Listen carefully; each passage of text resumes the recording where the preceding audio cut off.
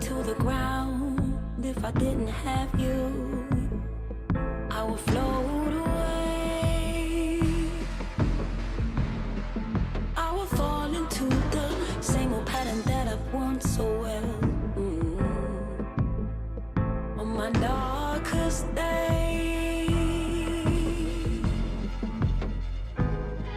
someone told me it was easy, but I've seen to find it hard. I'm an audience to grievance, 'cause I've struggled with my heart. But you changed the shape of love when I wasn't vain of love. But like a stream, you tie me down. You know my foundation in this tired town. Just like a stream, you tie me down. You know my foundation in this tired town.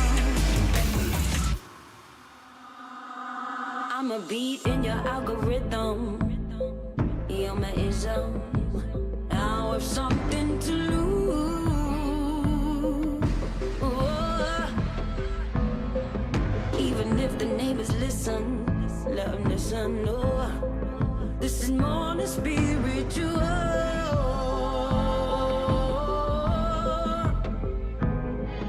Someone told me it was easy, but I've seemed to find it hard. I'm an audience to grievance, 'cause I've struggled with my heart. But you changed the shape of love, and I wasn't vain of love. But like a stream, you tie me down. You know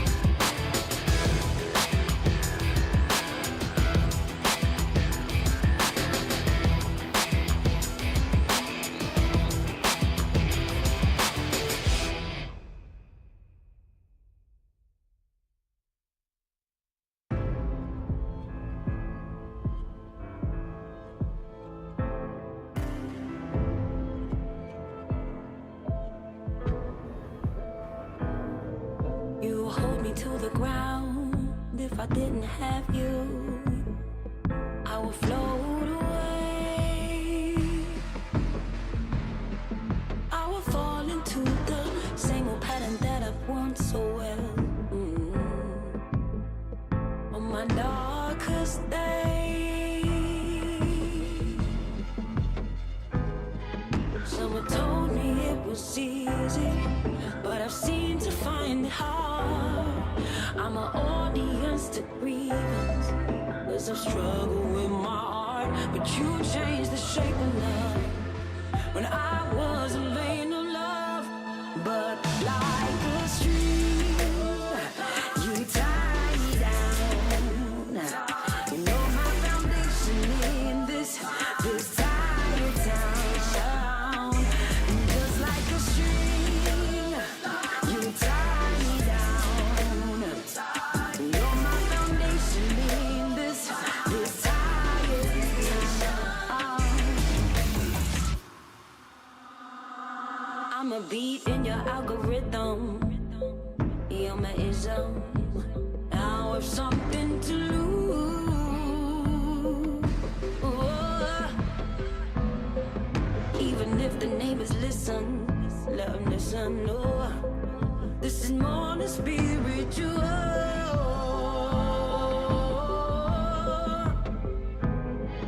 Someone told me it was easy, but I've seemed to find it hard.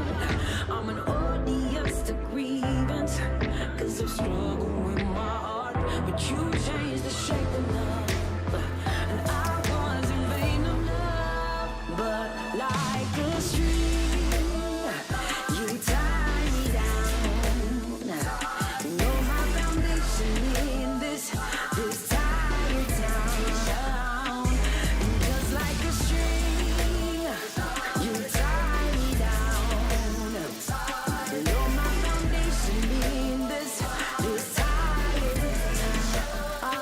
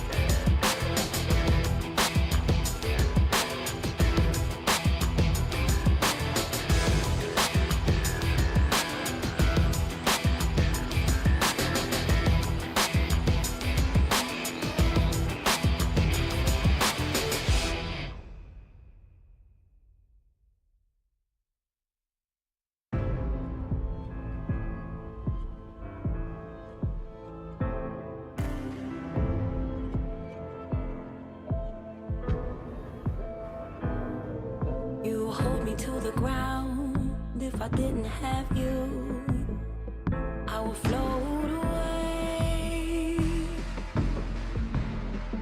I would fall into the same old pattern that I've worn so well. On my darkest day, someone told me it was easy, but I've seemed to find it hard. I'm an audience to grievance, 'cause I've struggled with my heart. But you changed the shape of love when I wasn't vain of love. But like a stream, you tie me down. You know my foundation in this tired town. Just like a stream, you tie me down. You know my foundation in this tired town. I'm a beat in your algorithm. You're my ism. Now I've something to lose. Oh. Even if the neighbors listen, let them listen. Oh. This is more than spiritual.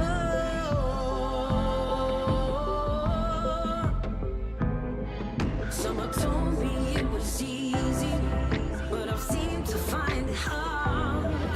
I'm an audience to grievance, 'cause I've struggled with my heart. But you changed the shape of love, and I was in vain of love.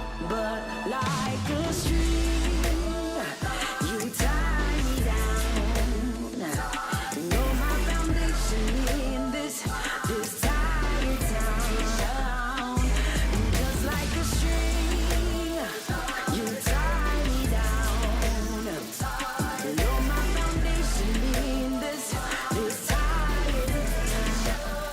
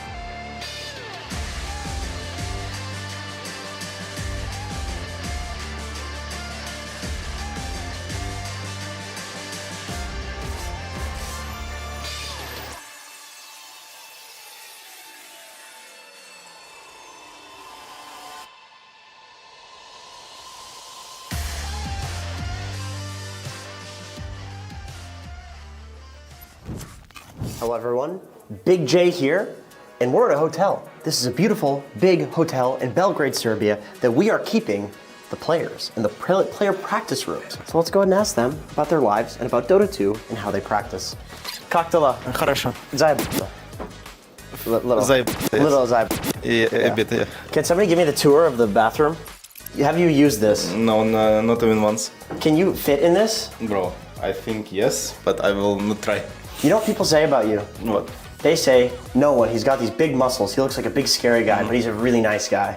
Kinda true. You agree with that? Yes. Yeah. Maybe we don't film in the bathroom. Yeah. It's kinda weird. Yeah. Are you afraid? Of what? Just anything. No. Spiders? Yeah. You said you weren't afraid of anything. Yeah, but spiders doesn't count. I also afraid of nuts. Nuts, are you allergic? Yes. I just had a peanut. That's nuts. Soup? Yeah, peanut soup. Where did you put this? Hey, Satanic. Hi. Are you addicted to Dota? Maybe. How do your parents feel about you playing a lot of Dota? Fine. Did they support you before you were a successful, young, professional, up-and-coming player? Yes. How many hours of Dota a day do you play?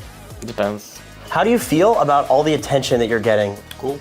It's cool? Mm-hmm. Yeah. Okay. What about the keyboard? Is that a keyboard that you brought from home? Yeah. And the mouse pad? What character is this? Itachi.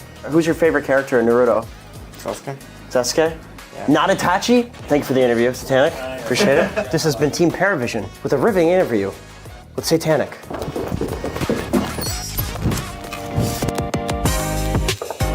Pizza delivery. Just kidding, it's me. Hello. Oh, hello, bro. Can I have a Twix? Welcome. Thank you. Can I help? Who are you playing against? Tomorrow should be Liquid. Yeah. You feel good about playing against Liquid? Yeah, I mean, we lose to them, right? But it's like we learn our mistakes. So yeah, I think we're ready to fight them. What did you learn from your mistakes? The laning and the decision making in the mid game, something like that. What are you watching? Sakamoto Days. It's like a retired assassin. You strike me as a guy who's watched like a ton of anime. Not really. Really? Yeah. What's your favorite? What's your number one? You know Hunter x Hunter? Of course I know Hunter x Hunter. Bro, that's my favorite anime. Who's your favorite character? Tinkalua. Killua? Yeah. Killua's good. Mine's the king. Oh, the ant. The Ant King. Ant. Yeah, I like the Ant King. Do you like the Ant King arc? Yeah. You like that one? Yeah, it's the best, I think. I think so too. All right, thank you for talking to me about anime. I don't remember what the questions that I was supposed to ask were, but those were good. Who's in there? Who's missing? Is he shit? No. Bro, what is going on with you guys? Wait. What are you doing? Why? What are you doing? Why are you hiding? Watching BetBoom Falcons here. Oh, he's actually training. Yeah. What? Hello? You're gonna play against Nisha.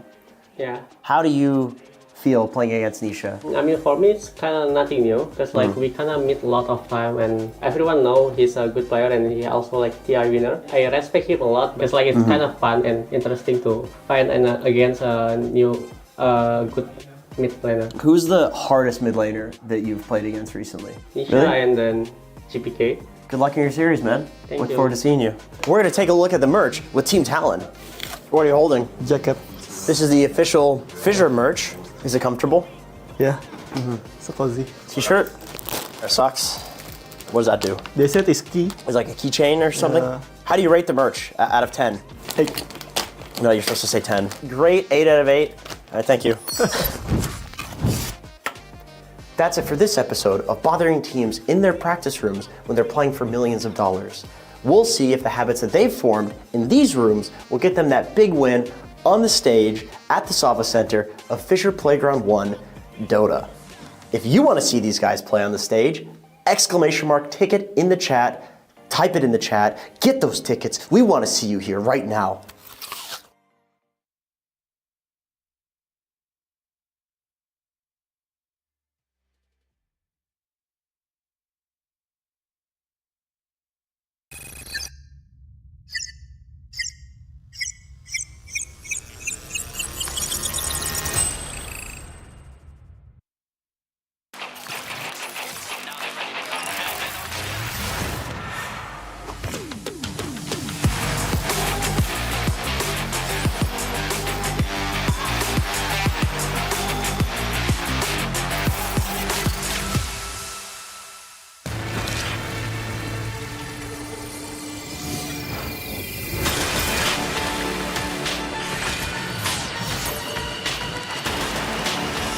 Ladies and gentlemen, welcome to FISSURE Playground 1 Dota, presented by FISSURE. We are here in Belgrade, Serbia. I'm so excited, back at the Sava Center and in front of such a beautiful live audience. 4,000 seats, all sold out last time for the Grand Finals, one of the hypest Grand Finals we've ever seen in Dota history. But these people, the people here on a Friday morning, these are the Dota fiends of the world. Yeah. That's right, yeah, they're here, they're ready for some action, and they're ready to see which teams are going to be taking their share of the prize pool. $1 million is what they're fighting over. First place, taking in $400,000 of it. Think about how many shawarmas you can buy, Natalie, with $400,000. At least 400,000. That's not good math. No, but think of the that's really Dota bad skins, math. the Arcanas. That's right, you gotta think about all of that. It's been a big journey. That's what's waiting at the end of them though. But we've already had 16 teams. That's who showed up for FISSURE Playground. And 8 of them have been eliminated in a Swiss stage format, and we have 8 left. 8 gladiators ready for combat. Not the gladiators, they're out, but you know what I mean. Of course, there's 8 teams. They've already started part of their playoffs journey, though. We have our upper and lower bracket, because we're out of these 8 teams. Do you remember, Jenkins, just who performed a couple of days ago? Who showed up and gave us the best Dota? It was Team BetBoom, I believe. No, but... Well, nice that's your guess. opinion. Who do you think's the best team? Well, I would have to say that it's those in the upper bracket. It is Tundra and Falcons. They're sitting there, secured top 3 for themselves. The lower bracket, though, the elimination, the gauntlet, that's what they're going to be running through for the rest of those remaining 6 teams. That's right, Team BetBoom. They're waiting in the wings. They're chomping at the bit. They don't have an opponent yet. I saw Miro backstage. He was eating a live chicken. And it's not live anymore. You actually got some laughs. Yeah, I'm very that's good. impressed. That's good. Thank you. Thanks, Dad. Yeah. Well, look, that upper and lower bracket, we can see it for ourselves. But you want to know exactly who's going to be playing today. You've talked about BetBoom. They're going to have to wait, though. All of their fans in the crowd. They're the final series of today. Before that, it's Liquid up against Talon. And to start us off with some very exciting Dota, it's going to be Parivision up against Heroic. That's right. Who's ready to see Satanic live on stage? Who wants to see some Satanic Terrorblade? Yeah! Not an exciting hero. It's the first one I could think of. All right, what about Whisper? Who wants to see Whisper play live on stage? Play some Timbersaw. He can lose, and then they won't pick the hero again because it's not that good. Is it your match of the day? Is this going to be the match of the day in your eyes, Jenkins? I think so. Everyone, are you guys excited for Heroic up against Parivision? Heroic is the self-proclaimed most fun team to watch right now. So we'll see. We'll see. Because Parivision, these guys are insane. They're one of the most disruptive teams of all time. Well, look, let's not talk about it anymore. I know you guys here live in Belgrade, Serbia, but also watching at home want to get on into the action. Before we can do that, though, I feel like we're missing a couple of people on stage. It's a bit empty with just us up here. I think it is. I think it's time. Everybody said South American Dota is dead. This is the ramblings on the internet. This is what everybody's saying. But this team is trying to prove that South America is still alive. Team Heroic!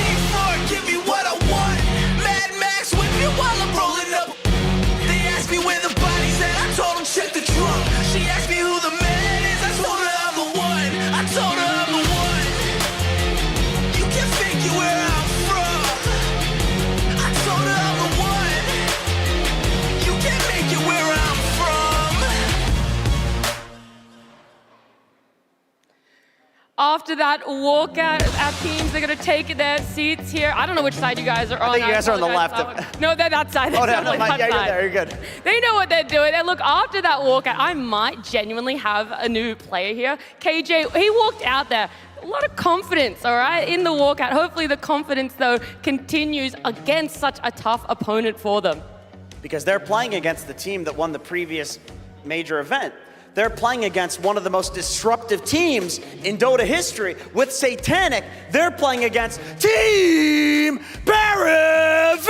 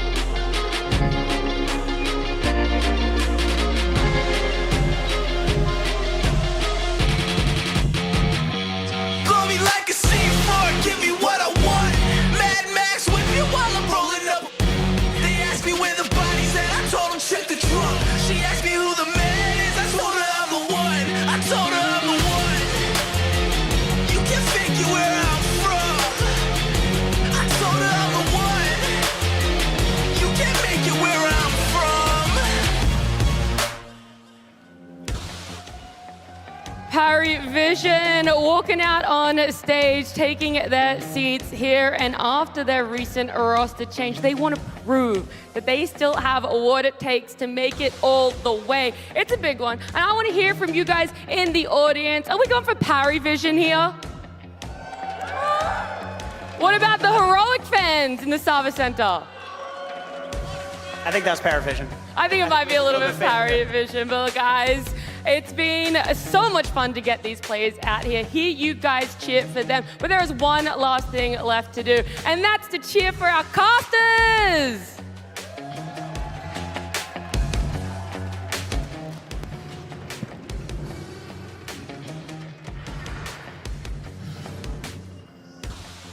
Indeedly so. Welcome everybody here to Belgrade, Serbia, and of course with the FISSURE Playground 1 Dota tournament, it's time to start the main event and our first best of 3 matchup. Here with T-Panda, with Resolution, with Harry Freak. Guys, what an amazing place to be right now.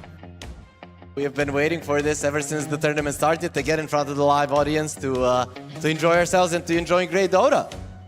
Yeah, it's just so lovely to see them just right in front of me. It's such a unique setting. Hey guys, good morning. I woke up nicely, went to the gym, ready to watch some really high-tier Dota. Absolutely. Great matchup coming up here between these two teams. We saw Heroic dominate through the Swiss stage. They got themselves one of the first team tickets straight into the playoff stage. First round was a bit of a bummer. Now they're in an elimination game. Yeah, but they faced Tundra like right away, and Tundra has been showing some insane performance in this tournament. This match for Parivision is going to be that easy, you know, considering that they are like the winners from the previous tournament. Oh, it's definitely not going to be easy. I think Heroic, that is the only games that they lost actually were versus Tundra. So these guys, they know what's up. Versus Team Spirit, they looked kind of shaky. I expected more from them. I thought that they were maybe even going to win that series. So I'm still thinking Heroic are looking really strong here. Let's see if they find that energy that they were showing in the first few days of that Swiss, because obviously a lot of SA fans, the local fans as well, been rooting for her in this tournament, but they need to get that magic back and running. And as you also pointed out from Parivision's side, some big differences between the two teams, only in some of the metrics, as you can see under the stat comparison between Satanic and Yuma, two very talented carry players and definitely the guys to watch. Yeah, Satanic is doing performances this year already, like with Team Spirit and when he was playing as a standing, and right now in the Parivision. But one thing that I want to mention, like against Team Spirit, the game that they played, he wasn't looking that confident, you know. He still was like shaking a little bit because like he doesn't have that much of experience still in the scene. And right now, being here on the stage could also like get a little bit into his head. So I'm a little bit worried about that.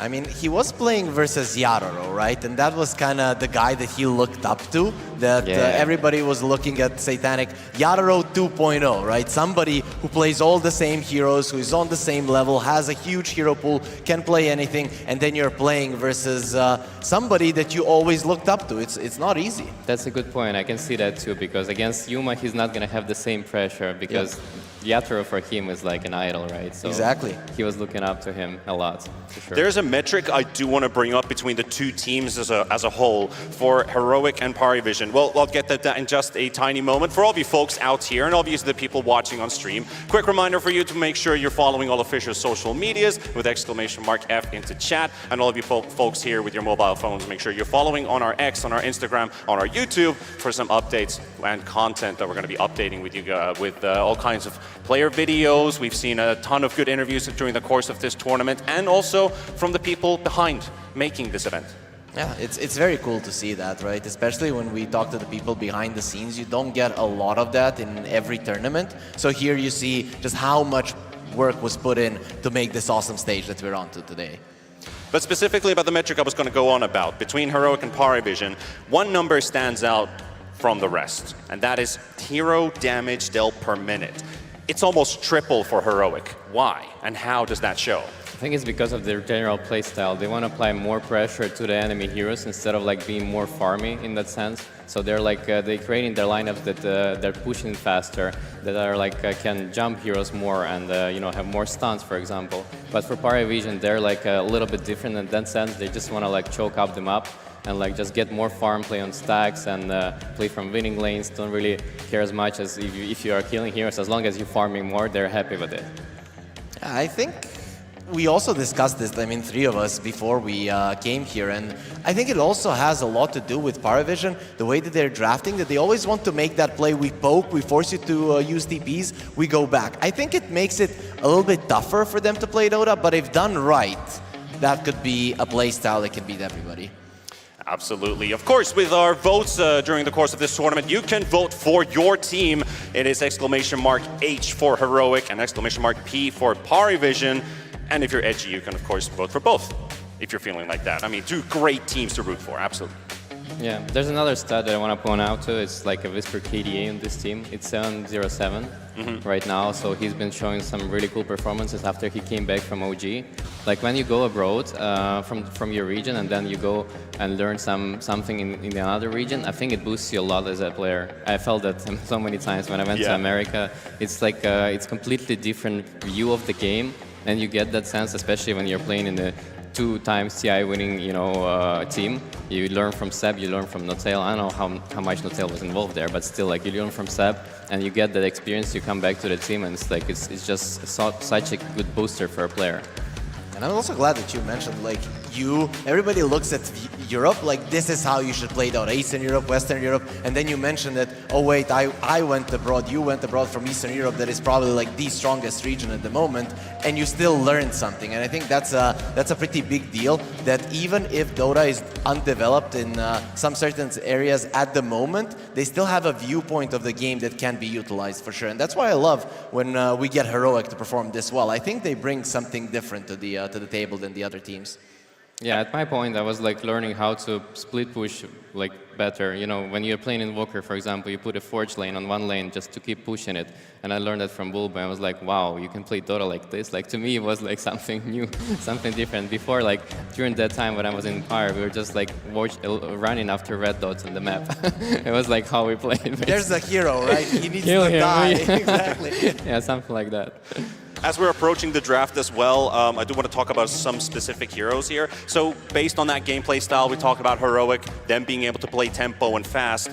Do they want to get rid of the Doom and the Tiny again? They've removed it 4 times. And then on Parivision's side, they're getting rid of the Magnus and the Shaker almost every single game. Yeah, I think the hero you should always consider against the Parivision is a Nyx, because 9 class plays some really cool Nyx. I've seen a lot of pops on him, and he has his unique hero build where he goes for 2 nulls and then he fes Dagon, and it's just like so hard to play the map against him.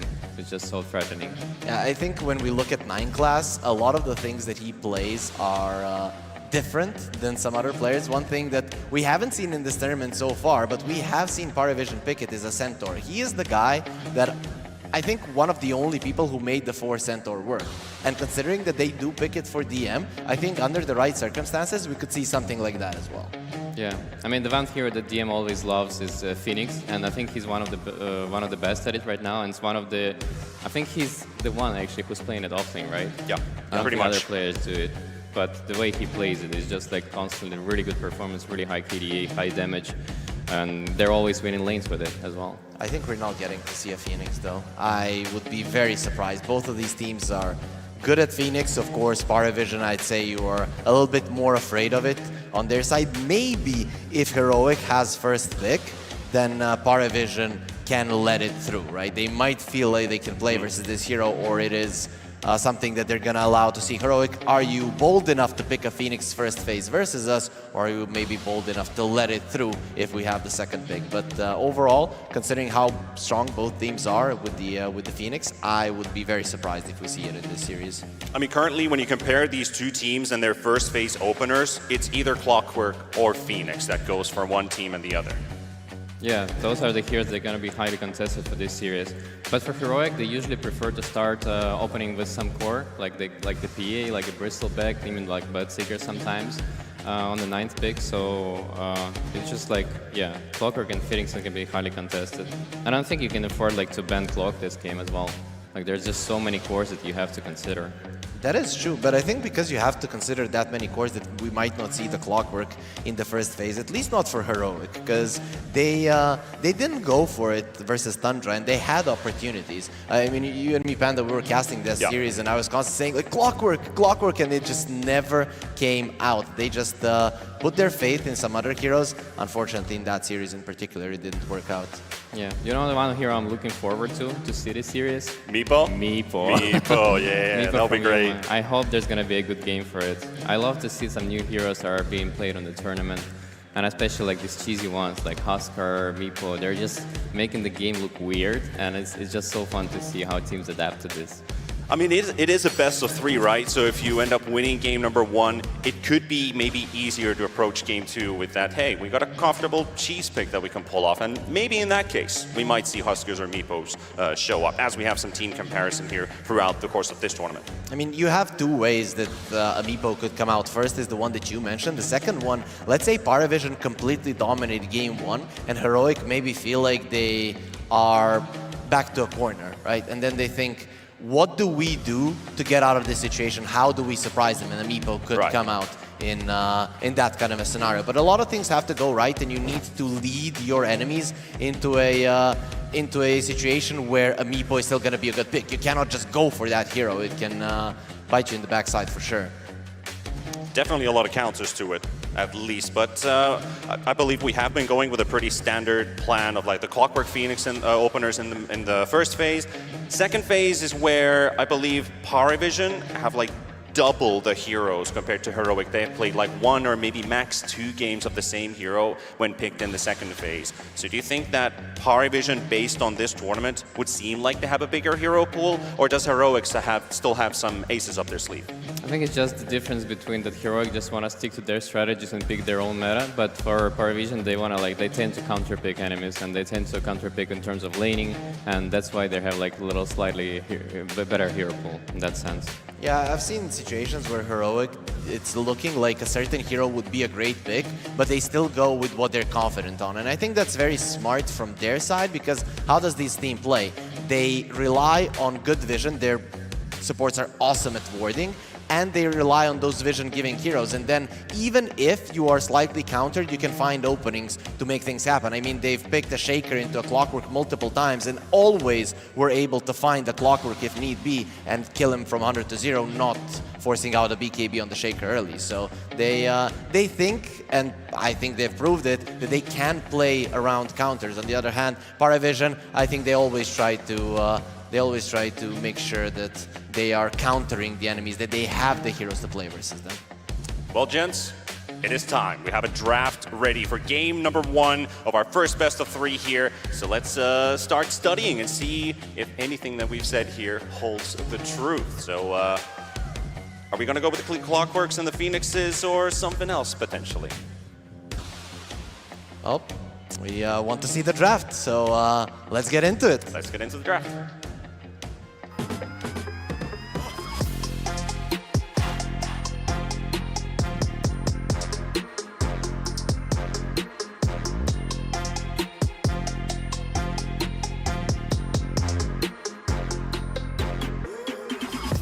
Heroic versus Parivision.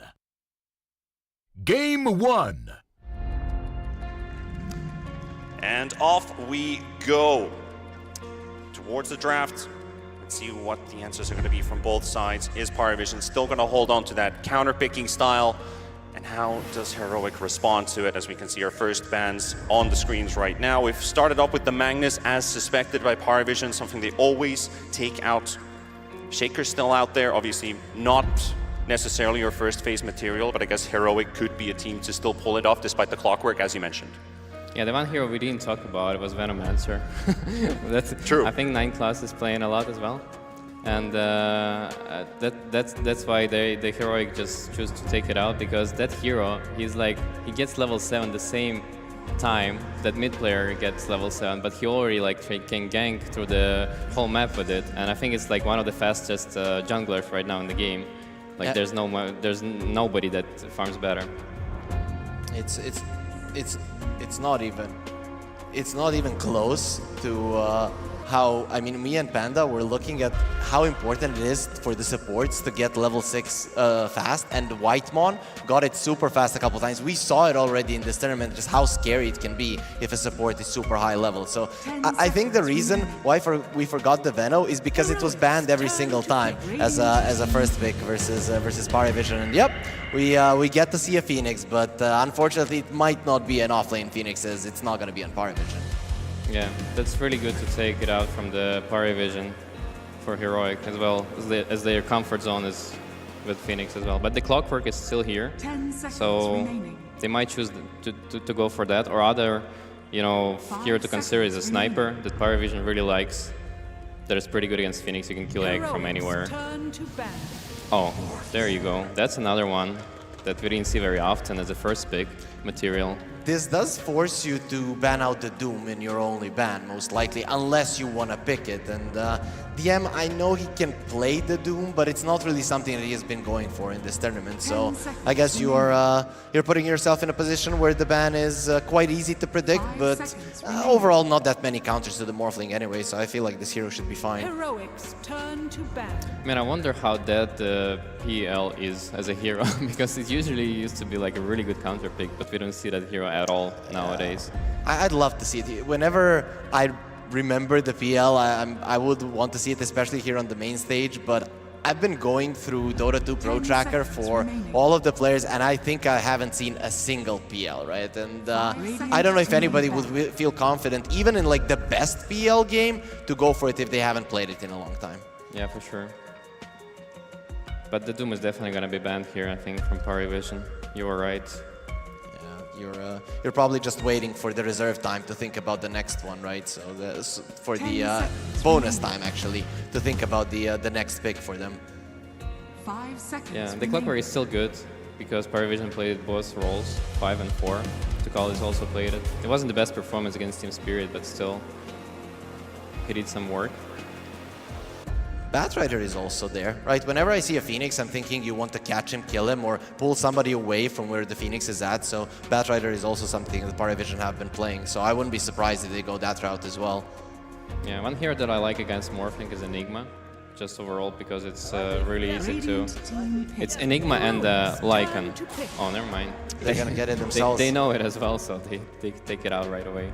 But they left the Doom open, so there is a threat at least for this Morphling here if Heroic decide to play it. I was wondering if both teams were going to open up with support heroes here and leave the offlaners next, because I was just keeping my eyes open on that Lycan. Yeah, I think Lycan is pretty good for them. Just even like if Yuma can play it as well. But I think Doom, I think Muerta is even pretty good against Morphling because you have that insta silence, and that's pretty strong lane if you have like Doom Muerta against Morph. I'm also liking this because, you know, the best hero versus the Enigma in the lane, or one of the better ones, would be a Gyro, and generally you don't want to pick it versus a Morphling. That's why this opening is so good. Morphling does cover for the Enigma, and of course you're taking away that chance if Heroic would want to play. Plus, DM is a really, really good Enigma, and you put yourself in a position where that Clockwork is still going to be good. If you pick it here in the next phase, it can lane with both the Morphling and the Enigma quite nicely. Yeah, that's a pretty good point. But they both cover each other's weaknesses, pretty much. Oh, I'm surprised the Monkey King gets through this phase. Usually it's the first pick material, considering other teams' preferences. But this time around, it's being picked late. And it is a flex for Heroic because we've seen both Yuma and Analog play this Monkey King. So you could put it versus the Enigma in the lane.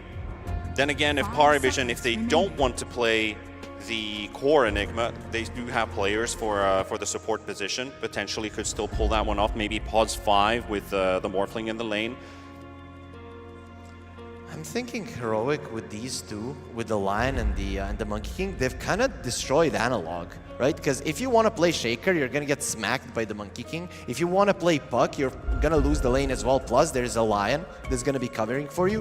They, of course, took the Monkey King away. It's going to be hard for them to... Oh, actually, that's Heroic. My bad. Yeah, my Analog bad. is on their side, Exactly, bro. exactly. Okay, no one is We're not good. going to have an issue here. Luckily not 6v4. Yep. Yeah, there's the big Clockwork. Yeah, Probably we for were 9 class. suspecting the clock to go against the Phoenix. 10 seconds remaining. Saving it for a bit later in the draft, though. The other hero they can consider maybe Tusk as well, just to add that melee support heroes. What about an Invoker? Is no one gonna have enough heroes if you don't pick his right now? And we kind of discussed it, that the teams have been leaving supports for the last pick. He's got almost all of his heroes still in the pool, minus the Sniper. So I was thinking more like Leshrac for Parivision, but they also have been picking it at 23, 24, not right now. Leshrac as a support? As a support, yeah, for 9 class. They played it. I didn't really like it last game. It wasn't really having high impact, in my opinion. Yeah, it wasn't very successful. I still think Batrider could be good. TA for the mid lane. That's pretty bold, considering that they have a last pick, right? Like, I don't really see a point of TA here, because Monkey King is usually gonna go against Enigma, and they can pick something like even Viper right now, which is in the pool against this TA, and it's gonna be a pretty tough lane for no one. I mean, I've seen Monkey Kings do well versus the TA as well, right? She doesn't have that much range. Maybe you can get like an Orb of Venom and just start attacking. You have high armor, so you can take melt hits. I feel like Analog is still fine playing this Monkey King. I mean, knowing Heroic, they don't really know, they don't really want to counter pick that much, so they might prefer just to pick their Earthshaker and just like stick with their own strategy like this, or even Doom like right now. I think Doom is amazing still. I'm like really surprised about priorities in this game, because Monkey King and Doom are like constantly banned first phase. You don't really see them or being picked first. I mean, currently what you're looking at Parivision's draft is they need to do well in the laning stage with these heroes. You can't afford to fall behind. Yeah, and this is what we were talking about before, right? Heroic has so much hero damage, because look at this lineup. Like Parivision lineup, they don't want to fight. Like they just want to farm with their heroes. Like Enigma, TA, Morph, they just want to farm. And this is like their playstyle overall that I see that they have. They just like want to win lanes, and after winning lanes, they just want to keep farming and keep increasing their lead until they're like ready to go for some big objectives as 5, and not even like sometimes not even taking a fight, just like objectives, Roshan's, objectives. Maybe in that case, something like a Ember could potentially work for Heroic, but they're going to pick up the Gyrocopter. Yeah, anyways, they don't care about the Morphling, even though there is a Morph on the other side, you go for it. And also, like coming back to this Parivision draft, that is the thing, right? When you don't have kill potential early on, it gives so much freedom to your opponents, right? This Monkey King is going to be thinking, they're never going to kill me, I'm just going to do whatever the hell I want. So he's going to be moving around, and there's the Invoker ban. So they're thinking this might actually be a 9-class Morphling, or maybe a support Enigma. Also, there's that little twist that I was thinking about with playing against Morphling and Morph, and the spells that you're giving away.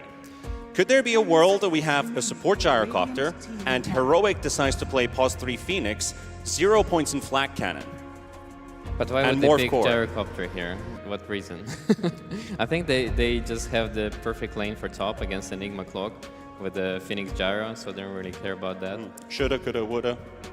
I mean, yeah, I like your point, but I don't really see like what is the reasoning to pick the Gyro without Flag as a support here, you know? Yeah, it's not that great, right? If, let's say you would be laning versus a Morphling, he just gets away from your Rocket Barrage. It's not that amazing. It would be solid amount of AoE damage, I guess, in the lineup as a whole, but wouldn't make a lot of sense. And the Phoenix is not a great pick against, you know, to put it as position 3 against Morphling as well. I think it's a free lane for Morph.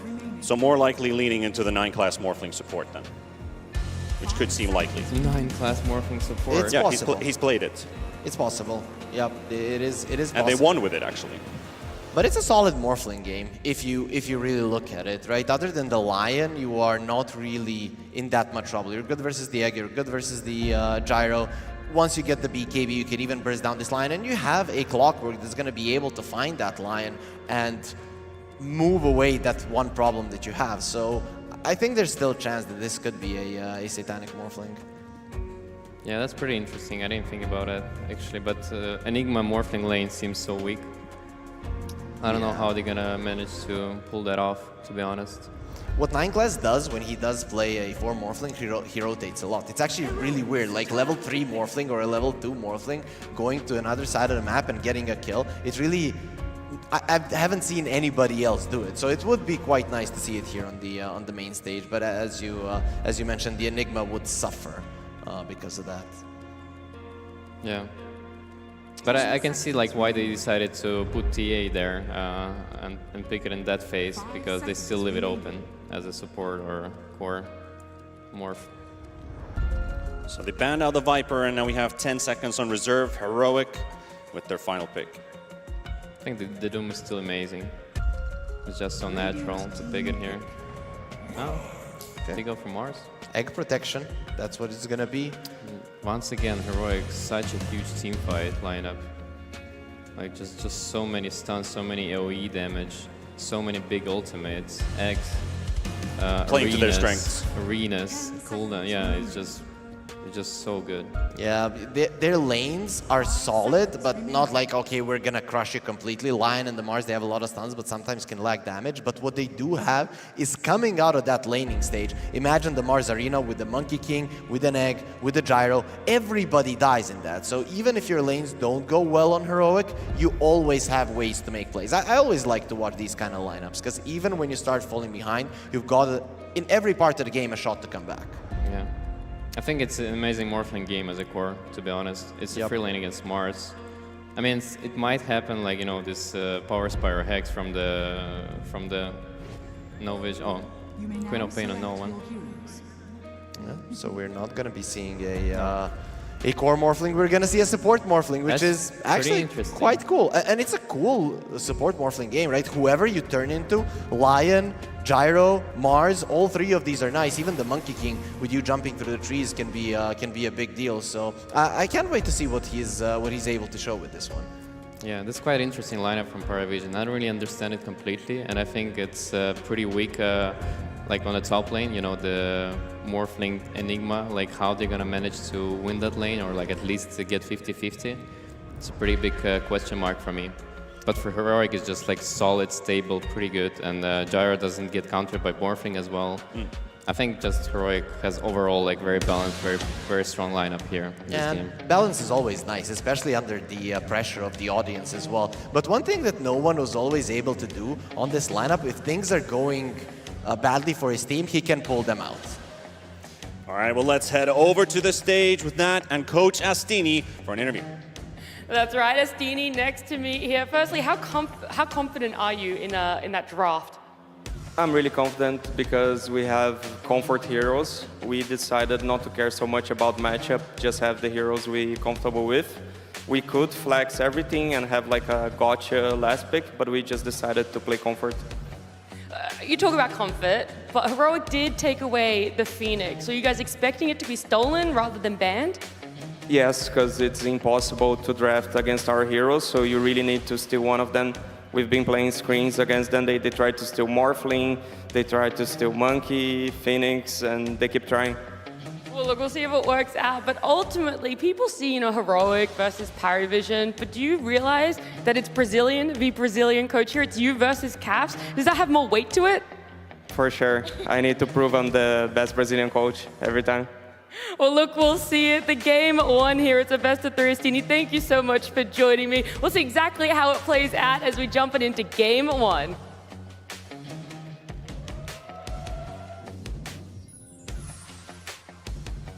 So much, Nat and Astini, and of course, game number 1 of our first best of 3 here at the main event, about to kick off between Parivision and Heroic. Harry, we've seen the drafts. One thing that I do want to point out, this is no one's first Queen of Pain in the tournament. Are you putting faith in it?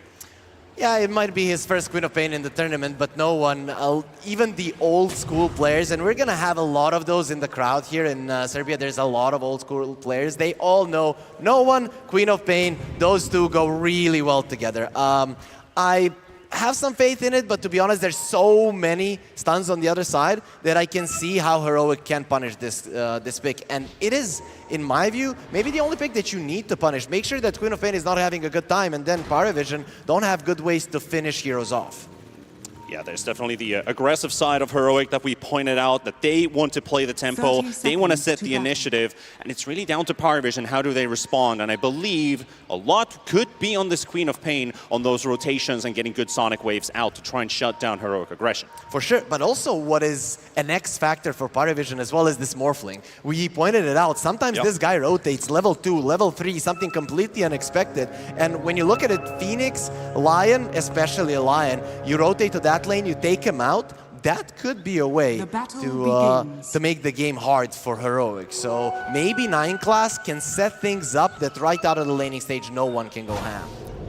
Could be pretty spicy, but we've got to keep our eyes open definitely for that Morphling and 9 classes performances. As it's a bit of a trap being laid here for the Phoenix, and quick poke there is actually going to force him on the run. Another melt strike, dropping him down to half. Still has the fairy fire, but that is a pretty damaged Phoenix bird right there. Yeah, 1 armor hero versus a double melt. You could see that King Jungle has instantly started moving away. If it was anybody else without the stun, not a TA, you go for the twin gate, you get smacked a bit and it's fine. But when you're in -9 armor and the TA is continuing to attack you, that can be very dangerous. So I like that. Doesn't feel good. Yeah, definitely not. That hinders the Gyrocopter's farm in the top lane or not. Looks like the Phoenix is going to be all right. Just a bit of regen burnt early. He didn't have to skill the Icarus dive, so King Jungle didn't panic. Some Phoenix players would panic in that position, and then it would be kind of annoying. That could hurt your lane, yeah. Yeah, but overall, we talked about it. This lane isn't going to be too easy for the Enigma. It's pretty annoying when all your Dolans keep dropping low because of the flat cannon. At least on the positive side, if you do end up using Rocket Barrage, it won't deal so much damage onto the heroes because you have so many units around. It's kind of like you guarantee a somewhat of a creep wave around you every time. Yeah, that's why you first use the flat cannon, you get rid of the Dolans, and well, then you go forward, you go aggressive, and you apply pressure. But yeah, already 9 class, he started off with boots, and he's gonna be making shenanigans happen in this lane. That's how you do it. Enigma is actually quite solid at pushing the wave if need be, and then those pulls will make a lot of sense. -1 armor Morphling. Yeah. But then again, 1200 HP, so that's quite a lot. This is a magical lane in the anyway, so he will be quite all right with that big HP pool. You still look at it as a Phoenix, right? You're not that great at right-clicking, but when you see a -1 armor hero, you just want to punch him. So he's not really going to be trading, even with that much HP. You know that you're going to be losing that trade. Yeah, the damage is kind of weird on it. So far, Jaro doing great with 13 and 6, doubling the CS versus the Enigma 4 now. Most of those denies coming off Dolans too. Ducalis and Schofield is trying to drag the creep wave around. Also, no one in the mid lane. He's killing up the Shadow Strike. Every mid laner will tell you, yo, I don't want this spell. It's so weak at the moment, right? But then you are laning versus these melee heroes currently in the meta, and you just don't want to skip it. But look at that, the level 2 Shadow Strike, and Analog is just walking it off. He doesn't really care much about it. Not a huge amount. It will hurt no one's farm a bit, but at least that you're able to slow down the Monkey King and potentially look for a kill on those side lanes. you do need to get some benefit out of the 2 points on Shadow Strike. Do you put any more, or do you just leave it at 2? I think 2 is the limit. 3 is a little bit too much. With 3, you might be able to push the Monkey King out of the lane, but then the Monkey King will just rotate, and you're going to be left there in the lane thinking, what the hell do I do now? Yeah, true. Good point.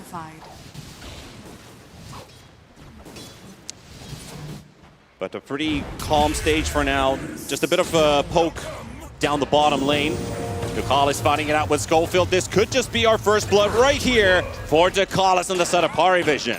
Very important. We mentioned that Parivision, they're going to have this slow part of the game right out of the laning stage. Maybe the Queen of Pain can change that, but overall, for that to work out for you, you have to have strong lanes. Get those early levels and be strong enough that Heroic feel like they don't want to be using their ultimate spells aggressively, because it could just go badly for them. So I'm pretty excited that Parivision are getting something done in the laning stage. These early kills are actually quite important for them, the ones in the lanes.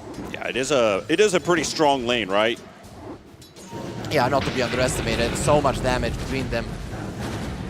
Well, poor DM. He is gonna be feeling the pain. He's actually getting a decent amount of CS, considering that he has a Morphling on his side as a position 4, and he's laning versus a Gyro. It's actually not half bad if you look at his laning stage. Trading some high fives there quickly. Saving the Courier from dying to the Gyrocopter, tanking the Rocket Barrage and body blocking the guy. Oh, he got the 3rd point. Okay, Analog is gonna be rotating. How many points does he have in the Primal Spin? Not a single one. He went for 2 points in Jingu Mastery. Okay, so I don't think that no one's Shadow Strike is gonna be punished all that much, at least not early on from Analog. So this will work out. I expected Analog to get a couple of points in the Primal Spin to have that chance of rotation, but he just wants to play it in a different way. Radiant's middle tower is At least he's holding on to a point, right? Because you're getting hit by Shadow Strike the whole time. So if you level it after a tick, you might have the chance to jump into a tree and get out. He's rotating, though. Let's see what he can do with it. It's caught by a scan, at least. So they see somebody's on their way. And that's going to be the Monkey King scouted. Yeah, I'm surprised that Pari didn't put a ward here in the bottom lane. You should, of course, they were expecting the rotation, but at least a ward should be put at some point. Look at that. He's pinging it out. He thinks that the enemies have a ward there, but that's not really true. Parivision, just a very good presence of mind in the scan. Really trying to set up on Satanic. So far, not so good now, bringing even a 4th hero into action with the Phoenix. Quap they gotta make this one work out. Parivision, they're gonna take the bait, push forward. Quap coming in with the teleport. 2-man stun from Schofield. Sonic Wave, big hits onto the backline, take down Analog. And now King Jungle's between 3. They still haven't killed a Parivision hero, and no one is zoning them out. Another Shadow Strike available if he just has the vision to do so. Has Blink available. He'll get in onto King Jungles, and he's going to secure this Phoenix kill maybe as well. There we go. He did have a Fairy Fire with him, but seemed like he's just going to drop that one out. Parivision up by 3. He expected that the Mars was going to deny him at that point, but the tick and the attack came at the exact same situation, so he couldn't do it. And they're going to be looking at Analog once again. Uh-oh. Monkey King not in a very good place right now. The TP coming in from the Lion, but it's 3 versus 1. He's basically given up on that TP as he shows up too late for this one. Parivision on a roll, and Heroic's early aggression, 4-man rotation backfires, and now your mid also dies right away. Not good for Heroic. Whisper does this from time to time, rotates to the mid lane, but I think the main idea here is there was a siege creep, and you cannot allow the tower to take that much damage. The Monkey King, even when he comes back, he doesn't have a TP. Yuma has to rotate to secure the Wisdom Rune. That is how hard this laning stage has been going for them, and can they finally get themselves on the board? Heroic looking for their first kill. It's going to be multiple heroes chasing this clockwork, and Ducalis will finally go down. Schofield will get Heroic on the board. So their laning stage went really badly on Heroic, so they want to end the lanes as fast as possible. You do that by rotations. Well, you're rotating, the enemies are going to have to respond, and then the laning stage somehow falls apart. And that is what they're gunning for right now. But Parivision, other than giving that clockwork, there was no response at all. Another move coming towards the top lane as well. DM does have Black Hole, does have drums, has a lead, a Lotus, and some magic ones. He's got a lot of regen. They're going to be fighting it out here. No help is coming. They're He going to be got quite him all. far away. He's got a 3-man black hole. Maybe it's enough for the Monkey King kill. Gets the mischief and a big heal coming out from the Jingu. So DM, ulti burnt, no kill for him. A second for Heroic. That could have been a disaster. Schofield really making a mistake, getting close enough. He's the one that needed to be on the edge, always waiting with his Earth Spike to instantly cancel that one out. But DM finds all three of them, Monkey King in the middle, the other two on the sides, and they just couldn't stop the black hole. Lucky for Heroic that the Monkey King lived through that one.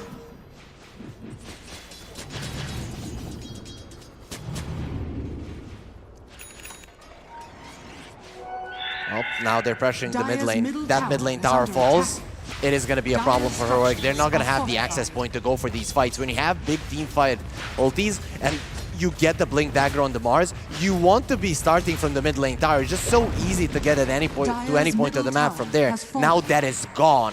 Just piece by piece, Parivision are taking away some strengths that Heroic should have as the game progresses. Some pretty juicy stacks being built here for Parivision 2. Just a couple.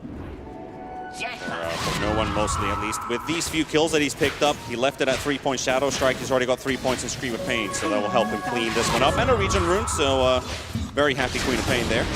Now, going to be finding the clockwork.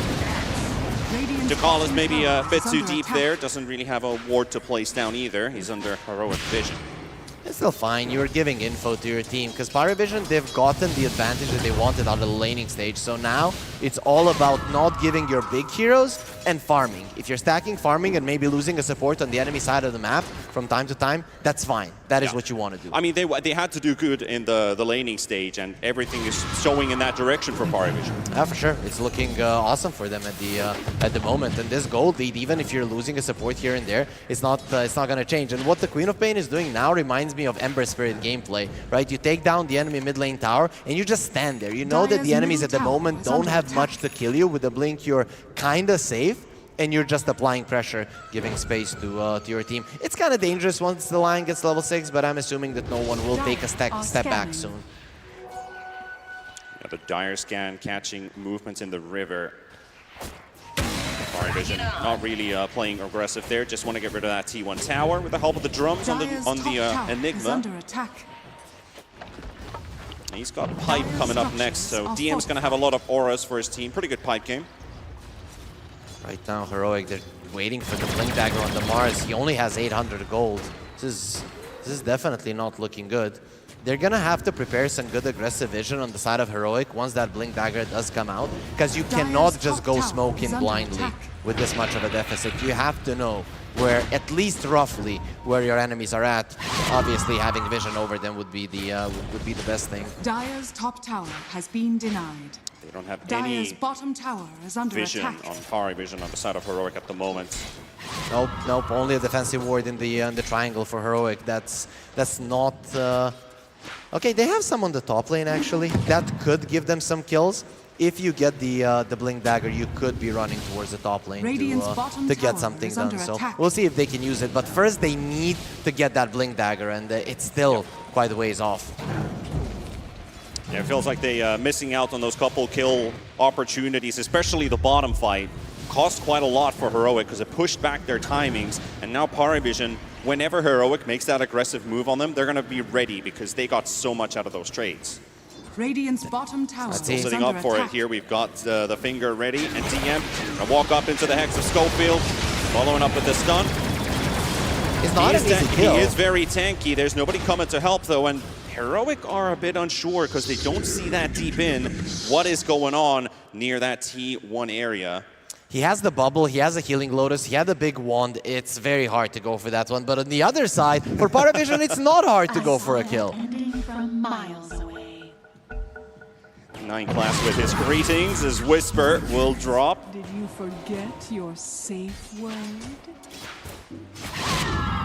4K lead at 12 minutes. That's pretty impressive, but for Heroic, they gotta get those blinks up as soon as possible because we're about to approach the TA power spike timing, and that's gonna be combined with your ultis already up on your supports. You have a pretty well feeling co-op at the moment, and of course the Enigma, who can only just be as a presence, right? You have your auras, you don't need to get a big black hole when your other cores are doing so good. Dude, if I'm Heroic, I'm thinking I need more wards in the top lane. They already dewarded one. They have two, sure, but you need to have those. What's going to happen? The Desert is going to come out, nighttime is going to hit, and they're going to walk into the Roche Pit. If you don't have info to go there and find the right jumps, it's going to be a problem. And you're playing into a Clockwork, you're playing into an Enigma. The enemies have ways to give themselves info if you are coming over, so, and you need to prevent that Roche. It just cannot be allowed to happen. Radiant are scanning. They're setting up for a potential ambush here, stacking up. Here we go. Let's see who they can find. There is a Clockwork. There is an Enigma on the top half. Very smart smoke. Control the top lane if you can. This is even without the blink, but you have no choice. They really don't want this guy. They want the bigger prize that's right behind. They saw a glimpse of DM, and there we go. The stun comes out from Analog, and they're going to focus down this Enigma. Yuma is going to be showing up here. Analog for the kill. And Clockwork seems to be able to get away. Very good movements coming out from Heroic, and they even find the right target. The counter smoke is coming immediately. Parivision, they're thinking somebody's going to come to the mid lane immediately afterwards to farm, and they might just find a very big target. Oh, they just hookshot straight into Whisper. Really want to punish him for not having that Blink Dagger and prevent him from getting it on time with the Sonic Wave. So low, and here comes 9class with the support Morphling. Throws in the spear. Takes down Whisper, chasing Schofield. 9class, he's killed on another spear and almost connects on a tree. Pretty low mana here for the Queen of Pain. Gotta be careful with that dive, but looks like 9class doesn't care. He's just gonna go for it anyway, looking for another spear. The stun from Schofield, the Hex the Finger! They take down 9class instead. Yeah, you wanted with Parivision here to apply that pressure, get a couple of kills, make sure that Heroic cannot contain that control of the top part of the map. But the thing is, Parivision, they just went super aggressive. Even with them dying, it was down at the tier 2, which means Heroic didn't have time to set up anything on the top lane. And look at the amount of sentries of Parivision at top. They know that is the area that you need to control. Oh yeah, absolutely. 3 sentries placed down there. Almost a bit of a Bermuda Triangle setup. Still have one ward right there as they catch Analog with the hook shot from Takalis, and no one initiating and starting the fight, and gets the help of the Clockwork.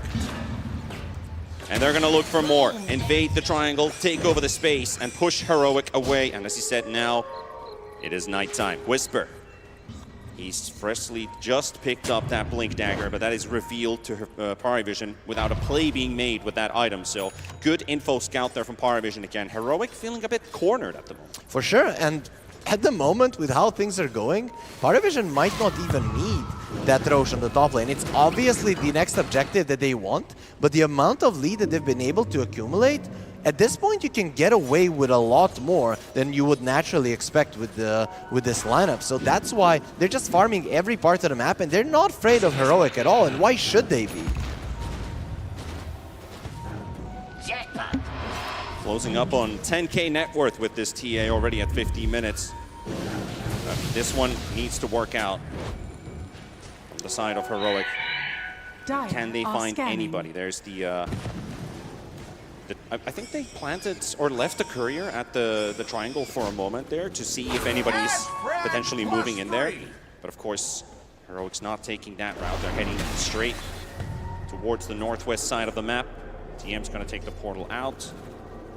Yeah, right now, if you're Parivision, you're probably thinking, they think we have only one play to play the top lane, but that's not true. We're so far ahead that we can just farm right now, and they're going to be running towards the top lane getting nothing. So you just move away from there, and Heroic are all together, not getting anything done with their Blink Dagger. The only way for Heroic to come back into this game is team fighting. So Parivision are probably thinking, why would we ever give it to you? The only way that Parivision are going to go for a team fight is if they have an area set up laced with TA traps.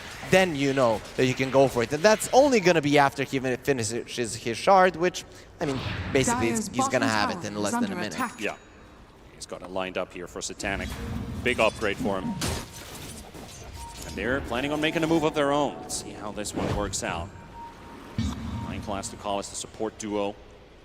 Combined with the Enigma sitting right next to him, pushing out the wave, working as a bit of a bait. They have been trying to jump DM a couple times. Not always as successful as they'd hope on the side of Heroic. There he goes. That rocket flare does give away their position. You know something is up. It's fine. I mean, look at the TA. She's not even part of this. He's just getting the farm. You know, TA lineups are timing lineups. You get your timings at the right minute, and the enemies won't really have much to do versus you. So that's what they're doing with every single one of these smokes. Even when Heroic are dodging, that is a victory for Parivision. And their net worth continues to increase. That really is a true show of it. Decalis sees a glimpse of the Phoenix, and he's right next to him. There we go with a hook shot. There's Mars deeping in. Analog there to protect us while with the Wukong's placed down. And they are trying to run away from this one. Very tanky Clockwork. 1600 HP. And also with the Pavis. Heroic all stacked up. Burning at least one of their ultis. Still have the rest remaining. Still have Egg. Still have Arena. Well, now they've, with these aggressive moves, been able to open up the top side of the map. This is where you can go for a tier 2, go for Roche, depending on how Heroic are going to be acting. If Heroic commit onto the bottom tier 1, I wouldn't be surprised if Parivision just walk into the pit. They can take it quite fast with the Eidolons and with the Deso. Yeah. And now that they have the Solar Crest up as well on the Clockwork for an even bigger buff for Satanic. For sure, right? You take down the tier 2, you lose another access point for Heroic. Instantly it becomes very, very tough. You know that they're going to be smoking from the tier 2, from the mid lane. That is a long path to move to the pit. And you still got a minute if you really want to go for that Roche. You did lose your tier 1 on the bottom lane, so getting the Roche on the during the day, a bit tougher for Parivision positioning-wise.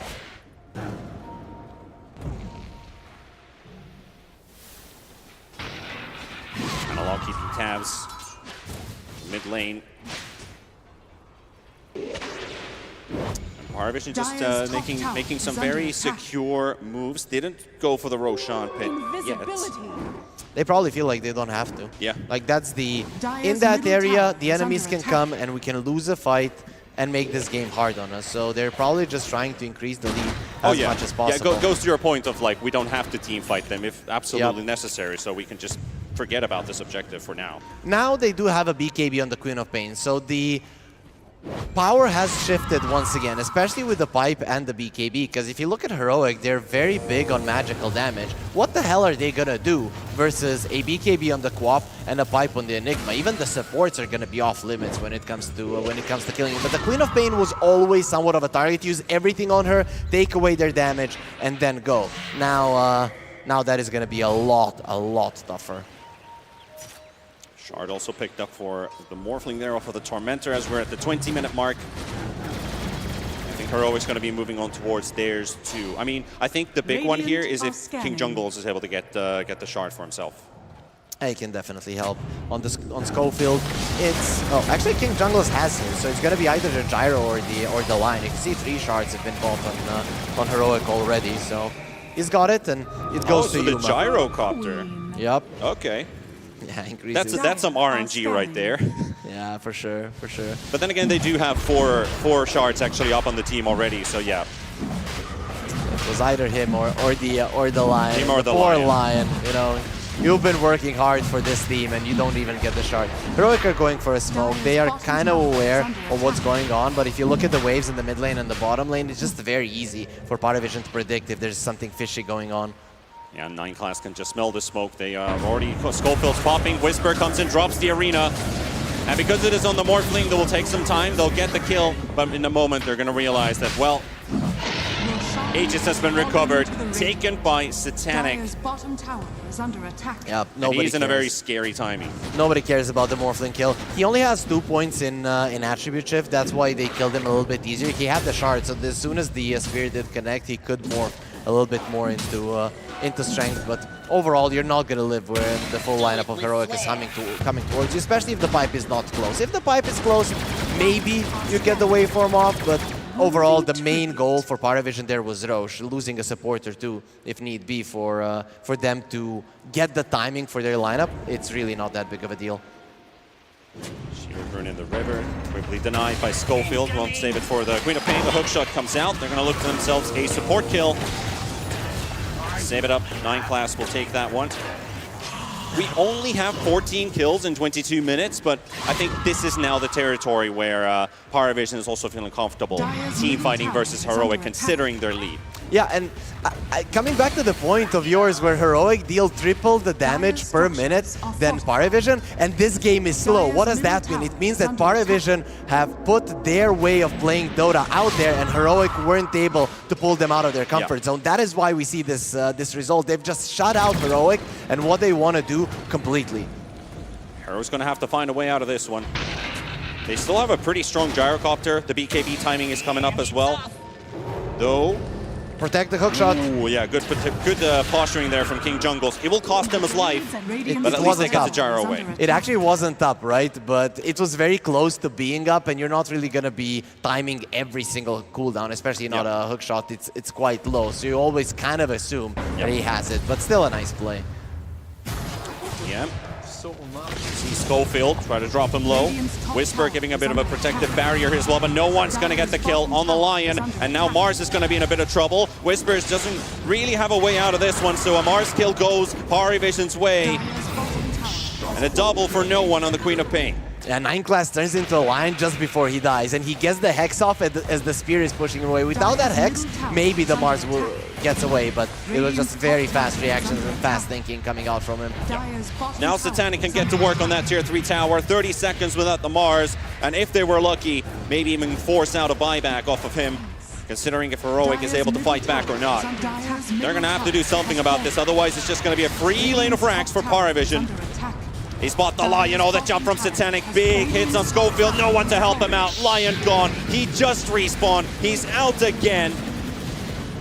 It's just so hard. The timings were hit perfectly, Panda. Heroic, they don't have an opening, they're gonna have their Mars back, that is the only way. Egg Arena. Oh, they will at least send the Arena in, but no one to kill, as no one's the one to walk out with his BKB. Satanic continues to clean up the lane of Rax. Still has the BKB. Just a couple more hits and the melee will fall, and they keep the Monkey at bay. One more. And there we have it. One lane secured, 14,000 gold ahead. So clean for Parivision so far, and Heroic. I would be gutted about the current situation. The way the lanes have gone, what's happened after, there's just no play. Yeah, during the groups, Heroic were looking amazing, but we were always emphasizing it. Everybody is going to be looking at them now and thinking, how do we play Dota specifically versus this team? I think Parivision, when they're at their best, they're actually a good counter to Heroic, because they know how to slow down a game in a way that it's the timings that are making it. There's no chaos at all. It's all very structured, and Heroic, they seem lost in this game one. Win probability shown 94 to 6%. I know that one. Spirit did take game versus Yakul's brothers when it was the same same style of game as well. Yeah, exactly. So Parivision, you should definitely just approach this slowly and calmly. Pretty much what they've been doing thus far. As long as it's not 5%, it's doable. That seems true. to be the rule of this tournament. That Yeah. 6%, you can still win. Yeah, we haven't seen any 5% comebacks. No one on the scout. They spot the Phoenix. Silenced up, nuked down. Make it look so easy. Yeah, battery assault. Also now they're just getting defensive items. And 9 class is specifically targeting King Jungles here. This is like his 3rd tip of the game already. Yeah, He's picked the target. That's what he does, right? 9 class tends to be like that. And King Jungles has been such a huge part of Heroic. Maybe if you tilt him in game 1, you're just gonna be setting yourself up for even greater success in the following games. Just a momentary pause. Oh yeah, it's the snake theme that is going on currently. A lot of S's in chat. They would like for it to continue. Heroic. Let's see. Okay, they're ready. Not sure if they're ready for a beating, but the way that Heroic have been using spells has actually been quite nice. They're doing it fast, but you can see that Parivision, they're focused still. They're not thinking, oh, we won this game. You saw how fast no one reacted with the BKB. The main thing for Parivision right now is just keep your heroes alive, you will eventually, with this kind of lead, shove in the waves and get those last two lanes of racks, no problem. You just need to be careful that, again, initially your Queen of Pain doesn't go down. So I'm quite happy that no one, his head is in the game 100% here. Still a lot of big items here for Heroic. You see the Gyrocopter's quick buy, a lot of damage items that he can still bring into this game. The Daedalus is there, the Titanic is loaded up. Dire are scanning. But to get to those, it's probably going to be the bigger question. Can they still stall the game enough in a way that they can keep it at least closer to somewhat even? I mean, 6%, I would not say it's even. Look at the positioning of the supports of Parivision, though, right? Both of the supports are in a position to stop smokes from two different sides. They know Heroic are in a smoke. It's just from which angle you're going to come, and both of the angles are covered. All right, momentary lag notified there, waiting for the players to get back into this one. As we're basically, we've been watching 30 minutes of a pretty clean Parivision game so far. But this could be the moment for Heroic to strike. This one needs to work out if they end up having a team fight versus Parivision. Even if I just find a couple pickoffs, anything is a positive. Yeah, ever since that first rotation towards the bottom lane from Heroic, Parivision have been in control of this game. It's because the Queen of Pain hit the level 6 so early on. So yeah, this is one of the few opportunities that Heroic are trying to create for themselves. Are scanning. But they are so well Satanic spread out. knows. Well, let's see if they find him. Oh, that's a one-shot, but it's going to be He's Satanic. alone, fighting them all. There's everybody from Heroic. They force Yuma away, and Satanic will quickly TP to safety. So, if you can 1v5, that's how grim it possibly could look like. Class and Ducalis are nearby. Oh my god, man. If Satanic had some jitters for the stage, he doesn't have them any longer because he literally 1 versus 5 them. And now his team is here to get the revenge as well. It's the supports that are killing Whisper here. Ducalis and 9 class. And the thing about this Morphling, why it's so good versus a Mars when a Mars is in a game, it is pretty much 100% uptime on your stuns with the spear. Yep. I've played against it once. It's not nice. It's not pretty. But it's definitely very scary to play because once you get hit by that first stun, you might not be coming out of that stun. It is definitely not a nice position to be in. And, you know, when we saw the Lion and the Mars, we thought it could be a nice Morphling 4 game, even though it looked like a good Morphling carry game. But Parivision, they had a different plan. And another tier 3. Middle tower has fallen. Focusing down on the mid lane. Heroic will have everybody up now. And as soon as Mars has respawned, it's time to take a bit of a tactical retreat. No need to stay. There were some teams that went a bit more aggressive than they should and lost some games that they shouldn't have. Parivision wasn't one of those teams, but you know what they say. It's better to learn from somebody else's mistakes than your own. So that's they've definitely been watching those games. Like, guys, we are not gonna be doing this. You don't want to be that guy. Exactly. Like, look at them. They won a game and now they lost. Both of those teams that did happen to in the playoffs went through in those stages. But you know, in some circumstances versus some other teams, that might not be the case. And with every passing moment, Dire's you got top tower TA, is under attack. 4,000 gold ahead of the Gyrocopter. Even the support Morphling is catching up to the cores of Heroic. And he's pretty much getting to the territory of, is that even a support? It starts feeling like a core offlane Morphling with control. Yeah, I mean, he has the same net worth as the Mars. He's probably more mobile. He might not have the big blink jump, but he's tankier. With that, I mean, obviously harder to kill. And his spells, he uses them more often. So yeah, for sure. He's a hard-to-kill hero that can lock you down for almost infinite periods of time. But still, the game continues to go, even with 1.5 lanes of frags taken from Heroic. Still looking and waiting for an opportunity to teamfight. That's the final shard for Heroic. They have all 5 picked up now. Yeah, but one thing always about these teamfight lineups, when you lose all of your outer towers, and they've lost more than only their outer towers, it becomes very hard to play. Because if you want to fight outside of your base, it's just not gonna happen. It's very easy for the enemies to recognize from which side you're gonna be coming when you're always running from your base. You don't have an access point outside of it. And, I mean, even the waves are just shoving it towards you. So the only time that Parivision are going to allow you to fight is when they themselves are in perfect position and not showing all of their heroes. And that's going to be another Aegis, and this time the Roche Banner too, which they can use for that top lane push. They're going straight for it. So Heroic, it just might be tick-tock, tick-tock. Maybe the clock's running down. And Parivision looking to potentially end it with this next push. If they get the opportunity for it, they spot Analog with the flare. A bit too deep to go. Also with the Ogre still standing in between. No direct path for a hook shot from Dakalis. Gyro needs 300 gold for a Daedalus. That is an item that can change things, right? Because then Parivision, just a slight mistake, just slight misstep for a couple of their heroes, and he can kill all of them. So you need to finish that one off. They're giving the priority, they're protecting the Gyro, he has the Daedalus, you buy it. You are definitely not saving for a buyback here. You need every single little bit of help, and this Daedalus, it's more than little. It is the way for you to come back. Dire are scanning. Now also BKB on the Enigma, so we can get some really big black hole action going in. There's nothing really that interrupts that. Boundless Strike definitely could be a scary one. But if you catch the Monkey King, then you're kind of safe. Well, Parivision are just taking it easy, so you're gonna wait. The bottom lane is gonna shove in on its own.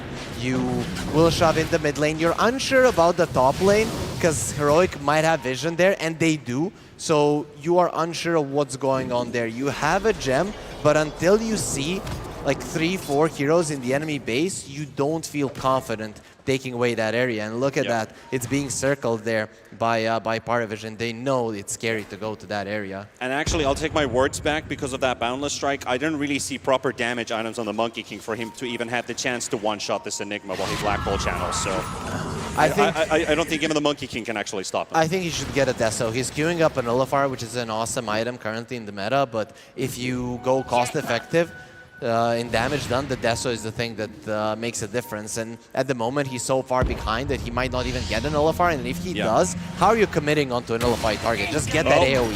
Dakalis already jumps in the middle of Heroic. Getting the catch on the Phoenix. No one will already finish up Scope-built Yuma. Trying to fight Forest Life. The Black Hole, the Sonic Wave is there. Yuma's gone. And I think with that, Heroic's chances of still building a team fight for themselves. They will try to spear no one, try to take no one out. He's low on mana, he blinks away. Analog has the TP back home, and Whisper. Doesn't look like this Mars is allowed. He'll have to force his BKB out, but he just dies. Almost the Satanics right clicks alone. Clean fight, just too far ahead. And Parivision, they force the GG. That is game number 1 in the bag. They destroyed the early game. They responded really well to the potential early rotations. The Monkey King read his ideas perfectly, and after that, just played clean Dota. We've got our timings, we know when we need to go, we're not gonna rush it, we get our items, and we finish the game. They didn't even break a sweat. It was pretty much perfect that you saw from Parivision, that they, first of all, understood at the start of the game what makes Heroic strong. How can we tear that puzzle apart? We were saying that the draft looks a bit greedy, and it certainly could have looked greedy if Heroic got to play the way that they normally do.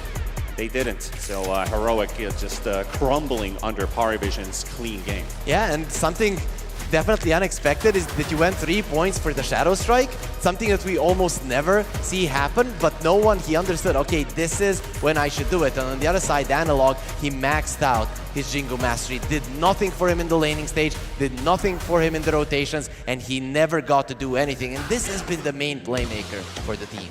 Absolutely. It was just a pleasure to watch how they worked this one together. 9 class with that Morphling as well from that first phase. How did you feel about that one? Yeah, I feel like he did a good job, but it wasn't a 9-class master performance, right? He didn't really need to do that much. They just understood what their enemies needed to do, and they made sure that that doesn't happen. So that was their plan for this game. 9-class didn't need to perform like his amazing level 2 rotations that bring in kills. No need at all. But from Heroic's perspective, this was a really rough game for them. They didn't get to play another draft that was slightly different from the Shakers that they've been playing, and it just didn't work out. Just pick the damn Clockwork. They've been staying away from it. That is the hero that has been giving so much to them. Any type of vision hero, the snipers, the Clockworks, those kind of things. This is what they're lacking in their lineups. They just don't have the confidence to go forward even when they do get timings because they're lacking vision. If they get that, maybe we could see the heroic from the group stage, the one that they need if they want to stay in the tournament. Yeah, I mean, I'm just excited to see Game 2, what kind of those adjustments are going to be, but of course with some post-game stats as well to bring up. No one playing a clean game alongside Satanic, unkilled, immortal in Game 1. Yeah, it was just easy for them, and I'm glad that Rezo mentioned that he wants to see Satanic on the big stage and see if he is maybe going to be nervous. And I think his team protected him quite nicely, not putting him in any positions that he needs to do much. And then his timing does come when he's 1 versus 5, one-shots a hero, and then gets away. Those kind of things give you a lot of confidence. Of course, the MVP for this one is going to be no one with the Queen of Pain and his 10.05, 15 KDA performance. His first co-op of the tournament, and as solid as it could be. I mean, doing great in the laning stage. His skill build, going to 3 points on Shadow Strike, it paid off. Yeah, it's a no-one co-op, right? This is what we expected to happen, for him to do everything nicely. He hits his level 6 TPs, turns the fight around, and overtakes the game. After that point, it just felt easy for him. He was farming a bit, shoving out the waves, and once he got the BKB, that is when he went ham again. So what kind of adjustments maybe towards Game 2 from both sides? Does Parivision want to repeat something similar? Of course, they still have a draft to react to, but do you feel like this is the way to go?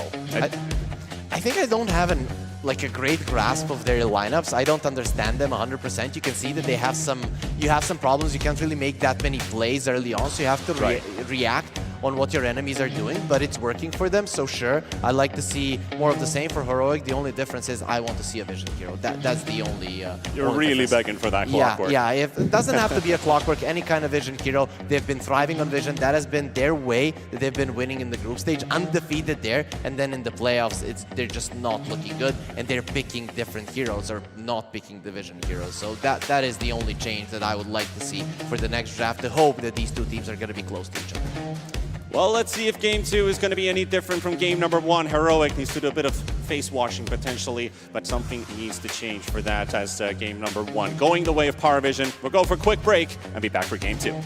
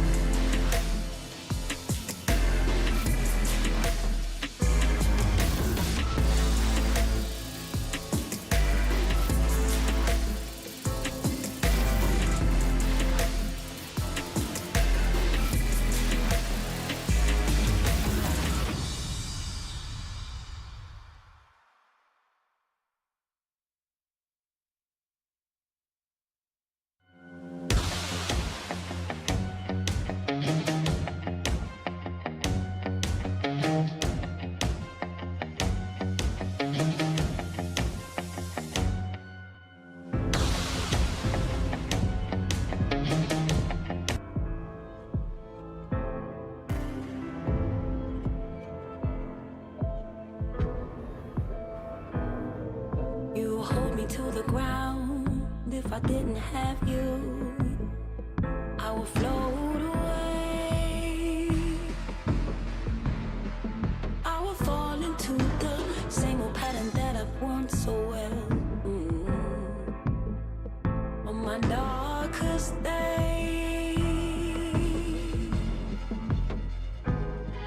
someone told me it was easy, but I've seen to find it hard. I'm an audience to grievance, 'cause I've struggled with my heart. But you changed the shape of love when I wasn't vain of love. But like a stream, you tie me down. You know my foundation in this tired town. Just like a stream, you tie me down. You know my foundation in this tired town.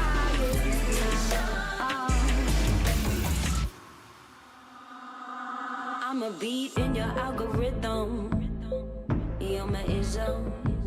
Now I've something to lose.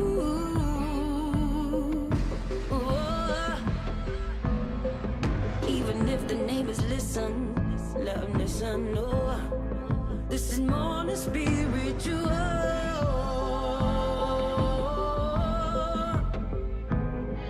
Someone told me it was easy, but I've seemed to find it hard.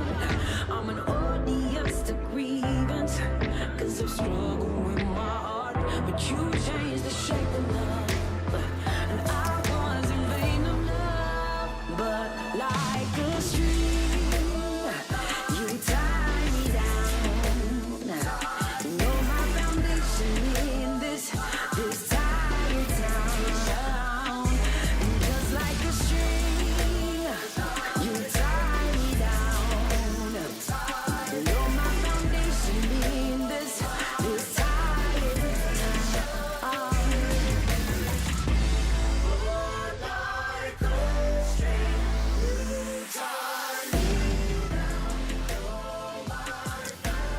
So that was game number 1, and we're getting ourselves ready for game number 2 of our best of 3 here at the FISSURE Playground 1 Dota tournament. Our playoffs continue once again, as game 2 is going to be upon us, gentlemen. Here with Tipana, with Rezo, bringing on you back to the board here as well. What did you think about that game number 1? Well, I see the tendency here in these lineups that whoever has the pressure to do moves, they're usually the ones that are going to be behind, and it's really hard in this big map to make moves and not be super predictable, especially considering they have rockets, they have this morphing that is always in front of you, they have the eidolons to push the waves in, and I think it's just the way the mid lane was played. Yeah. It's just such a big problem against no one when you're losing lane and it's just getting snowballed out of control. You're losing your mid tower, and then there's this Monkey King. He has nowhere to go, right? He's trying to gang. He tried to get Enigma once. It happened. Yeah, they managed to kill Enigma once, but other than that, he can't really stay in the mid lane because every time he shows Clockwork hookshot, no one is there to punish him for that, and he doesn't have any even jungle creeps to hit. So he's net worth for six net worth in the game for such a long time with this.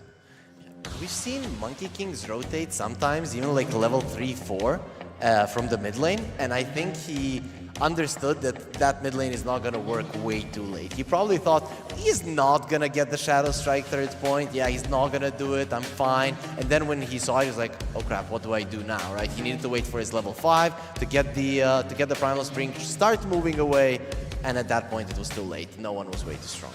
Yeah, I was also talking to Astini on the way here, and he said that GM was very confident in his Enigma against Gyrocopter, so that's why they decided to just give him even this Morphling partner, because he's so confident he's gonna get the lane through, and he actually managed to get a lot of farm from this. I was surprised. Yeah, quite a solid amount, right? I thought he was gonna be pressured more, but 9 class pulling waves, DM feeling good there, but it worked out. He was behind the Gyro, but not by much. Yeah, everything went according to plan for Parivision, the counter-pick style during the draft, and then the execution itself just shutting down Heroic's aggression throughout the map. So when we were discussing those hero damage per minute averages being triple for Heroic, versus Parivision. They definitely succeeded in shutting down that playstyle. And for me and Harry, we were kind of thinking, are they just going to replicate something similar on the side of Parivision, which probably could just be the easy way. No, nothing really needs to change. But do you think they want to change something in the draft and look more like them? Is this where Satanic starts to shine with something? With 9 class having something wild in his hero pool show up in this game? Do you feel like the confidence is so high now that they can do anything? I mean, the thing that they need to adjust right now for Heroic is they need to have at least like a 50-50 matchup for mid lane, because it was a really big problem. This queen was like our control completely. And for Satanic, I'm really glad that they stick to his, you know, carry play style, where he's like really farm heavy, and he had like 300, 400, 340 creeps around minute 20 on his TA. He was just not taking any fights. He was just like getting more and more and more out of the map, and it's working very well for them. So how would you generally force them to fight, right? Because Parivision, obviously they don't want to fight for the first 15-20 minutes. I mean, all of the stats are pointing towards that. So how do you force them to do it? Do you just pick stronger lanes? Is that the like the easiest answer, or is there something else you can do? I mean, you have to have a mid that is not completely shut down, so they need to go for this Shaker or Earth Spirit kind of like heroes that are, you know, ready to make some moves around the map. And I think for Whisper, I think he needs to be more farm heavy, because when you're playing Mars with Blink and you see Enigma that's just going like auras and just keep farming, that you have the pressure on your shoulders to go and make those moves happen. But if your mid is low and you are the one who should make it moves, it's not gonna be easy, because team are gonna predict that, they're gonna be ready, they can put support in front of you and you get only one support kill, and it's just not gonna be worth it, you know? I got a pretty dumb question, guys, but could it be as simple as for Heroic, pick Shaker, ban Clockwork? They've done well versus the Clockwork, but yeah, you could go that route, but still, you know, no one is capable of sometimes shutting down even a Shaker. I mean, we've seen so many games where a Monkey King gets away with anything versus any hero, but not versus the Queen of Pain of no one. So yeah, you could go Shaker, adjust your bans, and hope for the best, but for that to happen, it has to be a second phase Shaker. So it's not the easiest. You don't have that many bans, and it's gonna show in your first round of bans that you want this hero. I mean, I think Shaker is not that scary to play against Clock, you know, it's still manageable, but you have to have a mid lane that is at least 50-50. Because, yeah, there's the Monkey King that can be there, and it also can be like really big problem for the Shaker. Well, at least the first pick is going to be on Parivision's side going into game number 2. So they'll reveal their cards first. It could be the Phoenix Steel. It could also be them picking up the Clockwork. We'll just see what the bans are going to be like, but I think that could be a route to look at. Yeah, if Heroic, you know, if they're not completely crazy, they're not letting the Phoenix go, right? So I'm pretty sure we're not going to be seeing it again, considering that the first pick is on Parivision. But maybe that could be the play, right? When you know what your opponents are going to pick, because they would probably open up with the Phoenix in the first phase. Maybe you could find ways to deal with that. That could be smart. If you don't know what Parivision are going to play, you can get put into a corner. But if they do, and no matter how strong they are versus it, you can set yourself up for success. I just don't know if you want to do that in an elimination game. Yeah. I'm sure Parivision is gonna keep looking at TA, because as Tina said, they had like such a good streak. I think it was 8 games in a row they won in scrims with it. So I think it's their priority for this match. And I also like Morphling being played as position 4. You know, when things like this, creative things like this happen, it's really enjoyable to watch, because it's like it's bringing something new to the game. And 9 class has been performing very well in this hero. Well, let's see what Game 2 brings with us as we're about to approach the draft. Let's see what unfolds.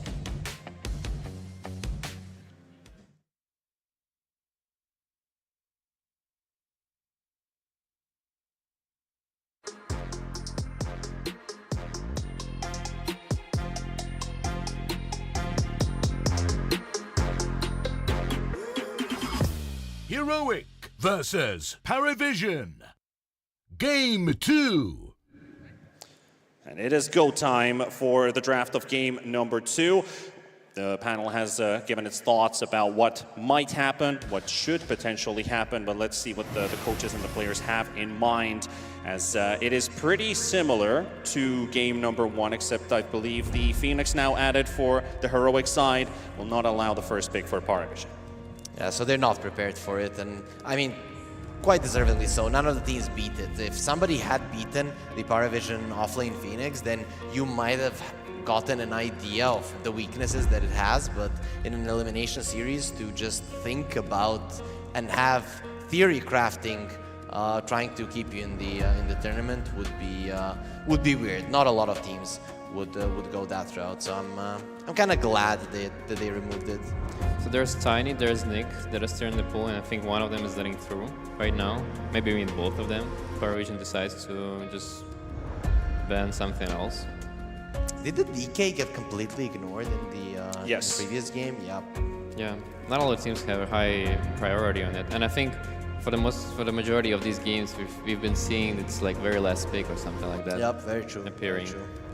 Parivision has played it in their first series versus Aurora, and I mean they lost, so maybe they don't want to be touching it after that one. Yeah, and also no one has also one game of DK that was also a loss. Versus Liquid? Yeah, it was versus Liquid that they lost with the DK as well. I wonder if they want to just first pick Sniper. I don't know, there's a Chen. Okay, I mean nothing too surprising, but we have seen some players be like, okay, I don't really think that the Chen is the best hero right now, but I think it goes hand in hand with Parivision and them slowing down the game, right? You send a little bit of creeps, maybe even give them to your opponents, you get vision, you slow down the game, that way you still open up the map, and then 20-25 minutes in, depending on your lineup, you just go forward. Yeah. We also see Lich being ignored in this series as well. I think the team's changing their priorities. Yeah, I was about to talk about the Lich being completely ignored, but this is going to be the first Chen for Parivision in the course of the tournament. And Heroic get themselves their Tiny. This hero has worked so well for this team. And of course, a hero that Parivision really wouldn't like to let go, but of course with only 3 bans, you gotta let something slide. So are you guys happy with this Tiny coming out from Heroic? Yeah, I really like this Tiny, just because it can 50-50 any lane on the mid lane, and it's really hard to shut it down. Yeah, almost impossible, right? Even if you have a hero like a Queen of Pain that is harassing it, you have so much HP that generally you're gonna be fine. But you know, Sniper is in the pool. That is one of the mid laners that could actually be a problem for a Tiny, because you have 0 armor and he just continues to headshot you at like level 3. It really starts to get to you. I mean, it goes both ways, right? Like you can lose the lane a little bit, but you're still gonna get it through. But after that, like Tiny, from one jump, he can just destroy Sniper in the mid game. So it can go both ways. We'll see if no one wants to go for that one. I'm just thinking, if Parivision gets a better vision lineup and already they have a Chen, that they have a very good chance. It's in the team's name, right?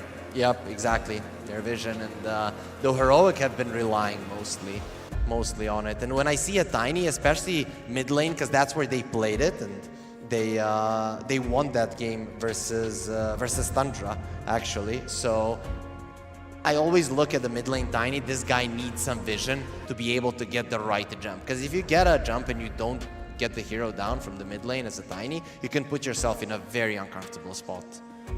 Yeah, I'm still thinking about this Chen. Like, they didn't consider it before, like in any matches, especially first pick like this.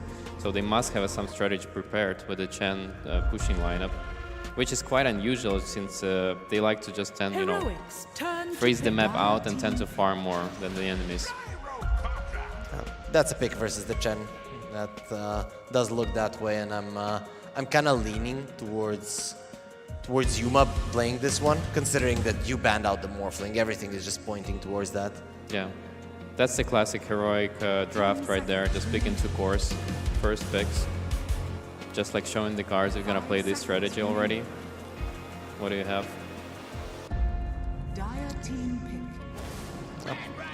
And finally we see a bat. It was ignored in the previous one, which was weird because both of these teams are quite okay picking the bat rider even early on, even in the first phase. So we are gonna see it. I like this, that you have something that's gonna utilize the towers dropping down, right? You take the towers down with the Chen, you ward aggressively, and in the early mid game, you have somebody to pick the heroes off. And especially when you look at the Tiny, a very tanky hero, you want to get him out of position. If he's not out of position, he can survive a lot of damage going his way. Of course, you do still need that damage to work, so we'll see how they round up the draft. Yeah, you already see from the support side on Parivision that they're gonna play for a stacks game. Like both of these supports are really good at stacking, and it's really good that, you know, DK and BetRight are really good at farming these stacks as well. Yeah, there's the DK we talked about.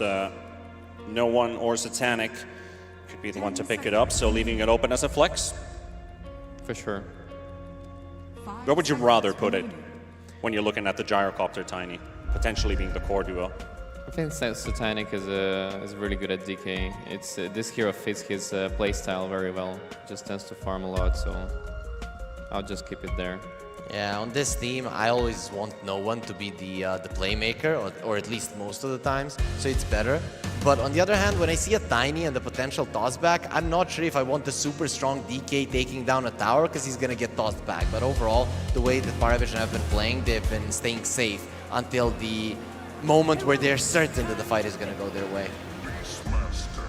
Some greetings from the audience towards Jenkins Herald reviews. Maybe we'll get some of that action happening during the course of this weekend.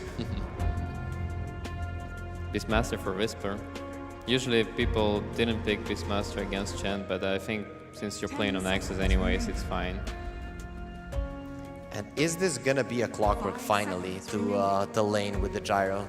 I feel like that could be a good one for Heroic, a little bit of vision. Maybe a Zeus, I wouldn't mind either as well, but I'm thinking one of those two. Yeah, those are good suggestions. Clockwork is definitely nice here this game. You need some extra vision advantage with the rockets. If not the clock, could you Lich here? I think you can always Lich. I think Lich is slightly worse against Chen, just overall because there's so many creeps that the Chain Frost can bounce out of. So is this gonna be a DM Tide? It looks like a DM Tide game, right? All of these heroes hate when their spells get purged off. Maybe a Gyro can be slightly annoying to you in the lane, but you have a Batrider to keep him away. I think Dawnbreaker could be also amazing here, this game. I don't know if he plays it though. I haven't seen any games on him. Yeah, it would be a good Dawn game, but I think, yeah, he hasn't played a single one in this tournament. Let me check his pubs. Even Terrorblade position 3 would be really good this game. That he has done. But it is going to be the Tide Hunter, so you were right on that hunch. Pretty tanky lineup when you put it that way on Parivision's side. For sure, right? I mean, you don't want to roar him. All of the Dark Willow spells can be purged off. It just makes sense. And every single time it was him like getting the Phoenix or the Tide if given the opportunity. Yeah, and right now their lineup have like so many auras. They have Chen heal. He's gonna be having like some drums mech. They're gonna have a Tide with a pipe early on. 10 seconds remaining. So Heroic, they're probably gonna be banning out the mid laners. Invoker comes to mind as something that could delay the game, buff up the DK later on. I think when they ban the Primal Beast, you gotta keep your eye open on Pangolier. Yeah, the Pango is really good. Turn to ban. But there goes the Invoker at least. I think Pango is the other one that they're gonna want to get rid of. I'm gonna lie. If they're looking at that part of the draft, sometimes you can just forget, right? You're in an arena, you're thinking about other things, you maybe think about what you want to pick, and you forget about some of the previous bans. How they don't have that much reserve time on Heroic, so it might actually they might actually miss it. I think TA still is also very good for Parivision. Just put that DK mid, have a pretty good lane bottom with Chen. And all of these heroes, they can't really touch TA in the mid game as well. Yeah, you wouldn't want to pick a Puck all that much, even though it's an okay Puck game, not that much versus a Tiny. I mean, still Sniper, right?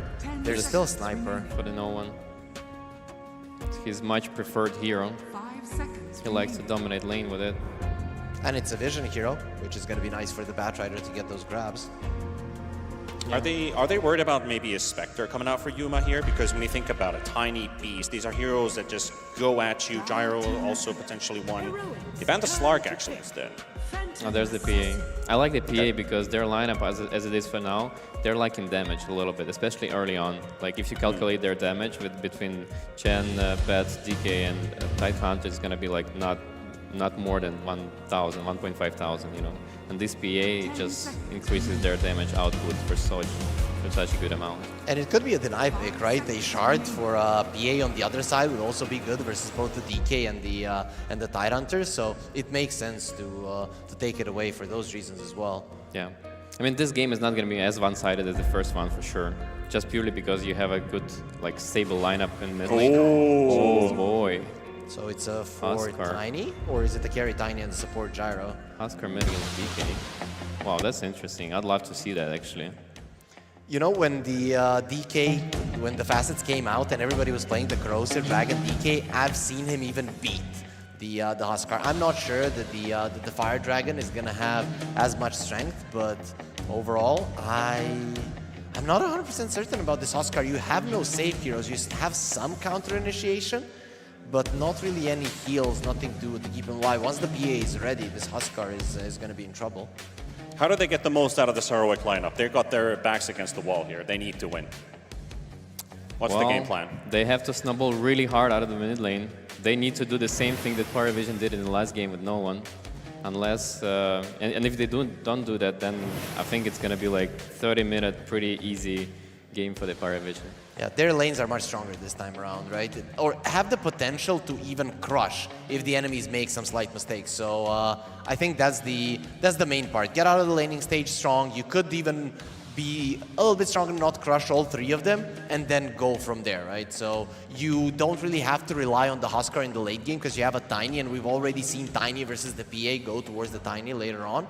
So yeah, I at least think that it's not going to look so one-sided in the first 10 minutes. Yeah, they absolutely need to get that momentum flowing because game one, considering how bad things were going, Heroic does need that little injection of happiness going in there, the vibes, the energy that needs to show to really fight for their lives. Yeah, I'm definitely looking for the game 3 here. But they changed their approach. This is not the types of draft that Heroic had in the group stage that made them unbeatable there. So that's why I'm not sure that I trust that they can pull this off, because I really haven't seen them do this, right? They've just changed something because they probably feel, okay, guys, we are gonna get eliminated. Something needs to be different. Well, let's head over to the stage, and this time, here's some thoughts from Heroic. So Jenkins, take over. That's right, I'm here with Cavs. You guys got slobber knocked game one. What happened, man? Was that a draft issue? Did you take the blame for that one? Half. I think we just started slow. Our early game made a lot of mistakes, and that got the game hard, you know. But after that, I think we played really well after like 15 minutes, but the game was just too hard already, you know. It's just it. Do you feel like a bad guy for last picking Huskar against your Brazilian brother in Estini? No, not at all. Every time he gives me the Huskar last pick, I'll go for it. Okay, fair enough. We will see if it works, my friend, in game number 2.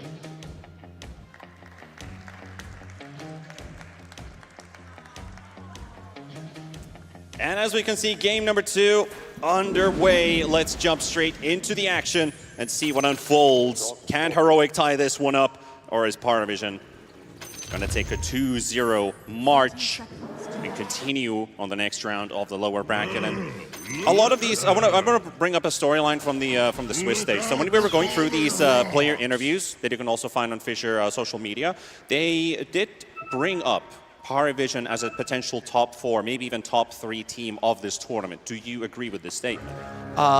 I agreed when I first saw that interview, but then they played Spirit and just didn't look that hot. So I think versus some teams that can ramp up the tempo, it's going to be a problem, though. They're the ones ramping up the tempo now. They certainly are. If they can get a first blood off of Whisper down to 200, not a lot of stick charges to work with, and that is going to be first blood. Parivision get themselves on the board. It's a kill for Takalas to go. Yep, you have the blood grenade, so many slows. You don't usually expect as a Beastmaster, you're not really that weak to get taken out, and They're going for a smoke. They want to apply pressure into the mid lane. They want to change the outcome. Be a really spicy one. Analog, he senses something's not right here as Parivision going to surround him from all directions and try to take this Husker down. And they can get this one. Fairy Fire not even used for good extension. Cannot keep himself alive. And Ducalis for a second kill on the Chen. Absolute surprise move from Parivision. Heroic did not see that one coming. Yeah, if there was no first blood on the Beastmaster, you might have expected that, as you would see no supports on the lanes. But because that first blood happened, you're expecting them, oh, they need some time to get back to the lanes. They were just in the mid lane, and you forget that they might just be going for you. Beautiful flame break and then a kill. This is awesome coming out from Parivision, and it will definitely help this Dragon Knight going forward. Just the way you want to punish that Husker, right? Hit him when he's the weakest, level 1. Yep, and also the two supports were participants in 2 kills already. You're going to be getting those early levels, and that can make a difference versus a Huskar, because both the Chen with the creeps and also Flame Break to get Huskar out of position is something that can be a problem for him until he gets his armlet. When he gets his armlet, it's a bit different, but you still have like 5-6 minutes where you could punish Analog once again. One good thing you have going your way, of course, is the Breathe Fire, but still you have to work against the dot damage, so DK does have to keep up his regen up in the lane. However, on the other side lanes, we see Whisper. He's already been receiving a creep wave from his support. Scofa dragging that wave to secure at least level 2 for this beast. Oh, no one is trying to find an angle to pull the creeps because Analog has done an awesome job at putting this wave in a great position. So right now, when he sees that he can't do it, he might go behind the tower. I mean, Analog is already suspecting, right? Because where is this DK? Why is he not showing? Aha, I know what you're up to. Well, it's just him not being there that allows these creeps to go into the tower. But still, no. Analog, he's reading him like a book, and he's keeping the wave where it should be, that kill. It is coming at a cost of some CS, right? Because Analog is prioritizing harass over farm, so he did miss maybe 3 or 4, maybe even 5 last hits so far, just having that extra poke on the DK. Yeah, no one is still staying in the trees. They're just trying to find an opening to get himself back there, but let's see, he should let go the next wave. If it gets into the tower, then no one has finally gotten a good deal, and Analog, he's gonna stop them. Okay, he's doing everything right. Really important to bounce back. Just keep no one pressured. At least he's getting experience, so that's something going his way. Meanwhile, a bit of a chase on Schofield, taking a stroll in the forest. Quick tape be home. Making sure that the Beastmaster's lane is going well. Usually the PA does relatively okay versus the Beastmaster. You get a lot of stakes on both sides. You're just healing, but the PA gets a bit more in terms of CS. But because the Willow is doing some shenanigans and pulling them to the side, you just allow the Beastmaster to have, I mean, the same or even slightly more than them.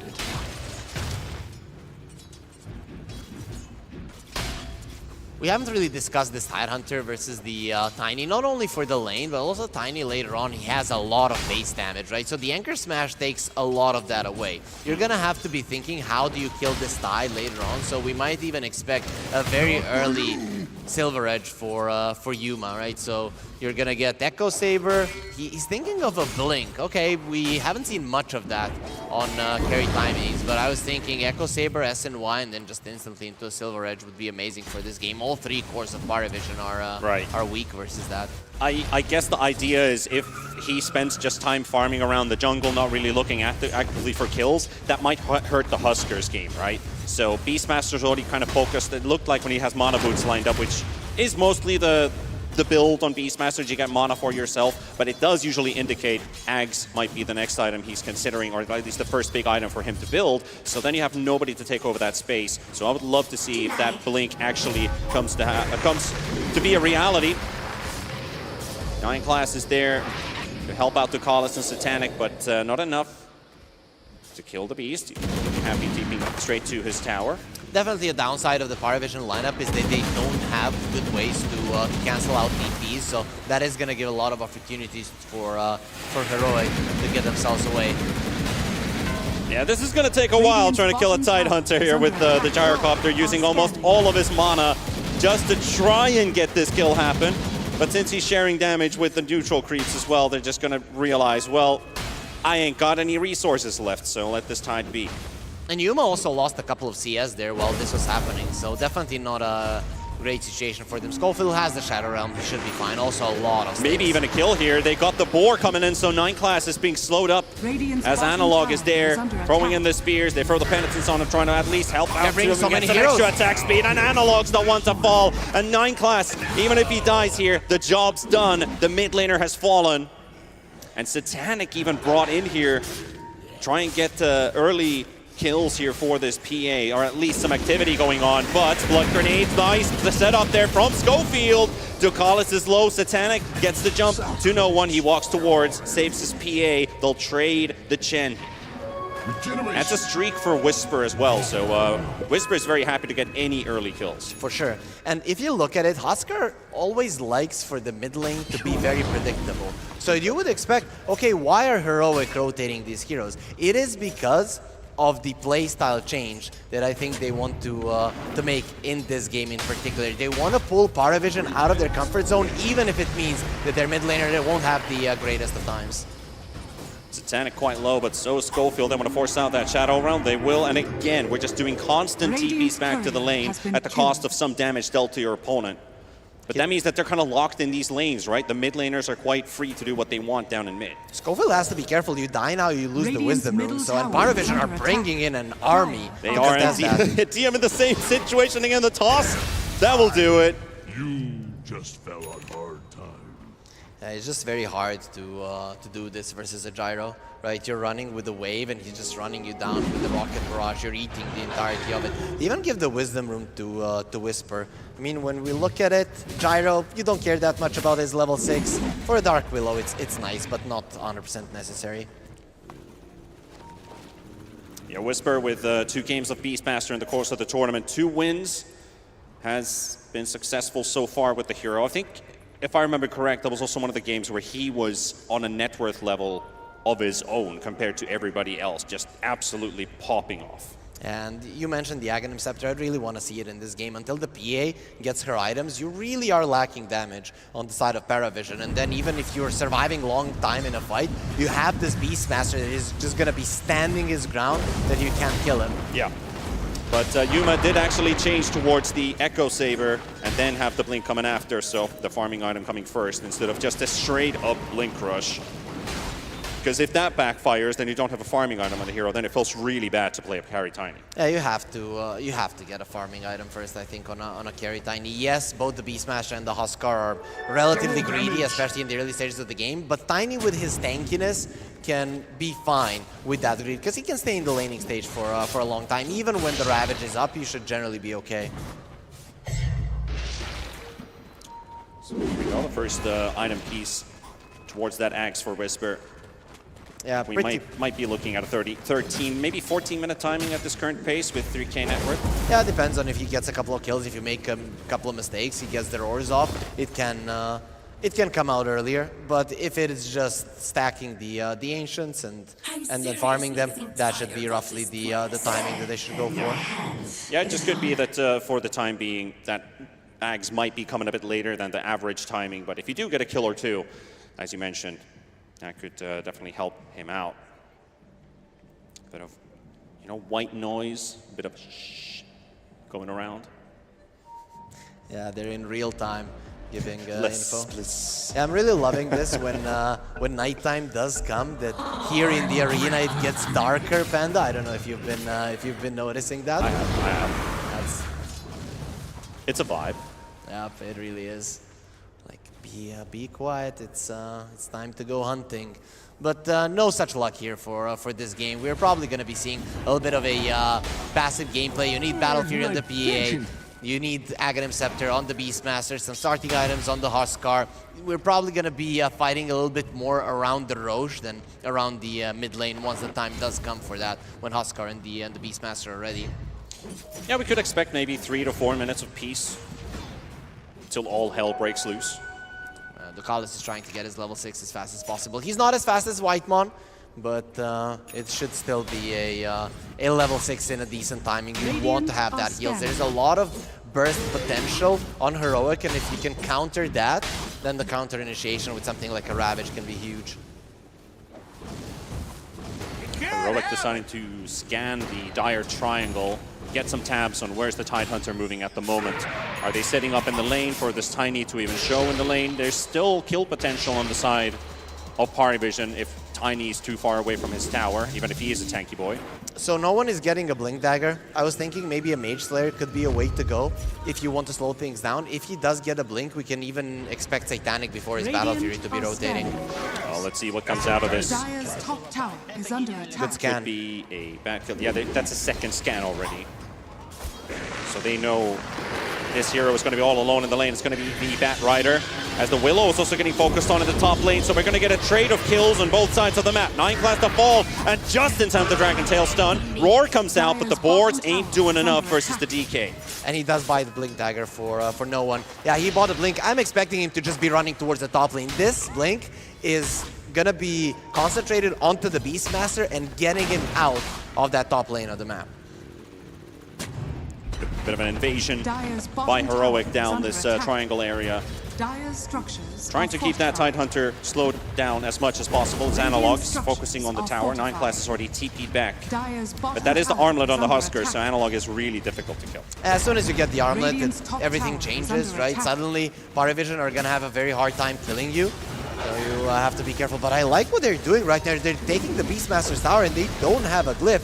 You have to defend this. This is an important tower for Heroic. For Parivision on the other side, not that big of a deal. For a Beastmaster to lose this early, it would hurt Heroic. You need him to retain that tower so that he can retake this this big jungle area of Parivision. Yeah, absolutely. And we're off to a pretty good PA Battle Fury timing when you look at how much money he already has. It's going to be a very fast timing for him, considering he does still have Power Treads also built with the Blightstone and the stick also, which is also a couple hundred gold. It's going to be a very good PA Battle Fury timing. I mean, he's at the top of the network chart. He has 1 kill, 2 assists. He has been rotating. He has been participating in the limited amount of kills that we have so far in this game. But he's having a hell of a game. I mean, 1,000 gold ahead of anybody else on the map.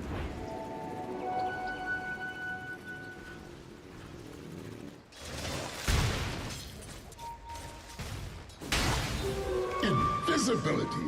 Also, Vlad's coming up first for DM. Try to buff up his cores as early as possible. Also helps you push.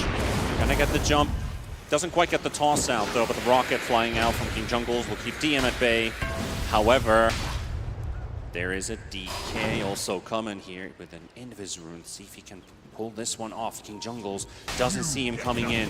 There's no sentry down, so he has no idea. And there's no one to surprise the Gyrocopter support. They'll leave it for no one to take the kill here for Parivision. And Aurora used as well on the top lane, trying to kill off the Chen. They'll be able to do so. Much needed kill for Whisper. Every single time there's a trade, but I'm really loving how no one is playing this game, right? You go for a Blink Dagger, and in some circumstances you would think, I want to kill cores. No, in this game in particular, because you're lacking damage, it's get the support out of the way so that we can pressure towers. If they can open a couple of towers for Parivision, you're going to be happy with what this Blink has given you early on. Dire's middle tower. And they're going for a smoke already towards the mid lane. DK has a TP, so this is something that Heroic might not expect. Also pretty interesting that I saw on the DK's quick buy is actually Armlet. Because he had the BKB lined up for a second, now he's swapping it over and potentially build himself that Armlet. Do you think that's the right item for him to pick up? Because on mid DKs, it's not a very common one. Yeah, we don't see it almost ever. I'm trying to think why he would want to go that route. There is some overtime damage on the other side, so toggling isn't going to be that easy. I'm curious to see if he does go through with it. Trying to set up on the Gyrocopter the kill that they can definitely get, but King Jungle's too far away. They saw the Huskar. That is the main reason. If he's the only hero there, you can maybe go for him. You see Power Ranger TPs, you get out. But because somebody's already prepared, the turnaround could be really bad for you. Plus, you can expect the Beastmaster to have an Axe, and he does. He TPs there, you're going to be lacking damage, and you need to run.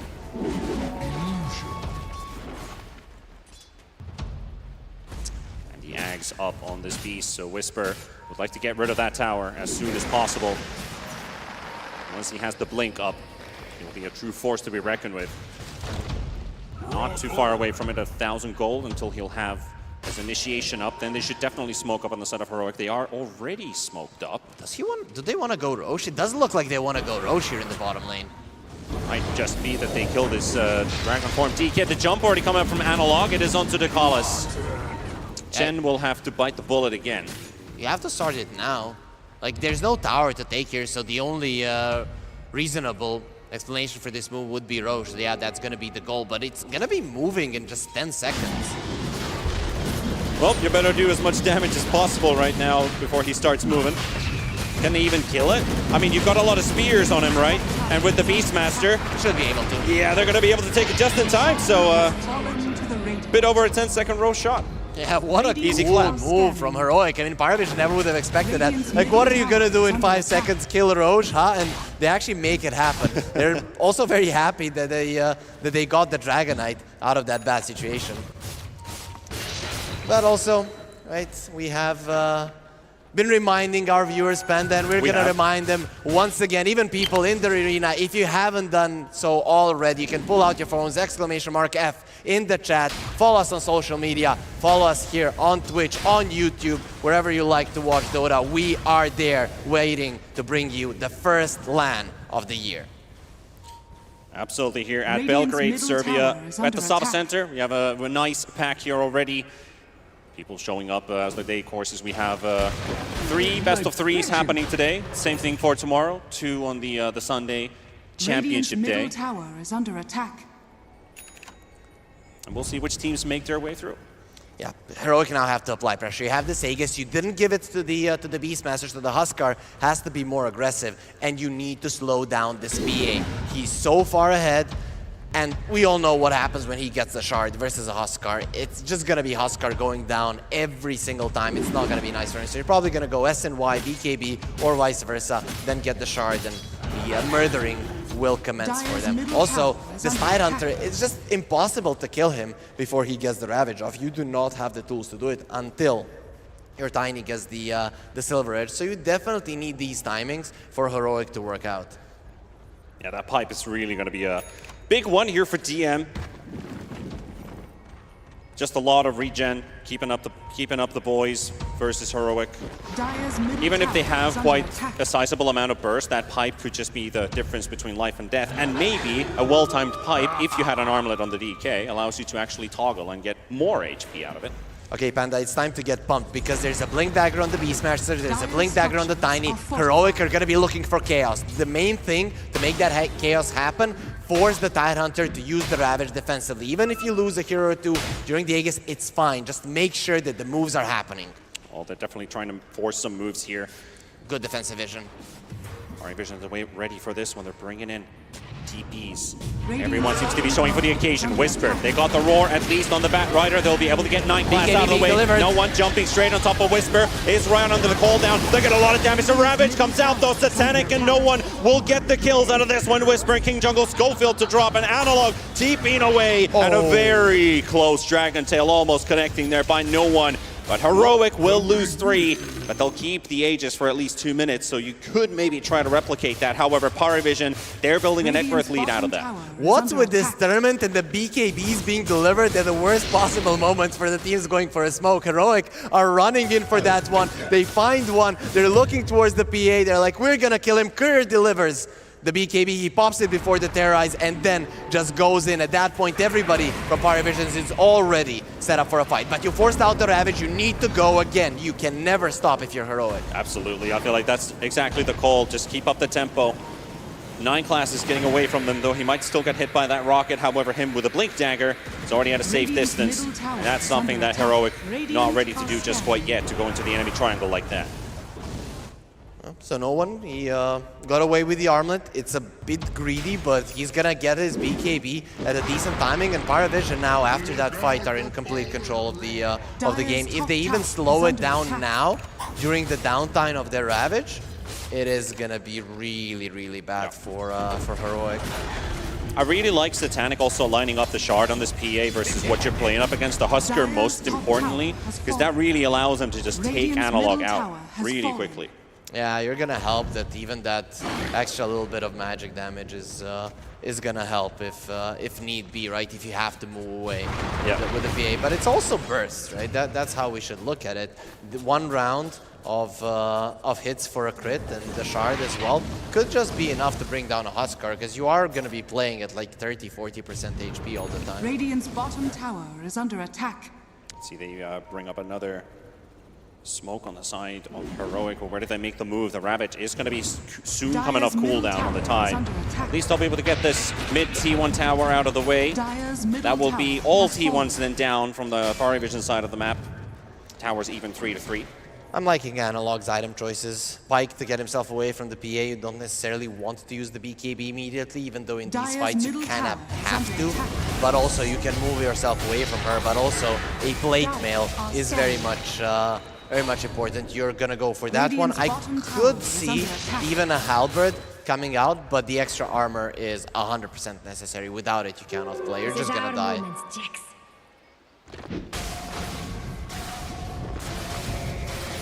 So we got the shard for the Batrider off of Parivision's Tormentor.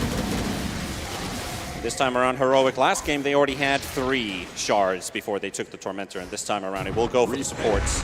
Schofield, kinda deep, buddy, but he can TP out happily.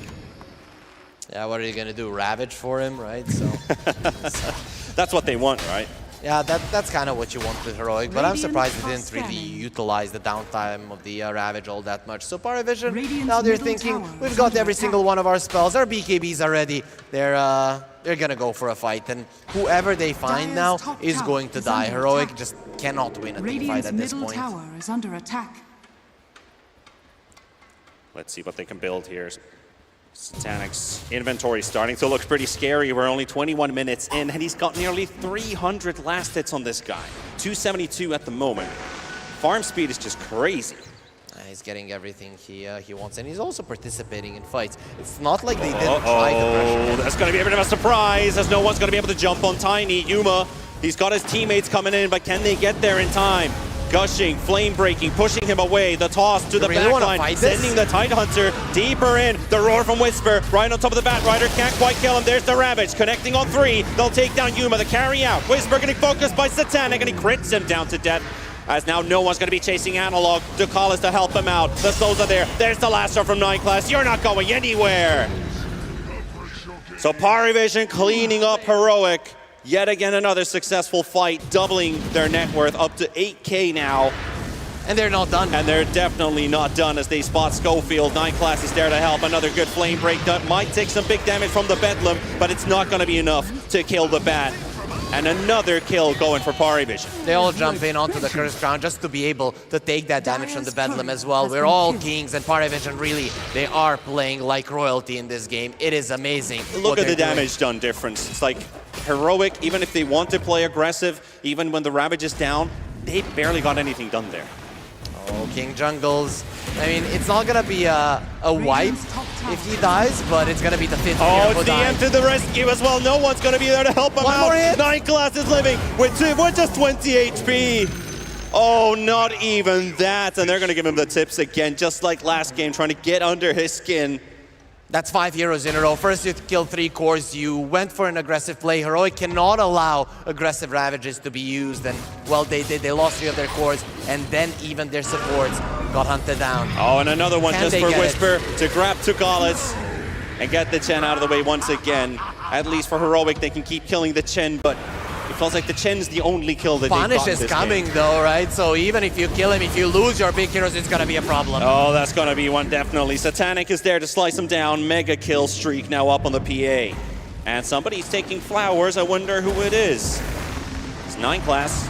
Runs into Schofield. Schofield trying to get the kill, but the force snap will get him to safety. Dark Willow is dead. And here comes PA. And another one for Satanic. 6-0-4.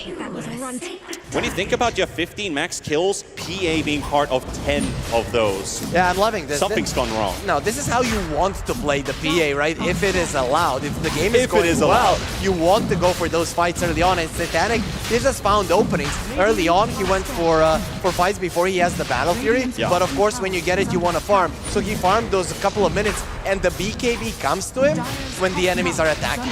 After the BKB is there, there's just no reason not to be in every single fight. Yeah, usually the average PA, at least from pubs, is like All right, we're 20 minutes into the game. I'm still 0-0-0. It's like I'm kind of done with the PvE game now. But this Satanic PA has been completely different.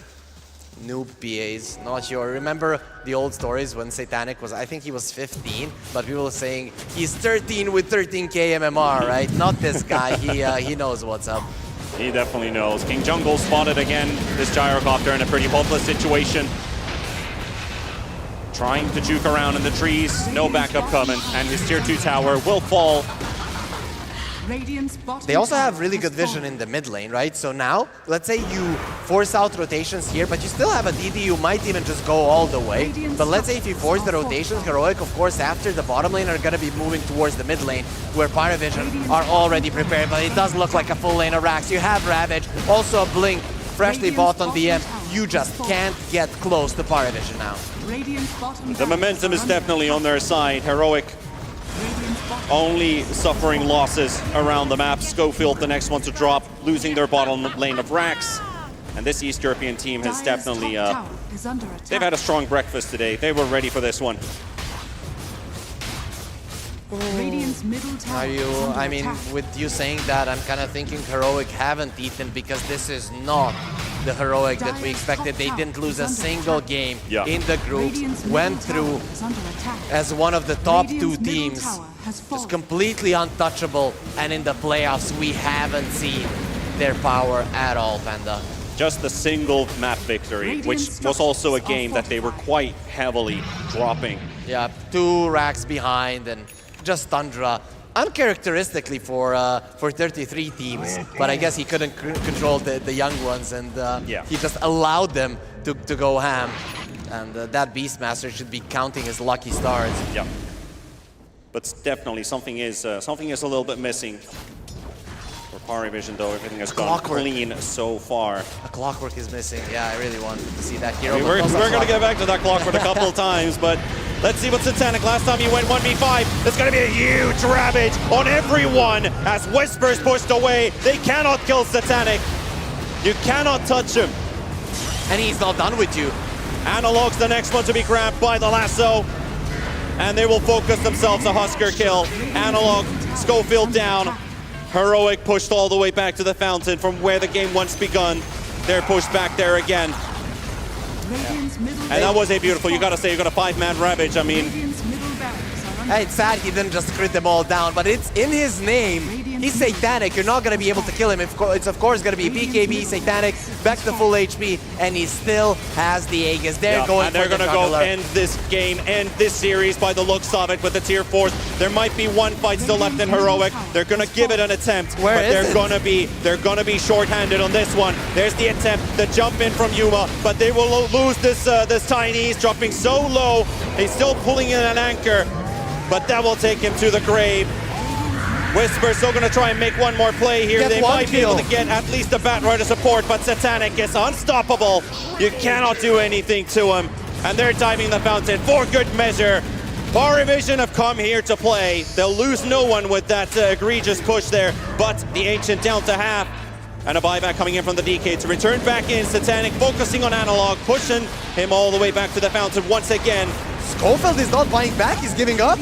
It looks like they're done. It kind of looks like they're done. The Ancient is falling and just a couple hits away as Parivision. They will clean this series 2-0. And in what fashion? I mean, completely uncontested in both games 1 and 2. At least in game 2, Heroic, they came out of the laning stage okay. And that is what we expected for the laning stage to be different, but just through and through, it looked easy when they got the Aegis, when they should have created that chaos, forced out the Ravage. Nothing happened. It just didn't go their way. Nothing that they wanted to work out here. It just didn't. And without chaos, without aggression versus Parivision, this team is always going to lose. It is a bit of a bummer for Heroic. They were 4-0 in the Swiss stage, and now pretty much only defeats run their way. But you got to keep your eyes open for this Parivision roster. You need to watch out for them this tournament because it looks like they're on the rise now. They are back, right? There's one thing that they were not looking the greatest at versus Spirit, and that was their laning stage. Here, versus Heroic, their laning, their idea of how they should play, they were on point. But as we have this series going 2-0 for Parivision, time to head over to Jenkins and to No One. That's right, I'm here with No One, the legend. Hello. Not legend rank. What's your rank right now? 51. My boy, how do you do it? After all these years, how are you this good? I don't know. Did you expect this series to be 2-0 when you were sleeping in your big muscle guy bed this morning and then you woke up where you're like, I'm going to wake up and destroy these guys 2-0? Or did you think it was going to be a lot harder of a series for you? I think we always like preparing like for it to be hard. I got to ask about the Huskar, your Dragon Knight versus Huskar. I saw you were trying to cut the creeps and do all these tactics, and he was always there. How did that feel for you? I mean, it doesn't feel good at all to be DK'd against Huskar. Yeah. I think I saw DM tip Satanic at the end there. What are the tips like for you guys when you're tipping back and forth on your team? He told, I want a Rampage, go Fontaine, and then tiny buyback, and I'm like, bro, this is a bad move. Do you guys think that playing for fun, like having that kind of vibe on your team is very important for you guys? Because you look like you have a lot of fun when you play. I actually think we like probably professionals. We look like have fun, but we want to win always, and we like trying to do zero mistakes, like to do everything right, I would say. But still, we're trying to have fun, yes. How much of this series do you think was a draft win, and how much of it was you guys just really knowing your opponents and knowing your strategy? I think it's both. But in the end, it's like small details, like I win Queen of Pain against Monkey matchup first game, and it was rough. Then he ganks and died 2 times, and I think it was like done game for Monkey. And second game, we smoke killed his Huskar in first wave. I think it's mentally damage for sure as well. Yeah. The Queen of Pain versus Monkey King. Everybody for a long time was like, this is Queen of Pain favored. Is that still true with current Monkey? I mean, I think I destroyed Nisha when we played like hardly. But then, like the thing is, like first 5 minutes is really hard lane for co-op, but later, like when you have level 5, it's really hard lane for Monkey because you cannot touch creeps. That's like it is. Okay, thank you, my friend. Congratulations. Good luck in your next match. Let's hear it for No One, and we'll send it over to Natty with the exit interview. I got KG standing next to me. Love to see this man. Unfortunately, not in the situation that I'd like to see for you guys. But what do you think went wrong in this tournament and in this best of 3 for you? In the tournament, I think we just faced some good teams, and it's just a normal game of Dota. Sometimes you win, sometimes you lose, and they are good. They were better today. I think we just lost 2 games of Dota. Nothing that really to say. I think we had a good start, but now we play 2 games, we lost, we're out. It happens like that. And for you guys as well, you got a new roster. You had Yuma and Whisper joining you guys. So what do you think were some of your strengths that you got to show here in FISSURE Playground? I think we can play like very different styles. We did that in the other games where we could actually play. Here we got the bad games, so we couldn't show, but what I like from this new team is that everyone is try-hard and everyone plays a lot of things, so we just swap things around, we can do a bunch of things, just didn't work. Oh, I love to hear it, and I know that there's a lot of fans out there for you guys as well, so do you want to say anything to the Heroic fans, the South American fans? Hola, esse foi o primeiro, just the first tournament, vai ter mucho desse ano, nos esperem, vamos a volver mais fortes, besos. KG, thank you so much for joining me. Again, great to see you in this tournament, and for now we're going to head back to the panel.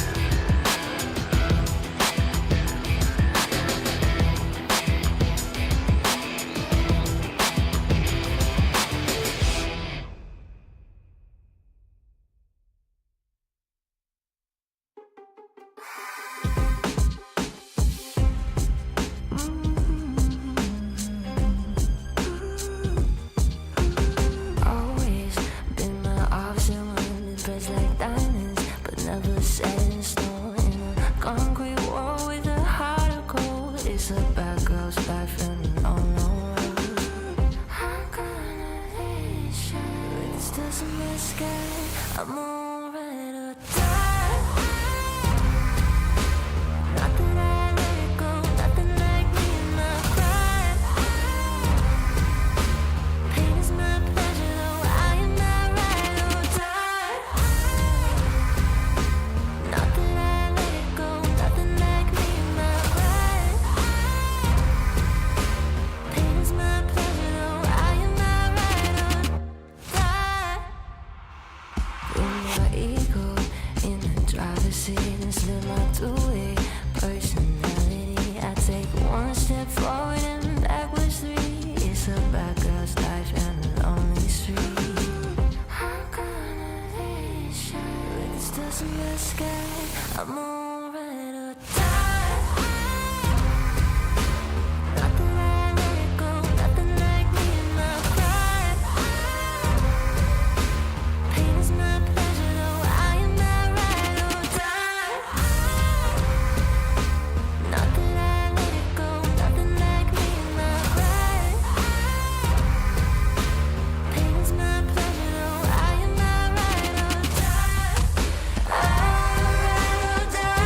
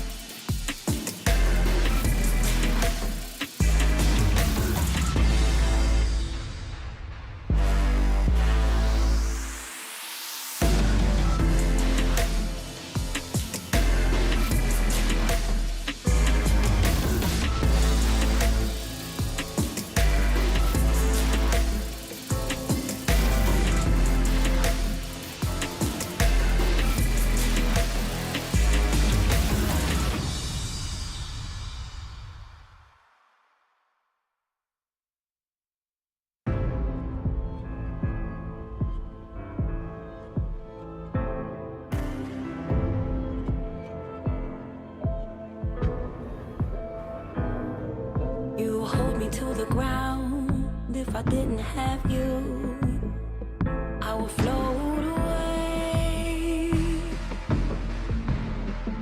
I would fall into the same old pattern that I've worn so well. On my darkest day,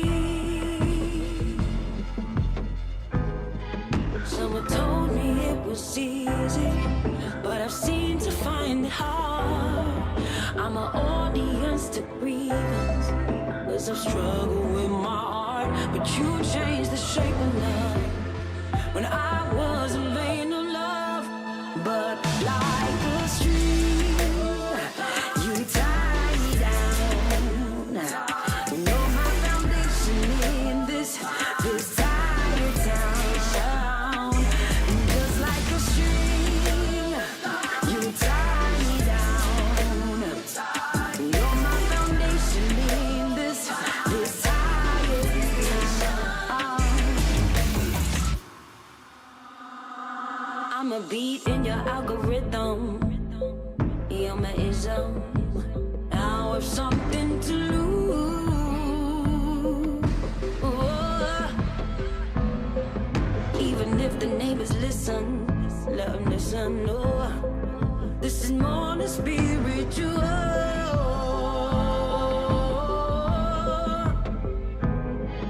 Someone told me it was easy, but I've seemed to find it hard. I'm an audience to grievance, 'cause I've struggled with my heart. But you changed the shape of love, and I wasn't vain of love.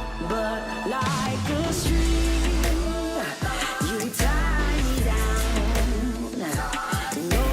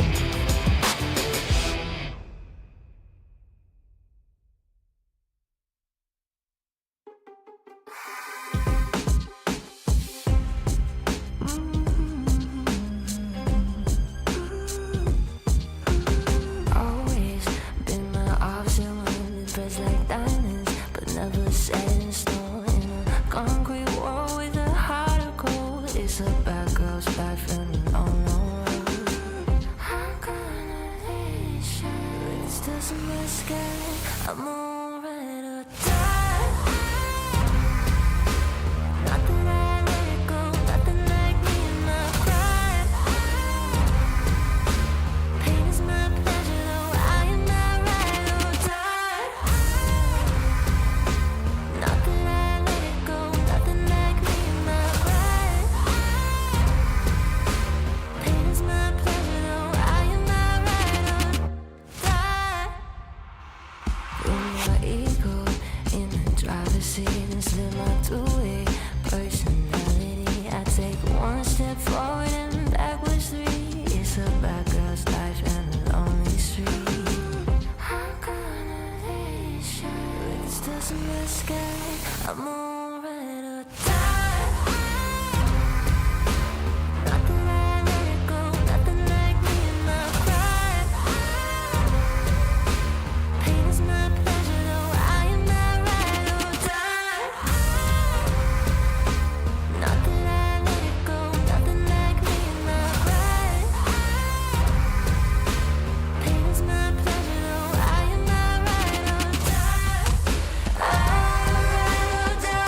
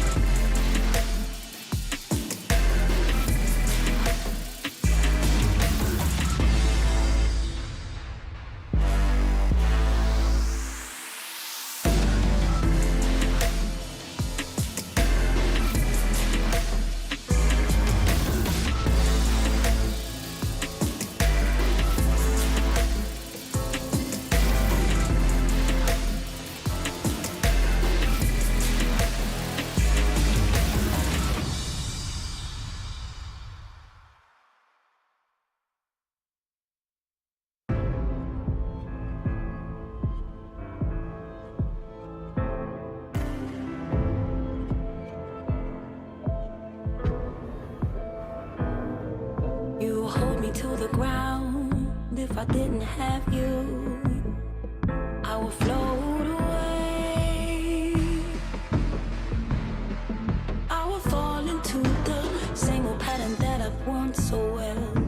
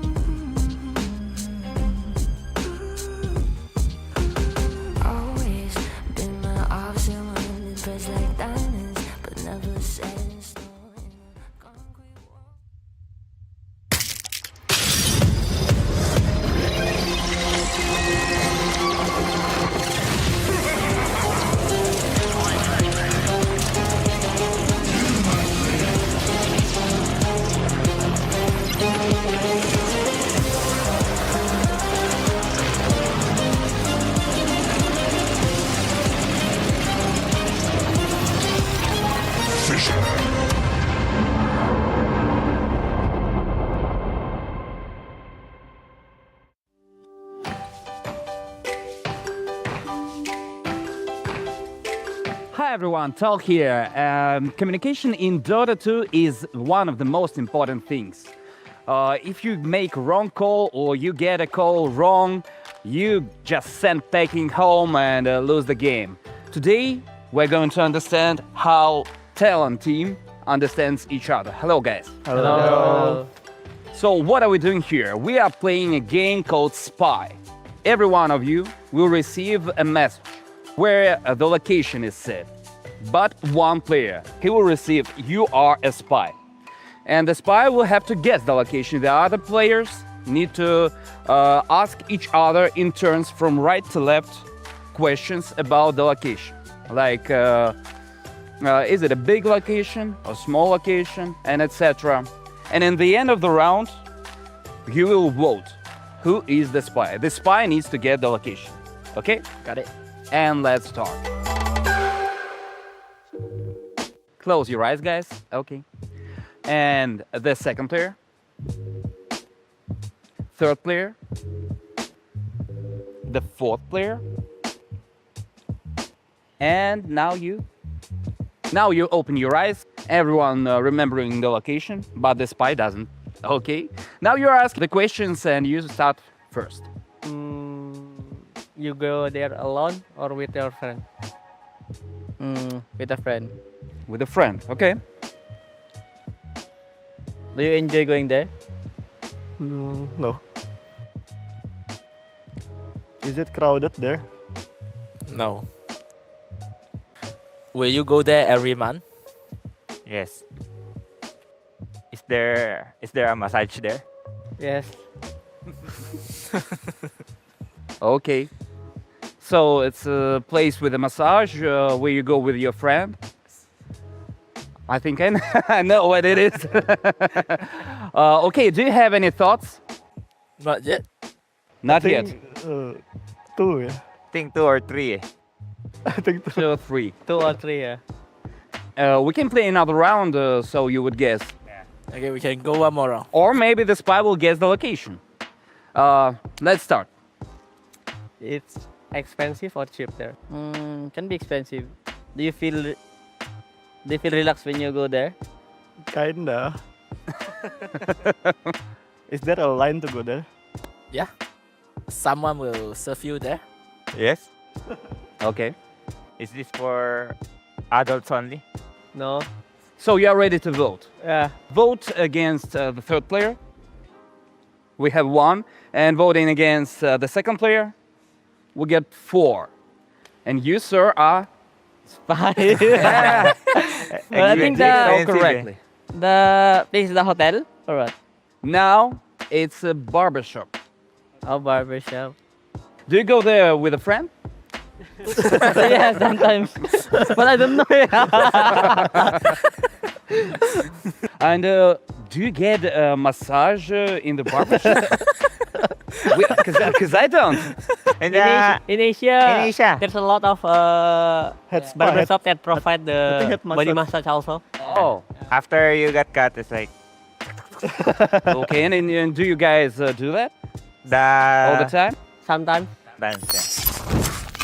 So that was Team Talon, and now we know how good you guys communicate without any words, how you good guys know each other and guess what's in the head of your teammate.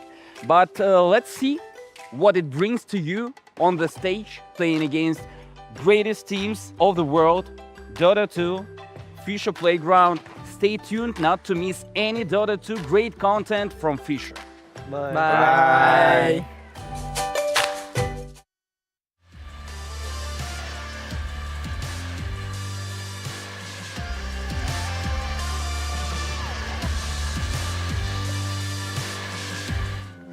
We're back for FISSURE Playground here in Belgrade, Serbia. It's already been a great start to the day. We saw Heroic up against Parivision, but it's still the beginning, Jenkins. There's still so much more for us to get to see.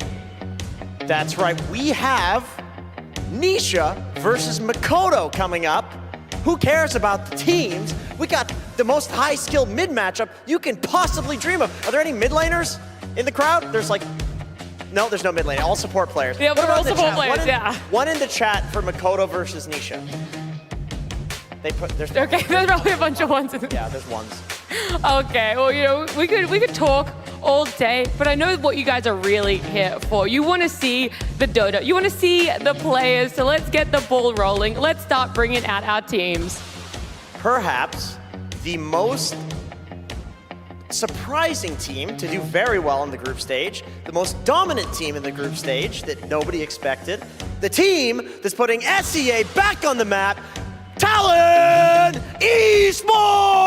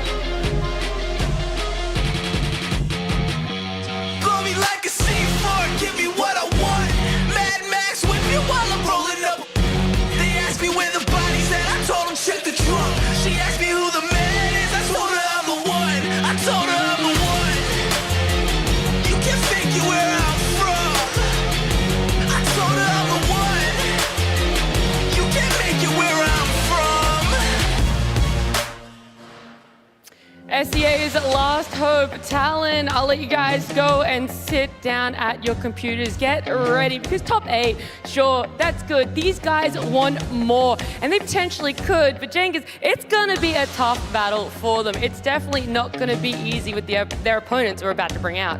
Yeah, Team Liquid doesn't need much of an intro, do they? We have the literal TI winners, Team Liquid!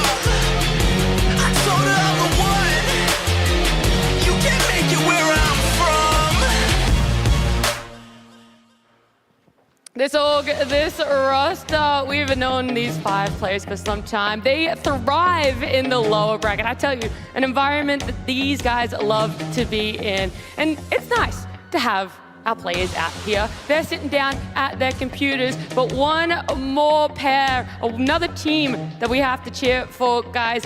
Put your hands together. We want to welcome our casters to the stage. It's going to be Bcop and Lacoste with Rezo.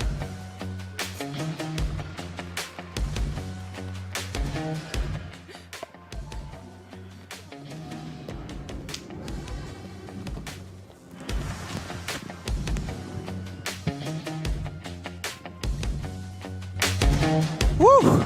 Back again here in Belgrade, ready to go with the second series. It's going to be a fun one. We've got Talon against Liquid, TI champions ready to go. And I am fiending for some more Dota. Lacoste, I don't know about you. You were in the green room. It felt like you were waking up, getting that coffee going.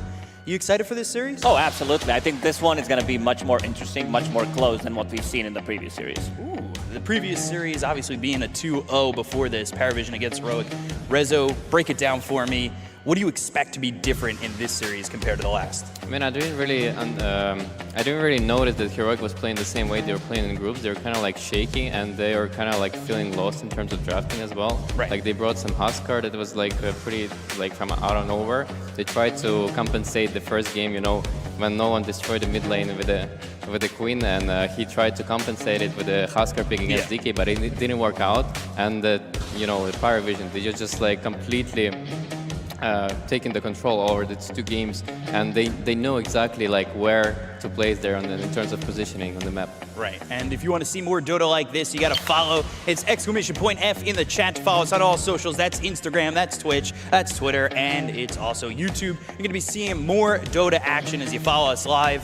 And this series is one to be seen. We have Talon, we've seen Makoto with the Lina really dominating with that when we haven't seen that really be the case for any of these other teams. But Liquid, they've tried some interesting strats. They've got the 4-position Slark with the jungle Enigma. Maybe we'll see that again. But what are you expecting, Lacoste? What are the heroes that are going to be contested the most? I think there's going to be a lot of emphasis on Tiny, because this hero has been played 3 times for Team Liquid in the last 3 games, and also we've seen Natsumi play 2 times from the safe lane. Liquid does flex the hero, so I feel like there's going to be a lot in terms of Tiny's, like in the first phase, probably going to get banned whoever doesn't have the first pick, especially if it's going to be Team Liquid, because they love to open with the hero, because hero does pretty much everything. You always going to have the scaling, you always have the team fight, you always have high ground defense, and the good scaling between magic and physical damage. Taking a look here at some player comparisons.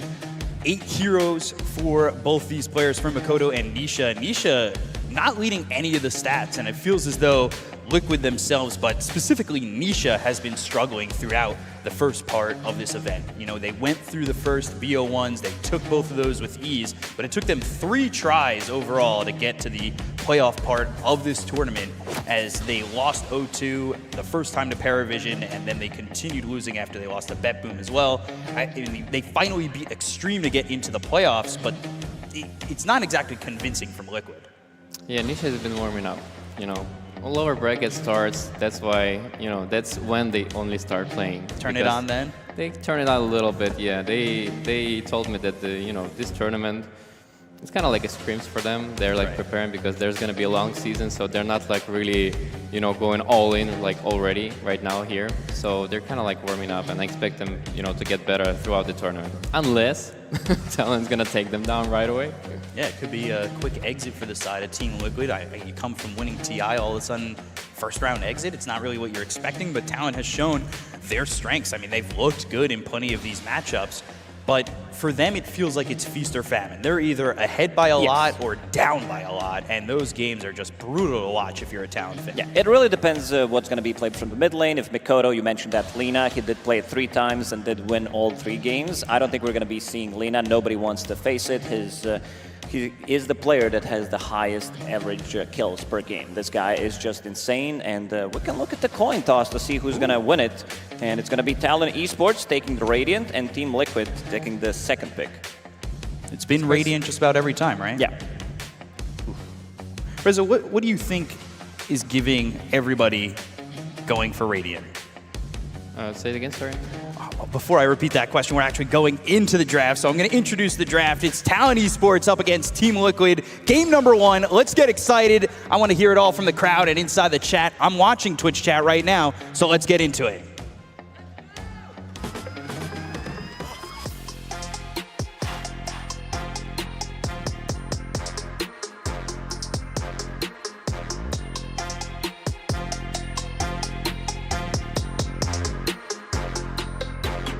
Talon Esports versus Team Liquid.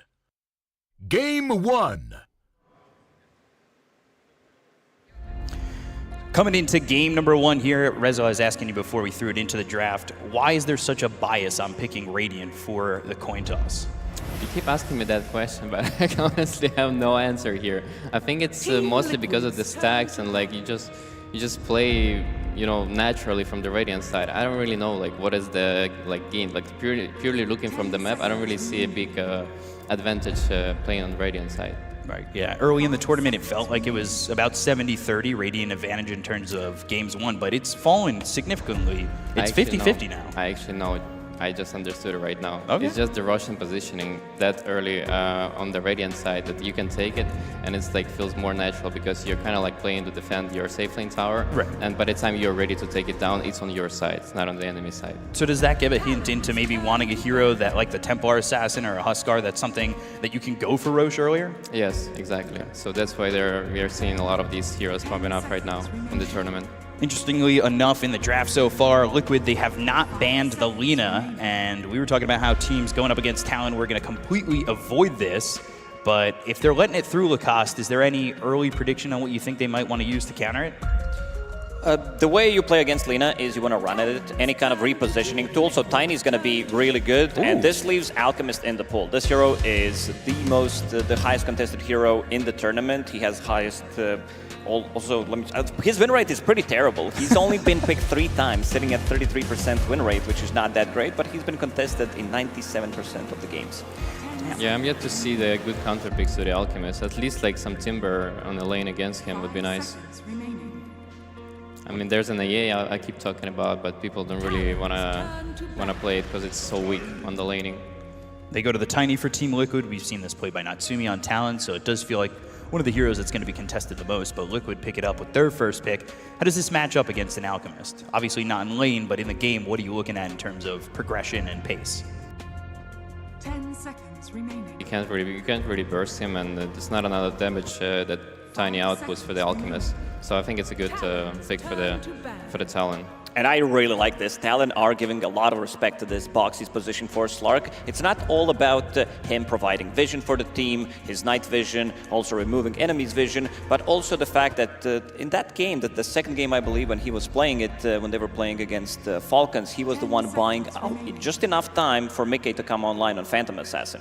So I would want to see maybe Lich that could come out for Team Liquid to have that, because Alchemist is all about physical damage, and Team Liquid, they do love to pair up Tiny with the Lich, especially if it's going to be played from the safe lane, so you definitely have a kill threat in that lane. Yeah, I actually want to talk about Lich and for Insania. I don't think he's feeling really well this hero right now, so they might switch it up a little bit. And especially like in the last series, Parivision against Heroic, they didn't really notice that hero at all. They just kind of like left it out of the pool. We've been seeing Talon, they tried to get Zeus to work, but we've seen that hero has a 25% win rate. It's a lot of heroes that it feels like have a low percentage win rate, and a lot of teams are still trying to force it. I mean, that's Zeus with 12 games, 25% win rate. We saw Cuckoo play it in one of Talon's games, which they ended up losing. Do you think they even try for Zeus anymore? Is that era of this tournament over? No, I think it's just too weak compared to the other heroes. It just doesn't provide you as much as like Betrider or like some other meta heroes right now that has been picked so much. I think Dawnbreaker would be a nice pickup for Talon this game. I think it's either Dawnbreaker or Terrorblade for the VS. They end up banning the Viper and go immediately into the Clockwork.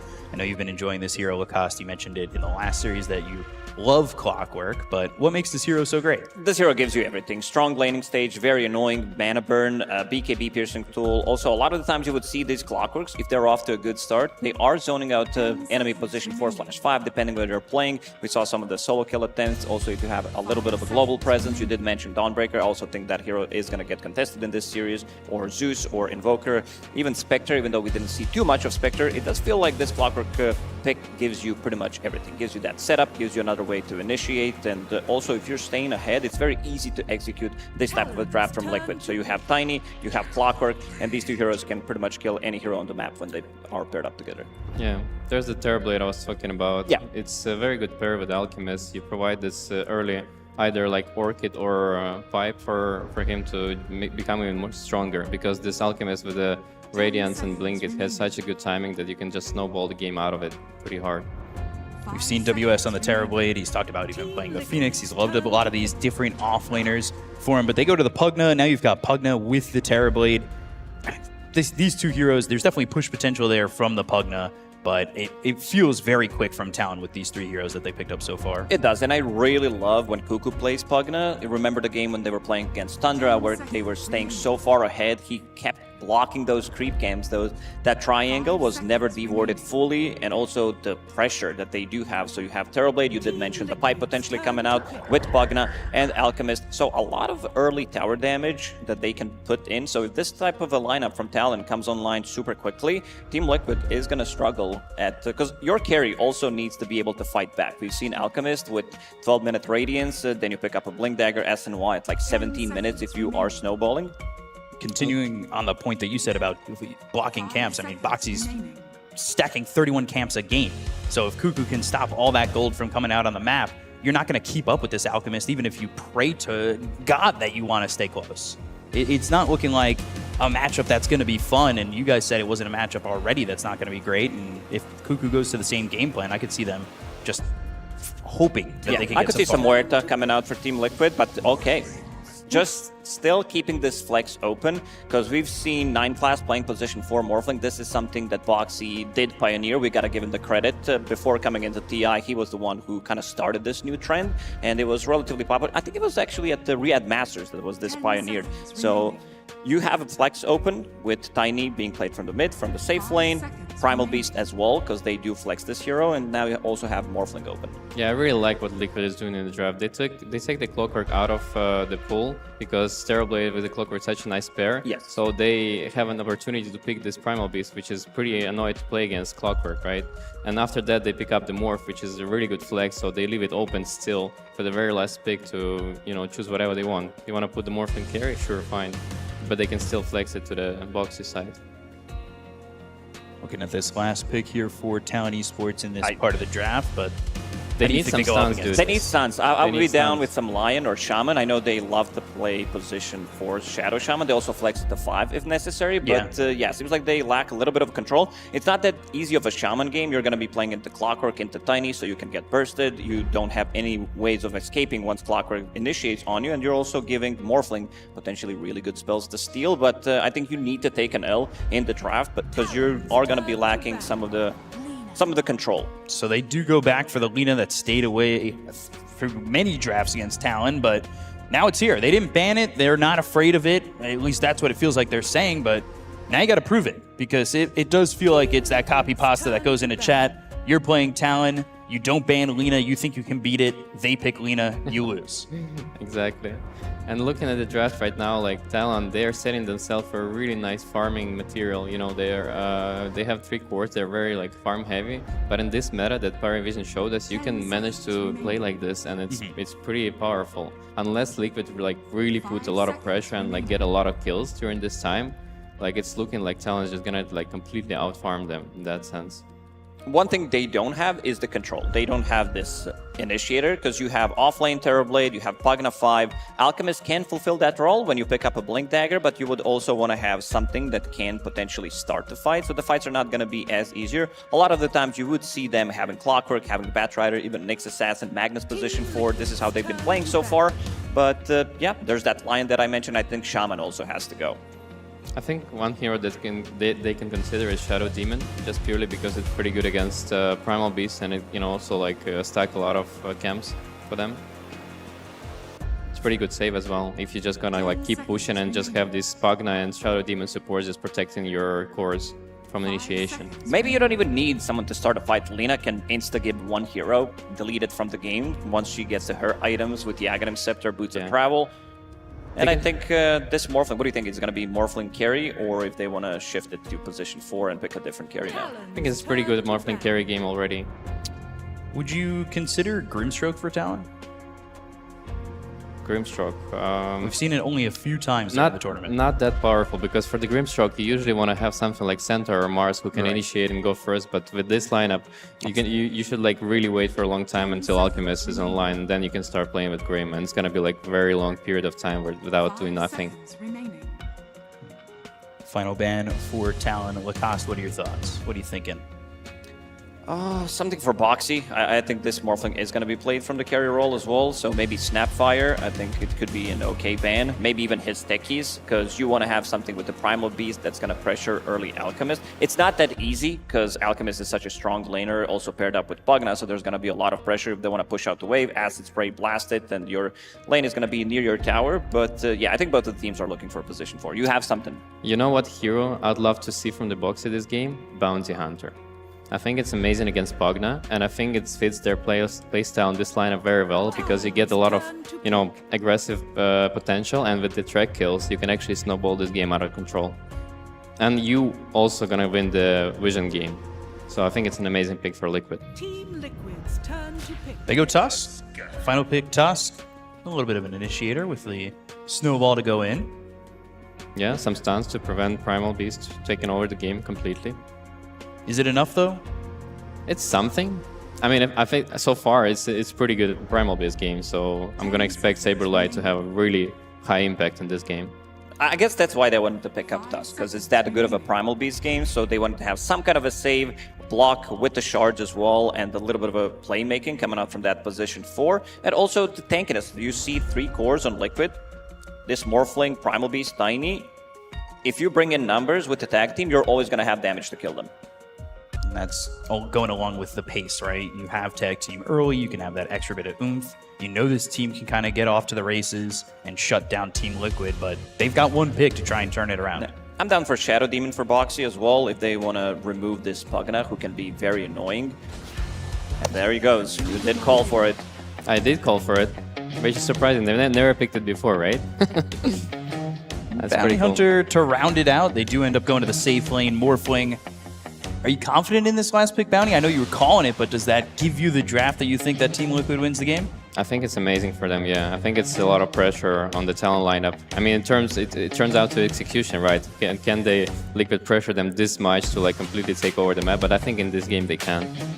Lacoste, what are your thoughts with this last pick, Tusk for Talon? They definitely needed something like that.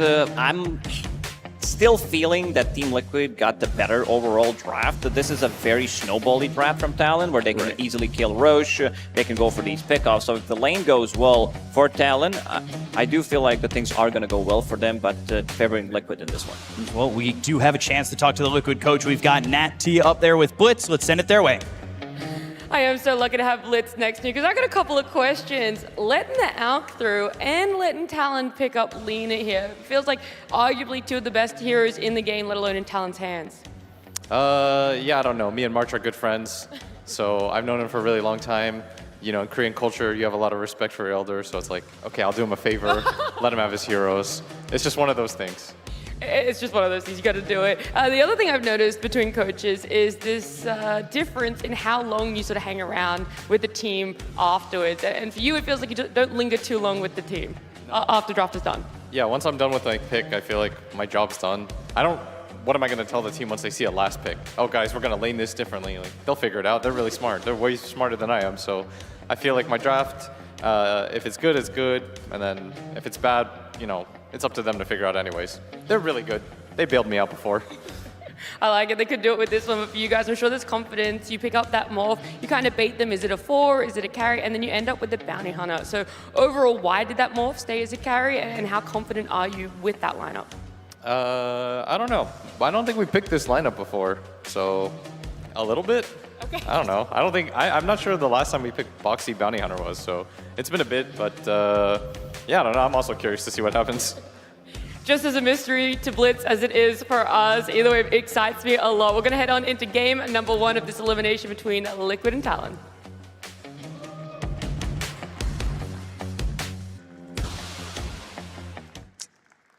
Thank you very much, Nat. Interesting, wise words from the man, the myth, the legend, Blitz himself, and confident in his team members and getting game number 1 under his belt. It's an elimination series, both teams on the brink trying to take this one home, and let's take a look as it might be first blood here for the side of Talon. They'll run in, they'll find themselves the bounty hunter, and it's that Pugna that gets first blood. Oh, good start for Talon. I mean, we've seen what Cuckoo can do. Once he gets that first blood, my man, he's playing the speediest hero in the game, and if he picks up another Windlace, he's going to be very difficult to catch. But also to point out the way the Team Liquid drafted is something that we did mention. Lina, she doesn't like to get tossed. That's why they're playing this Tiny as a core. That's why they have Clockwork and the Primal Beast. So if you can run at Lina and keep killing her, that's going to be great in theory, but we've also seen other teams also failing to do so, considering that he is 3 out of 3 games on Lina right now, and Cuckoo looking for revenge, and Insania with a chase of the battery assault. Cuckoo on the run. Eventually that'll end, and like you said, he's the speediest guy, and he'll be able to run away from that Clockwork. Makoto over mid, he has taken down some big dogs over in this mid lane, and it's not just a little bit more CS that he gets, a little bit more net worth. He's beating guys about 3-1, 4-1 on the CS when he's playing this Lina. If he's playing a favorable matchup, that's why I think that Team Liquid is going to be playing quite around him in the mid lane. There's going to be a lot of rotations from position 4 and 5 coming out to where they want to pressure Makoto. One stun from Tiny is going to be enough of a setup, removing some of the sentries as well, so that Bounty Hunter has pretty much a free entry with the backstab potential. And the off-lane duo, Jocam and WS. WS also undefeated on his Terrorblade. He did play it 2 times.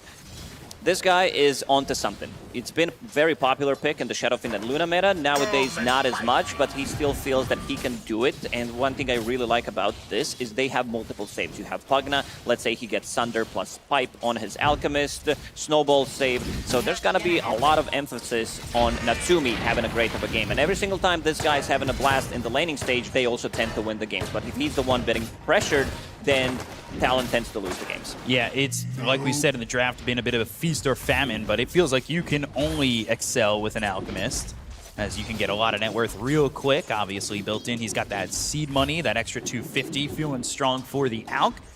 Gonna try and make it work here with Cuckoo, but going back to that Terrorblade, it'll be interesting to see the lane, because you talked about tag team, you talked about how they can pressure early on, but he went Metamorphosis level 1, and they'll have to wait about 2 minutes before they can really get back and maybe pressure at a level 3 for the two of them. It's going to be a lot of spam. Whenever they get close, he's going to use his Q, try to get some extra damage on top of them. But the way Terrorblade itemizes is he gets 1 Wraith Band, 1 Bracer, picks up a Magic Wand, so becomes relatively tanky early on, just so that he cannot get bursted. Can already see that Lina's 11-3, but the difference this time is Nisha's keeping up. This mid lane, like you said, very important, especially Makoto. We talked about how Natsumi's feast or famine, but Makoto needs to get out of the laning phase ahead. This is a guy that really knows how to take advantage of any lead he gets, and they'll go for Insania in the top lane. They've got the shards to block in the Clockwork. Good body block. Blood Grenade thrown in, and that will be WS with this Terrorblade without the Metamorphosis getting that kill. I'm really surprised that we didn't see Tusk being picked up as often as some other position 4s, because again, this hero hasn't been nerfed much.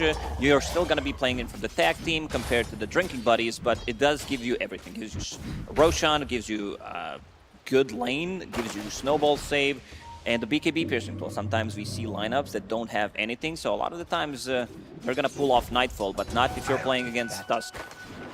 They're going to try and maybe get a kill again in that top lane if they've got that Metamorphosis back that up. money. Stealing some money, Boxy putting some damage in on a Cuckoo. I really want to keep an eye on him and how many camps he's going to try and block. But it's not Boxy with his Bat Rider that's stacking 30 camps. With Bounty Hunter, that's the problem with the hero. He cannot stack. He's not like Boxy's playing Bat Rider or Shadow Demon to be able to have 20 stacks at 12 minutes. Go for Natsumi. They'll throw Trample on him for a little bit, down to about 30% of his health remaining. But Saberlight's got to be a little bit careful. Cuckoo just throwing the Nether Blast on and just trying to keep him low on health. Wondering which one of these teams is going to utilize the Twin Gate. Both these teams not afraid of really rotating if need be. Yeah, I could see Alchemist trying to go through the Twin Gate and grab a kill, push out the wave with the Acid Spray, and then go for the backstab. But there's also going to be a good vision game, because Box is going to be providing that. We did say that he's not going to be stacking as much in the triangle, so going to be more focusing on the lane, putting the pressure. Talon already 1k gold lead, having that extra goal from Alchemist. Natsumi, he's in trouble. Low. The Trample, they'll get the kill. Saberlight will get credit for that one. They'll get themselves on the board, and there's not much Cuckoo can do. This is really the benefits of having Primal. He's tanky, and he really doesn't care what gets thrown his way in the lane. Yeah, that's also the problem, because a lot of the times you would see Clockwork, Dark Willow as well being super popular. Anything that can stop him, Crystal Maiden, carry Dragon Knight. Now you have Alchemist, but you're also not putting too much pressure. One of the reasons why El Saber Lido is also staying on top of the network. They are not putting that much of a pressure on him. Boxy's doing a really good job. I mean, speaking of money, they do create some extra money on Alchemist, but then Boxy steals it back. Taking that little bit of extra that you get, but Rezo talked about it in the draft. Having this track at a potentially good timing when you're able to get a couple of these kills can help kind of sustain you when this Alchemist is at his peak. Yeah, for sure. They look at Insania once again. They've got the shards. They'll go to the Metamorphosis. They'll try to kill the Clockwork. There is a TP in from Boxy. He commits to the TP. Mid-gate wave forms in. He's starting to shift a little bit. Boxy on the run. He's invis under their noses. We'll throw the stun onto Jokem. Nisha's going to come to the top lane. We'll look for the tree to be thrown over onto the Terra Blade, but it doesn't get either of them. This Tusk starting to run. The toss is there. He's down to one shot before he dies, but getting himself a little bit of a distance here between this Morphling and throws the shards out. They're not going to get him. Jokem's going to survive for now. He's got to go all the way back, though. If Boxy gets even the slightest chance, he'll get level that 1 kill. is not enough to grab a kill there, so even if he catches him, it's still not going to be good enough. So they wanted both of them, but didn't get a single kill. Ooh. Boxy thought about it. Yeah. Radiant's bottom tower. Do I dive is into under here attack. too? Probably not. Mid looking really good here for Makoto. We have talked about his Lina performances time and time again. Saberlight comes over, so does Cuckoo to try and secure this rune, and it will be the Invis rune picked up for Saberlight. We see this more often nowadays, where position 3 is making a move 6 minutes in, just in case, securing that rune, and also maybe potentially grabbing a kill, even though he is not level 6 on himself yet. One of those heroes that can return a lane pretty quickly too if you need to onslaught back. Yeah, also a hero that doesn't really need levels to be able to be active on the map, especially if you played from the mid lane. TB finished off his power treads, so WS is pretty tanky. Wraith Band, Bracer, 3 branches, and now power treads. And what's the build here for the Terrorblade? We've seen a lot of pipe into shard. I think you have to get pipe in this one. It's just too valuable. You are playing into Primal Beast Tiny Clockwork, so you want to mitigate all that magic damage. Boxy, let's see if they rotate one more hero. There has been so much emphasis. They got Put down that sentry. Yeah, they know he's Jokem needs there. to do it. Problem is he's not level 4, so doesn't have Snowball. Can block it, though. He has the TB coming over. They know he's there. They'll try to pick up the Wisdom Boxy Rune. It's got going to be it. Boxy who gets it, but does he escape?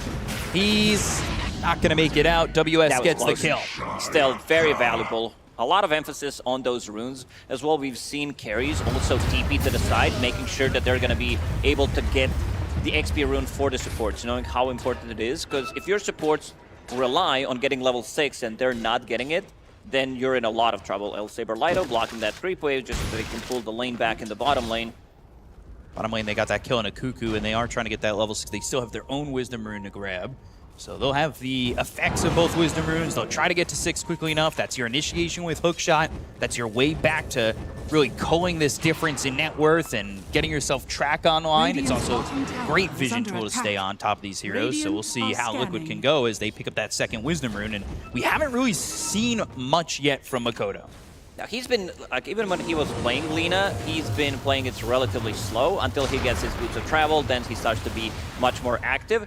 Nisha does have Arcane Rune available. That's the best rune you can pick up on Tiny, because lowering your cooldown, and if you manage to get like 3 tosses in a fight, that's still going to be big. Still, the biggest winner of the laning stage, of course, it's going to be Alchemist, no matter how much you pressure him. Box is here. They'll look for the onslaught. They're going to try and get this kill to the Alchemist. He's level 6, so they go to the Pulverize. They've got Nisha here. They go to the toss, but he'll stun himself. The Nether Blast is not going to be enough, but the snowball's there for a save. It won't matter much, as Natsumi still going to be run down. Boxy gets credit for that. Insania grabs Cuckoo, and Liquid are all over Talon in the bottom lane. Not much for them to do when everybody's here. Radiant's bottom And it makes tower Talon's is life under attack. very difficult, and they already slowed down this Alchemist. Team Liquid, they have a really good lineup that says, we're gonna run at you. And this was before they even killed the tier 1 tower in the bottom lane, so Dire's completely middle creep tower skip, is under Boxy, attack. again providing vision, and putting down this deep observer ward that could scout Alchemist. Radiant's bottom tower is under attack. Quick pause. Always a quick pause. Could scout the Alchemist. We'll see what they do in terms of keeping the pressure on. It's Radiance, obviously, for the Alch, but I know Makoto's slow to really get started. We've seen a couple of games where he doesn't really get involved in these ganks, but it feels like they kind of need him, and if Liquid can keep this vision up, it's going to be problematic. They didn't get the experience, so the supports are not going to be having as much impact. This is level 4 Tusk and also level 4 Pugna we're talking about, so they will have a bit of a slower entry to the game, so somebody will need to pick it up. Definitely not going to be Terrorblade, considering that this is not a hero that does move. And we talked about his itemization. He is going for that pipe. Makes a lot of sense, though, in this type of a game. Wants to have something that he can fight back, and also is going to give them really good timing with the Alchemist. Even though Natsumi did die, he's still doing very good in terms of the net worth, even with 2 deaths. So still going to be that like 13-14 minute radiance. Yeah, sitting there second on the net worth, but Makoto, he's getting there. He's keeping up with the Alchemist. They're on the same side, but you want to use that burst damage, try and get something going. Saberlight not afraid, like you said, to go past that tier 1 tower and go for these ganks. You got to really sniff it out if you're Talon. All these obs placed across the river to make sure that you can keep your Alk in the lead. Alk starts to fall behind. This Alk draft is not going to feel that great. Is under attack. Cuckoo going to sit here over mid because we were talking about the Wisdom Runes not being picked up for them, so he's just level 4. They've already got level 6 here for the Clockwork. Hookshot available. Track available soon as Boxy is into that level 5. Getting rid some of that vision is going to be very important, seeing that they can put more pressure onto Alchemist, maybe kill him one more time before he can get that Radiance up. And now Boots of Travel being delivered on Makoto.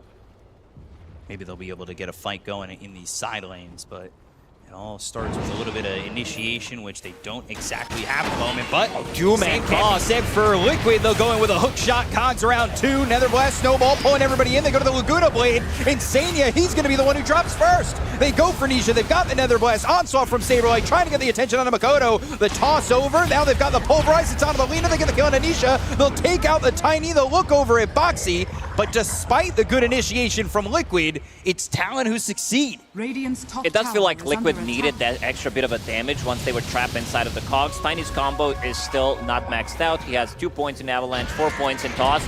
Now they're going to start to put more pressure onto Mickey. Mickey's going to die. That tag team is doing the work. Natsumi, the one who gets credit for that kill. I mean, they slapped that Morphling. Natsumi moving, and we weren't too sure if they were going to move out of the lane. We talked about Terrorblade maybe not moving, but he comes over and they get those kills. They need extra bit of a help. Anything they can get, as we said, those supports, they're still not level 6 on Talon. But once you get those level 6 up, especially on Pugna, the turnaround potential is going to be really good. And I also don't see anybody on Liquid trying to go for any kind of like Spirit Vessel. These are also not the heroes that build into early Shivas. WS. Wave 4 WS. He's got Sunder, but he gets it off. Now goes for Insania. They've got the Cogs, but nobody's here to help. Avalanche toss and WS tracked up. That'll be a track kill for Boxy using that Shuriken. Got the Sunder off. Got a little bit of extra time, but nobody in the vicinity for Talon. It's just opening up more space for Natsumi. And he is still just second on the net worth, not really pulling ahead of any of these heroes just yet, but he is working on that Radiance. Natsumi's pretty happy if any of his core dies. He would prefer if it's a support, of course, but this also relieves some pressure on him, so gonna have that, as we said, like 12-13 minute Radiance, still gonna be online even with those 2 deaths. So they try to use this deep obs to maybe grant them something, but they smoke up, they go into the jungle. Will they find anything? If anything, it'll be Cuckoo, and they spot him. They've got track, and more gold going the way of Liquid as Saberlight finishes him off, trampling on his dead corpse. But the hook shot comes out from Insania. They found Makoto. It's this vision here that's really helping them get a little bit of activation going, and they go to the track. It's on to Jokam, but nothing more from Liquid just yet. Did not have enough mana to cast the Cogs, didn't do the math, but yeah, still gonna be some damage to the tier 1 tower in the mid lane. The good thing for Liquid is El Saberlito is having a really good game, and he's also not, like we've seen him play it, I believe, 2 times, did go for SNY. This time around, he understands the importance of him running in, being that front line, so going for a BKB straight away. There is only one BKB piercing tool on their side, and that's Tusk's punch, but seems like that's not going to be enough. There's not going to be enough damage to just like bring him down, so really like the itemization from Saberlight. So now Natsumi going to the Blink Dagger. He also wants to try and initiate once he gets that with Radiance. We'll see if it ends up being enough. So far, every fight seems to have been started here by Liquid. They're the ones who are initiating everything up to this point. It's all come from Insania with that hook shot, who's going into the Solar Crest to start. 5-position clockwork. Insania making everything work. There's going to be a really sick timing. That's why Team Liquid are playing very aggressive, and they're going to smoke once again. We're talking about this pipe on WS, and Natsumi picking up his Blink Dagger, BKB, SNY. So Toss this is to a great kill if they can get it. Yeah, they've got the Pulverize to follow it up. They didn't need the hook shot to start. Cuckoo's going to try and get a save here, but now charging up the stun. The onslaught's there. BKB's going to be popped. They've got the cogs around too. Cuckoo and Natsumi are both dead. Everybody here for the side of Liquid.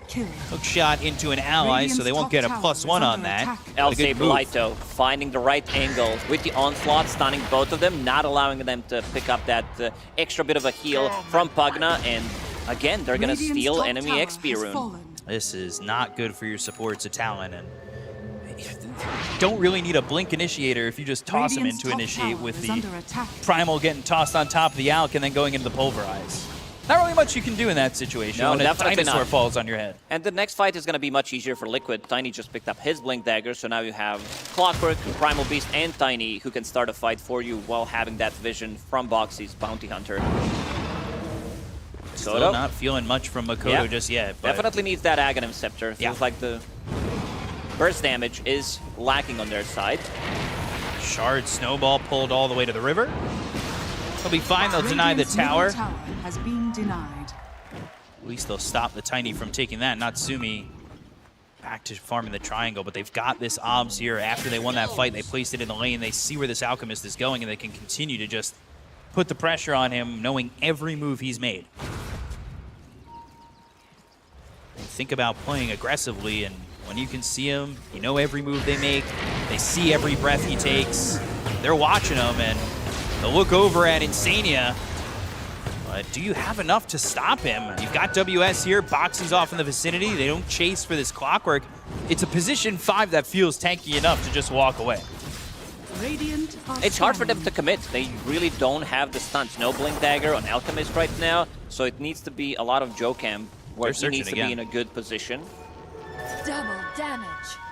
They had that Watcher. They don't move up. Natsumi was near the area, but this is exactly what Liquid need to do. They need to shut down the map from this Alchemist. He's still sitting top of the net worth, but maybe not where he wants to be. Would love a little bit more of a lead, a little bit more gold in his pocket to have that blink, to have that initiation. And this early on, when you see a deficit for an Alchemist lineup, you start to question if it's even going to be able to win come the next 2 items from an Alch. With this move from Liquid, they didn't really kill Alchemist, but they also forced him to run from the triangle down to the bottom lane, where Mikoto's also farming, so both of them can get the farm. Map is getting smaller. Nisha is in, so is Insania. Avalanche and the hook shot. They've got the toss. They'll go to the Laguna Blade. It's not going to be enough to kill Insania. Cuckoo actually surviving here. They'll pop the pipe. They've got the Walrus Punch. They get the kill on a Saberlight. They will get themselves a second on a Boxy, and the chase is on to get some more, but Insania already up the steps and away from the side of Talon. This is the big timing that I did mention on Talon, where they pick up the pipe, they group up around Alchemist, and now you're going to see this tier 1 tower finally falling. Talon, all they have to do is not get picked up. They need to bring numbers to the table. Alchemist, Blink Dagger is about to be finished on him, so we'll have that second form of initiation with the Tusk. And Aghanim the Axe, Scepter, yeah, that's the big one. So double big item here for Talon, and they win a fight there. They take out the 6-time spree from Saberlight, get a good amount of gold in their pocket. The counterplay from them has been good. Obviously, they lose Natsumi in the triangle, maybe a little bit more tough to stop that from happening. But for the most part, they've played around these fights really well. Yeah, they have a lot of sustain. They're going to try and go again. They've got the blink into the toss, the avalanche there, and a Cuckoo. They've got an extra stun. The stun on a 2 coming out from Natsumi. WS is going to be here. The onslaught off the mark. Nisha low, so is Boxy, and they will clean up both. Cuckoo Again, the counterplay about this one. He almost lived there. If that stun connected slightly faster, 1 millisecond, he would be able to get the drain. They already used everything. This is also the fight where, like, Mickey didn't really join. Mickey is still farming, and Morphling is level 13. We've seen some of the slower entries from Mickey into the games when he was playing Phantom Assassin, when they were playing against the Falcons, and they were farming it up so much. Then suddenly he hits his timings, joins the fights, goes for some of the solo kills. Saberlight on the run a little bit. You're now hitting this timing too with the Terrorblade, who's going to be able to farm with the Shard. He's got the Demon's Heel. This is where you really start to ramp up if you're a Terrorblade in the offlane. They've given him enough time, and he's surpassed Nisha. And it's just going to get worse. The Terrorblade does a really good job post-Shard of farming. Natsumi's still in this triangle, continuing to farm. And Cuckoo with WS, they've been a combo throughout a good chunk of this game. Haven't seen too much from Jokem in terms of initiating, but he's there to get the saves when need be. And again, they are smoked up on the side of Liquid looking for an opening, and that's going to be towards mid, but at the same time, there's a smoke from Talon as they'll head up towards top. Yeah, you did mention Jokem. He didn't die a single time in this game. This is the guy that has highest average number of deaths per game in the tournament. 1, 0, and 8 right now. Has a Blink Dagger. Finds Insania, and they're going to be there to get themselves the Walrus Punch, the control, the shards are perfect. Another stun, and they'll drain him of all his life. Makoto getting that kill and putting himself on a spree. So it was a 3,000 net worth lead for Liquid, but that quickly topples over and goes the way of Talon. They've done a good job rebounding, because this didn't look good for a couple of minutes for Talon. It did, but this is the timing. Talon, once they get another round of items, they're going to be super tanky. Natsumi cooking, trying to find something. Overcooked just a bit. Doesn't find anybody there. Nisha here with Boxy just throwing those tracks out and trying to find an initiation with the Blink Avalanche toss. They've got the Lincolns now on Morphling. Damage from Team Liquid is relatively slow. It needs build-up. Couple of Shurikens, Battery Assault is slow. Same goes for the Primal Beast. Other than Tiny, there isn't that much of a burst damage instantly, and if they get the pipe, if they get one save, I feel like Talon is just going to be winning those fights. Yeah, we've seen it a couple times already where they kind of run out of gas on Liquid. They have that initial pulverize, they have that initial control, but like you said, it doesn't sustain that well. Talon, they're just farming up. They're staying on their side of the map. They're not taking anything too crazy across the river just yet. They're happy to let Natsumi continue to farm, and he is starting to break away in terms of net worth. Obviously looking for anything he can in terms of information, but it's all about Liquid and whether or not they can execute with that info. They've got the scan. It's on to Mickey. Mickey has Lincoln Sphere, so very good pickup. Cuckoo can be the one proccing that Lincolns. Right. So that Lina can get the burst damage. But for right now, he's fine. They go in deep. They throw down a ward in that triangle. Natsumi continuing to farm here. All he's going to see is an illusion of the Morphling. Get that continual farm going and then TP back towards top. So he's moving around the map quite a bit. They want to leave them alone, Boxy. Let them get a wisdom for the third rune. time. There is no way that they steal this rune. I don't know. It's they're going to be ready. They go to the dust. It's going to hit on the Boxy. They've got the stun. He tries to get it, and Natsumi will finally get a wisdom rune here for the side of Talon. Enough is enough. Yeah, ended. It only took 21 minutes for them to get their own wisdom rune. They're still chasing Saberlight. They have the punch, so he can't BKB TP out. And he'll try to onslaught for some distance. He needs to get all the way out, but Jokem's got this Blink Dagger to stick with him. He's not going to blink close enough, and he found a spot in the Roche Pit to get away. Good job there by Saberlight, making sure that he's not a +1. Under attack. They finally get a wisdom rune here for Talon. And Liquid still just farming up. They want Nisha to have this Conda, and they might even potentially wait for the Conda BKB. It's a long time to wait for Liquid to really feel comfortable because they've started all the fights, they haven't won them all. So they may not have the confidence to continue to jump in the way they have. It does feel like they need another round of items. You did mention this double Conda on Morphling and Tiny, so the burst damage that they're going to get from those two items. First Laguna Blade with the Aghanim Scepter. Toss though, I don't know if this is advised. Pushing on the cogs, they'll land the stun. It's on a Boxy. And with a Dragon Slave, Makoto will get the kill. They got the Walrus Punch out on Anisha. Mickey comes over, but you need to get the Tiny out. Makoto, if they go in, he might not be afraid of just letting it rip, but instead, the Dragon Slave comes out. Makoto to the stun. It's Run the Alchemist. It's on to Saberlight. They've got the follow-up LSA. He just BKB TP'd out top, and that's another kill for the side of Talon. Natsumi coming in and helping out. They want to chase. Seems like they are providing vision with this illusion from Tusk, but they say enough. They don't want to overextend. You can still feel that Team Liquid, they're lacking that burst damage. They go in and it takes them a while until they can kill this position for Tusk. Microphone. Yours working? Mic check, 1, 2, 1, 2, 3. All right, we're good. Start the game up. 3, 2, 1, getting it going. Game number 1, Talon against Liquid.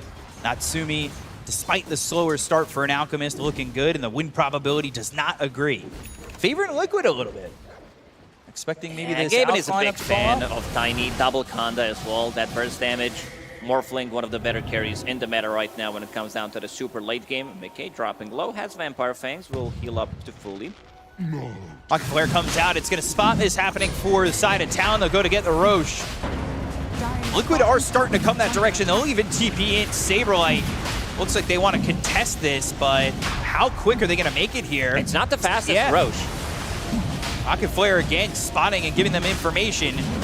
It would have to start with a good Blink Avalanche toss, but they start to evacuate the pit. A little bit slower for WS, thanks to Roche bashing him up. But these heroes start to come over from the side of Liquid, and if they can get good positioning here for Talon, they can really make it hurt.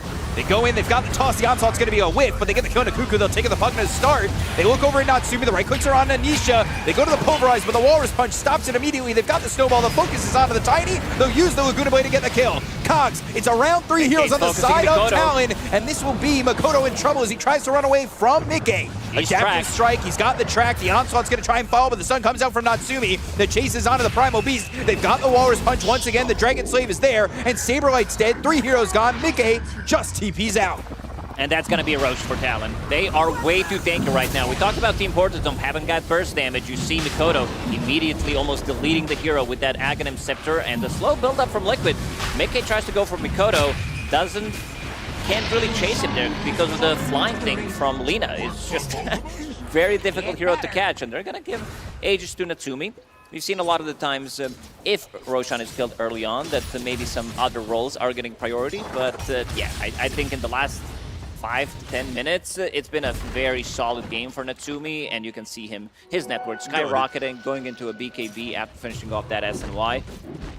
You know, that fight where bottom, Mickey has Makoto 1v1, but they had Cogs around 3 heroes. I feel like if Mickey focuses his attention on the heroes that are kind of... They were not on the same page, yeah. They were split, and it cost them a little bit too much while trying to get that kill, and eventually he doesn't make it, because it felt like the rest of Liquid had to try and compensate, but they can't compensate for this. They're going to lose Nisha. WS dominating with this Terrorblade.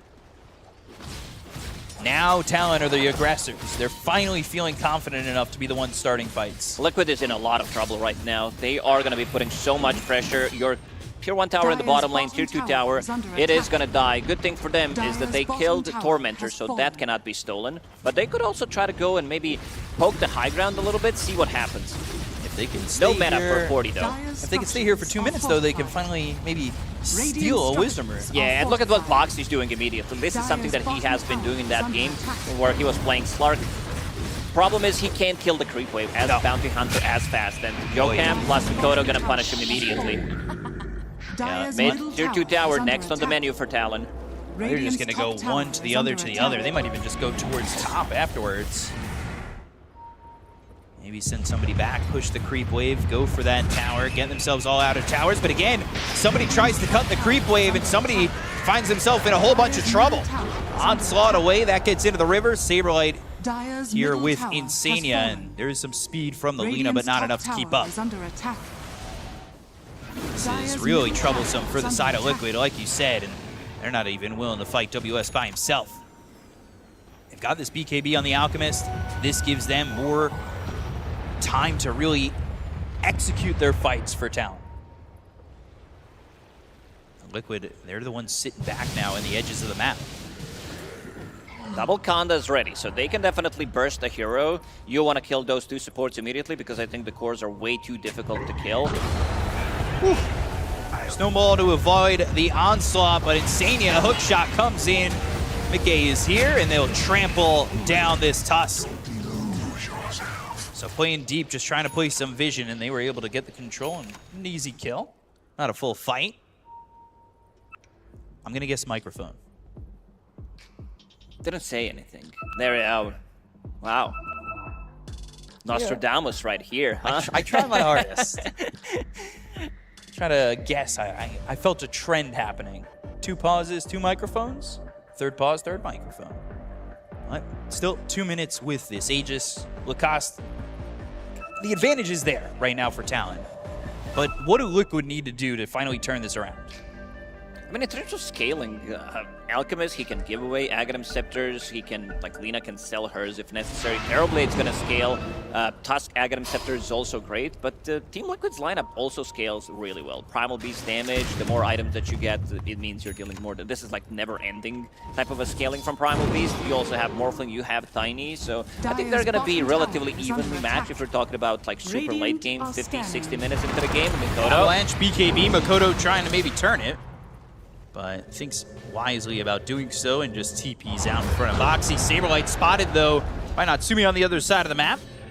Nothing doing there, and they won't stop him from TPing out without the BKB usage. A little bit split from Talon, but of course they do have the boots to travel on the Lina to join in when necessary. But now working without that BKB, only a minute and a half remaining on that Aegis for this out.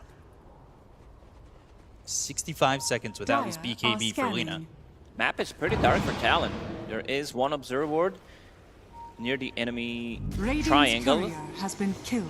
in the outer ring, but that's about it. So right now they don't see anything. Boxy spotted, caught, and silenced up. This should be an easy cleanup for Talon.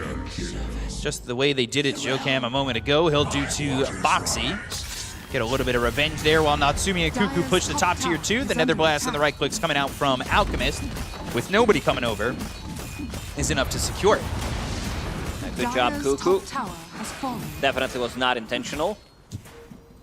Always got to get those last hits as a support. Yeah, with the teammates like this, you don't need enemies.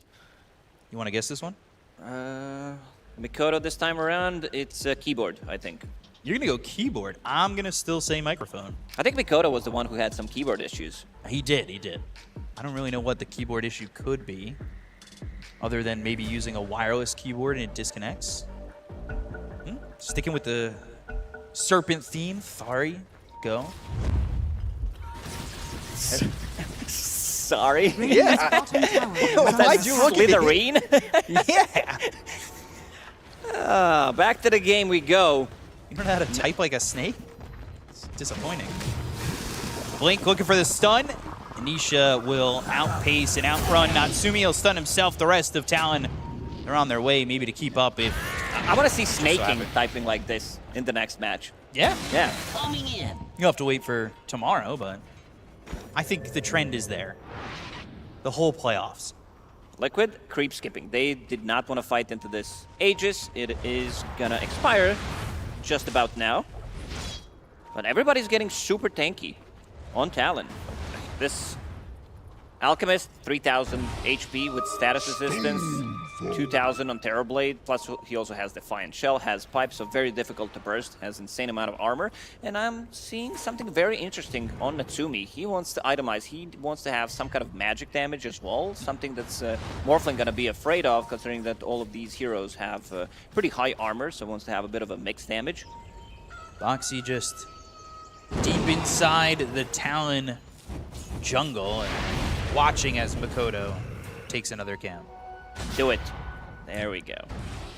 Track and then just Did run. not want to risk it. Did not want to go for that hit. Give away his positioning, then he's just dead, and then it's a waste. But he gets the track, and I don't really think it matters all too much. Is under attack. Not really feeling much presence out of the side of Team Liquid just yet. Kind of waiting for these next items. Shiva's Guard for Saberlight, but now they're going to smoke up. Maybe they can make a play happen. Side of Talon are on their side of the map over by where their offlane towers once stood, but instead they're focusing over mid and walking in while the side of Talon TP over. Can they find anybody? So far, no, but Tusk shows himself. Oh, Blink that over, was blink quick. back. Quick fingers there from this Tusk. Liquid not choosing to go in. They didn't want to continue the route. He sniffed them out. He knew exactly where they were coming from, ready. Maybe even a bit of a show-off, I would say. Photo going into the Lincolns as well. He's got that bots, Ether Lens, BKB Axe. Natsumi farming up a Storm right now and looking for a full Mjolnir. He's got that SNY. You've been loving that item. Best item in meta right now. Gives you everything. That's why we're seeing it on pretty much every single hero. Usually before the BKB, right? The fine Boxy, get a quick kill. Laguna Blade showing what you could do with this Lina. Easy burst damage, easy kill. All 3 games that he did play on Lina, he did go beyond Godlike. In 1 game, he did go beyond Godlike twice. Yeah. Getting there. I don't think he's really going to be stopped at this moment in time. Especially with how timid Liquid have been playing for the moment. And Makoto feeling very confident. And again, it started from the laning phase. He was about 1,500, 2,000 gold ahead of Nisha coming out of the lanes. So he was really happy with what he got out of this Lina. And they didn't really come to gank him. No, I was expecting slightly more pressure onto that Lina in the mid lane, because you could definitely grab a kill, but you can't be anywhere on the map. Right. And it wasn't until he got those boots of travel that he started getting the ball rolling, but he got that, got the Ags, and nothing stopped him since. Liquid again here towards bottom, and maybe they catch a glimpse of somebody coming over. It is Joachim again here with Makoto and the rest of the team. But who's going to show their pretty head? The LSA gives the information that Lina's in the vicinity. They put the gem on a WS and Cuckoo's in the backlines, but they don't engage yet. With a minute remaining on Roche. Death Timer, they'll find themselves the snowball. They've got control on Tabaxi. Laguna Blade is there. Natsumi gets the kill with the Radiance. Silence onto the clockwork. The chase is on to get the kill into Insania. But on the other side of the fight, they'll go to the onslaught, but no. They won't be able to get that all the way through and go to the pulverized area. They got the kill to Joachim as well as Cuckoo. Both supports taken to the side of town. The pop, the Lincoln's on Makoto with the BKB pop by Saberlight and Mickey. The chase is on to get the kill into Natsumi, but he's starting to run with a BKB of his own. Alchemist, not a lot of mana remaining, but WS is right behind him to try and help out. Got the courier coming over.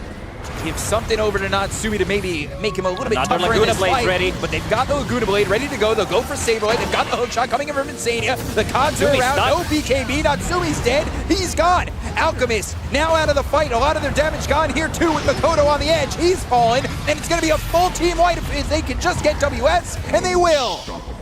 What a team fight from Liquid. Even though they were fighting into vision, there was a sentry and observer ward on the high ground, they still get the jump, and that's exactly what they need to do. They have Morphling and Tiny paired up together, immediately deleting 2 supports, because they have so much saved. You have these like 4 staffs, you have also Glimmer Cape, Snowball, Pagna is also very annoying, so Team Liquid, they find 2 best targets they could find, kill them off immediately, and then take a fight, because Nisha didn't have to pop his BKB immediately, and we're going to see that again.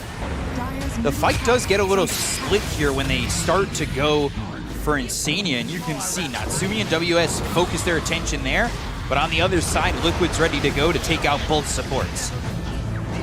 They also had buyback available on Insania, and that's going to be very important at the back end of this fight when it goes a little bit more south. And Natsumi also was forced to run away during the BKB timing because Mickey popped his, and you're not going to be taking that fight. I also don't know if he did have Metamorphosis ready, but at this point, the fight is pretty much over. As we said, those BKBs, they've been still holding them. Nisha for a very long time, and Insania with the buyback catches them inside. And look at this damage from Mickey. Mickey is definitely online now. It's a bit of a problem now for Talon. They were up 12,000 net worth. They get team wiped. That goes down to about 5,000, and now they've got an Aegis in the hands of Liquid. It's an even game.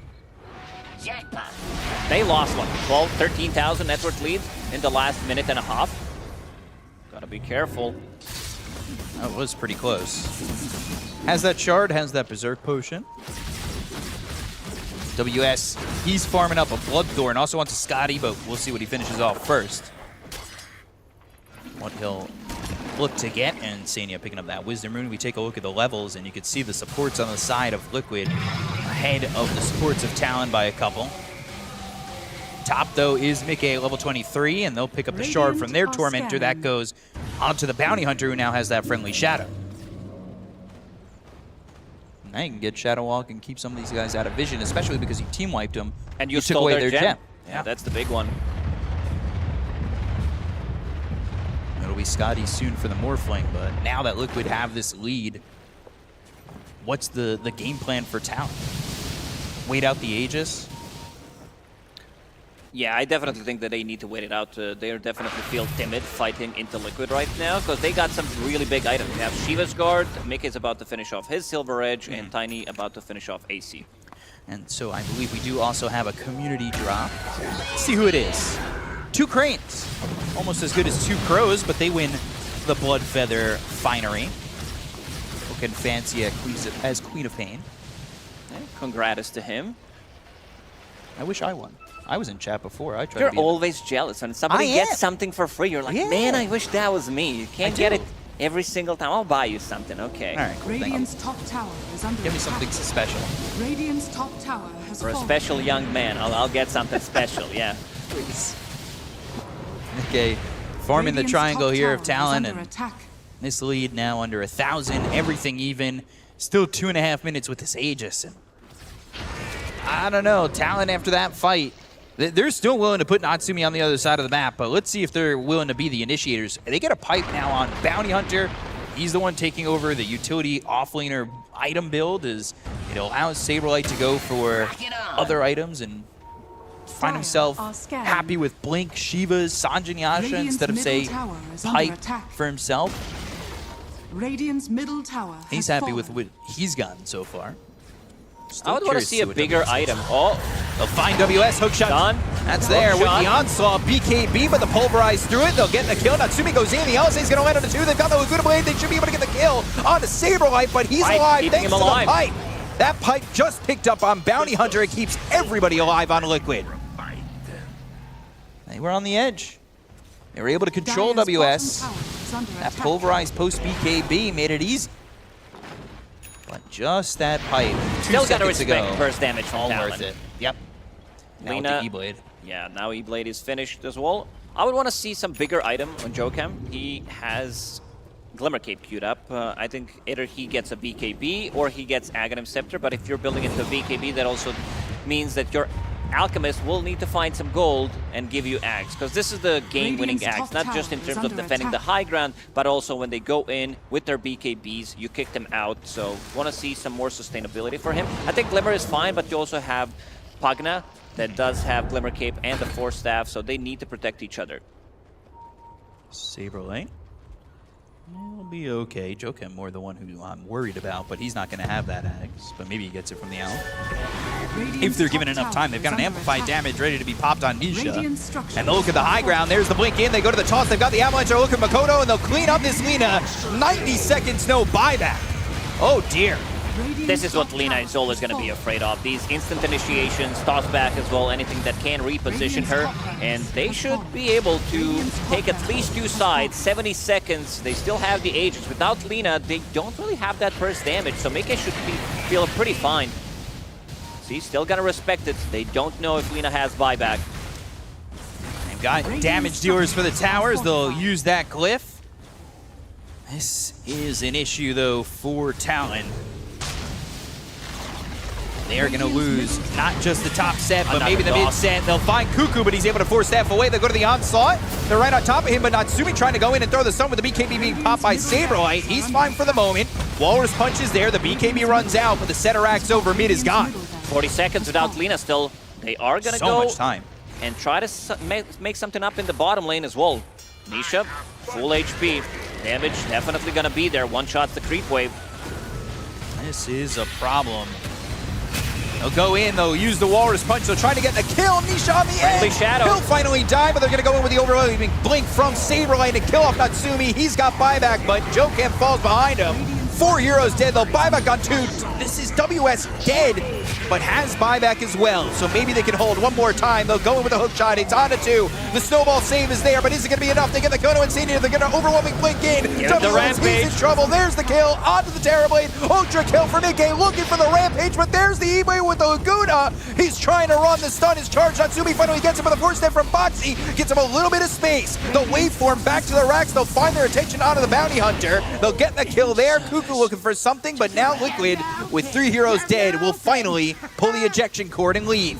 Massive fight for Liquid. They did force 3 buybacks. Most importantly, getting the buyback from Natsumi, getting buyback from WS. So for the next fight, there's not going to be available. And with those 3 buybacks, actually, there is no objective to be taken. They can't really push out until like enemies tier 3 towers, and they can't take Roche. That's the most important thing. So Team Liquid heavily investing, and getting that kill on Lina kind of opens up the map to kill 2 sides of barracks and kill another tier 3 tower. And 90 seconds, they did not have that Lina.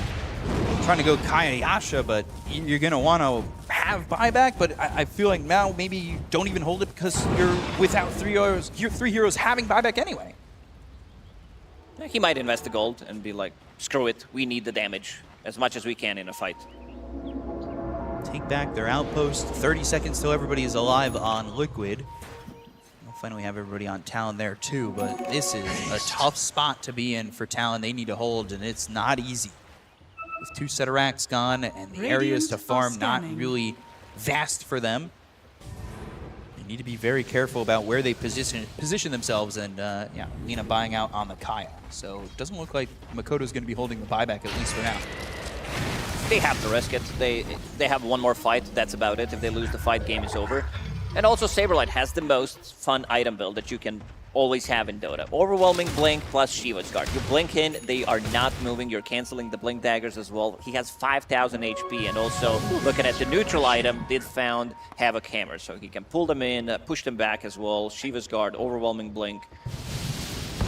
Maybe Trickster's It Cloak doesn't get better than this. helps the TB, but it's certainly not as fun as Saberlight's build. Roche, 2 minutes, 40 seconds, the long Roche timer. And I really like that because Mickey skipped his Vlad, that they are buying Vlad still. You have Tiny and Might not matter. Blink in, they'll pop the Lincolns, they'll go to the Snowball. Do they have the control to get the kill? They go to the Laguna Blade, but that's going to be a jumping coming out from Saberlight. BKBs, that's going to be popped by the Alchemist, but the Pulverize there to follow it up. They go to the Snowball from Mickey, who turned into the toss. They'll get the Kona Joke from him as well as Cuckoo. Waveform, toss on Natsumi, he's dead. 3 heroes gone. Triple kill here for Mickey, looking for more. The only one who has buyback right now is Cuckoo. They find Makoto, and the Flame Cloak won't keep him in the air for long enough. They call GG. Team Liquid take game number 1. oh man, Team Liquid, they needed to farm. They just felt that they don't have that burst damage that was definitely needed playing into the pipe, because Talon, they were staying 15k gold ahead in this game, but unable to capitalize on that. They needed some more good fights to come out after they were able to get that big team fight onto Team Liquid. Yeah. Where Liquid was like, okay, man, we need the farm. So Boxy again on a mission. I need to creep skip. I need to provide vision for my team. Forced a couple of rotations. Saberlight was doing the same thing, creating a lot of chaos on the map, getting out with his BKB, providing both Nisha and Mickey just enough time so that they can farm their own items. Yeah, that bottom fight, very important by the Roche pit, where they get that full team wipe. They play around those BKBs of Talon perfectly, force them back. I mean, that is the turning fight right there. Blitz had faith. He had faith in his boys. He said, we didn't play this draft Didn't before, sound but too confident on stage, if I gotta be honest. But they cooked. They definitely cooked, and they also did give them 2 heroes that they didn't lose with. Because they didn't lose with Terrorblade, they didn't lose with Lina, and they just beat them. So coming into the second game, there's gonna be a lot of interesting things happening in the draft, to seeing whether they want to go for the same thing, because you just beat their best strategy pretty much. yeah, we were talking about how it was, you know, can you beat the Lina of Talon? But now that you've done so, why waste the ban on it? You know the ways to beat this hero and make sure that you can shut him down.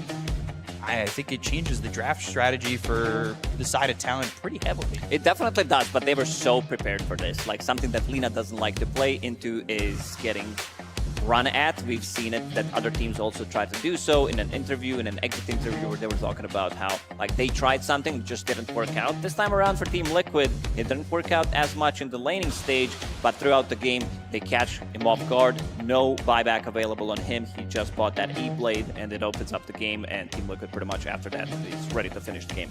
So going into game 2, what do you think the difference has to be there for Talon? What are the heroes that maybe they need to pull out? Because you look at the statistics here, it's not like it was this terrible game from Makoto or Natsumi, but it just wasn't enough. It felt like they were lacking, even though they had that lead. And maybe it was a little bit of communication, maybe not so hero-based for them, but is there something that stands out at you when you look at this post-game screen?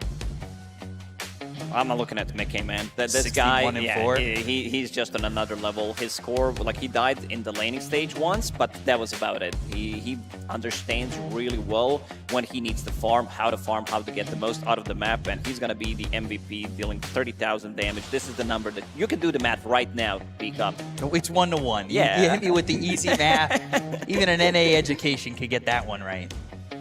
It's 928 GPM. I mean, that against an Alchemist, making it look easy. Quite the experience per minute. The kill participation, 67%. It was, obviously that's not a part of everything, but he was there when he needed to be, and they gave him the space. It was really devastating for Talon to be up that much, and it was one fight that turned it around. That fighting into a Observer ward, sentry on the high ground, but they still find 2 supports immediately after Boxy died. Buyback from Insania. They understand the assignment. They're like, okay, we gotta kill those 2 supports. We do not want to play drag out fights where they get multiple decrypifies, life domain, snowball saves during the BKB, so we get kited. We want to save our BKBs, kill those 2 supports immediately, and then take a fight. Yeah, because it started not maybe the greatest for Liquid in terms of them getting countered a lot in the early game, but the late game is where they had it. They really were a cohesive unit towards the second part of that game. They take game number 1 over Talon Esports. We're going to take a quick break before we get to game number 2, so we'll see you in a moment. Stay tuned.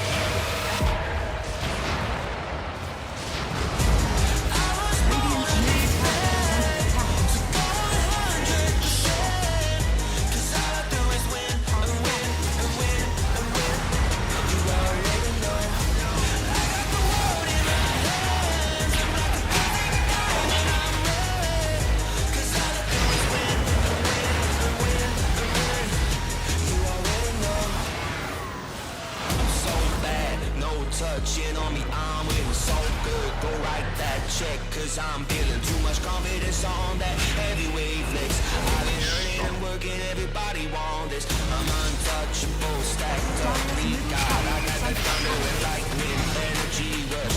I've been winning and winning since the day I was made. Don't you wanna be like me? Always on top of the game. Ain't never gonna touch second place. Nah, never. Always on top of the game. You know that I win, that I win, that I win, that I win. I was born to be bad. So go 100%. 'Cause all I do is win, win, win, win. You already know. I got the world in my hands. I'm like a perfect diamond, I'm red. 'Cause all I do is win, win, win, win. You already know.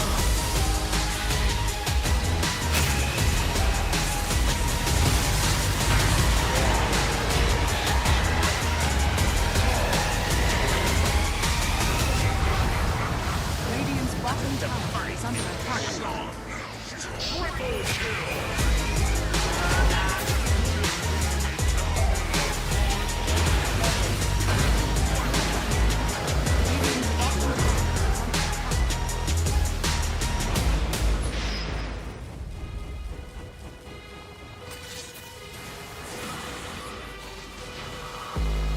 Radiant's bottom tower has fallen.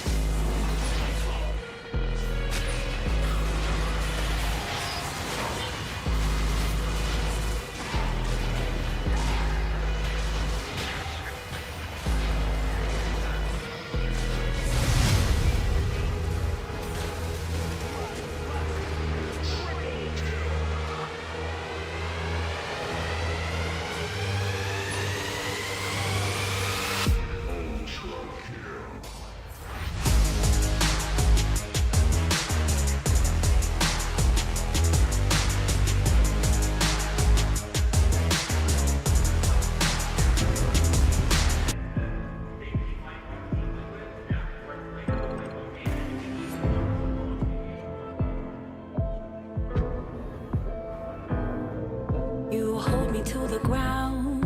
If I didn't have you, I would float away. I would fall into the same old pattern that I've worn so well. On my darkest day, Someone told me it was easy, but I've seen to find it hard. I'm an audience to grievance, 'cause I've struggled with my heart. But you changed the shape of love when I wasn't vain of love. But like a stream, you tie me down. You're my foundation in this tired town. Just like a string, you tie me down. You're my foundation in this tired town.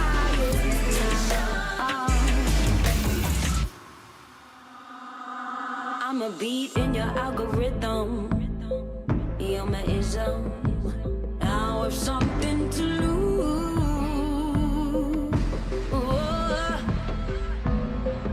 Even if the neighbors listen, let them listen. Oh, this is more than spiritual.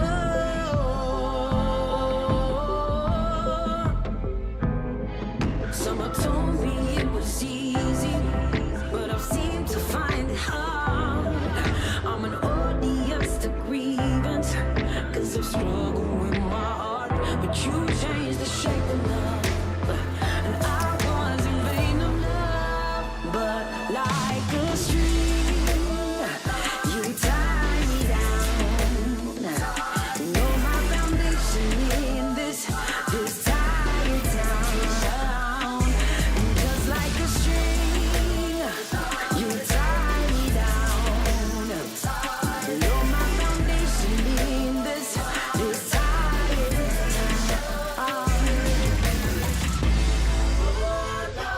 Like a string, you tie me down.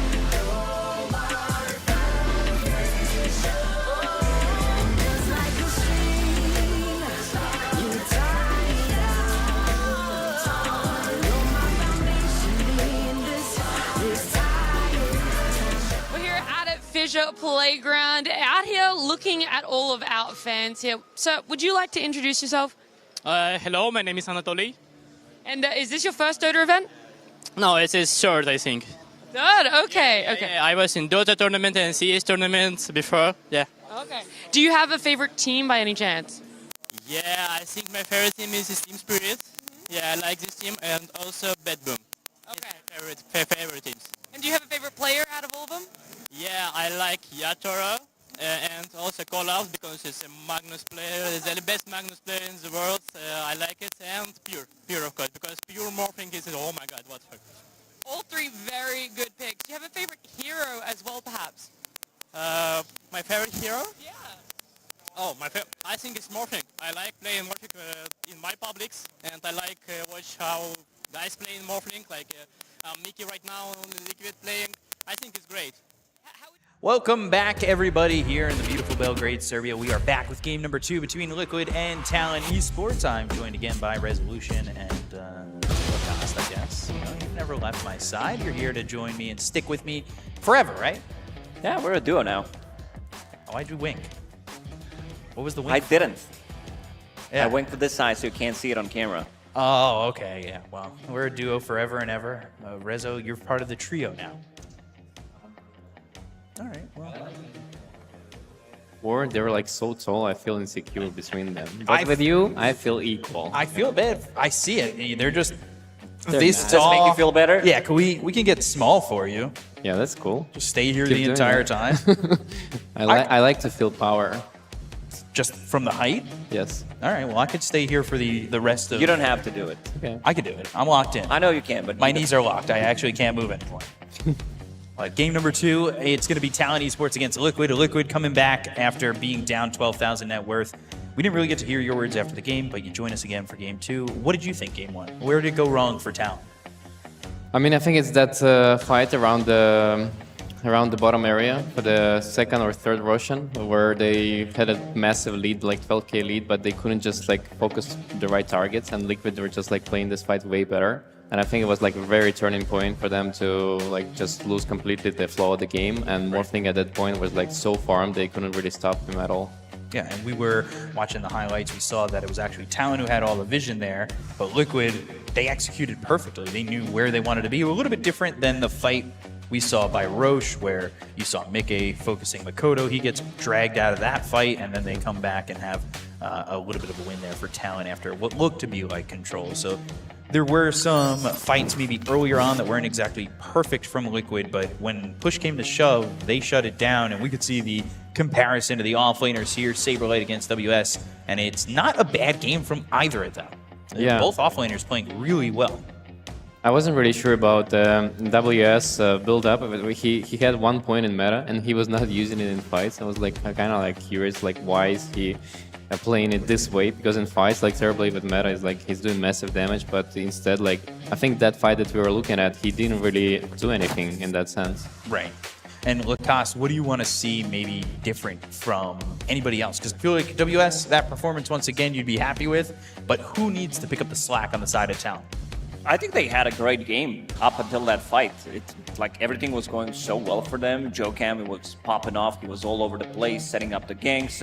WS, he won his laning stage. Mikoto also had a bit of a slower entry, but this is something that he does when he plays Lina, prioritizes his own farm, and then gets this Boots of Travel, gets Aghanim Scepter, then tends to join the fights. And Natsumi, even with those 2 deaths, he still was on top of the network 13 minutes into the game. This is what you want to see when you have Alchemist in the team, so it does feel like everything went really well for them. It's just that decision-making, who they need to focus, and a little bit of a positioning in the fight that really mattered.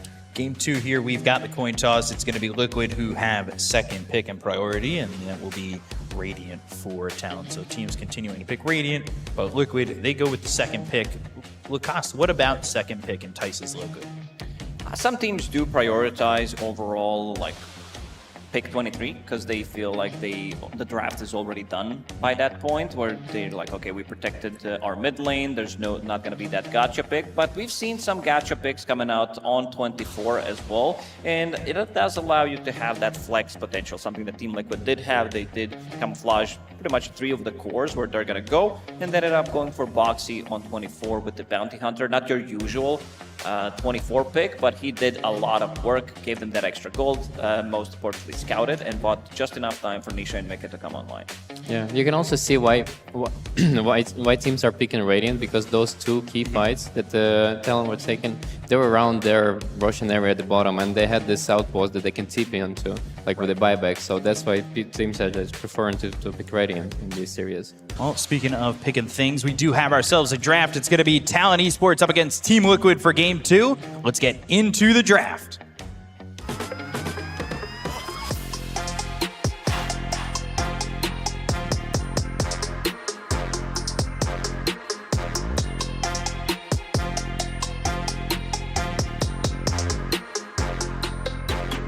Talon Esports versus Team Liquid. Game 2. Game number 2 underway into the draft. Blitz already coming up with something maybe that he's going to find himself a little bit more confident in, because you were saying he wasn't as confident, but he's confident enough in his players. Maybe not the draft so much, but he trusts his team to execute, and they proved him right. And despite the fact that they beat the Lina, Liquid this time around, they banned the Lina.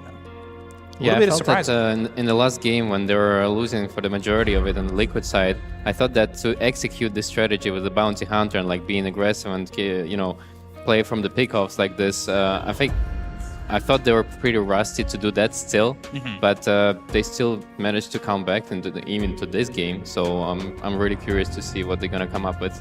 Yeah. This also opens up some of the heroes that were not available in the previous one.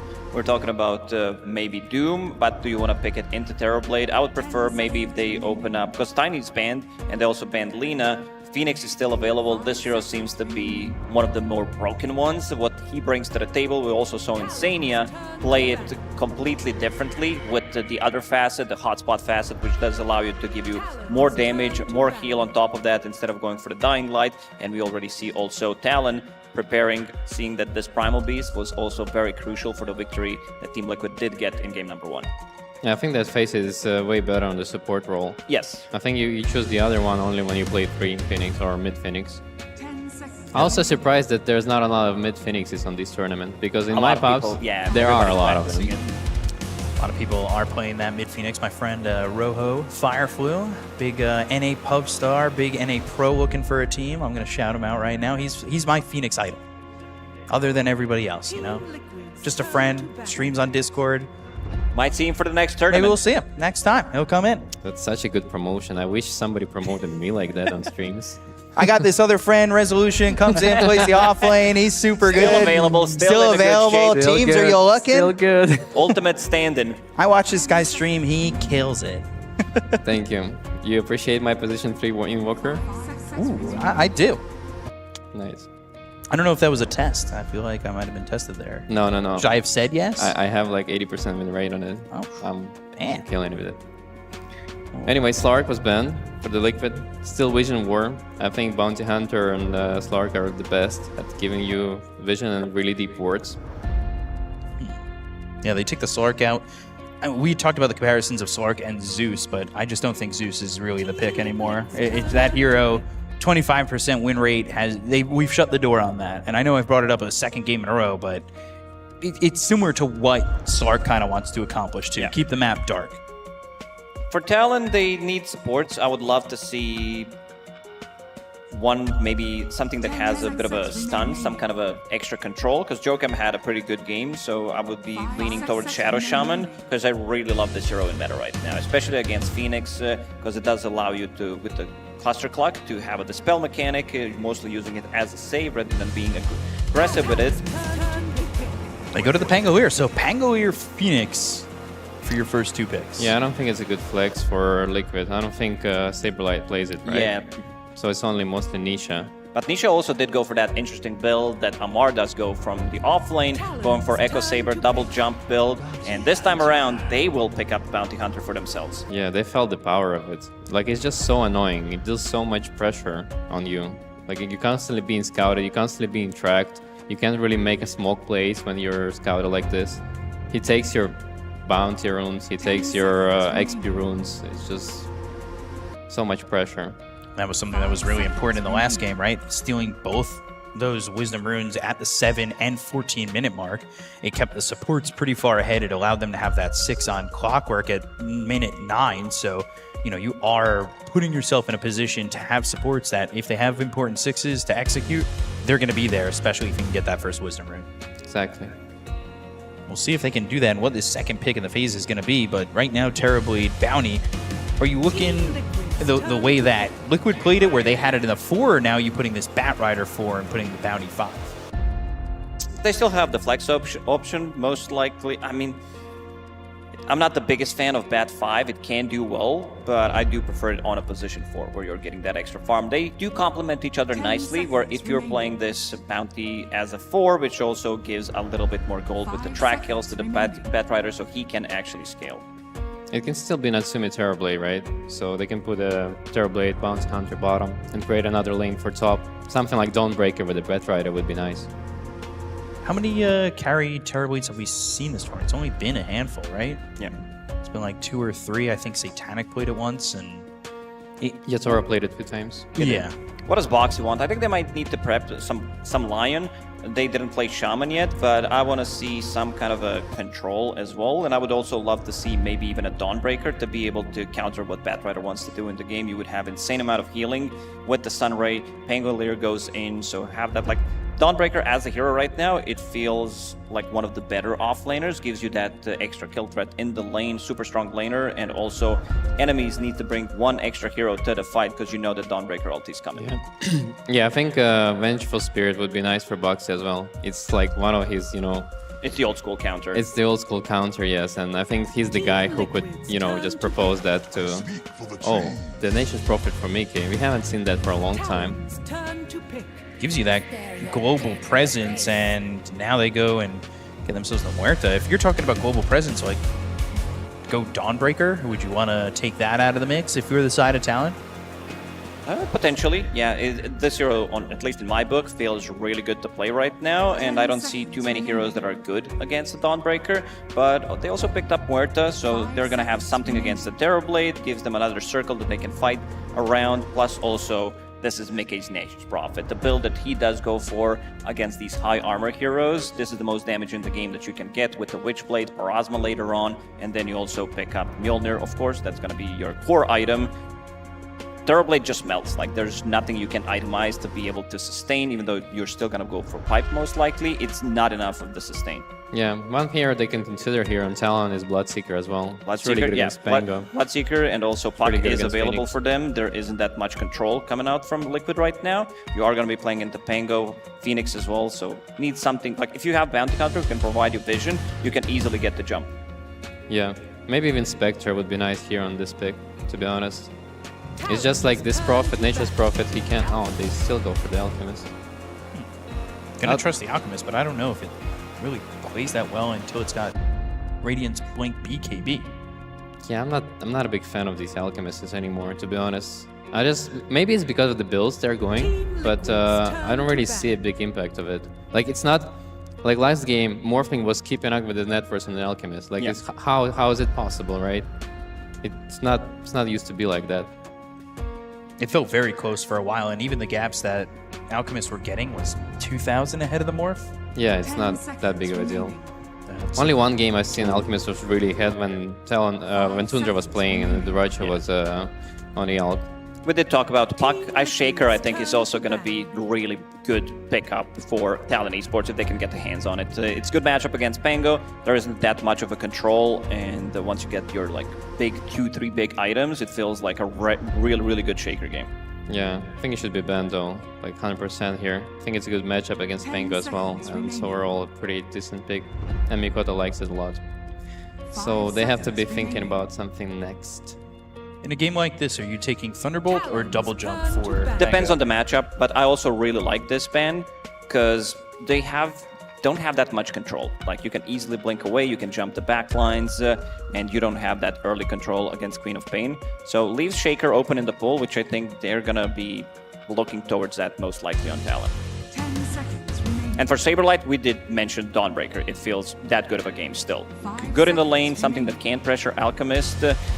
Not the greatest against the Batrider because you can get bounced back during your Starbreaker, but still feels like a really strong lane. In terms of damage, it is a very slow build-up damage from Talon. Early damage is really not there. Terrorblade, Batrider, and Bounty Hunter, and Alchemist also needs a little bit more time, as we said, to get his items. I think I'd prefer Timbersaw for the Liquid. Because usually, like, when you have Dawnbreaker and Nature's Prophet, it's kind of weird because you have both, like, you know, map presence, but you're lacking in team fight big time because of that. See what they ban with the Beastmaster. Only 20 seconds reserve time. Dawnbreaker definitely gives them that jump with bounty, scouting. Nature's Prophet jumps in, Solar Guardian, or even defensively, which we've seen a lot of the Solar Guardians. If somebody jumps on you, Solar Guardian immediately, and you keep them alive from any burst damage. But they'll go to the Earthshaker, which is something that you guys were calling for. They didn't end up banning it out, and it gets picked up here in what looks to be a good Earthshaker game. Yeah, might be a mistake not banning it. I'd much rather prefer to play against Queen than Earthshaker. I agree. Also, Mikoto, when he played Earthshaker, he looked godlike, but when he was playing that Queen of Pain, looked like he had a bit of a slower entry to the game. He was the one getting heavily focused. Give me Dawnbreaker. I mean, it's such a good game for counter-initiating against when Earthshaker gets the jump. 20 seconds, no reserve time left on Liquid.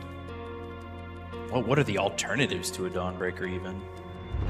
I think the Timbersaw is amazing this game for Saber.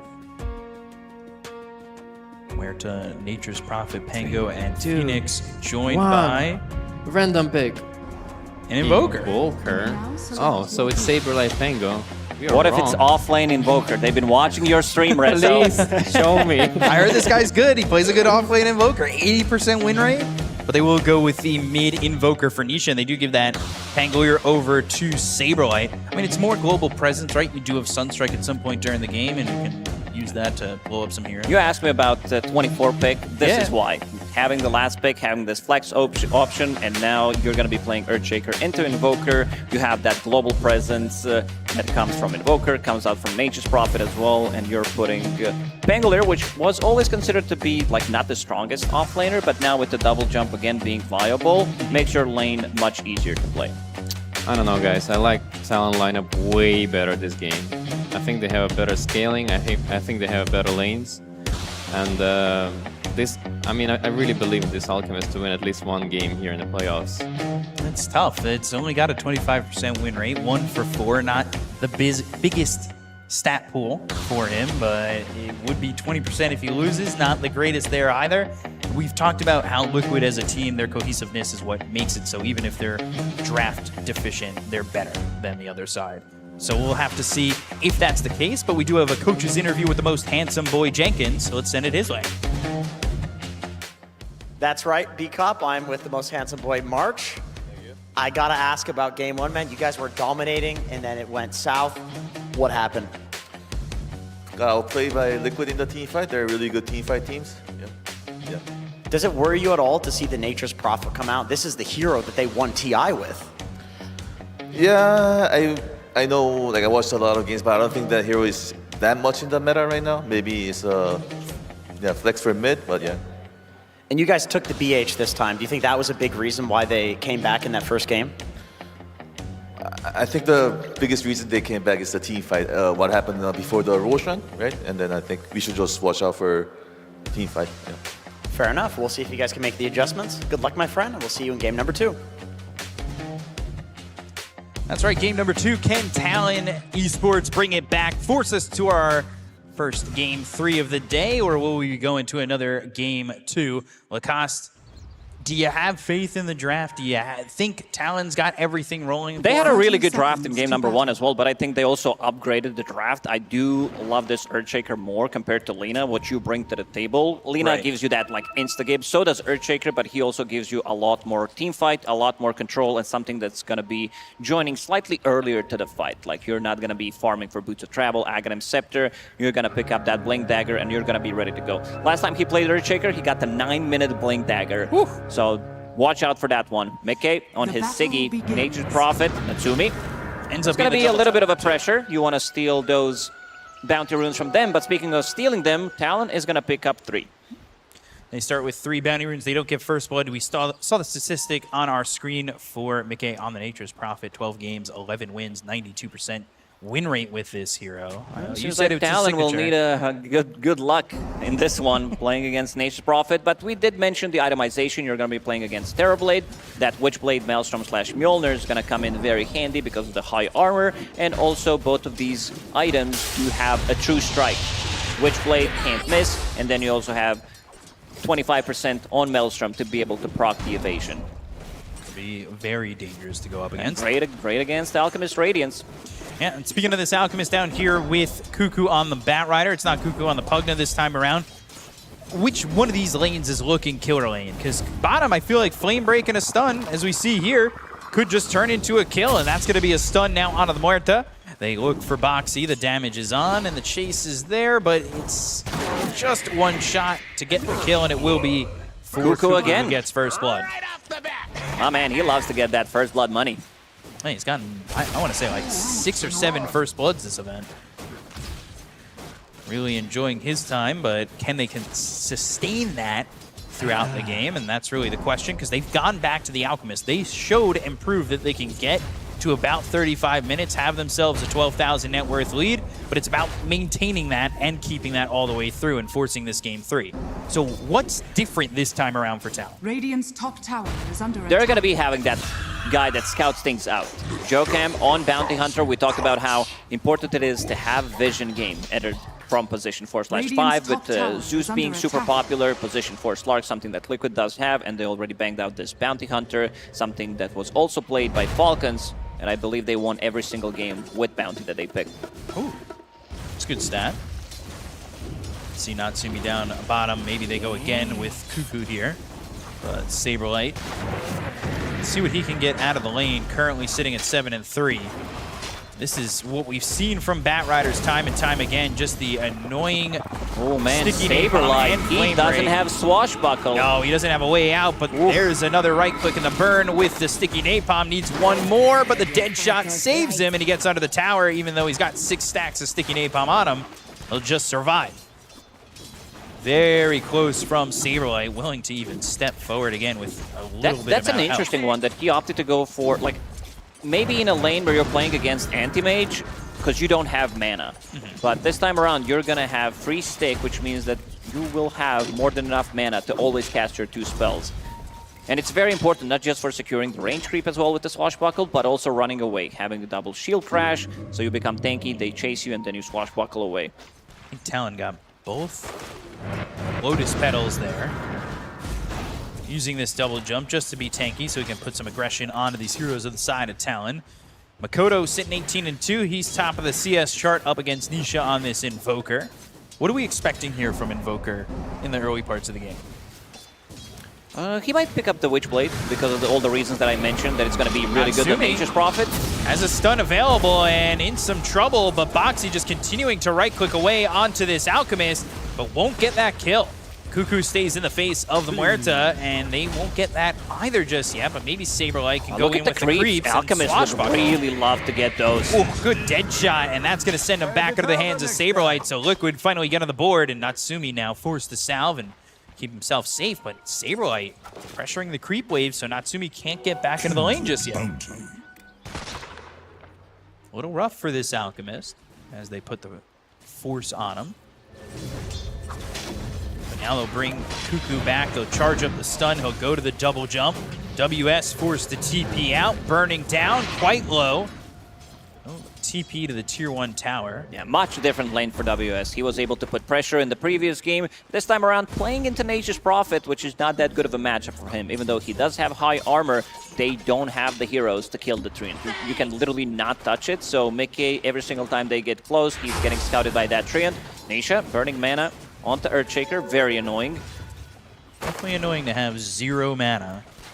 But he's got that water rune, at least for the moment he'll have a couple of spells able to be used with the little bit of mana he's got, but it's constantly EMP from this Invoker, making that life really difficult over mid. Trying to use that totem, trying to CS continually with it, but he's sitting about midway through in the net worth chart. And we see Mickey looking over at the bounty, but again, there's not much they can do about this Treant. Or the Nature's Prophet, all things considered. Stun charged up. Boxy on the run, throws out the calling. Not much pressure from there. I say there's nothing they can do about Mickey, and I cursed him. He's dead. They found an angle. Slowed him down, Blood Grenade, stunned him just for enough. Insania wasn't close enough. I believe he was pulling the small camp.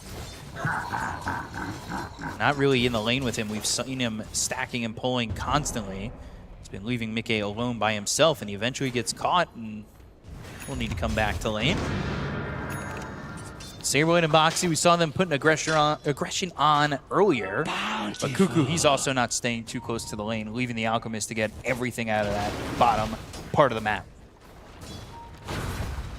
Jokem picks up a bounty rune. He's coming over towards mid. Nisha trying to get the shield rune, tries to deny it, picked up by the bounty, and Nisha, so level 6 says nobody's going to come and continue that gank despite the fissure coming through from Makoto. He's only level 5, a couple of creeps away from having that 6. I'll let you get the next one made. What does Makoto want out of this lane other than just maintaining it? And I say that as Cuckoo gets chased for a second, won't take that much pressure.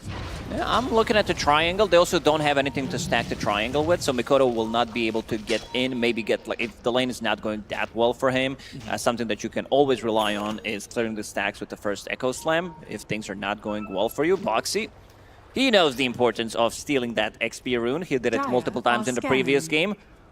He'll see Cuckoo, see if they TP anybody over. Cuckoo trying to deal with this Huerta. They'll bring in Mickey. They've got the Fear of the Dead shot and a Sprout kill there. 7 minutes. That Wisdom Rune will be available, and it will be picked up by Boxy. An interesting build by Boxy, putting 1 point just so that he can trade better in Gunslinger. Plus also having Saberlight going for Lucky Shot. So maybe that's the combo, something that they thought about playing the lane, because you have extra minus armor, you get that Gunslinger, get the double shot, so extra bit of a damage, extra pressure on Alchemist. Mickey comes up top, WS taking some damage, stuck in there. The creeps blocking him in the Sprout, but not much doing initially. Icarus dive all the way back. Jokem actually going to hit Insania down to about half health. A little bit of a trade, but nothing really doing.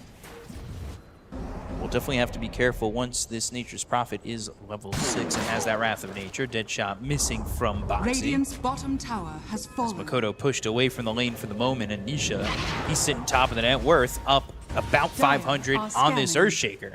8-minute rune, Blood Grenade, Tornado, that lands. Regen rune's gonna be picked up by Boxy. They go to the calling. Echo Slam, placed down on Tanisha. They've got the Flame Break, EMP. That'll wipe them of all their mana. They'll still get the kill on Tanisha. They want to trade onto Makoto. They land the Deadshot, sends them further away from mid-game. They go to the Rolling Thunder from Saberlight. But with the Firefly, Cuckoo gets up onto the high ground and away from this Pangolier. They're still maybe looking to chase and find another Deadshot, but they will not see this Bat Rider running away. Yeah, good moves from Liquid. They do have that global presence we talked about. Nature's Prophet coming in 2 times in a row, securing the XP rune on one side of the map, and also pressuring the bottom tower. They killed it pre-10 minutes, which does allow them to open up the map, have another entry, maybe even grab a kill onto Alchemist. Saberlight, Pangolier from the off lane. You can pretty much build into anything. Something that Amar has been doing a lot is going for Echo Saber into SNY, but this time around it's gonna be Silence, which I also really like. As your first item, if you lack a little bit of a control, you can go for it. Great against focusing down Alchemist, Terrorblade so that he can get Sunder, and also breaking the combo from Earthshaker once he blinks in with a Blink Dagger. Saw Alchemist regain the net worth lead, but it is very close at the top. 3 heroes here from the side of Liquid. And WS having an okay time, but it really is Makoto who is not having a good time at all thus far.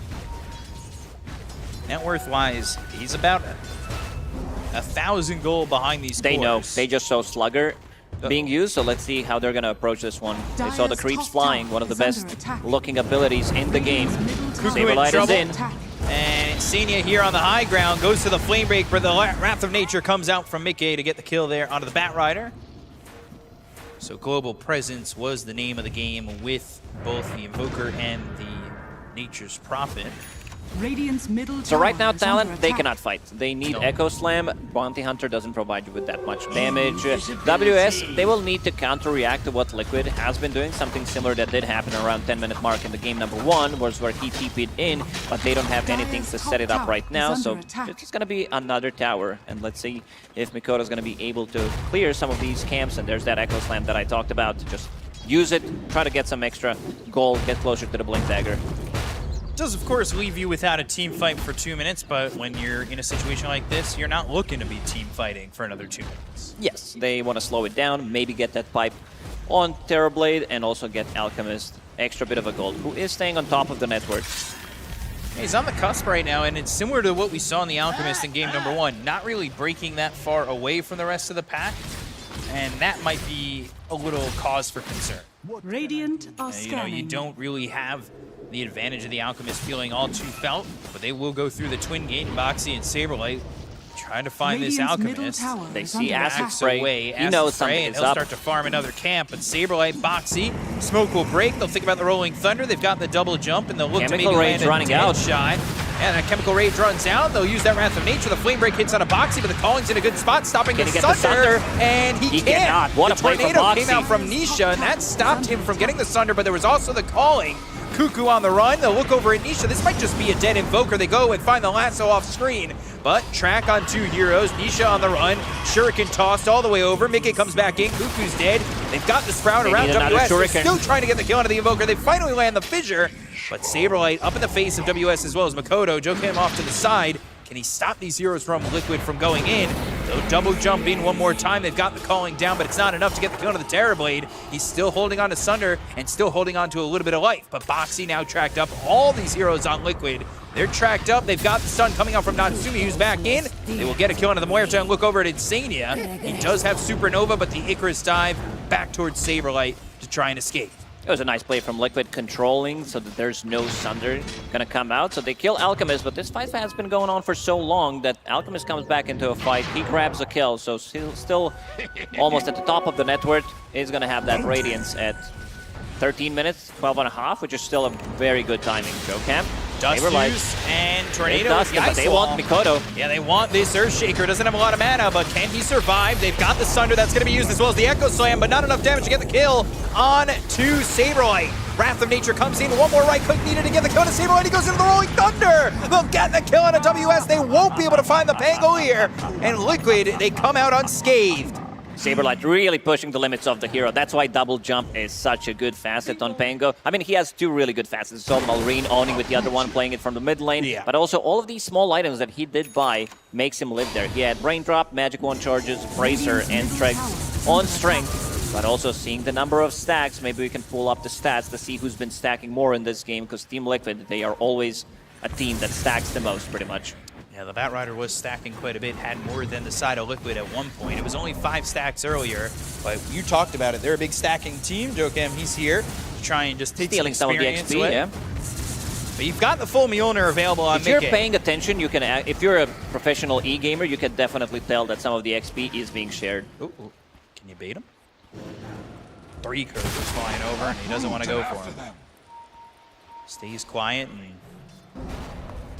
we'll just look to maybe go over and get a kill here on Insania if he has some help. But Boxy's here, the dead shot. Oh, it lands on Makoto! He blinked in! They've got the lasso. It's on the Invoker Nisha, though. He's fine. They'll get the kill to the Bounty Hunter. And that dead shot, I believe, meant for the Bounty Hunter, hits the Earthshaker jumping in.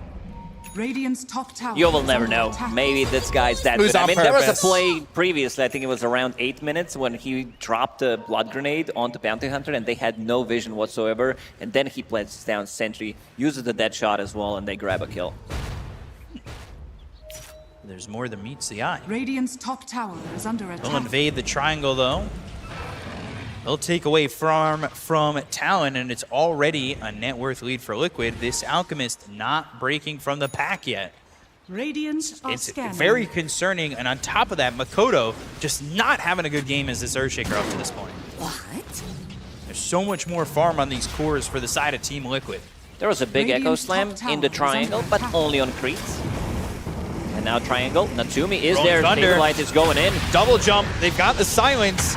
Is the Radiance burning them down enough? For right now, it's keeping them alive and starting to burn them up a little bit. But they've got the silence with the calling. They go to the blink of the Echo Slam. They get the kill to Boxy. They land the fissure. It's on Anisha. He'll try to run away and maybe get invis, but he'll disarm 4 heroes. TP in front of everybody, but they'll stop that TP and get the kill onto the Invoker. This is the type of a fight that Talon needed to happen. Saberlight, he needs to roll in, gives them just enough time for Alchemist to pop the Chemical Rage, so the silence wasn't immediately there. If he gets it slightly earlier, they definitely grab a kill because of all that region that he's getting. Liquid, they looked confident going there, and the fight looked good, but a good Echo Slam from Makoto. Has been killed. Still being effective despite being bottom of the net worth for the cores. Insania going to lose that courier with a Pavis on it. Hurricane Pike finished in full for the Invoker for Nisha. Game sitting even 15 minutes in, but Talon still continuing to just get some farm onto this Alchemist. Automatos is going to be the build for Boxy. That lines up the dead shot. You'll have that extra bit of control. Make sure that you can take out these heroes on the side of Talon and control them up to get some pickoffs. Relatively far away from it. Boxy, in terms of gold, isn't really getting that much, but all the supports are kind of close to each other. This is an Alk bounty lineup, and they don't have a net worth lead. It's a bit scary when you think about it, and Jokem just trying to find some information, find Saberlight. He's going through the twin gate, but he'll be stopped up, and now Cuckoo and Natsumi coming over. They've got the stun, the land, the lasso. WS is here, swashbuckle away, but not far enough away, and that's a track kill for the side of Talon. They will finally grab that, and they saw Saberlight thanks to the Bounty Hunter. Might be able to start something off once again, but over mid, they've got the calling. They'll bring in Mickey. Do they have the damage to get the kill here on a Makoto? One more shot, they will. Nisha gets credit for that. The TP out from Boxy. They've got the deafening blast to get the disarm, but now Boxy, TP stopped and on the run. Blood Grenade is there. Cuckoo on top of him with the Firefly. They'll burn him out, and the credit will go to the Alchemist. Good thing for Talon is they are getting some kind of a trade. Whenever they get killed, they are also getting something done on the map. This Bounty Hunter becoming the hero of the series, pretty much. Yeah. Proven to do a lot, getting that information. We talked about that, having that mobile hobs of the Bounty Hunter, but also having that track. And Shuriken toss the track, forcing the Icarus dive out, and Insania needs to leave. Dire are scanning. But it's a bit of a nuisance there for this Phoenix and having to deal with this Bounty Hunter.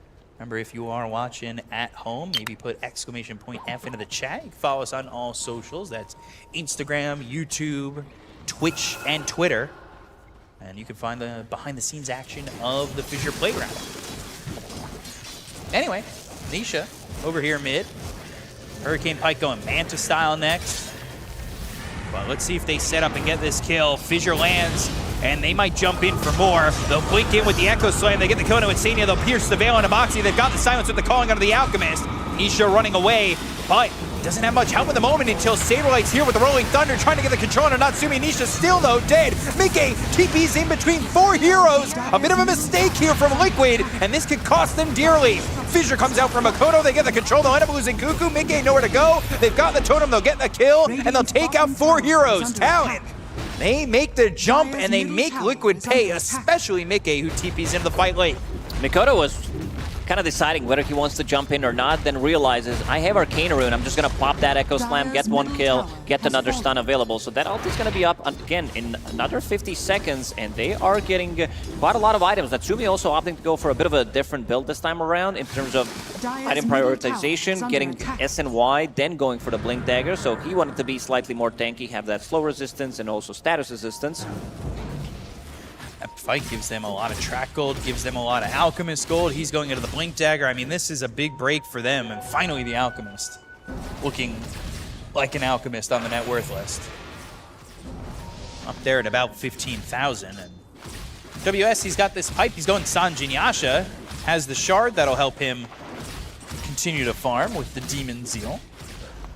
Back-to-back games on this Terrorblade. Game 1, he looked fine despite the loss. And this game 2, he looks A-okay. Yeah, involved in 10 out of 14 kills on offlane Terrorblade. I don't think you're going to ask for anything better. Is super tanky, Pupil's Gift, has pipe available, so basically has like 3,000 HP going for SNY one more time. Liquid will need to do the same thing that they've been doing in the first game, going for a bit of a more late game oriented timing, because they just lost another big fight, and they're definitely going to need those next set of items. They will need that BKB and Mickey. Makoto is in. Yeah, Fissure and the lasso. They will get the kill onto Insania. Starting to extend that lead. I was asking for more from Makoto, and, well, he's given it. Now sitting not bottom of the net worth. It's actually the Invoker that's starting to fall behind, and they've been able to kill Nisha with ease. Echo Slam committed. That's another kill as they'll take out Boxy. Nisha now on the run. He's here with Saberlight, and they won't be able to find him as they back away from the aggression still coming out from Talon. I really love that Makoto is not, I have this Echo Slam, I see a hero, gonna pop it, get some extra gold from it, get to another round of items, because he did go for BKB, and a lot of the times you would see that Aghanim Scepter, too good of an item on Earthshaker, but also he is afraid of Invoker, he's afraid of Pango, and that Orchid also on Pango could potentially ruin him, not allowing him to pop the combo. So going for BKB as the first item, knowing that there is no ability that goes to debuff immunity other than Supernova, which is not that good of an ability to start with Jokem. Doing the same thing that Team Liquid has been doing with Bounty in the previous game, stealing the XP runes. Yeah, both teams getting 3 runes up in the 21-minute mark, but now they've gone in with the Alchemist. Saberlight in trouble. He throws the Orchid onto the Alch, but it won't matter. You were praising the pickup of the Orchid. You thought it was a good one for the Pangolier. Now, retrospect. Now it feels like a bad item, because they already have ways of dispelling it. On Terrorblade, it's not going to last as long, because he's about to finish off his SNY. Shaker has a BKB, and you also have Alchemist with SNY getting BKB in the next minute or so. You're going to continue to farm for this Nature's Prophet, but can it be enough? Now down 3,000 net worth on this Alchemist as they'll look to get something out of it. They've got the track. They'll go and find the Fissure, pierce the Veil. The calling is down. The Rod of Atos, the TP attempt, and gone. Dire's bottom tower is under attack. All right. Well, they tried. They back them off the tier 1 tower. That'll get them an objective. Maybe they push a little bit into the tier 2. They could steal enemy Tormentor. They could also maybe try to push in slightly more damage onto this tier 2 tower, but the Tormentor being available and looking at the shards that they do have, not the best shards in the game. Boxy, he wants to go in. Rolling Thunder, they were going for the Tormentor, but there's the dust. They'll roll in. They get the control onto the Batrider. He will kill oh, off Cuckoo, man, but it's the Tormentor Tormentor who kills gets him. the kill. Rolling Thunder's gonna run out. They'll double jump onto Jokem. They've got themselves the dust. They have him in vision. The Supernova's back though. Natsumi jumps in. The Fissure onto this angle here. Swashbuckle away. And Liquid will disengage after losing just the Muerta. But they don't get credit for that kill into the Bat Rider. Tormentor puts one on the board. Team Liquid also getting the kill on Tormentor. It was Insania who picked up the shard, but they are going to be losing this tier 2 tower in the bottom lane. Without the Rolling Thunder, Liquid, they don't seem to have enough to take the fight. Even though it looked like a really good Rolling Thunder, it didn't connect. Also, there is no shard available right now on Pango, so can't really just unlock them easily. And also playing into the BKBs. So again, Team Liquid, they will need to play for slightly later timing. Roshan is available. I would love to see Talon go for Rosh. Would give them the Aegis to push maybe the high ground with the lead that they have. Would allow them to close out the map, get those tier 2 towers. Pierce the Veil, Dust used, Ranavetos on a WS, dead shot. Now they've got the Sprout. They have the calling, so Sunder's not going to be available to him when he can't move out of it. They'll get the kill to look for the bounty as a +1. He's getting a shard while he's running away, but the Tornado connects, the Sunstrike slams down on him, and Insania gets Liquid a second. A good couple of kills there for the Dire side. 2 big kills. They did split up on side of Talon, so were unable to take the fight, but they're also the ones controlling all the runes. So Mikoto does have the Invis rune, not the best rune to be picked up, but could maybe go for some kind of a turnaround play. If they are out of dust, out of sentries, they've been using a lot of those to try to find Bounty Hunter, and they are going to smoke. Mikoto pops that Invis. Pops the Invis, also smoked thanks to Cuckoo. They come all the way over. They're not greedy. They did not pick up the Bounty rune. I thought they might be picking it up, and it could reveal that you are smoked if you're paying attention on the map. Boxy. Boxy again has been playing this a bit of a sacrificial role, providing vision, trying to play on the enemy side of the map, buy a little bit more time for Liquid. Doesn't have the time to get into Pierce the Veil to maybe extend that death, but now he knows that they're down here bot towards Roche. They go for it for a second and then bail and immediately through the Twin Gate. They want to fight. Yeah, they're like, oh shit, man, look at the time. It's going to go through the gate. Icarus dive. Blink forward, Supernova. Oh, that's not going off. A scrambled egg. That was not a good spot to be in, and now Nisha stunned up by Natsumi. The Rolling Thunder gonna run out in a moment. Nisha throws the Tornado, but the Fissure blocks him in, and they'll get themselves another kill. Radiant's top tower is under attack. Lanes are in a bad spot for Talon, because bottom lane is pushing in. He already TP'd on Nature's Prophet. Top is pushing in. That's what happens when Nature's Prophet uses ulti, but they can go inside a Roche pit and finish it off. They have more than enough damage, but again, Team Liquid bleeding a lot of kills. Eventually, you will need to take the fight. Definitely, and they're gonna go for Roche. Saw that the timer was pushing it towards top. They just went through the Twin Gate, happened to come upon a couple of heroes here for the side of Team Liquid. It's not the fastest Roche by any means, but with all those heroes that were dead for Liquid, they're not gonna re-engage on this. Haven't really seen Mickey in the last few minutes. He wasn't really involved in that last fight. And Nisha, again, just whenever they look to get that kill onto the Invoker, they have more than enough control to make his life miserable. Even with the Force Staff / Spike available on him, he still feels very killable. One lasso, one Fissure, Echo Slam, even a Blink Jump from Alchemist should do the trick. Ooh, Jokem.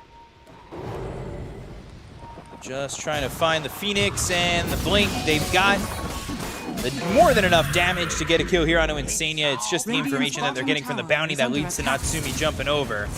Is Mickey ever going to feel like he's got enough farm to 1v5 this? He is getting closer to level 20, so Sprout leashes, that's going to be, like, it's great against Shaker, because you're not going to be able to move with the Aghanim Scepter that is about to be finished in 300 gold. Back in the days, this was something that did work through the BKB. Fun times. Sounds like fun times. Back in the day, but good stun to get a Forge Spirit. All right. A little bit of gold going the way of Alchemist on that, and he continues to stand top of the net worth. Only up by 2K. So the Nature's Prophet is farming his way back in, but the problem is the other 2 cores on the side of Liquid are famished for farm. They just don't have as much as maybe you would have liked, and that of course comes to the fact that Talon have that track to work with, and you can see the differences between both the cores and the supports here for Talon. Way far ahead. Nisha tracked up again, and Joakim's just been such a pain in the ass for Liquid. It is very annoying to play against Bounty. Dire's top tower They is might under be able to attack. spot Cuckoo, but they also have the lasso. Instead, he spots Boxy, and they'll get another kill here onto this Muerta. They had a couple of heroes nearby. They'll even find themselves Nisha, but the Force Staff, I don't know if that's going to be enough. Makoto's coming in, the fissure off the mark. Nisha's still trying to run away, have that deafening blast on the WS. Throws down that ice wall, jumping over, trying to keep up with the Invoker. I don't think they're really going to stop, but he goes invis and goes the other way. There was no intentions to stop here, and it is really difficult for this Invoker to get away from these heroes. Under attack. Radiant's bottom tower is under attack. Mickey's farming the whole map pretty much every single time the lane comes close, or if he has ulti available, he's gonna pop it. Oh no! No, Mickey! He is spotted, and there's the fissure. Drop the Echo, and can they get him? They will. All right, Makoto there with a little bit of help from the Bounty Hunter, just catching Mickey being a little bit greedy. Pushing out that creep wave, going for another creep wave, maybe staying a little bit too long on the camp spot side. Tower has fallen. Make him pay for it. Radiant's bottom And now onto the high ground. Alchemist has an Aegis, no intent to stop. Calling can only do too much, or so much, as WS and Natsumi aren't afraid of what Liquid are throwing their way just yet. They'll try to go. They've got the Rolling Thunder. Can they get the kill here on either of these heroes? Makoto off to the side. This is not a Rolling Thunder that's going to last too long. Forced to swashbuckle up into the high ground. And Makoto staying very patient as he blinks in. He doesn't have an Echo to work with at the moment. Still down for 70 seconds, but feeling confident in the rest of his team supporting. Dust is used. Rod of Atos calling down once again. They go to the blink. They've got the lasso. It's on Anisha. Fissure. Sunray trying to heal him up. Is it enough? Nisha on the run. Gets into the Ghost Walk, but they've got the dust. Again. They do They'll see have him. the track. They've got the vision. WS moving forward. Supernova's used. Sunray again. Is it going to stay alive this time? No. But they've got the Rod of Atos. They finally get the kill on Anisha. They'll take out Insignia. They jump over. They'll find Saberlight. Fissure on a 2. Saberlight's dead. 3 heroes gone. Mickey finally back alive. But Talon putting their foot on the throats of Liquid in game number 2. Mickey's at least gonna get something out of this, but yeah, Talon are very confident taking the fight, seeing that Mickey has been gone, and as soon as he respawns, they start running away, only losing Cuckoo, and also forcing a buyback. No Aegis left on Alchemist, but he's about to finish off AC, so that's gonna be even more damage onto the towers, something that they haven't been really struggling with. 22% for Liquid. I know what you're gonna ask, B-Cup. All right. Ask it to yourself. Is this generous? 22%? All right. Well. I would say so. I think Team Liquid are in a lot of trouble. Like Mickey, he's been known to carry the games with this Nature's Prophet, about to finish off his data list. That's quite a lot of damage, but also they don't have that real save. They don't have that one. Once they get jumped, they don't have like Shadow Demon. They don't have anything to put them under so that they can try to reset. And we've seen Nisha struggling. Only level 16 in this game. He gets initiated on. In most of the fights, he's just straight up dead. They've been using this friendly Shadow to try to find Nisha as well. Him and Makoto. Track and throwing that stun. They have found Nisha once again. And they are going to kill this Invoker. It feels like just a matter of time, and that Fissure will lock him in, and they will get another kill. It's a monster kill streak here for Natsumi. 17,000 net worth ahead, or 17,000 net worth, just way far. It's not just the Alk either. What do you do? What does Liquid have in the arsenal? Isn't that one clear fight that they need to take? Like there's not like, oh, we need to do this, because the fights are very difficult. Maybe you could try to go off with the Pango. Does he have enough money for a buyback? He does. So he could maybe run in, use the buyback, and then come with the Rolling Thunder. But the fight looks very difficult for Liquid. They lose this fight, it's game over. They have more than enough damage to take out the 2 remaining sides. Lasso. Yeah, that's on to the Muerta. They'll get the chase. They've got the Sunray, but now push onto the low ground thanks to the Sprout of his own Nature's Prophet. They'll go in, they find the Phoenix, godlike for Natsumi. They don't have buyback on other supports. They'll pop the BKB on Mickey, but can he stand his ground? It's not gonna matter. They go to the dust, the BKB for Natsumi will run out in a moment, but they can still reinitiate. Flame Break lands on Anisha. He'll pop that Manta and start to run. It's just the 3 cores alive here for the side of Team Liquid. Looking like we're going to a game 3 unless something miraculous happens for Liquid. Anisha gonna need a lot of help from both this Pangolier and this Nature's Prophet. They are also this lacking clip. stuns. They don't have the stun, especially if Rolling Thunder is used. They have a pretty free entry to the fight. They can always react. Whatever Team Liquid throws at them, any kind of a spell, they have a counterplay to it. Saberlight tracked up, fighting WS. Maybe not the advised move, but Boxy, he was there, and then you saw him for a moment and he died. Mickey, though, standing in the face of Makoto. Makoto going forward with that totem. Echo Slam drop. Mickey's dead. He's got no buyback, and it's looking like a game 3. All they got to do is take these buildings, finish it off, force the GG out of the hands of Liquid, and with no buyback from Nature's Prophet, it's looking all but delivered here for Talon. There isn't much of a fight without your Nature's Prophet. He is most of their net worth, so with Mickey being gone, they really can't take the fight. This is the desperation fight from Liquid. Let's see what they can do. Double Force Staff down on the low ground. WS gets to leave. Rolling Thunder not going to last much longer. Fissure won't connect, and Saberlight gets back to the high ground, but still 45 seconds without this Nature's Prophet. No Rolling Thunder. They've got Supernova, but we haven't seen one explode yet. Blinking in the lasso, that'll catch a Phoenix, and we're not going to see it go off again. They get the kill, 45 seconds, no Insania. They'll pop the Pierce the Veil, Swashbuckle, Shield Crash, that's in on the 2 of these heroes, but Natsumi doesn't care. He'll rip the skin off this Pangolier as Saberlight is forced to buy back. Mickey Get out of 15, another kill out of Oxy. Another godlike spree for him. Sunstrike not going to do anything. BKB's been popped. Flame Break lands on Anisha. Natsumi in the face of the Invoker. They'll find themselves Saberlight again. It's just the Invoker.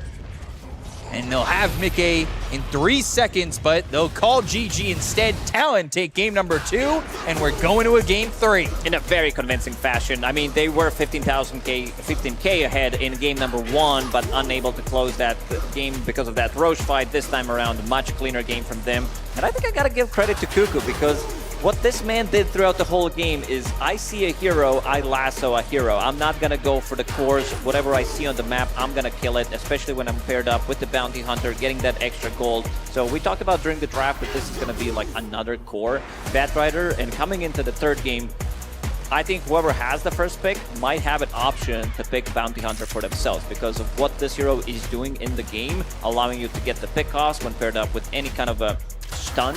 That's something that Team Liquid did definitely lack in the 2nd game. They didn't have BKB piercing tool, and they also didn't have a way to start a fight on their own side.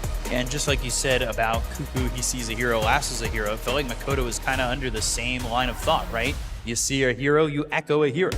And they were able to just get kill after kill. It felt like Natsumi maybe staying a little bit close in the pack for net worth, but eventually gets way far ahead. They had one big fight where it went from a 2,000 net worth lead all the way to 7K, and they never looked back. And I just think that now, maybe you just ban the Alchemist instead of the Lina. You were able to do well against the Lina and the Alch, but I feel like Alch might be the problem. Also, Makoto, the hero that he did play compared to Lina, like he joins in relatively late when he's playing Lina compared to Earthshaker, where he also didn't have that good of a game, but he was very active on the map post 10 minutes, picking up the Blink Dagger, clearing those Ancient Stack with the Echo Slam, and we can see the damage numbers. Makoto, 22,000, 28,000 on Natsumi. Again, this Alchemist puts a lot of pressure on you. There's a reason why this hero has been contested in more than 95% of the games, because he comes online so quickly. Sure, you're killing him, but it feels like, to me, Alchemist right now is what Anti-Mage was throughout Dota history, where if you don't shut him down early, you see that Battle Fury, you don't have enough stuns, means that there's gonna be a lot of farm happening, and he just soaks up all that farm on the map and joins 20-30 minutes. Alchemist is a bit more on the earlier timing, and we're gonna see Makoto being the MVP after dying like 2-3 times early, still gets another godlike spree for himself. Yeah, I felt like maybe he was a little bit lacking in the big game, but he comes on back. He was bottom of the net worth for the cores at about 15 minutes, but it didn't really matter, especially with the help of that bounty hunter who went 0-4 and 28, was involved in everything but 7 kills. Pretty much set up every single kill. You're getting tracks constantly, and we saw that gold skyrocket due to that bounty hunter. It's something that they definitely need to think about for Team Liquid going into Game 3, but you know, when you win a game without the Lina and it gets banned, you let it through Game 3 if you're Liquid. Like, there's a lot of questions here that are going to have to be answered for both teams, right? Yeah, because we talked about how they had really strong drafts on Talon, even in Game 1, and what could have been relatively easy 2-0, maybe even for Talon. Team Liquid, they're going to need to cook something differently, or at least ban different heroes, because right now, I'm seeing that Talon are doing a very good job at putting a lot of pressure in the draft on Liquid. Yeah, so it's one apiece here in this BO3 for elimination. Is it going to be Talon moving on or Liquid? We'll find out after a quick break. We'll see you in a moment.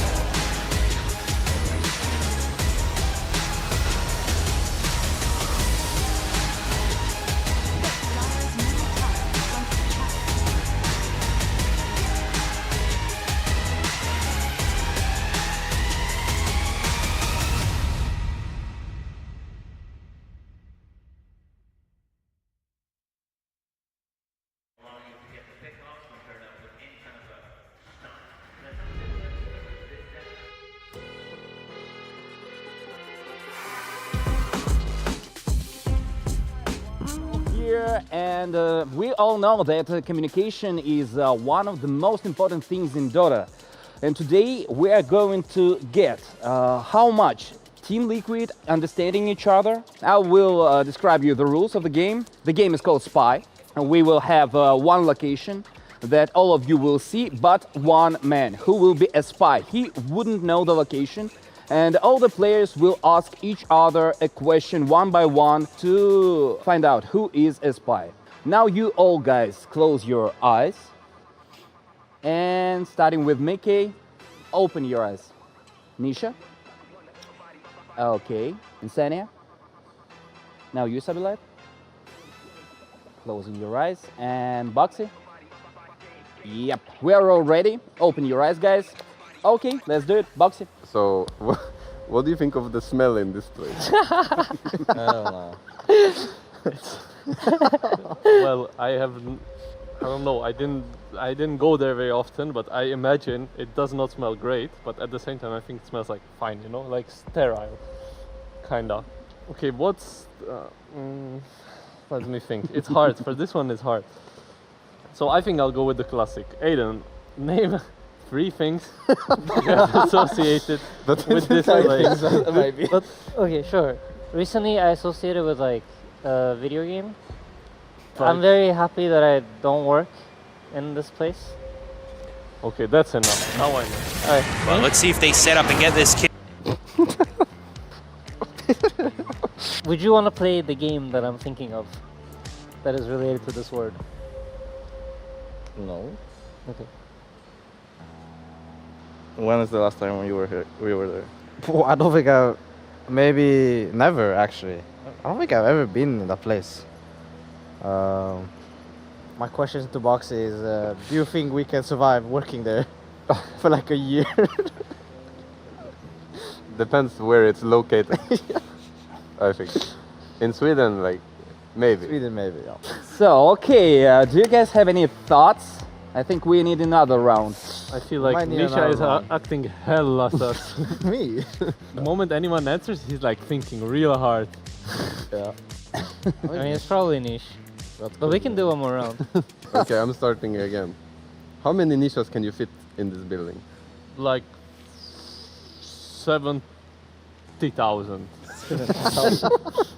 Depending on the size. Size of niche.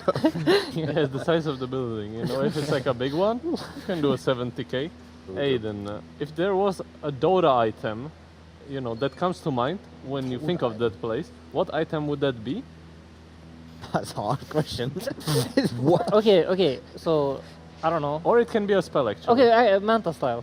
Oh, I I get it. what I mean. Yeah. I know a hero. Bro, just vote him. Just vote him already. I want to see if I can like... If he can figure it out. Give him a hint. Let's see if he can cook. Yeah. I feel like you have no idea what it is, Yeah. but let's see if I can give you any clue. What is something that like comes from this place?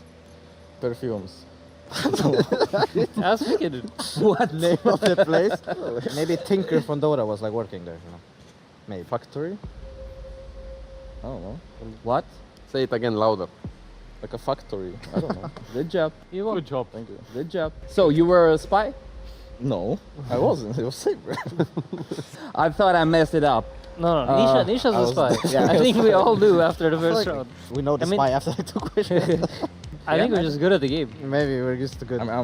Yeah. So, okay, gentlemen, thank you. Best of luck. We're just- Show the level of your communication during FISSURE Playground. That was Team Liquid. My name is Tal. Watch FISSURE Playground.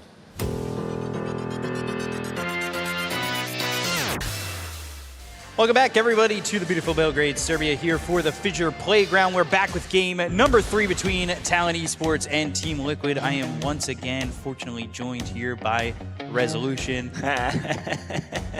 and Lacoste. No, it was supposed to be me first, you know, unfortunately with me, but and then say something good about Rezo. Well, I said fortunately with Rezo, so I... Oh, you said fortunately. I said fortunately. I thought you said unfortunately. I would never say anything bad about an 80% off-lane invoker win rate player to my right. Not once. But that's obviously not you, Lacoste, so I'm talking about Rezo.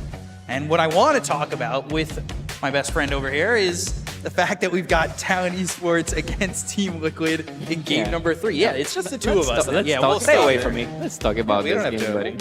We don't need you here. Actually, I need you here, Stay, because I don't know how to talk about Dota without you. So I'm going to lead you with one fastball question. What does Liquid do in game number 3?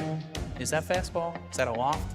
I think they might need to remove this Alchemist. There's a reason why other teams have been doing that, but because they beat it in game number 1, also I would like to see the priority. I don't know if you heard it, Rezo, but I said that whoever has the first pick might just snatch Bounty Hunter for themselves. Yeah, I think that here is way too important for this series, I agree with you. But I think Terrorblade also was a big issue in both games.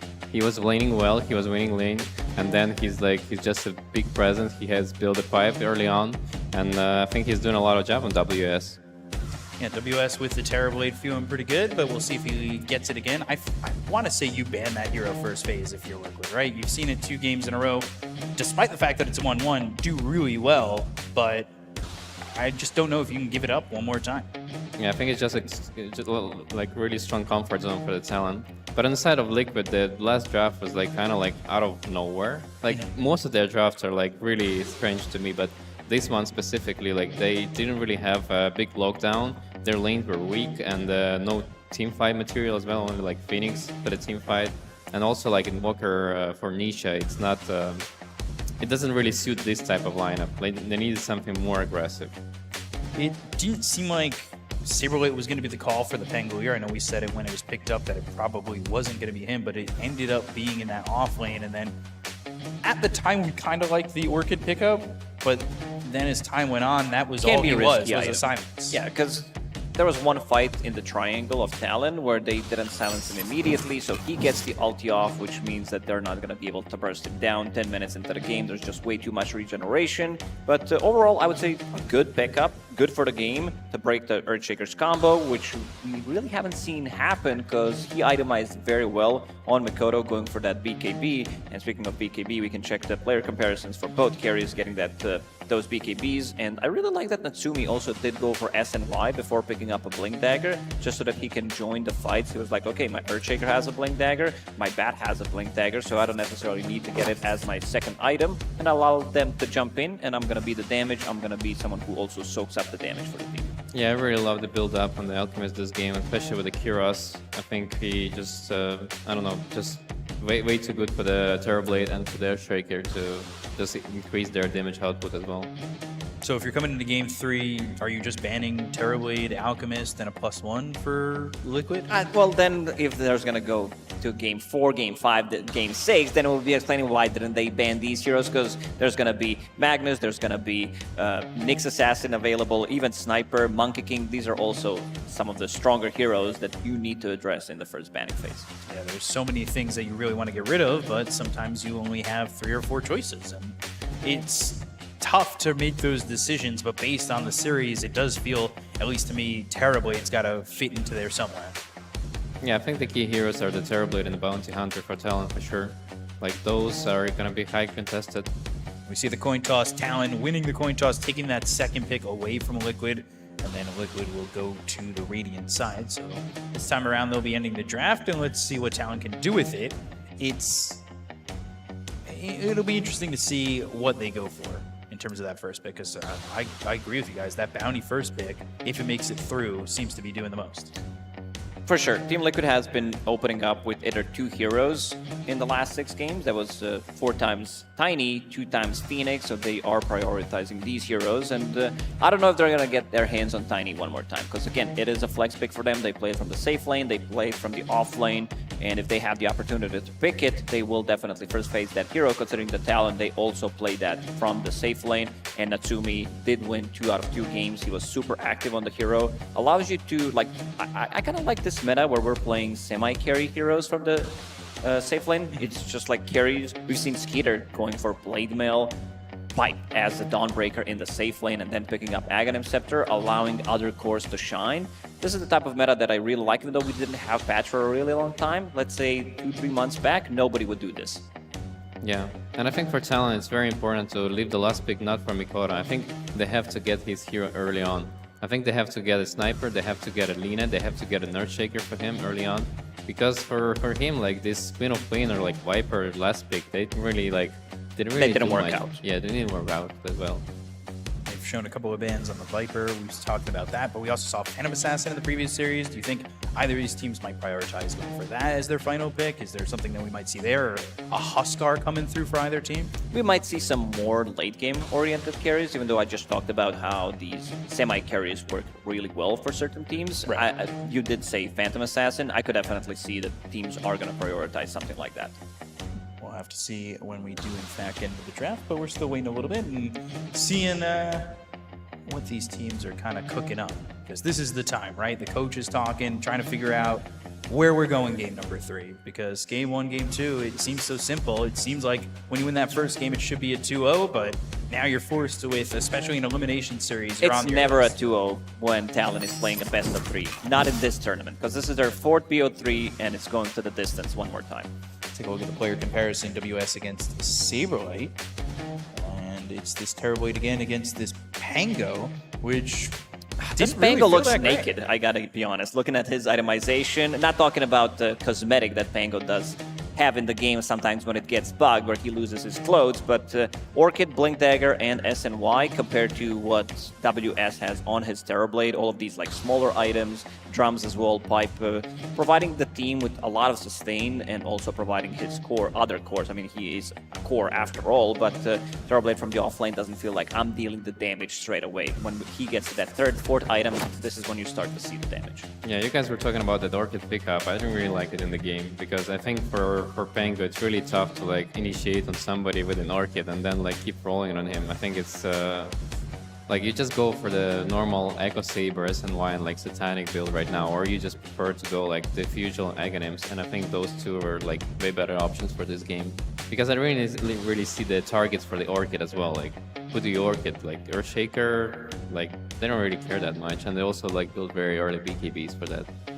Yeah, they did swap to an earlier BKB. It was BKB before Ags for the Earthshaker. The itemization coming out from Makoto was impressive enough to win that game number 2. And it just, you have the calling. I mean, something that you can kind of rely on when you've also got the Rod of Atos as well as the Deadshot. You keep them in that silence. It felt like maybe Orchid wasn't exactly what they needed. So take a look at the bottom of your screen. You see voting in the chat. Even if you're here in person, you turn on Twitch and you go !T for Talon Esports. And you get double the points, L yeah. for Liquid. Yeah, and if you write it on a sign and I see it, you get more points that way. But my eyes are awful, especially without my glasses. So you're gonna have to make it a really big !L so I can see it from here. If you didn't have a chance to see the drafts in the previous games, just coming into this, who would you guess would win the series in game number 3? I would say Talon. Just because I know the Liquid preparation for this tournament.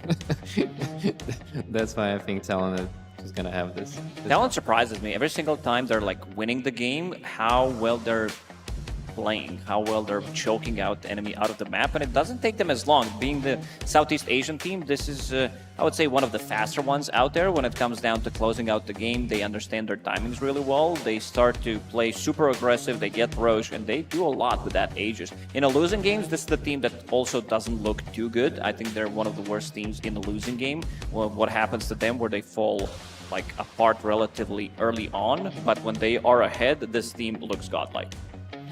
Well, right now it's a lot of votes for Talon. Yeah, chat is with me. Yeah, they're almost at your 80%. It's a pretty big one. It's definitely a big split. It's a little bit surprising. You've got Team Liquid, who definitely have a lot of fans. Is it too early for the rest of Europe to be voting? No. It's 5 p.m. time. You're right. They're already coming back from work. Felt like early day Dota. It doesn't feel like 5 p.m. yet. When you're just surrounded by Dota, I feel like you don't even realize the hours go by. Well, Southeast Asia's going to sleep. They're not going to go to sleep because they want to watch this one, but... or are they? Never mind, they're not. They're actually on the east. I'm stupid. Back to you, B-Cup. Where are you going with that? Just ignore. All right, anyway. 68% here for Talon, and what can you see as being the most important heroes in the draft? It's Bounty, it's Terrorblade, but is there anything more? We stretching any rosters thin? I mean, I think the Liquid, they need to figure out their stuff right now, like really fast, because to me their drafts, like the way I'm looking at it, they're like so random, and they need to like figure out what is their priorities for this tournament, like really quick, if they want to keep staying here, you know. I think they have to come back to these drafts that they had before with the Primal Beast and the Beastmaster and the Saberlight. I think those are like the key heroes for him. He's making a lot of impact on them. I think they need to get back to the Batrider on Boxy, because he was doing a lot of stocks, he was doing a lot of job with the Blink. And Nisha just being a playmaker with a Puck, with Earthshaker, with Tiny, something like that for him. Seems like they've been sacking Nisha maybe a little bit too much, but we'll see if that's the case coming into game number 3. We've got a draft underway. It's Talon Esports against Team Liquid. Game number 3. Let's get into the draft.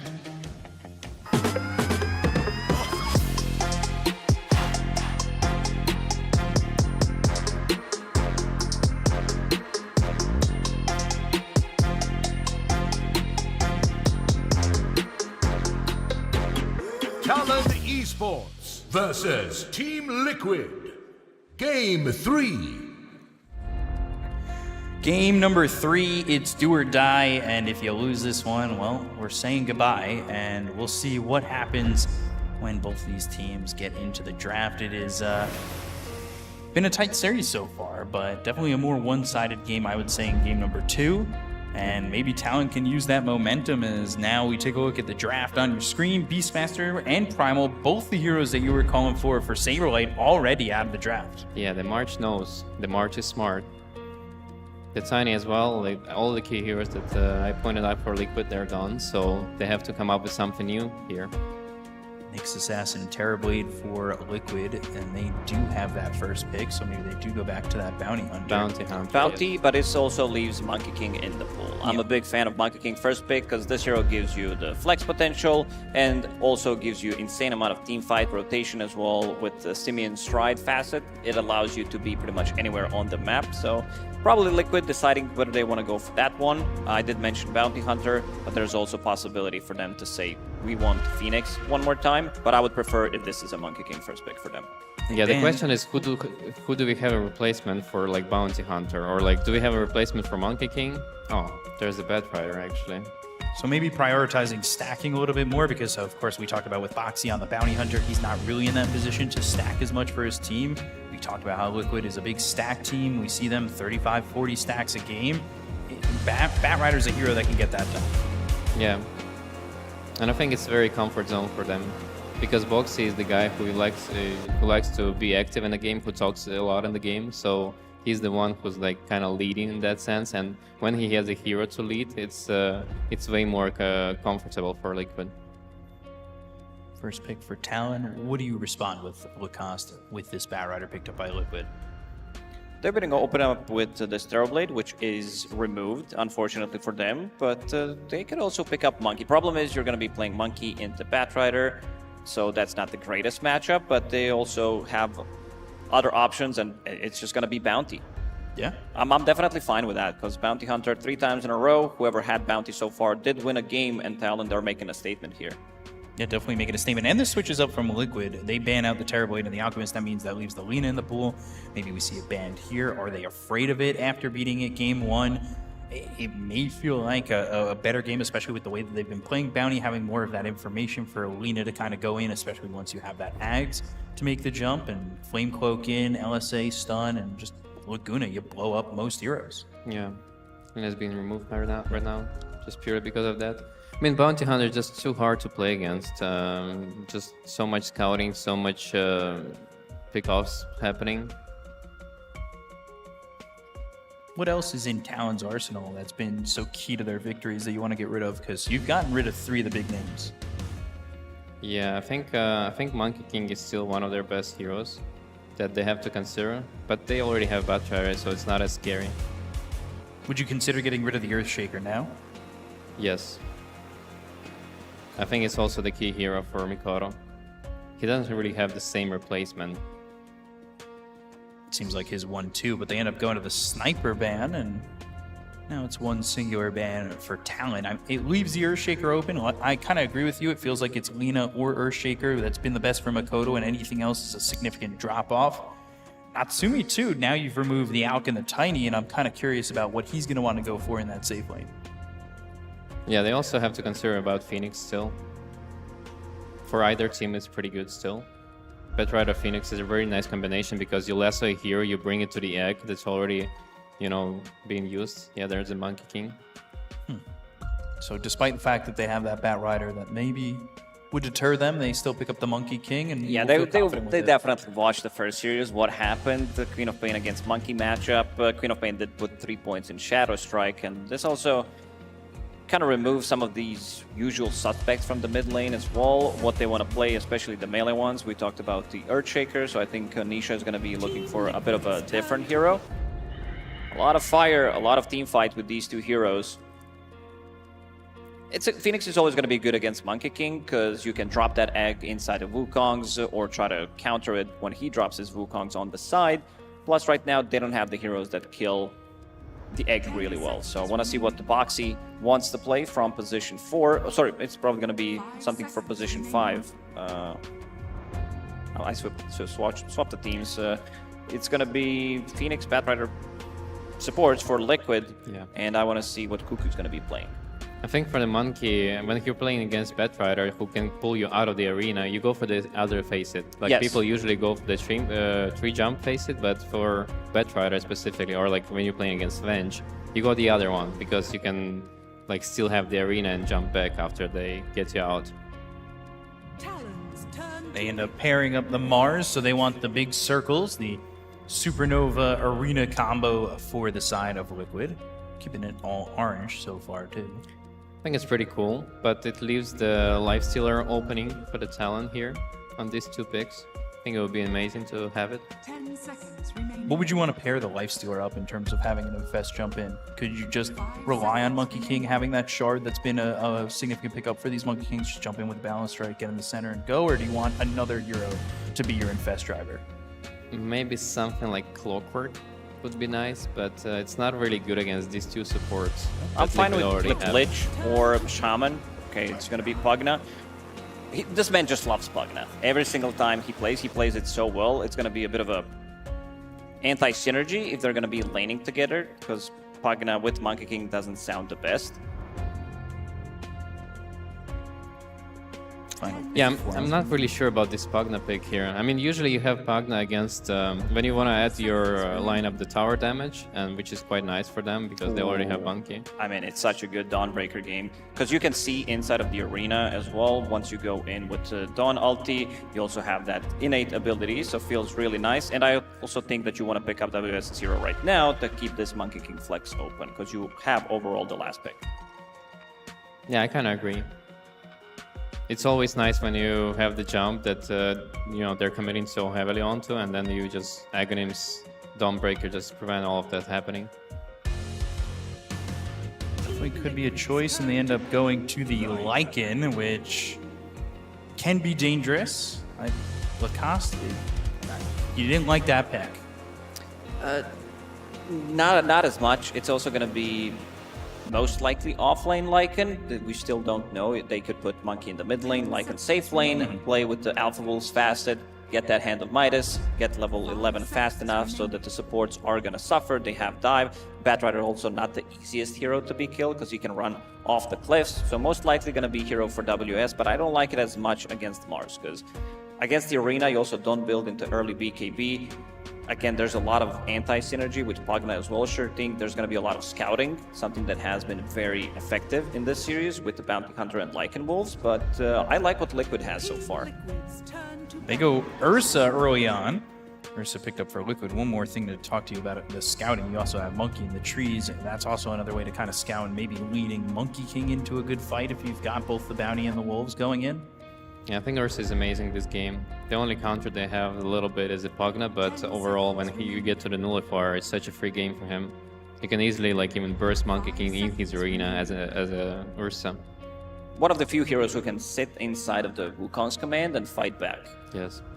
And so far, they don't really have on the Talon the same thing they had before in the draft, where they had like Alchemist and they had Earthshaker that could, you know, easily find pickoffs with the Bounty Hunter. But this game, they only have Monkey King that can, you know, kind of like create these pickoff scenarios happen. And it's not the same way of pressure. And Liquid, on the same time, they have like way better teamfight material this game. Does Viper maybe key you in on something that they're thinking about for that final pick for Talon? I think it's just to prevent Monkey King being destroyed from the mid wave. So that's maybe hinting that they are going to go Monkey mid, right? Yes. Okay. Got some reserve time here ready for him in this final ban. But I'm thinking if it's Monkey mid, what's left for Natsumi if they don't go to the Lycan safe lane? That really screams the way Natsumi plays the game. Maybe some PA would still be fine this game. He likes to play the hero. He also plays PA pretty aggressive. He usually joins the fights where, you know, his teammates are starting somewhere in the triangle. He usually tends to join. You mentioned Lifestealer. Would that still be a good Lifestealer game now that there is Ursa on the enemy side? Maybe with the Aghanim Scepter. It's a bit of a better matchup than it was before, ever since we did add that Aghanim Scepter upgrade to Lifestealer, but I might be leaning towards some Morphling, maybe. Problem is they don't have that much control. Bounty Hunter, Plugin, and Lycan, sure, they're scouting things out. Monkey as well. This Talon's lineup is very good at getting the pickoffs because of the vision, but in terms of team fight, they can't really match what Team Liquid have. Yeah. 10 seconds remaining. I'm thinking what Natsumi can play this game. 5 seconds. Maybe some Spectre, just to jump the supports and just prevent this game from, you know, to have that pick-off ability with the Bounty Hunter, because it actually creates some pressure on them. You could be theoretically moving with 3 heroes when you've got that Spectre, right? Shadow Step, Monkeys in the trees, he jumps down, Wolves are involved. Yeah. Level 6 Wolves are a nuisance to deal with. That with a Bounty Hunter, I think Shadow Step with a Spectre could be a big problem to deal with. And Liquid, they go back to the Nisha Invoker. I like it a lot more this game because you have ways of dispelling Pugna, dispelling Monkey King, shutting down Lycan, so you have another way of resetting the fight. And you also have quite a lot of damage to throw inside of the arena. So Team Liquid's team fight, something that they've been lacking. They do have Blink Initiation, they do have stuns, they have BKB piercing ability, something they also didn't have in the second game. So Team Liquid in this third game, they definitely checked all of the boxes and improved the draft from the second game. Yeah, they have way more threats this game than they had before, so it's gonna be way easier for them to play. And at the same time, Talon, they have like pretty good pressure with the Lycan Wolves on the supports. Like, I don't think these supports can deal with Lycan Wolves in the mid game. And they still decide to go for Lifestealer. I mean, I'm not really a big fan of this draft from Talon, to be honest. They have 3 physical cores on Talon, which I'm not a big fan. Because you can easily itemize. Everybody's going to be picking up Solar Crest. The supports are going to be getting Ghost Scepters as well. It's going to take a lot of time until they pick up a Nullifier. And I think Cyberlight can even go something AC. like Crimson Guard. Crimson AC or something like that along those lines, sure. Yeah. I'm on Team Liquid on this game, guys. Yeah, I feel like Talon overcooked the draft as well. Yeah, I think with Bounty Hunter, you need to go for a specific draft and you need to be able to kill heroes, and their lineup is just like farming lineup. Do you think it's just not going to be quick enough from the side of Talon? Like, what's missing here? It's the lockdown, it's all physical damage, but... They have only 1 stun. Yeah. They have only 1 Monkey King stun, and I think it's going to be a problem for them to You play forgot this game. about Bounty Hunter. Double stun from Shadow Walk. Yes, of course. Very valid. They have that. I mean, they have to itemize for that, right? They have to go for Orchid on Lycan. They have to go for some Gleipnir maybe on Monkey King to make up for the lag that they have. It's one of the few heroes we still see building here, right? Yes. I think it's pretty good on them. I just don't know if that's going to be enough. You've got Blink Initiation with the Batrider eventually coming in with a lasso. You'll probably get a Blink on the Mars, but he may not feel like it. If there's a quick enough Batrider Blink Dagger, you can start with just the Crimson and the AC if you want to go that route, but it feels like it's tough for the side of Talon to fight back against Liquid. Yeah, if they get Crimson, this game is super easy for Liquid. Do you want that first overall, or would you want it? You want it even before the Blink Dagger for the Mars? I think you're going to go Blink into Crimson. Okay. Well, Lacoste, what are you thinking between these two teams? I think it's going to be a very difficult game for Talon this time around. It's a bit of a slower side. Lycan, WS, he can also build in the Hand of Midas. Maybe I'd like to have that from the off lane, just to have slightly earlier timing, considering that you have Monkey King from mid lane. You also have Bounty Hunter, so try to punish those supports as early as possible and try to snowball from there. I think that's going to be the game plan for them, because he can also build into like Echo Saber and maybe afterwards get Nullifier, something that is always going to be good against all of the defensive items. You know that the supports on Liquid are going to be picking up Ghost Scepters, and this is the item that also ruins Ursa, because if you don't have Overpower, it means that you don't really have that much damage. But yeah, heavily favoring Liquid in this one. I think their team fight is much stronger and also much easier to execute lineup. So let's get into game number 3. Elimination time for one of these teams. It's Talon Esports up against Team Liquid. And let's take a look at the facets here. Anything kind of standing out at you, Lacoste, as you come into a very dire situation for both teams? It's win or go home. Yeah, the interesting one is Simeon Stride on Monkey King. I mean, you are playing against Mars with the Spear and also Batrider, so you can get thrown out of the arena, but you also don't want to ruin your own game. Maybe some players would be picking up that one, but Simeon Stride way too good when played from the mid lane, where you can jump easily on any part of the map early on, and we can see both supports from Liquid going in, securing the bounty rune, so it's going to be 2-for-2 trade. securing the vision advantage over mid as well, taking out that ward. See how these lanes go on, and which one of these lanes to you is looking like the biggest killer lane?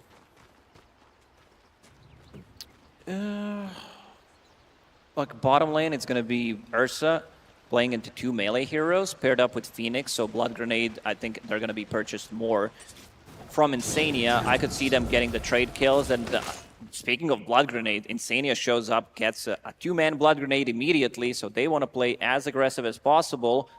There is no Orb of Venom on Ursa. He did go with the stick as his first item, so won't have that extra slow.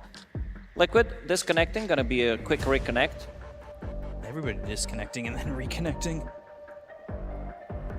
Isn't it like one person disconnects in a lobby, all of a sudden you get a little bit of packet loss sometimes? Because of somebody disconnected? Yeah, when somebody disconnects and reconnects. Not that I'm aware of. I'm just making things up.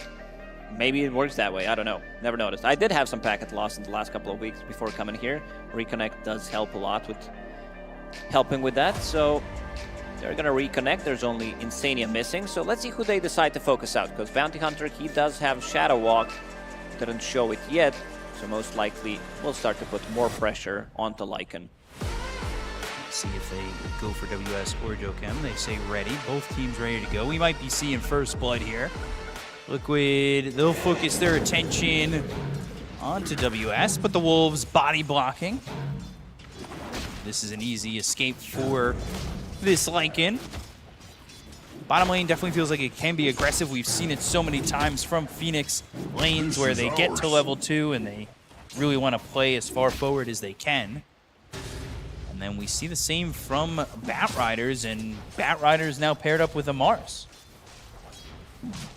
Lifestealer should have a pretty free lane in this one, especially if he gets like Rage at level 2.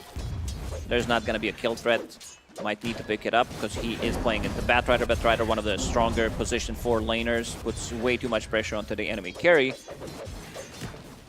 What do you want to see differently here from Nisha in game number 3? Because game 2 with this Invoker, it didn't exactly feel like he was offering much.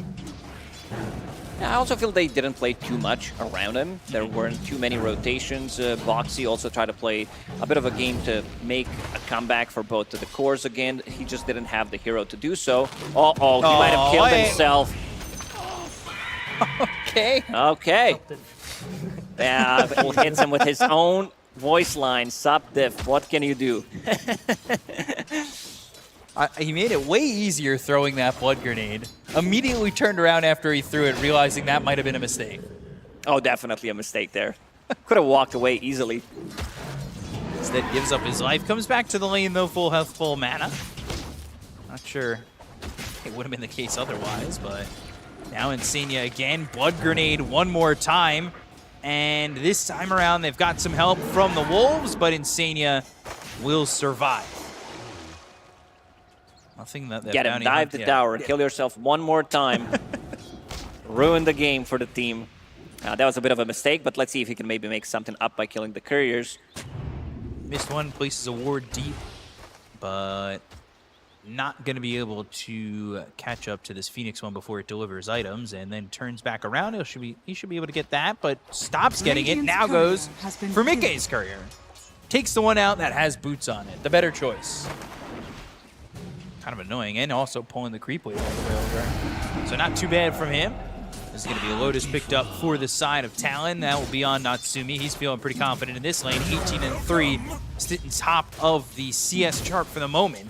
Both carries are going to be getting the free farm. In side lanes, there's not much they can do. Lycan's not going to be as effective because Wolves have high magic resistance, but they have low armor. So every single time he uses them close to Mikkei, he's going to pop overpower and try to kill one of them. Yeah, not really sensing that we're going to feel the dangers of the Wolves until they're really up there at level 6. That level 11 point for the Lycan, if you can get there pretty quickly. Right now, WS is sharing the lane with the Bounty Hunter. We'll see if they leave the Lycan to get solo experience as time goes on. Interested to see if anybody comes here over mid, you've got some decent supports to make the rotation. Batrider, if he can land a frame break. They go in, Icarus Dive. They've got the Fire Spirits, and with the Jingu, Mischief, Boundless Strike, and he kills Insania, but now Nisha will get the solo experience kill on Makoto. Ooh, that's a big one. There's going to be a massive difference in XP because Invoker, he also does have innate ability. Whenever he denies, he gets that extra bit of XP for himself. Jokem not able to pick up the Water Rune. Not that big of a, not that important considering it's Invoker, doesn't buy into bottle, but still that extra bit of regeneration, and they're going to go play aggressive on him. Makoto has Boots of Speed.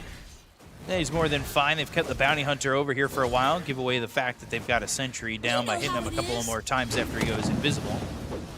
Another Boundless Strike from Makoto, who is maybe in a little bit of trouble if Insania goes for this again. You just TP'd over mid, you die back-to-back like that. The lane is pretty much one for Nisha if that's how it goes.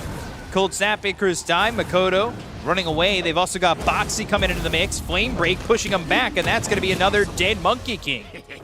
So Liquid, this time around, focusing Nisha's lane and making sure it goes way better. Something that has been definitely lacking in game number 2, playing around Nisha, making sure that he's having a good time, and right now he's still behind Monkey King, knowing that this matchup can be a bit difficult, but there's going to be, again, big difference in the XP department, and something that Rezo was talking about. You asked him what Saberlight is going to build. He is going for Vanguard as his first item. No surprise.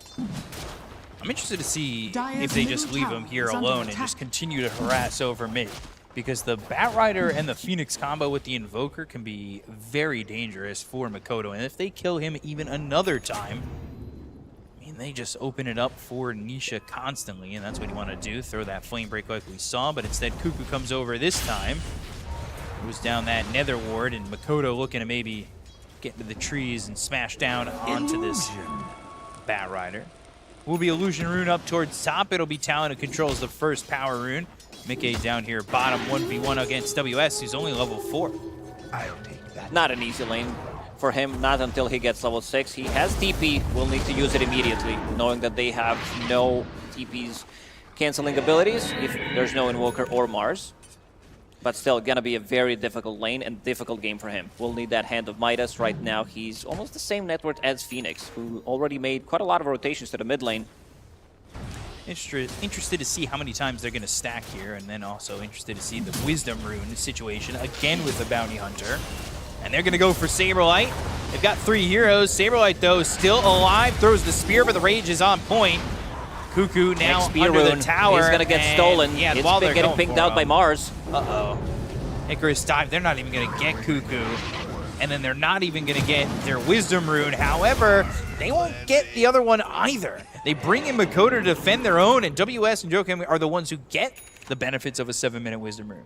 Perfect timing from Talon to strike, grab a kill. Also a bit of an anti-synergy there because Spear connected, and Nisha also used Tornado on the same target. Cuckoo used this opportunity knowing that they already used everything, so he manages to TP out of the trouble. This is the second time, so they need to be careful about those TP. It's when they use every single stun, and they don't have that many stuns to start with. Yeah, they really don't. Balance strike from Makoto just to be grabbing a bit of a CS. He's sitting here with Cuckoo nearby, but what I please. Nisha, he doesn't really have anybody in the area. Batrider's heading towards bottom and will probably cross paths with this Bounty Hunter. And the Bounty Hunter giving vision means that Boxy, well, he goes into the Firefly, trying to get away from these heroes. Blood Grenade was used, Balance Strike connects, they'll get the kill out of the bat. And Nisha, not much he can do, but help take out the Sentry and the Nether Ward. Saberlight just eating shots from Natsumi. He's sitting here low health, and for right now, the lane's looking pretty good for Talon, and they also stole both Wisdom Runes. They're pretty much ahead on both supports. Top tower is under attack. That amplified damage, gotta get the spell immediate. And oh, no, he actually dodged it, never mind. So we'll still have it, 3 points in Boundless Strike. Maybe try to grab a kill and look at what they're drawing in the minimap right now. There's going to be a lot of farm happening in the triangle, good amount of stacking, so maybe Team Liquid wants to go in there and try to steal some with the Batrider. I want to try and make that happen. Now Saberlight's got that level 6, so he's got the arena to work with. Do they want to fight with that? Like you said, he's going for the Vanguard, so probably more okay with just staying in his own lane and farming as much as he can. Oxy only level 4, it means they've got the tower. no lasso to work with. Yeah, no CS coming through for Saberlight, and you can see net worth lies pretty far below any of the other cores. He walks forward, maybe finds Cuckoo, but instead the spear is thrown onto this Lifestealer. Nothing more doing. His game is going to be like very slow, knowing that he didn't go for any bracers, no soul ring, so you're not going to be able to get the farm pushed away. So this could easily backfire. Arena did connect, but it's also going to be on Natsumi, so he's just going to TP out again. They brought Mickey here with a TP. And that leaves bottom wide open for this Lycan. And Mickey just going to split some farm, I guess, with this Mars. They're both sitting in that top lane. Eventually you push it out, go to the twin gate, go back bottom, right? Yeah, somebody will need to go bottom, probably going to be Ursa, but taking away any farm from Saberlight, it doesn't really feel good, considering the itemization that he's going for. I talked about the scaling, so no bracer, no soul ring. You're not going to have that mana. Mikoto, blood grenade. Good flame break, good blood grenade, but do they have the follow-up? Under the tower is Nisha. They'll try to stick with Mikoto, and nobody come in the way of Monkey King for some help. Burning out to the Fire Spirits, and eventually Boxy gets the kill, and Saberlight under near the tower will die to WS. So the Wolves are actually what gets the last hit on that Mars.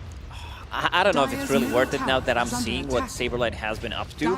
This type of an item build, if he was staying, like if he had Vanguard early and then he doesn't die because he has Vanguard, maybe they'll try to gank him one more time. But right now, he is kind of ruining his own game with the itemization, because you're not going to be able to scale, you can't really farm. While WS, he's slowly catching up. He does have that Hand of Midas available, Power Treads as well, so he's getting the levels and he's going to be able to scale.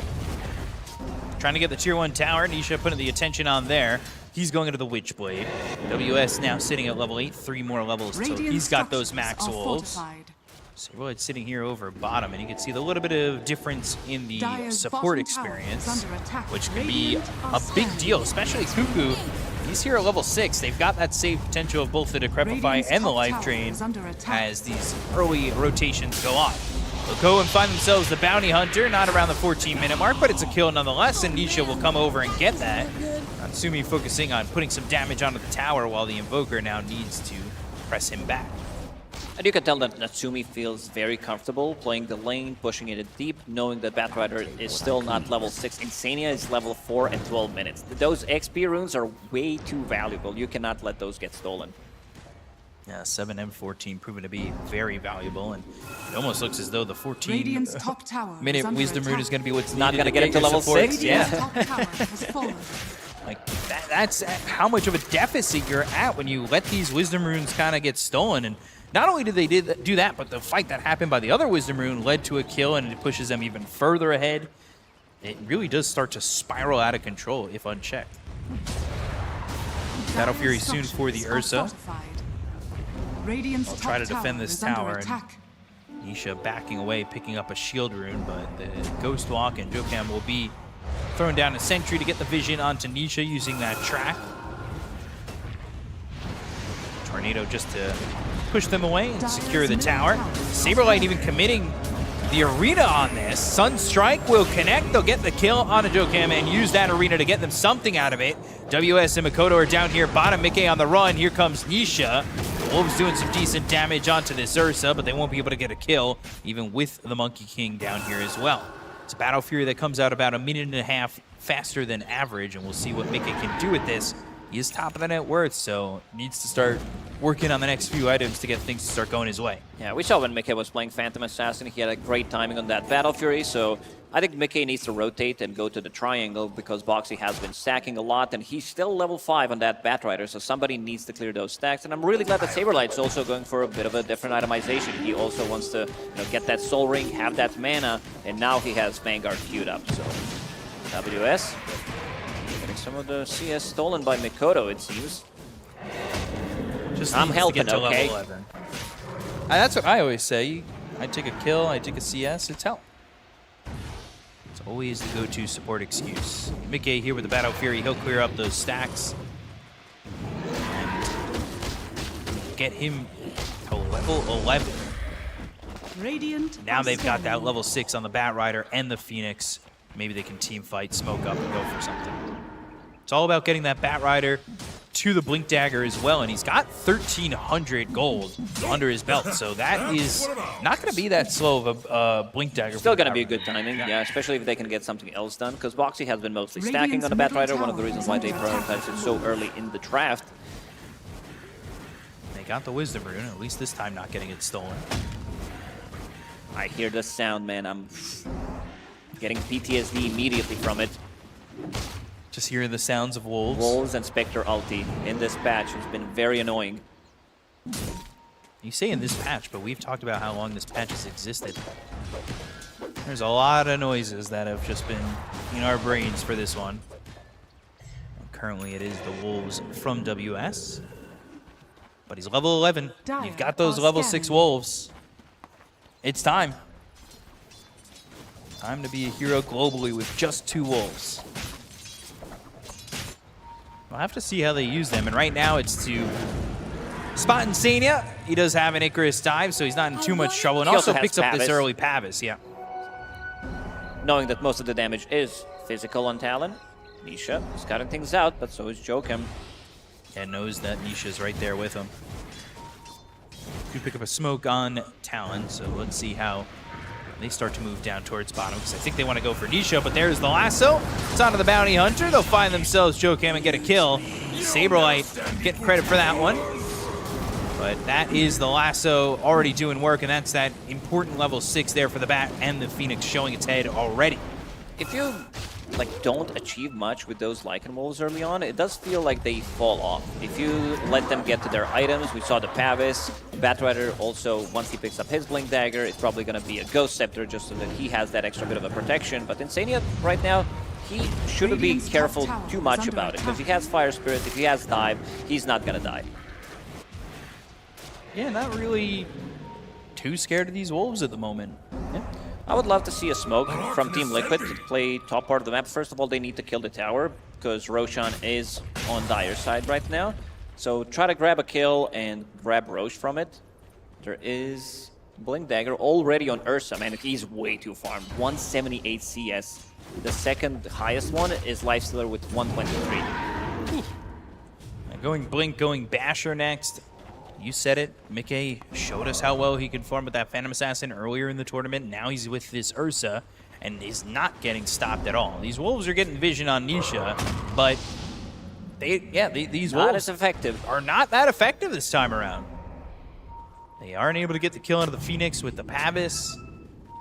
They haven't been able to keep up with the Batrider, and now you've got an Orchid on the Lycan, but I don't know if that's going to be enough unless they really start to fight and use this vision advantage with the wolves, with the Bounty Hunter to start some fights. But instead, they've got the smoke, they go to the arena, and they'll get the kill to Joachim once again. WS even used his ult for this. Tornado lands out of the Pugna as well as the Monkey King.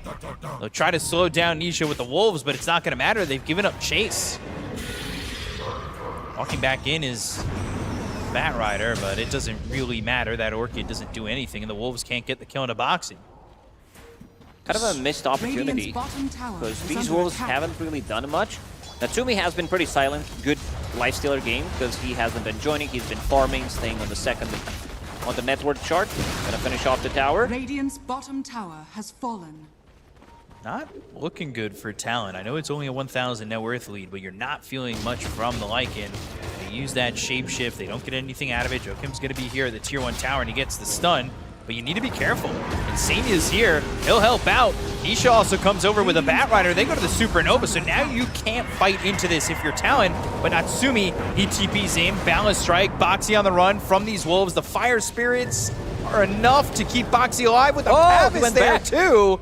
And Boxy stays alive eventually. Can he get a Blink Dagger? Not enough. Yeah. All right. Not enough gold. Eventually gets the Batrider. But Talon, again, focusing their attention, coming all through to the top area of the map. That Supernova is so much of a deterrent that they can't find an entry point. And yes, they get the kill on the Batrider, but I don't think that's really what they want out of a big fight like that. Crimson, a Solar Crest now for the Phoenix. You talked about it. Crest, Crimson, AC. These are going to be the core items. Anisha not really caring too much about these wolves. And there's the Crimson for the Mars. So you feel even more confident with this Mars, who's going into the Blink Dagger next. He maybe could have gotten away with Blink Dagger first, but why not get the Crimson? And now, once you get this Blink, you have your Initiator. Knowing that they don't have any kind of initiation, so he doesn't have to react as much. And you also have Blink Dagger now on Batrider, so that's going to be your form of initiation. And knowing that these fights are going to last slightly longer because of all the kiting.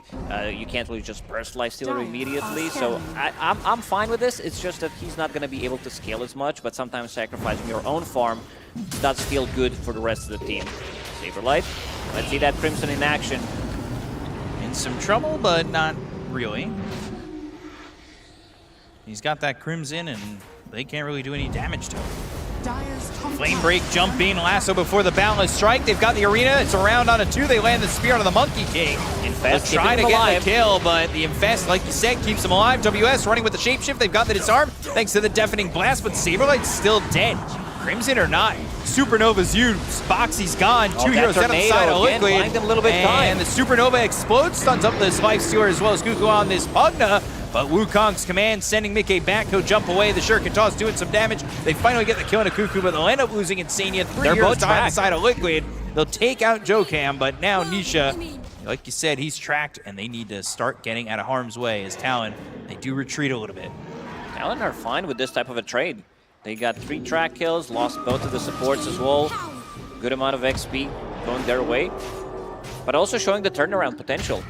Monkey King with the Cripify, and also Infest plus Life Drain, keeping him alive. Hurricane Pike for Nisha, but he's getting chased by some wolves here. He's fine though. Nobody killed to these wolves just yet. Dual Scepter. Queued for this Ursa. They'll get themselves a Torn pretty quickly. This lines up with a 21-minute Wisdom Rune. And, ooh, they're jumping in. They're going for Natsumi. The damage, oh, the Infest into the Ancient Creep. They get nothing so far, but Cuckoo should die. He's life-draining Saberlight. Can they get the kill on this Ancient Creep and then get the kill on Natsumi? The chase is on for the Ursa. They've got the Ice Wall down, but the Boundless Strike, they get the kill on Mickey. Now they find Nisha. 2 heroes down on the side of Liquid. Saberlight on the run. Eventually, he's gone too. All 3 cores on the side of Liquid are dead. Man, they're diving in so deep, and then Mikoto shows up in a fight. He gets the Infest. They also want to kill the dragon because they're like, yo, okay, we have enough damage with Ursa, but you're also using your spells. They did use Cold Snap as well. Boxy is going to go through the gates. Talon. This is not good for Liquid. If their Roche gets stolen, Ursa definitely relies on getting it. Getting that early Aegis, being able to control the map. But when Talon get ahead, they choke you out pretty well. And take a look at the win probability, about 60-40. These are the type of fights that Talon needs to take. Go in, push the limits of the hero, go with the turnaround potential with that Infest. And I really like what Natsumi is buying. Radiance, SNY, straight into Aghanim Scepter so that he can infest Ursa as well, disarm him, and still deal damage. Mickey trying to farm. Getting some of these Yule's Scepters out. And Blink Dagger from Mars is maybe feeling a little bit delayed. The chase is on. They've got the Wolves. They'll have the root. They'll throw the dust, but the Balance Strike and the control is there. The Flame Break, the arena's used. Here comes Mickey for the turnaround. And they will get the Bounty Hunter. They'll still try to run. Need to make sure that they don't continue on Talon, and they back off all the way to their Tier 2 tower, so they do get a little bit of a save there. That's okay for Liquid, but still working with an Aegis, and Talon not afraid to keep the ball rolling if they do find themselves some good information. The vision game for them isn't amazing. They do have that obs, though, that spots Mickey, and they've got one down on the cliff bottom. And by saying that they've got that ward, they knew where the Ursa was, and he's just gone, but the lasso, it just leads to Boxy's death. That's such a nice read from Talon. After seeing that Mickey killed off Tormentor, meaning that you need to use ulti unless you're bringing in 3 different heroes, but the rest of the Team Liquid are also showing on the map. So them having a good read what's happening, and they get the kill there. Man, the power of Bounty Hunter. This hero has been one of the highest win rates in Pro Dota for such a long time. High level PUBG, sorry, but we haven't seen it in Pro Dota. Here and there, but in this tournament, like the stonks are really rising. Nisha. There's a Monkey King coming. There are some wolves to get the root. We said these wolves didn't feel effective, but it's definitely given them the control to stay on these heroes. Nisha tracked up again. They'll try to TP out, but they've got the root with the hamstring again. Jump down with the Primal Spring. Here comes WS and another kill for Talon. Man, he missed Tornado onto the wolves. He thought he's gonna micro the wolves, put them on the side, so he can TP out because they already used all of their stuns. Insania. Damage from these wolves, and Saberlight goes in, finds the Pugna Supernova on the cliff. Arena's good, but the BKB from WS, Cuckoo, he's staying alive. Monkey King looking for a way back in. Boundless Strike has Wukong's available. Yule's into the air. Mickey's in trouble, but the Wukong's comes out. Saberlight needing to run. He's dead to Natsumi, who's not afraid of this tower. The right clicks in onto Insania. They've got the stop with the stun from the Bounty Hunter. Looking for Mickey. This Ursa needs to leave, but the Wolves are there. They've hamstringed him, and they'll kill this bear. It's a full team wipe for Talon. Man, this is such a difficult fight for Liquid. Fighting into Aegis, Natsumi, they don't even try to go for him. Arena and Phoenix Supernova, it looks good, but they're unable to get any kind of a kill. And also Mickey, to point out, like his itemization, he was staying so far ahead in this game, but wanted to have some kind of a dispel. It's a very tricky situation because you need to think about what items I'm getting, because you're running out of slots. So he picks up Yule Scepter, which is, I think it's the correct choice, knowing that he's playing into Lycan's Silence. But you also don't have a BKB, so you're gonna get kited by Pugna as well, so it's very difficult. And now he's going into Nullifier, something that we pointed out during the draft that it's gonna definitely be needed, knowing that you're playing into Pugna, playing into Monkey King. But Talon, they're putting in so much pressure right now. Yeah, they really are, and Natsumi's gonna get the kill on Anisha. This all comes again thanks to the vision that they have in the area. Lasso's not gonna matter. Boxy TP's out though. But it's the vision they have. It's also Jokem moving around as this Bounty Hunter. Cuckoo eventually dies here to Mickey, but now you've got the Blink Dagger for Saberlight. It just feels a little bit too late. They'll infest into a random wolf and send them on an invis mission. Radiant are scanning. Scan connected, and they are searching. They might find Saberlight, Dire's and they will find Saberlight. These wolves, definitely a good vehicle for this Lifestealer. Saberlight trying to get away, but the wolves are here. They'll pop the infest, and oh, Natsumi just turns around. He's got that ag, something you were calling for, and Jokem's gonna see Mickey. Natsumi gets to come over, but the Yules from Mickey onto the Lifestealer stuns him up for a moment, and the chase is on. They've got the track. Yules again, and they've got the infest in one moment. They just need to continue on this bear, and they should be able to kill him. There's not much Insania can do. He'll pop into the infest onto this Ursa, and then pop out, get the kill, and then they got themselves a Phoenix. Double Wicked Sick. And Insania, yeah, double Wicked Sick, and things are not looking good for Liquid. Down 16,000 net worth. There's another on a Boxy. Talon are cleaning them up. Bounty Hunter providing way too much vision with the Wolves. It's very difficult for Liquid. They just don't have that extra counterplay. They're diving them, and you need to make some kind of a reaction to it, but it doesn't seem to be enough. Jokem's gonna kill the Courier, it seems. Let's see what's on the Courier. Bottom lane. Okay, he microed it. It didn't die, but you're gonna lose a side of Barracks. 25 seconds without Ursa. Also, this Aghanim Scepter heavily switches how the matchup works between Ursa and Lifestealer. This is the item you were calling for in the draft if we were going to see a Lifestealer, and now the Wolves pushing back Nisha. Yeah, you become half man, half bear. And half, I don't know what the third half is. Pig? I don't know. Yeah, half man, half bear, half pig. Dire's middle that thing is scary. Saberlight stealing a Wisdom Rune. So they get both this time, but it's not the experience difference that's really concerned for Liquid. It's the gold, as it's a 20,000 net worth lead here for the side of Talon. Win probability was 59-41, but now 88% to 12% in favor of this Talon side. And they are real close to eliminating the current reigning TI champions. Makers dive away. The open wounds, they've got the silence. WS running with them.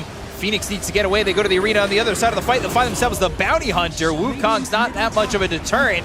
Cuckoo, though, has the nether ward down, starting to go back as the sun rays onto the Pugna, who will try to life drain Saberlight. Senia ends up dead. There's not going to be a supernova. They'll pop the infest. They'll go for the Ursa. Yule's up into the air. Mickey's in trouble. Can he get out? The ice wall's down, slowing them up, and Makoto's in, trying to dive this Ursa, but the lasso, it connects onto the Lycan. WS maybe a little bit too far, and that's going to be a dead Lycan. They'll look over at Natsumi. They don't have another lasso for him, and they don't really have enough control with Spear already used. So Liquid taking advantage of the fact that Talon went in a little bit too heavily. Cuckoo gonna drain, get back to full health. 4 heroes still standing here for Talon. See how Liquid try to continue to get some net worth back in their pocket. Slightly too deep. Roshan's gonna be on Radiant's side one more time, so Talon should definitely prep for it. You do not want to allow Liquid to get that fight. Mickey is getting closer to his nullifier. Sells Magic Wand. Should have enough money in the next 30 seconds or so. Infest popped and Boxy's dead. Easy kill there again for Talon, and another track kill. You can see the difference in support net worths. It is massive. They're almost getting doubled up. Well, at least the Batrider is. Manta for Nisha, but Invoker, again, just the lane went way better, but still not feeling what we really want from it. Yeah, because they're getting ran at right now, and it also, those wolves kind of ruined them. One of those deaths also not being able to TP out. Lycan just picked up a shard of his own. Oh no, this combo has been so deadly. Yeah, this is very difficult for Saberlight to find an exit point. Mickey thinking about coming over. Blinked, but didn't go on the high ground, and Saberlight ends up dying to Natsumi. Balance strike, though. They find Nisha. Wolves are here again. And Nisha needing to hide and turn tail and hide in the corner of this little river area just to stay safe. And here's the combo one more time. Infest into the bounty hunter or a wolf, and you should be able to get whoever you want. Oh, nice on the play Icarus from side. They've got the Yules. They'll get the kill. It allowed them to get so many kills. It doesn't let anybody get away. You don't rely on the wolves and the hamstring. You can just Yules them yourself. So back onto the high ground. Ready to go for another side. The Cripify. What can Liquid do? They have Blink into a lasso, but I don't know if it's going to be enough. They need the Mars. They need the Phoenix. They really need everything in the kitchen sink to try and stop Talon from finishing off this game. The thing is, Talon don't exactly need to commit. Roche is up in a minute. They can get themselves an Aegis, then feel even more powerful going up on the high ground. Yeah, no need to rush anything, just some extra bit of a damage onto the tower. Something that Falcons have been using, this Bounty Hunter plus Lifestealer, but they've been using a bit of a different combo, because they also had Pangolier from the mid lane with the Blink Dagger twice, but you can see that you can keep it simple. Nullifier now done on Ursa. Is that a big enough item? Pugna needs to die. They need to kill off Pugna immediately. Something that Liquid did really well in the second game. Sorry, first game. A good fight. This maybe turns into them getting bash. But the bash comes through. They get the kill to Boxy. That means there's no lasso. He's going to buy back. They'll go to the arena. They'll throw the spear to Cuckoo. But Cuckoo, well, he's got to beat KB. They're going to stop him from getting speared. And now they look over at Mickey. The Supernova is going to go off. It stuns up a lot of these heroes on the side of Talon. But Makoto following up to try and get the Ursa. Balance strike. Darkbeam to the other side. They've got themselves the lasso as well as the nullifier. But the damage on Makoto is not going to be enough. Mickey, he ends up dead. There's no Ursa for 75 seconds. Cuckoo doing the work with a life drain. Nether Blast again, sucking the life from Insania. They'll pop the Infest one more time. 2 heroes gone to the side of Liquid. That's another Boundless Strike that connects on Nisha. Boxy, Nisha trying to run Saberlight off to the side. He blinks up onto the high ground, and Talon win yet another fight. Man, they're keeping this aggression alive. 24,000 lead. Liquid just doesn't have enough. Lifestealer infesting Ursa, and Ursa just not dealing any kind of damage. And I think it might be the time to maybe even close it out. They have 40 seconds. They have more than enough damage. This Crimson Guard is, on paper, it sounds really good in theory, but we haven't really seen it do as much. Tornado, not much to really back off from. Radiant's middle barracks has fallen. Other Ceterax gone over mid. Full Daedalus on Natsumi. He wanted to go for Nullifier early on, like full Nullifier, had almost 5,000 gold. Can easily disassemble his Radiance and get that Nullifier still against Ursa, ruin him even more. Great against those Yule Scepters, great against Ghost Scepters, Solar Crest, Crimson Guard as well gets dispelled. Taking the taxi over to bottom in this shape-shifted Lycan. Roche is back up, and it should be another Aegis for Talon. The Liquid are going to come through with a smoke. They're going to try and fight this, but this seems like the last fight. Especially if they lose it. 6 Lotuses. That's a lot of heal. 900 heal for the next Smoke fight for immediately Mikoto. pop. Boxy. He blinks away from the fight with a blink in. The spear connects. It's onto the Monkey King, but now Saberlight, he's all alone. He'll drop the arena before he dies, but 65 seconds without a Mars. This is not what Liquid wanted. They immediately backed up, but then Saberlight went in. A bit of miscommunication. It does seem they were not ready. The rest of the team not ready to jump in. So Roshan gonna go to the Dire side, and it does belong to Talon. Yeah, they're all here. They're all ready to get an Aegis. Wait for Roche and then claim their prize. See the damage being done here by this Lifestealer. Invoker's got 24,000, but the number that really is not that high that maybe they'd want a lot more from is that Ursa. Quick Roche for Talon. He doesn't need that Aegis. He's 10-0 and 15. Didn't die a single time for 35 minutes. But they're gonna keep it tight. They want this to be on side of Natsumi. They don't want him to die.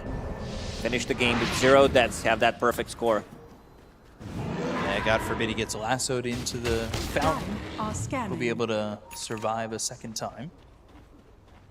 Mickey looking for an Abyssal Blade, but I just don't see the next bunch of items, if Liquid even get to them, being enough to stop Talon.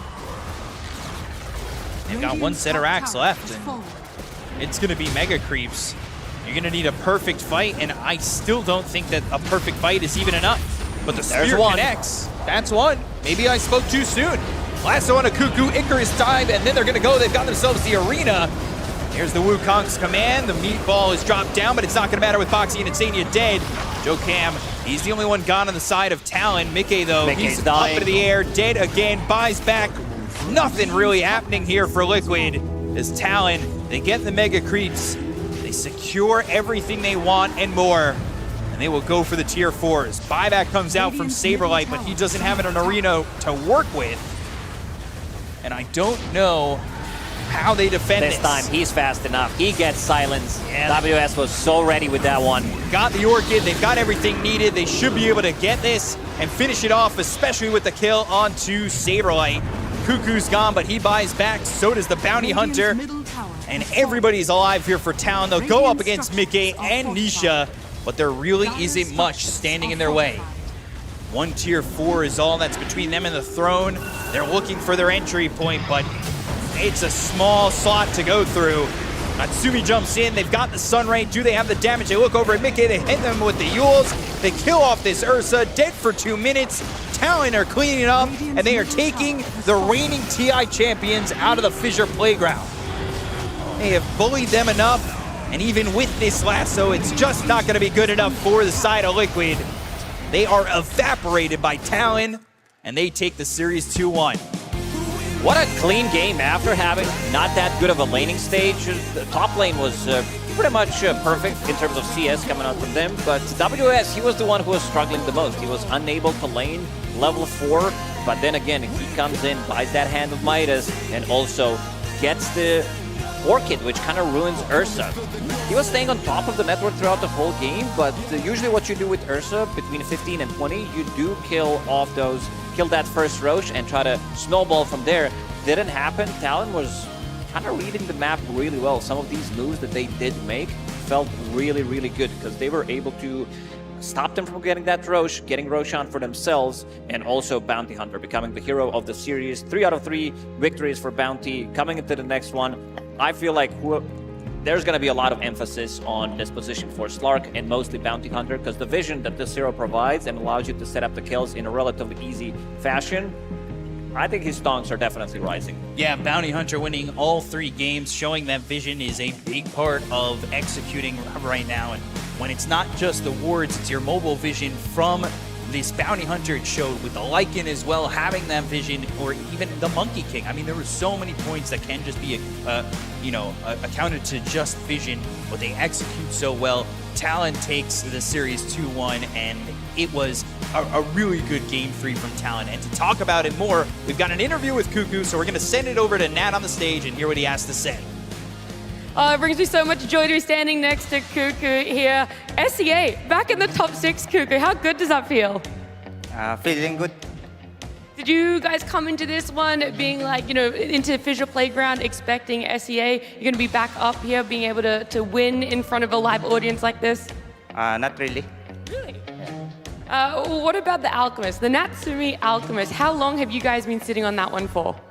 I think it's just a surprise hero. We just practiced it like yesterday. And we have like a pretty strategy for that. And what about the Bounty Hunter, right? You don't get it in game 1, but you get it in game number 2 and game number 3. It feels like it really helped with the win. So was that one also a surprise hero? Yeah, I think we just learned it from this series also, that the Bounty Hunter provides like so many things. And what about you personally? When are we going to see the Cuckoo Manta? If my carry wants to play solo, I can pick my Venomancer to jungle, I think. But it feels like right now you're a bit of a fully fledged Pugna player. What about him do you enjoy playing and picking up here? I think if the enemy don't have a spell hero like the game 1, I don't like to play it. It's like kind of useless in my opinion. Well, Cuckoo, I won't leave you too much longer. I'll let you go and enjoy the time with your team. Thank you so much for joining me. For now, though, we're going to quickly duck on over and chat with our casters. So, good, wise words coming from Cuckoo. Maybe we do see the Cuckoo Mancer as Talon moves on. They eliminate Team Liquid, and they take out the reigning TI champs. I mean, that must feel good emotionally, mentally, and going on to tomorrow. What else is better than that, right? Yeah, something that I heard coming into this tournament is this team should not be underestimated, and now I see why. They had some really, really good games. They had also some of the games where they got stomped, but this is the talent that I think a lot of people expected to see. Yeah, well, Talon, they may have won the series, but we still have some wise words from the coach of Liquid. It's an exit interview with Jenkins. We're going to throw it over to him and see what Blitz has to say. I'm standing here with TI winner, Coach Blitz.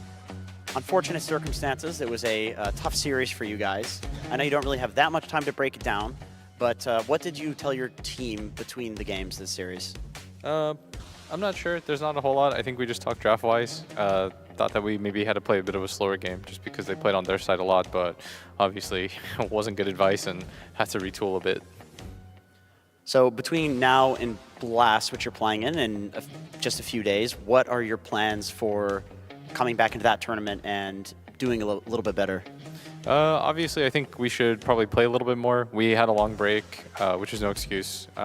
We came into here with a little bit of rust, and we decided we just kind of see where our form's at. Obviously, that wasn't good enough. So hopefully during this time off, we can get some scrims in, try and pub a little bit more, and get into the routine a little bit.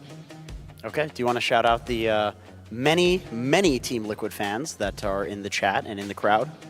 Yeah, sorry for this result. I'm sure rooting for us, especially early on in the season, probably isn't the easiest thing in the world. But like I told everybody before, last time I was here, and then we ended up winning TI, so it's like, I hate losing. It really sucks. Getting 8th place is really ass. That feeling is just like sits with you, and so I don't want to live with that for very long, so hopefully we start to pick it up again. All right, thank you so much, Will. I'm certain you guys will come back stronger. Good luck in Blast. It's always interesting to hear what the coach has to say after an exit interview, but unfortunately for Team Liquid, it does end their time here in Belgrade, but Talon, they move on. They won games 2 and 3, and we're going to take a look at the post-game stats from game number 3, 39-17 in terms of kills, but taking a look at kill involvement again, I mean, WS was there, everybody was really involved. I mean, Makoto was the one who had the least kill participation, but for the most part, both supports were always involved, and Talon really never fell off in that game at all. They really started to push the pressure on early. Yeah, they never did, and I really like this Lycan plus Bounty Hunter combination. We also see the Infest Bomb with the Bounty Hunter. MVP, of course, for this one, it's going to be Natsumi, who dominated the game from start to finish. Really like the itemization, picking up that Radiance, skipping Armlet in this game, going for SNY immediately after, and then third item Aghanim Scepter, just so that he can ruin Ursa more. It swings the matchup quite heavily, what he wants to do as Ursa, because you don't have enough damage. Liquid did not have enough damage to be able to bring him down from 100 to 0. Not even once. They killed him once when he had Aegis, but that one doesn't count, so he ends up the game with a perfect score. Yeah, 13-0-19, 82% kill participation. Natsumi certainly the MVP of this one. You could say maybe Makoto was the MVP of game 2, and then with 3 being it all there for Natsumi, it looked really good for Talon. I'm worried for their opponent again tomorrow, but we'll have to wait to see them again tomorrow. We got one more series, but we got some highlights and then a break. We'll be back with the last BO3 after a quick message, and we'll see you soon.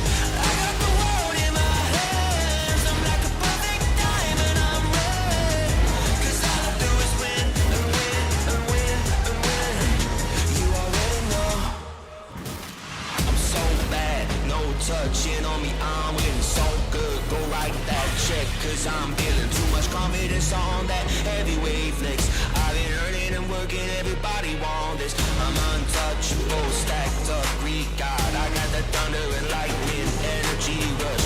I've been winning and winning since the day I was made. Bet you wanna be like me. I'm always on top of the game. Ain't never gonna touch second place. Never. I'm always on top of the game. You know that I win, that I win, that I win.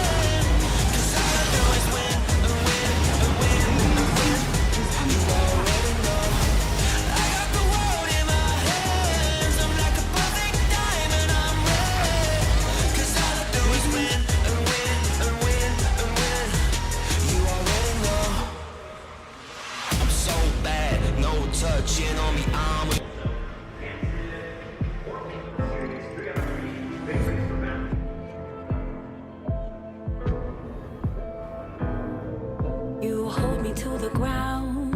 If I didn't have you, I would float away. I would fall into the same old pattern that I've worn so well. On my darkest day, someone told me it was easy, but I've seemed to find it hard. I'm an audience to grievance, 'cause I've struggled with my heart. But you changed the shape of love when I wasn't vain of love. But like a stream, you tie me down. You know my foundation in this tired town. Just like a stream, you tie me down. You know my foundation in this tired town. I'm a beat in your algorithm. You're my ism. Now I've something to lose.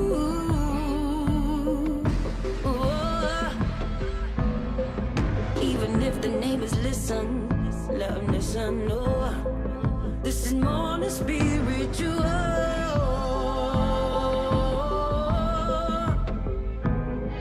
Someone told me it was easy, but I've seemed to find it hard. I'm an audience to grievance, 'cause I've struggled with my heart. But you changed the shape of love, and I was in vain of love. But like a stream, you tie me down.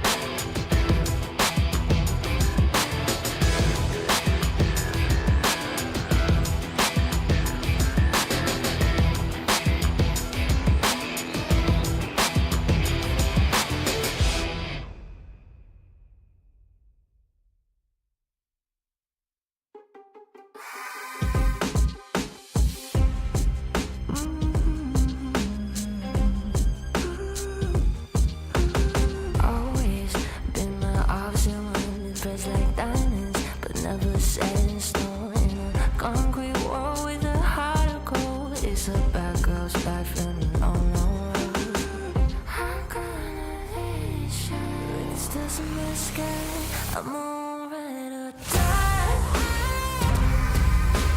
Not that I let it go, nothing like me in my pride. Pain is my pleasure, though I am not ride or die. Not that I let it go, nothing like me in my pride. Pain is my pleasure, though I am not ride or die. Put my ego in the driver's seat and slip my two-way personality. I take one step forward and backwards three. It's a bad girl's life and a lonely street. I'm gonna let it shine like the stars in the sky. I'm on ride or die. Not that I let it go, nothing like me in my pride. Pain is my pleasure, though I am not ride or die. Not that I let it go, nothing like me in my pride. Pain is my pleasure, though I am not ride or die. I ride or die.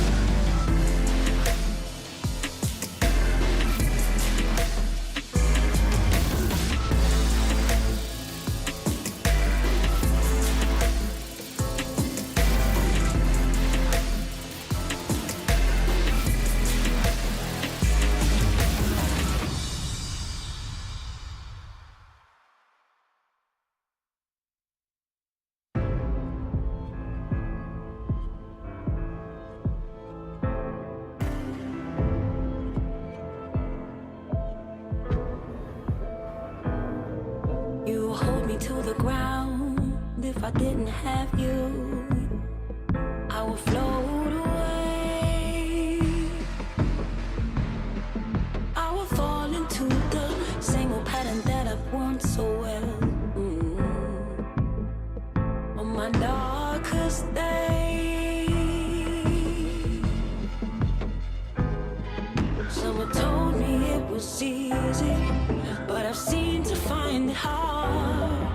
I'm an audience to grievance, 'cause I've struggled with my heart. But you changed the shape of love when I was a vein of love. But like a stream, you tie me down. You know my foundation in this tired town. Just like a stream, you tie me down. You're my foundation in this tired town. I'm a beat in your algorithm. You're my ism. Now I've something to lose. Oh. Even if the neighbors listen, let them listen. Oh. This is more than spiritual.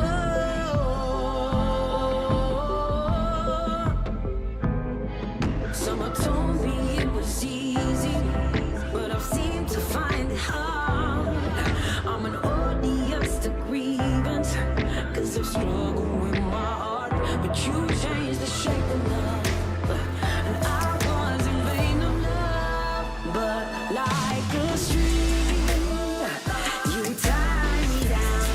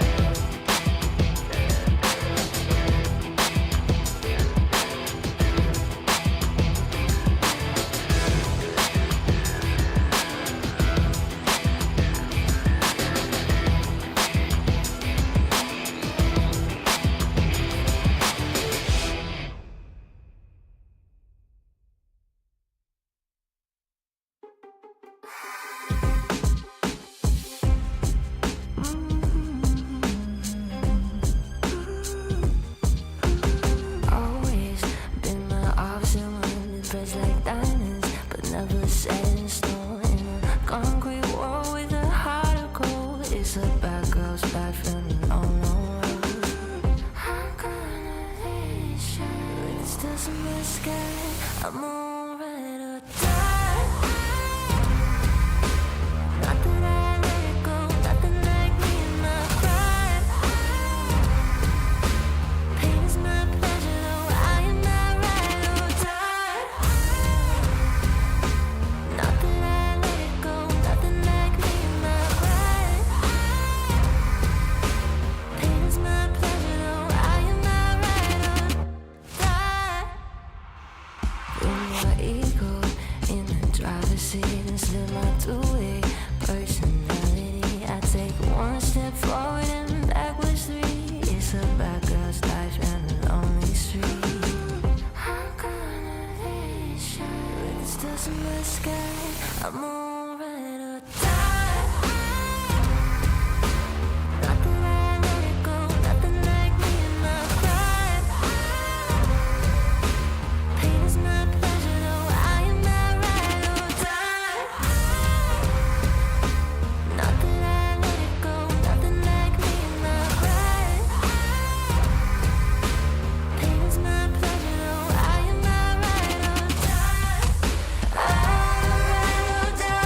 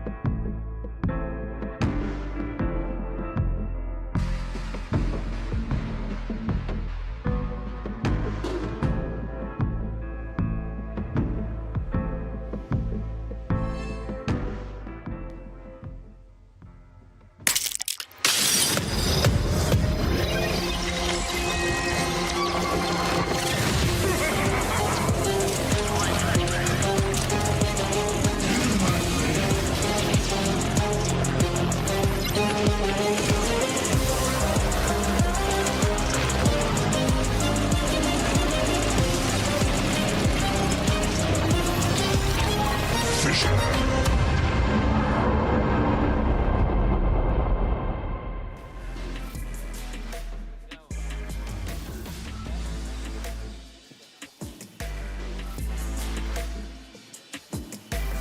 Our day here at FISSURE Playground continues. 2 teams already eliminated, but the eliminations don't stop there. We have 2 more teams to hype up, 2 more teams to come out, and it's a big one because both of these teams have won LANs in recent months. A lot is on the lines for them, and I don't want to keep talking about it. I know you guys are hyped, and we want to get these players out on stage as soon as possible. Both teams are trying to prove that they're the Eastern European kings. But we have the very first kings of Eastern Europe, the team that everybody is afraid to play against in the lower bracket. Nobody expected them to be here. BetBoom Team!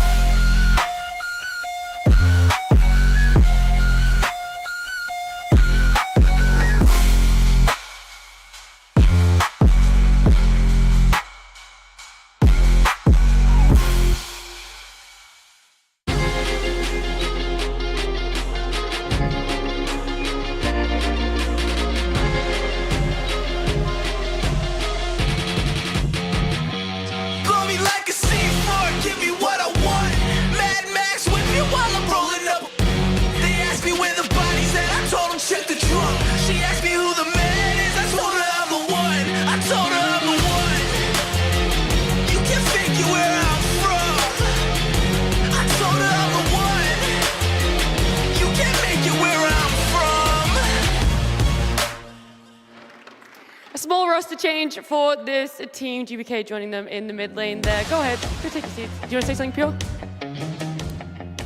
All right, I thought we were gonna get some words. I think he said casual. He said it's gonna. If I had to guess. In the lobby for himself there.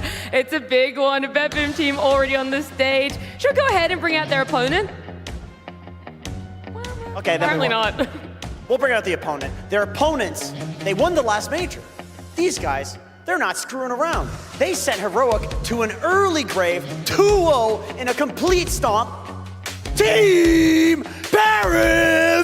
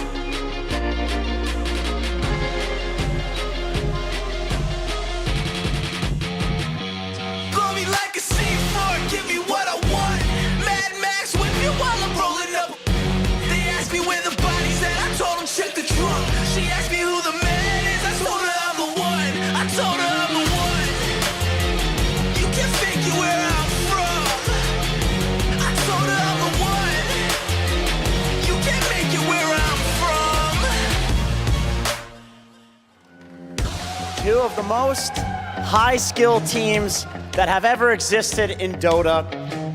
But of course, there is no Dota match without Dota casters. So we're gonna have some of the most okay casters in the world cast them, and that's gonna be B-Cop and the other guy.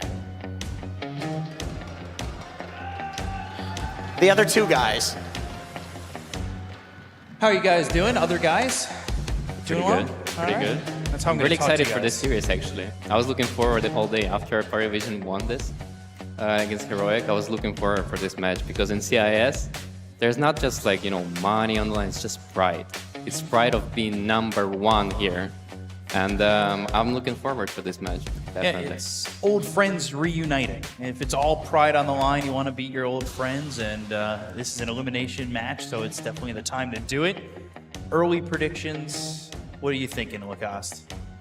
This is a hard one to say. I would say BetBoom, but Parivision today also looked beyond godlike. They just completely stomped Heroic. So I think we're going to go to Game 3. I think we have a 3-game series. Oh, well, if you want to see all 3 games, you got to follow us. That's !F in the chat to follow us on all social platforms. That's Twitter, Instagram, YouTube, and Twitch. You can get all the behind-the-scenes action here at the FISSURE Playground. I'm going to ask you the same question, resolution, early predictions. What are you thinking? I mean, I'm thinking Parivision will have this match.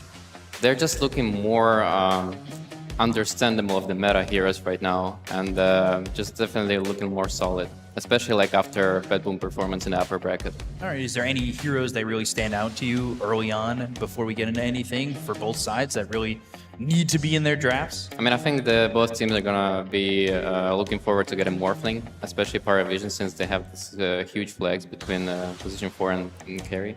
Yeah, we already saw that position 4 Morphling earlier today. Lacoste, for BetBoom team, do you want to see maybe more of that Marcy Io if they get the chance? Do you want to see that Abaddon we saw in the group stage that really dominated?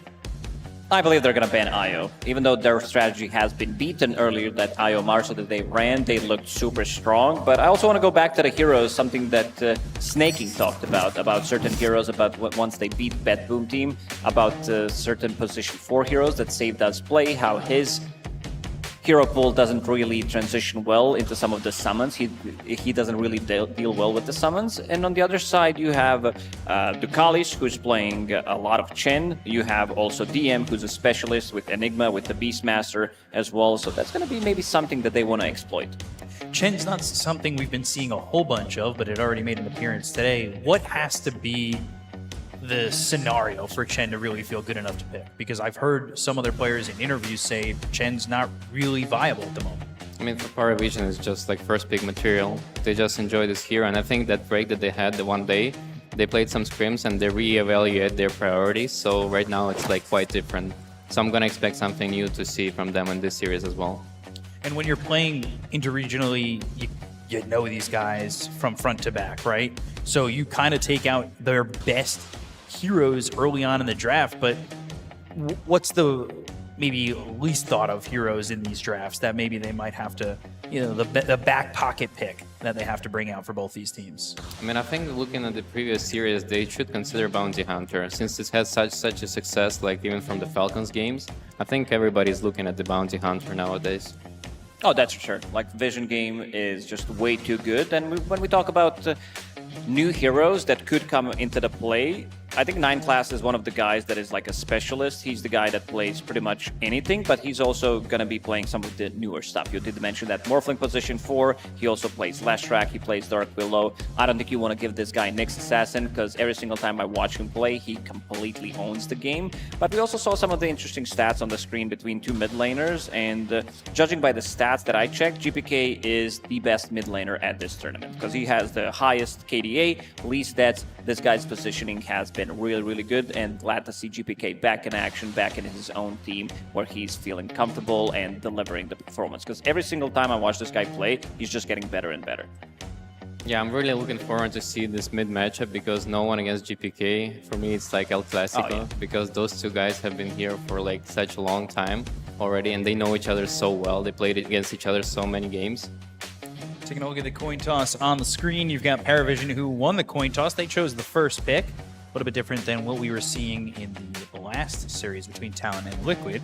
And of course, BetBoom, they pick Radiant. It's always seeming to be that pick, but first pick, you explained in the last series, Lacoste, what's the difference between first and second pick, but for the people who are joining us maybe right now, explain it one more time, and I'll hold off on that because we do have a draft. It's game number 1. It's BetBoom team against Parivision. Let's get into this draft.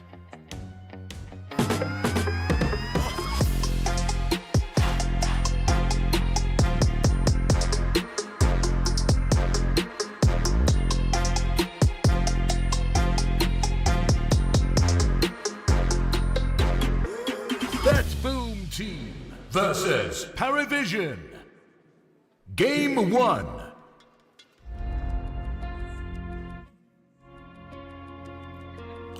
Game number 1 between Parivision and BetBoom Team Lacoste. I'll re-ask the question as we got into the draft in between me asking and looking for an answer.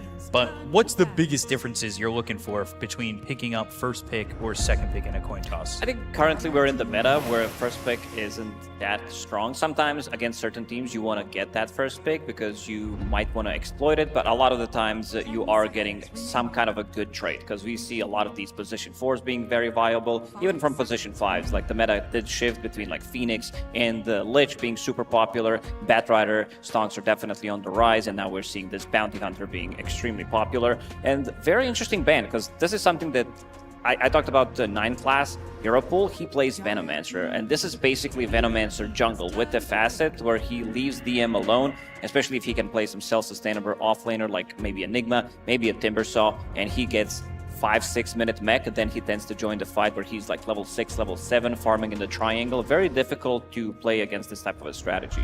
Yeah, I'm sure they've been facing a lot on the scrims, so they know that you know how terrible this hero is to give to Parivision. That's why it's constantly banned, and I'm yet to see at least one game in this tournament. Please give it to him, somebody.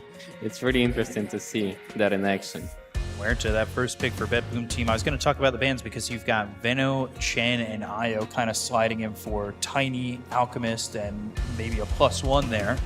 And they completely ignore the bounty. They both go Phoenix now and Muerta, but you've got the Alch, you've got the Tiny available, but going into this ban phase, I kind of don't expect to have those heroes make it past. Yeah, me neither. I think Alchemist should be considered as a ban. I think one hero that both teams are also looking at is TA, because TA was a first big material for BetBoom, and Parivision also liked this hero a lot. They had such a success with it in scrims, from what I heard, and they had like 8 games in a row wins. And the last game was very convincing as well. From the support role, I would probably break the combo. Something that Parivision used really well is this Clockwork and Phoenix combination between 2 supports. So BetBoom, they have 1 ban in the phase into the pick, so I would probably remove it because it's also a really good pick against Muerta. There's always in the back of the head a potentially position 1 Muerta coming out if it's like a really good game for it. Most of the time it doesn't happen, but if somebody's going to play it, that's definitely going to be pure. What makes it a good position 1 Muerta? Not right now. Like if it's a matchup against Morphling. In general. In general, when you're playing against like Pugna, when you're playing against high armor, and if they don't have enough lockdown, if they can't really stun you during your ulti. But then again, let's say you play against Bat, against Clockwork, into some Blade Mail carriers, it feels really bad. Most of the time it is kind of a bad game from Muerta 1, but we do see it. For example, if Parker was in the tournament, we would probably see 1 game of Muerta carry. At least 1 game, that's for sure. And bring me behind the thoughts on an Ogre Magi ban. It's just one of the strongest position 5 heroes that is really annoying to play against on the lane. It's just like, and in the game, it's just like the hero that runs in first, and you don't really like want to use spells on him. It's just so tanky, and the Ignite is a very annoying spell. Ban that with the Alchemist. Enchantress is the ban for BetBoom Team, so you still have Tiny in the pool. You still have that Clockwork in the pool that you were talking about. Lich is also available, something that BetBoom really loves to run. Hero pool for Katomi has been pretty small throughout the tournament. They also did play lower amount of games. So he played Lich, Ogre, Zeus, and Marcy. And there's that Templar Assassin that you talked about, an relatively early Templar Assassin pickup. I believe when they were playing the other day, they also picked up Templar Assassin as the first pick against Talon, and this is the one that they got to dub. That was the 3rd game. But I'm not sure if the TA is that good against Phoenix. I think on the lane they can just manage to pick some Clockwork right now, or like even Batrider, and make the TA game. Oh no, Batrider's banned. Never mind. But something like maybe even Tusk. That would be like really hard to stay against as TA. And this Phoenix still flexes as a 3 in this team, right? Yeah, I think mostly for Parivision, they want to put Phoenix as position 3. That's why I would love Clockwork. Tusk is the other one that I would love to see, because you need some kind of a stun, some kind of a setup, but Clockwork feels too good right now, what he brings to the table. And 9 class, I would say that this is one of his better heroes. This guy plays pretty much anything, plays non-meta hero, plays meta heroes, but also when he plays Clockwork, something that is very stable for him, every single time he just owns. We'll go to the Monkey King, and they've got a 2nd pick to back it up. They go to the TA here for BetBoom Team. Pure, he had that 1 game where he died 10 times, but still showed up in a situation like that where he's getting shut down time and time again. And now, surprisingly, even with the IO banned out already, they go to the Marcy on the side of Parivision because that IO, at least when you're going and banning it against BetBoom, is usually the deterrent for Marcy to get picked in this game as well. I'm quite surprised about this Marcy pick. It's quite unusual. Probably hero for 9 class to pair it with the Phoenix. And Monkey King should probably go somewhere around mid for no one, just to prevent the TA from being mid, I guess. Lacoste, you were talking about how Marcy kind of lacks a lot of oomph without that IO, but Not from the support role, only if she's going to be played as a carry, but this is also another one that can work out with the Phoenix in the lane, because you do have a stun, you do have an extra slow, and also keeping the flex open, because this can still be position 5 and position 4, and they can also pick a different offlaner for DM. And they go to that Abaddon, something that they had paired out with the IO previously, something they've thrown in the off lane before. I think this time around they're looking to play Abaddon as a position 5 rather than off lane, unless we're gonna see some like really big combo. But I do like Templar Assassin plus Abba. You have a shield, you have another shield to throw on top of it, and you can remove what Phoenix wants to do in the lane. Got definitely some options here and some flex between, of course, the low percentage chance Muerto ends up being the carry, but Abaddon leaning very heavily on it being a 5, but there is that off chance that they do throw it in the free position. Yeah, this is definitely a flex for them. They're gonna keep it open. Probably pick some, what is it, mid hero right now for GPK, which could be like Invoker, could be Earthshaker. Not Earthshaker is not as good. Could be Queen of Pain. They have Queen of literally Pain. 0 stuns, and Yes, this would yes. force Monkey King to be played in the off lane. And we saw the matchup. If they want to run Monkey King mid, this is something that no one played a couple of hours ago. Yeah. How bad it is. So far, these 3 heroes doesn't look really like... I They don't have a know. lot of synergy together. Yes, exactly. Just kind of goofy, you know? What do you think both drafts are kind of lacking at the moment? I mean, for BetBoom, they're lacking some initiation, some team fight. Right now, they have like Roche damage, they have tower damage with TA, with Abaddon, have protection.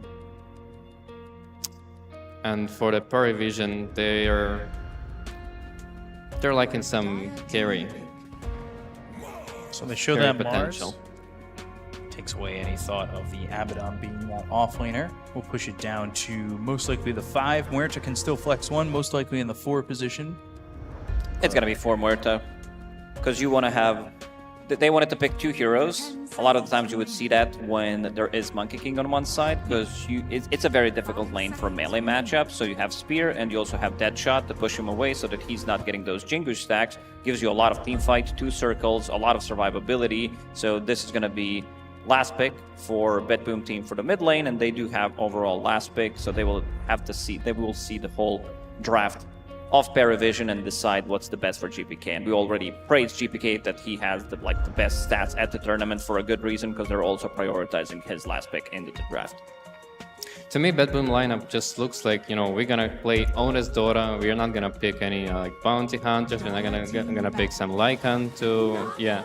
And their lineup is just like completely straight up. You know, we're gonna just play solid lanes and just trying to win Honest. But for Parivision, they're not gonna play this game. They're gonna be split pushing. They're gonna be pushing waves with the Naga illusions. And so far, from the BetBoom lineup, those heroes cannot deal with illusions. And it's also a good way to reset. Let's say Abba uses his ulti, Muerta with the ulti. You have Mars as well. Pop that song and reset afterwards, and it feels like they could easily do that. Plus, also it's a setup for your egg, setup for Wukong's command. Yeah, and I think they're looking for Disruptor as a last hero for the Kalis as well. Would be a really nice pair. It's the CIS classic. Yeah, for sure. And I like that Satanic has a hero that he's really confident on, like this farming hero that's gonna just push waves, farm 400 creeps at like 25 minutes. He is the best farmer at the tournament. He is the best farmer by far. Like I'm getting surprised every game I see him like have so much CS. We've seen both sides of the coin though with a carry Naga, right? Like we've seen Satanic have an amazing game with it, but then we've seen it level 12 compared to like a PA at level 19, and that becomes really troublesome. So is maybe safe lane TA, something that can do that to a Naga Siren, where it's all of a sudden level 17, 18, and this Naga is still level 12 and struggling? Yeah, TA is gonna be ahead in the levels for sure because she farms ancients and Naga cannot farm like, you know, big ancient stocks. But at the same time, it doesn't really matter because you're gonna still have a lot of net worth and levels are not as important in that sense. Banning the Enigma, have 5 seconds of reserve time on this last ban. Although we have seen BetBoom just not ban before.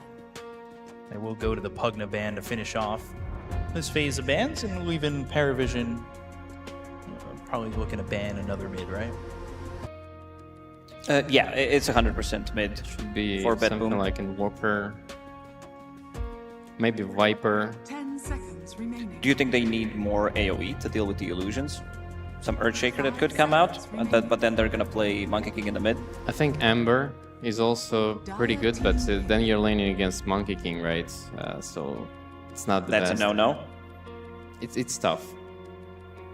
I could also see them pick up a different offlaner. I think it's a relatively good Tide game because they don't have that extra burst to kill him from 100 to 0. Silence can be annoying, but if DM wants to play the off lane and they want to run a Phoenix as a position 5 with Naga Siren, I think that's also a good option. Anything that can build into pipe, because I think there's going to be a lot of magic damage coming out from JPK's hero, something that needs to be dealing with those illusions. Yeah. I still like Disruptor a lot. I think their team fight is going to be insane, and their laning is pretty stable as well, pretty solid. Could be the choice. Just given 20 seconds remaining, they banned the Lina, so burst damage, maybe eyes on that. Teams turn to pick. They end up There it is. going with a Disruptor. El Clásico, you know? No, I just love to see these Naga songs into Disruptor ulti. That's just Invoker. But the hero doesn't really deal with Naga illusions, and they're gonna have like really big problems with them, I think. When Naga gets too hard, or like even like Butterfly this game, nobody can push waves against it. They're gonna have like really good laning advantage. I agree. And after that, like, you know, no one in 9 class on top of Ducalis and like maybe Satanic with an Orchid as well is just gonna be like really chaotic to play the map. I like Parivision lineup way more this game. They have the reset, that's what I'm talking about. Because on one side you have Abaddon with Templar Assassin, so there's going to be a lot of survivability in that lane and throughout the whole game, because we've seen how aggressive he can play on that Templar Assassin. But it does feel like this reset mechanic that they do have, plus also the team fight afterwards with Monkey King, Naga Siren, and Disruptor, plus the Phoenix on top of that. There's a lot of circles, there's a lot of team fights from Parivision, and I think they cooked this draft pretty hard. Yeah, and the Phoenix Shiva's like minute 15 is gonna destroy the TA timings as well. You cannot just like really good fight into this. It's looking interesting because both these teams, after the draft, lots of smiles. I mean, they know each other well. They saw the Disruptor come out. Then we were talking Invoker pretty early on in the draft as well. If we can see it happening in real time, they know it's coming a mile away. And they've played each other a bunch. These guys know each other real well. It must feel kind of different, right? Coming into this sort of El Clasico matchup for elimination.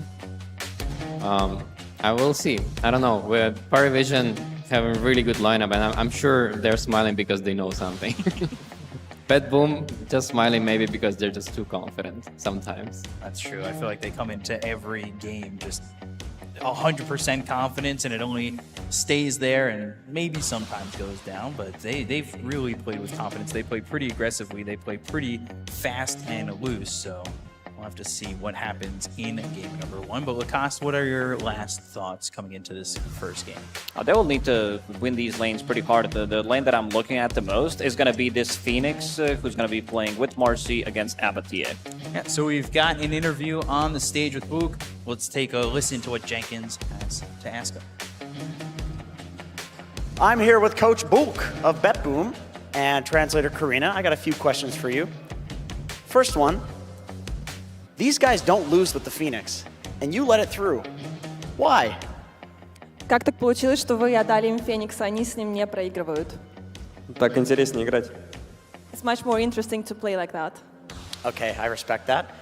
You guys usually pick Abaddon with Io, but you didn't this time. What's the strategy here?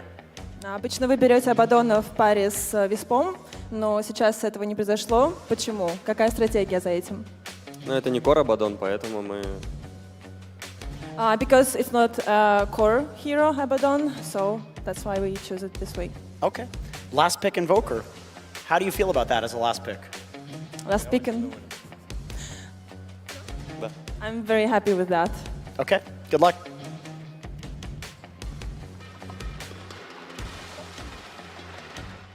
Coaches confident in their drafts, name a more dominant duo here, and coming into it, Invoker for GPK. You've got the Phoenix coming through, kind of some staples for both these teams. Early on, nothing's happening yet. We're paused, but Lacoste, I know you're breaking it down a little bit. What are your thoughts coming into game one? Going to be a very interesting one. I didn't believe in Naga Siren coming into this tournament, but it does feel like this is still a very viable hero. When Satanic was the one who played it, it looked really good. One thing I like when he plays the hero is that he is super aggressive. He knows his timings, picks up Manta style, Orchid, immediately starts to go for solo kills. Rezo, what are you thinking here? Game number one before we let you go. I'm not sure why Bulk is so happy about Invoker pick, to be honest. But he knows something that I know. I don't know, probably. All right, good luck, guys. Have fun.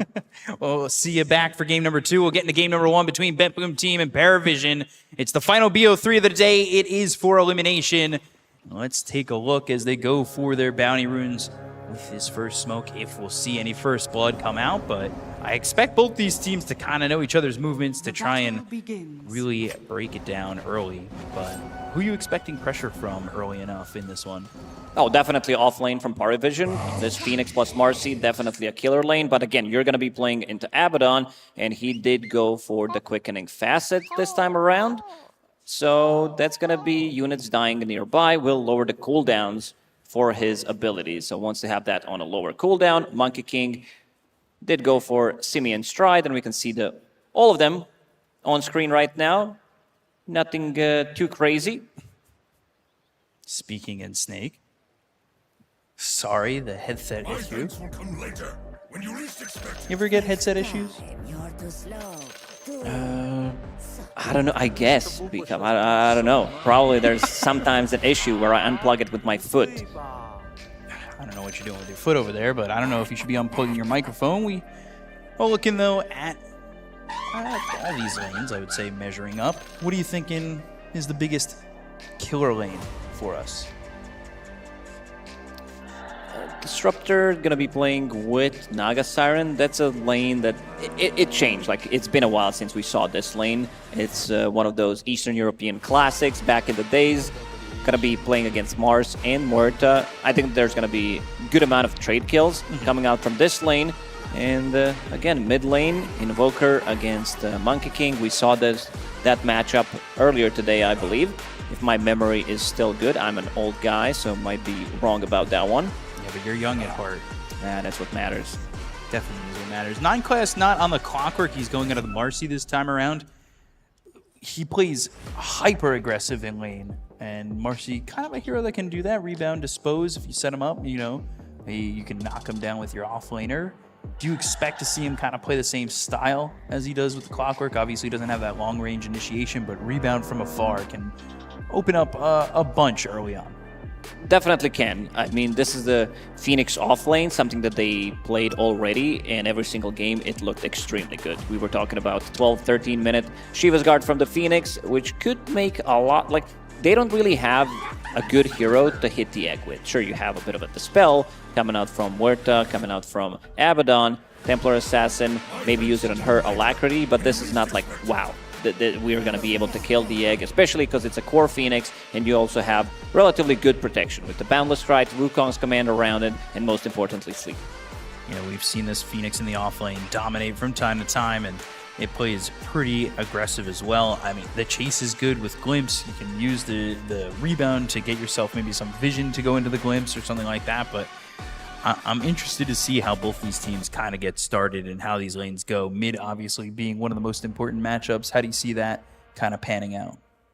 Yeah, not going to be an easy one. Like, we've seen it earlier, how it goes. So, Invoker, especially if he gets rotated on, can get pretty difficult, and they have really good heroes that can rotate to the mid lane. Disruptor, one Boundless Strike, if he gets a Blood Grenade, gets the Vision, into the Glimpse, should be enough for Monkey King to get the Jingus, even though there is a Dispel mechanic on one side. Gotta be careful when you use that Tornado. So I think they're just fixing a headset at the moment, making sure they can all communicate. Although it would be interesting to see a game of Dota where nobody can communicate, only with just pings. Well, happens to me all the time in pubs. What do you mean? I mean, you're pre-muting all your allies, so that is probably the case, right? No, I'm the one who's muted, and I can't hear anything. Just kidding. No, I have 12,000. Do you? Yeah, I do. Now I'm questioning it. All right, let's double check. I'll show it to you. Yeah. All right, I need to see the behavior score. What do you got here? All right, dropped. Okay, dropped by it's a little. 12,000. We're getting there. We're gonna get 11,314. Is that what that 700. says? Oh, You don't have to lie on stream, B-Cup, all the time. I'm not lying. But you just lied. You said it was 12,000. No, it was. It updated. Probably had a bad game. Back to the game. We're gonna be seeing some good old e-gamers playing against each other. No one kind of on his signature Monkey King as well. Monkey King against Invoker. This matchup, how does it go? No, you just asked me. Yeah, I know, but I want a refresher course. Like that.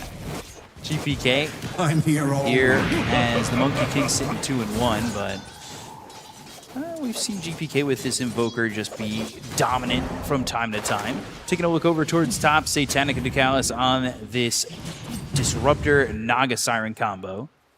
We'll get another pause before we hit first blood. Somebody's bugged. Everybody's bugged. They all just leave the lobby. Wondering what kind of bug it is. What do you think it has to do with? Definitely not microphone issues, but everybody reconnecting accordingly. Ready to go at their leisure. Not a smoke bug. We've seen that one being fixed, causing all the drama.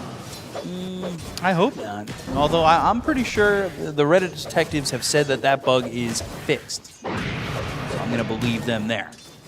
Bottom lane, Pure. We talked about Pure's performance with this Templar Assassin. There are times where we see him focused pretty heavily. He had that one game where he died 10 times and ended up going like 14, 10, and 16, but 9 class. He's quite low, not going to die. Katomi on this Abaddon.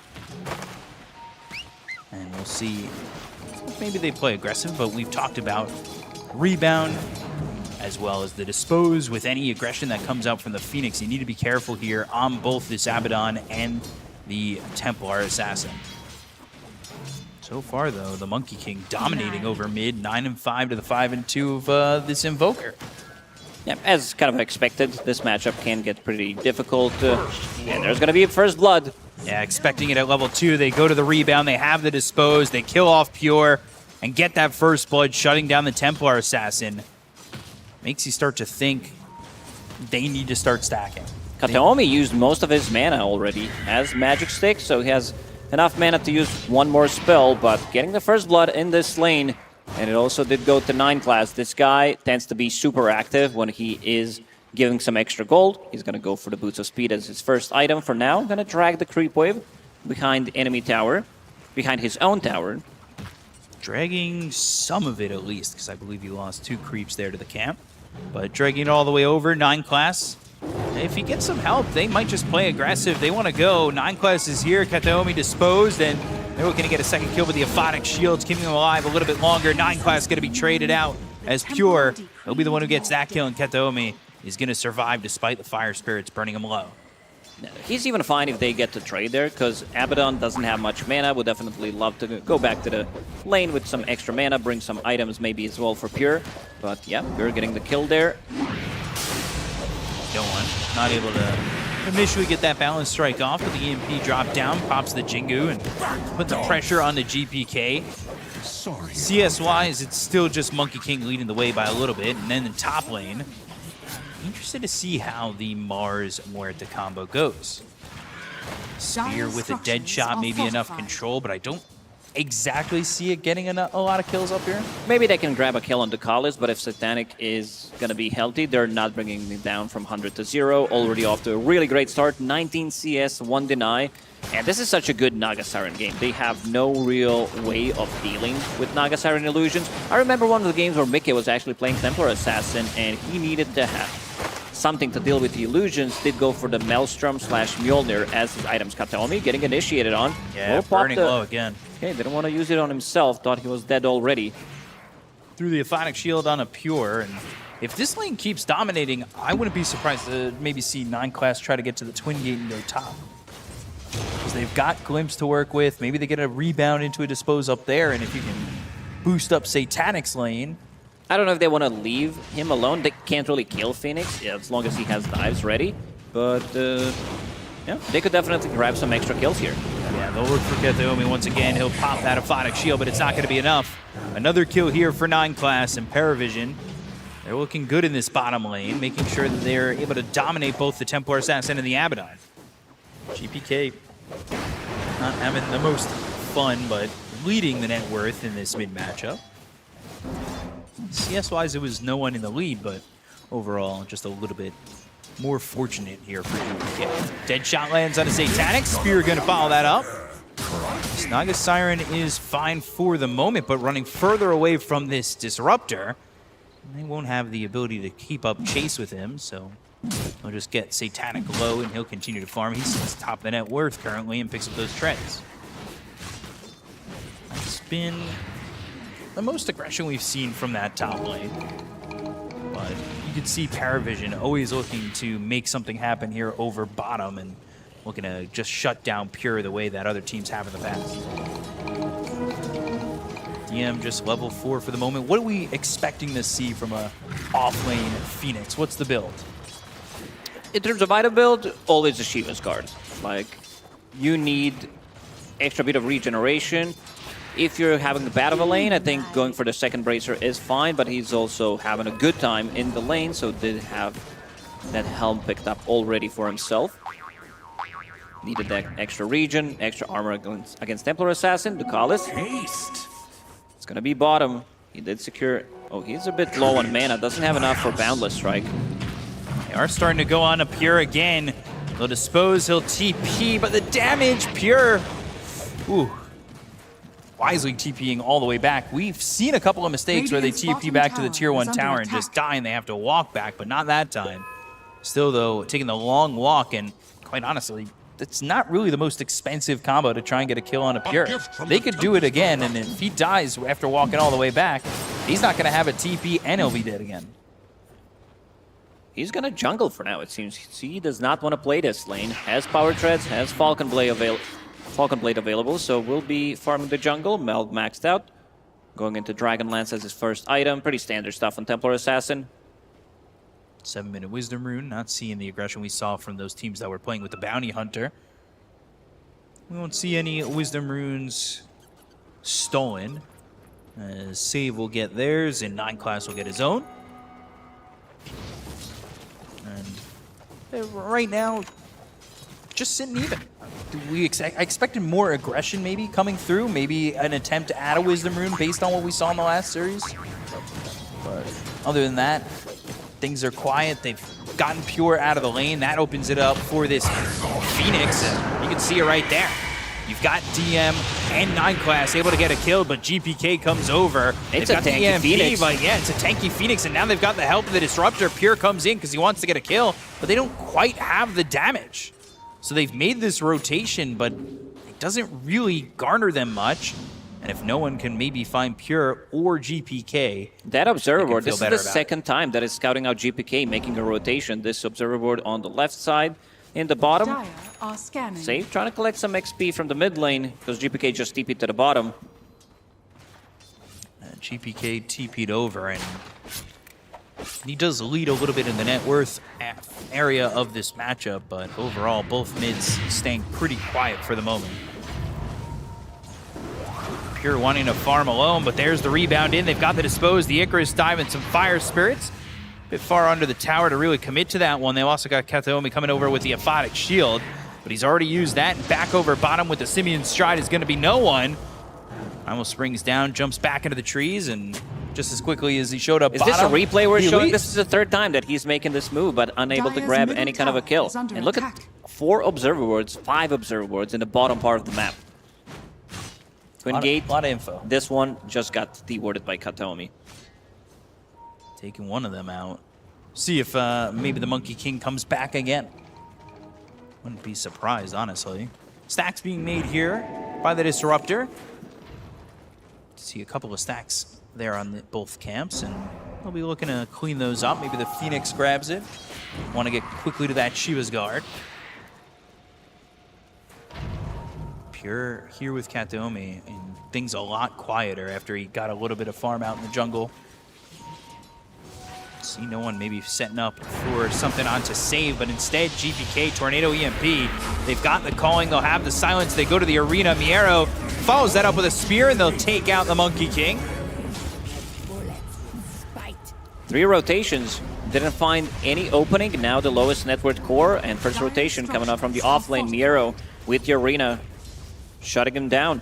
This is the problem with Monkey King. If you're not getting the kills, if you're going for this type of a build where you want to max out your stun, multiple points, and Jingu, it also means that you're not really farming. Like, you need to farm the heroes, but the good thing is that Satanic is on top of the network. This guy is not contested at all. One thing I like about Satanic is that he wants to join in some of these earlier fights as well if they need a reset, which is going to be a great tool against Arena and against Abba ulti so they can kill afterwards.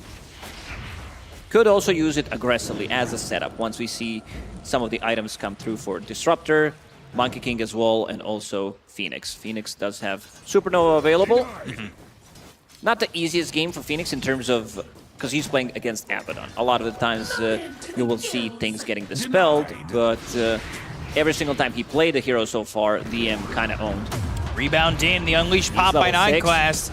They've got the Dispose, they go to the Supernova, sawing him up.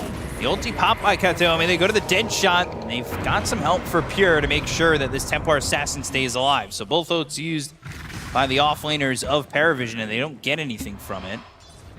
That being said, the entire time that the attention has been mid, the attention's been bottom, Satanic's just farming top, and he's pulling ahead. He's really feeling good about this game because he will go Manta style, he will pick up Orchid, and then you're going to be able to either solo kill the heroes or you're going to be the one controlling Abaddon so that he can't use his spells. That's going to be second silence on top of Disruptor ulti, who is still not level 6, level 5.5 for now, trying to get some stacks in the jungle as well. And you said Phoenix should be able to farm those stacks, get that extra level, get that extra gold, and he's doing that right now. Only a recipe away, B-Cop, from Shiva's Guard, 2,000 gold. Oh, he's almost got it. Yeah. He's right there. It's the most expensive thing. Look at it with some time. Definitely would have helped if they got that kill bottom on a Pure, but they had some help from both the Muerta as well as the Abaddon. Not easy to get these kills, especially when you're pushed back with a dead shot. Muerta, very strong kit with the dead shot calling combo. Things staying very quiet 12 minutes in. Just he jumps out. Miero used the arena and no one jumping out. Perfect timing. Never in doubt. Still though, you look at no one's net worth and he's hungry. He needs something. Dire are scanning. He is very far behind these other cores. And Radiant are scanning. it's looking a bit like a support net worth. Definitely does. They smoke up and they look over bottom once again. They do have that level 6, so they finally have that available to the Disruptor. The Static Storm will prevent this Abaddon Dire's from middle saving tower is under the attack. Templar Assassin potentially, but they don't find anybody here. GPK's walked all the way over bottom, but you gotta be worried if you're BetBoom team and you're playing this a little bit slow and you're not finding any kills, you worry about this Naga Siren just taking over the map and farming out of control, and we're kind of seeing that with the way the net worth is moving.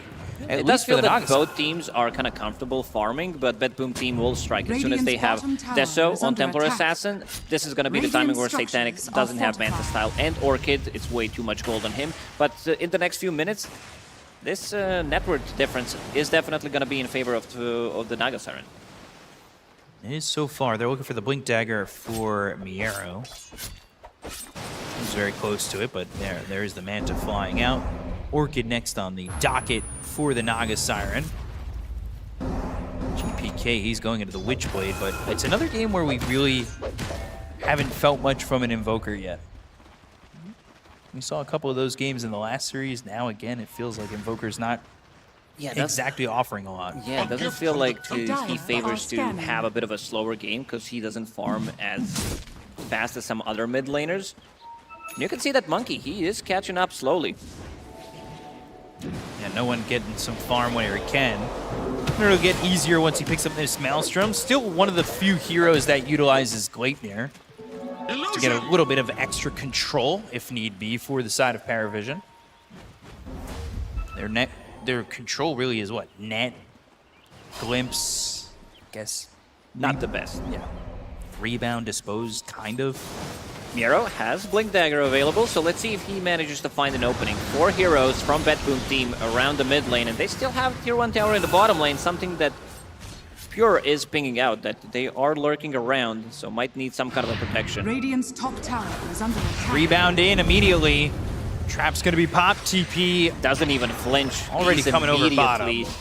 Using Meld, hits him mid-air, and only Kataomi TP's in. He's like, that's gonna be enough.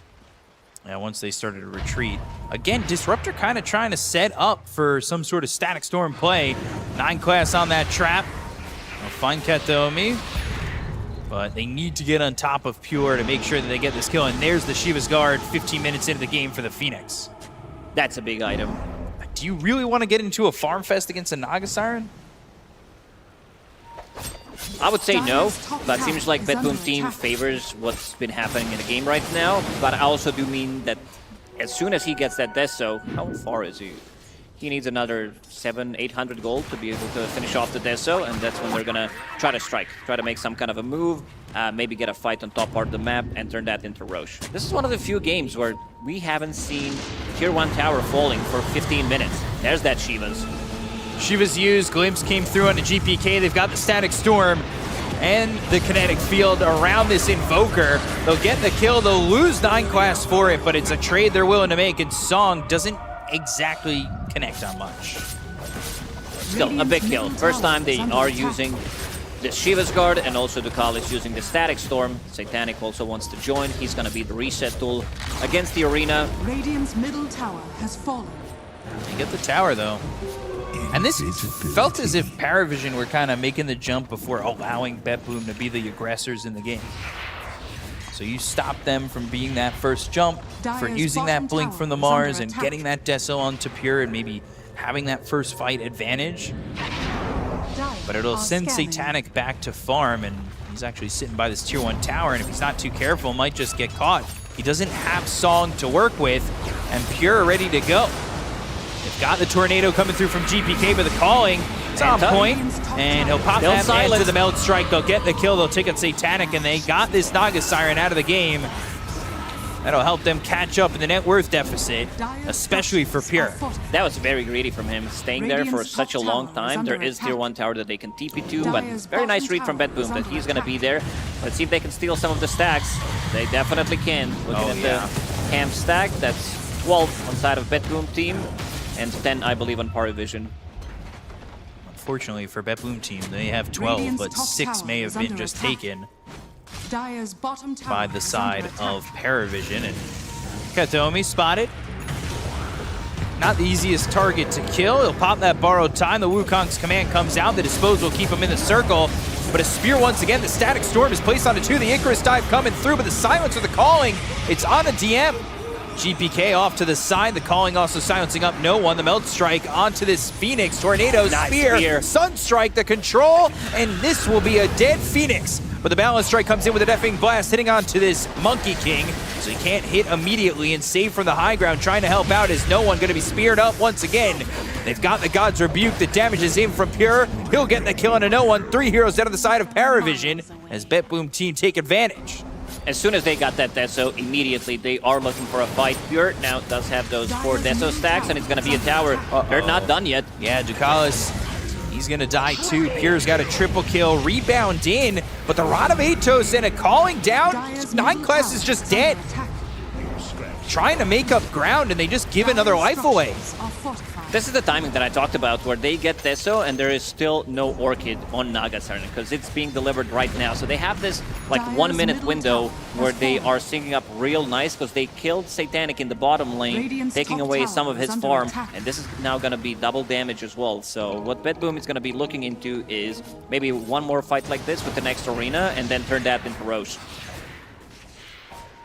So all that advantage from Parivision slowing down the BetBoom lineup. It all starts with that death on Satanic bottom. Yeah, also DM was not level 12. If he was, he would definitely use the egg because Boundless was ready, but with level 1 ulti, he did not want to risk it. Didn't want to risk it, but now sits 3,000 net worth behind BetBoom team. We'll go back to just trying to farm with Satanic, and Jakala is going to try and get rid of a ward. Definitely can. Gets rid of some of that vision from BB team. But what do you do now? You need to continue, I would say, to stick onto that Naga Siren. You don't want to give too much of a reprieve to the side of Parivision with the way they've been farming. Jakala's going to continue to take out some vision. But what's the game plan? You lose that big fight, you know they're going to be looking towards Roche for the BetBoom team, and now I guess the answer is just try to fight. Take out the guy who can go for Roche, and that will be Pure. This is a big kill. Pure really pushing in way too deep. We've seen him do the same thing when he was playing Templar Assassin the other day, and he did not go for a BKB this time around. He is going for it. Oh man, that was a really nice leap from 9 class. Yeah, very far with the rebound. They've got the net. They'll have the Orchid. Primal Spring, after the borrowed time, has run its course. They'll get that kill, and this is at a perfect timing where you can now go Tormentor. You can take the tower if you want to push it in. The creep wave's lagging a little bit behind, but you stay in the area, you get the Wisdom Rune, and you kind of get a whole bunch of gold and experience your way. In terms of shards, like this is not who picked it up, because it was Ducal. It's not the best shard, especially against Abaddon, but stealing away some of the farm is going to be really good, stealing some of that net worth as well. Next shard is going to be the big one, because it's going to be between Phoenix and Marcy who's going to get it, since no one picked one for himself to be able to jump out of the arena, have more maneuverability in a team fight. Going for the BKB as his next item. Wants to have that protection against the arena, so he can also walk out. Great against not getting his mana burn and the silence as well, so doesn't want to go too greedy. You did mention the Glip Glop, but I think that's kind of need to wait. Under attack.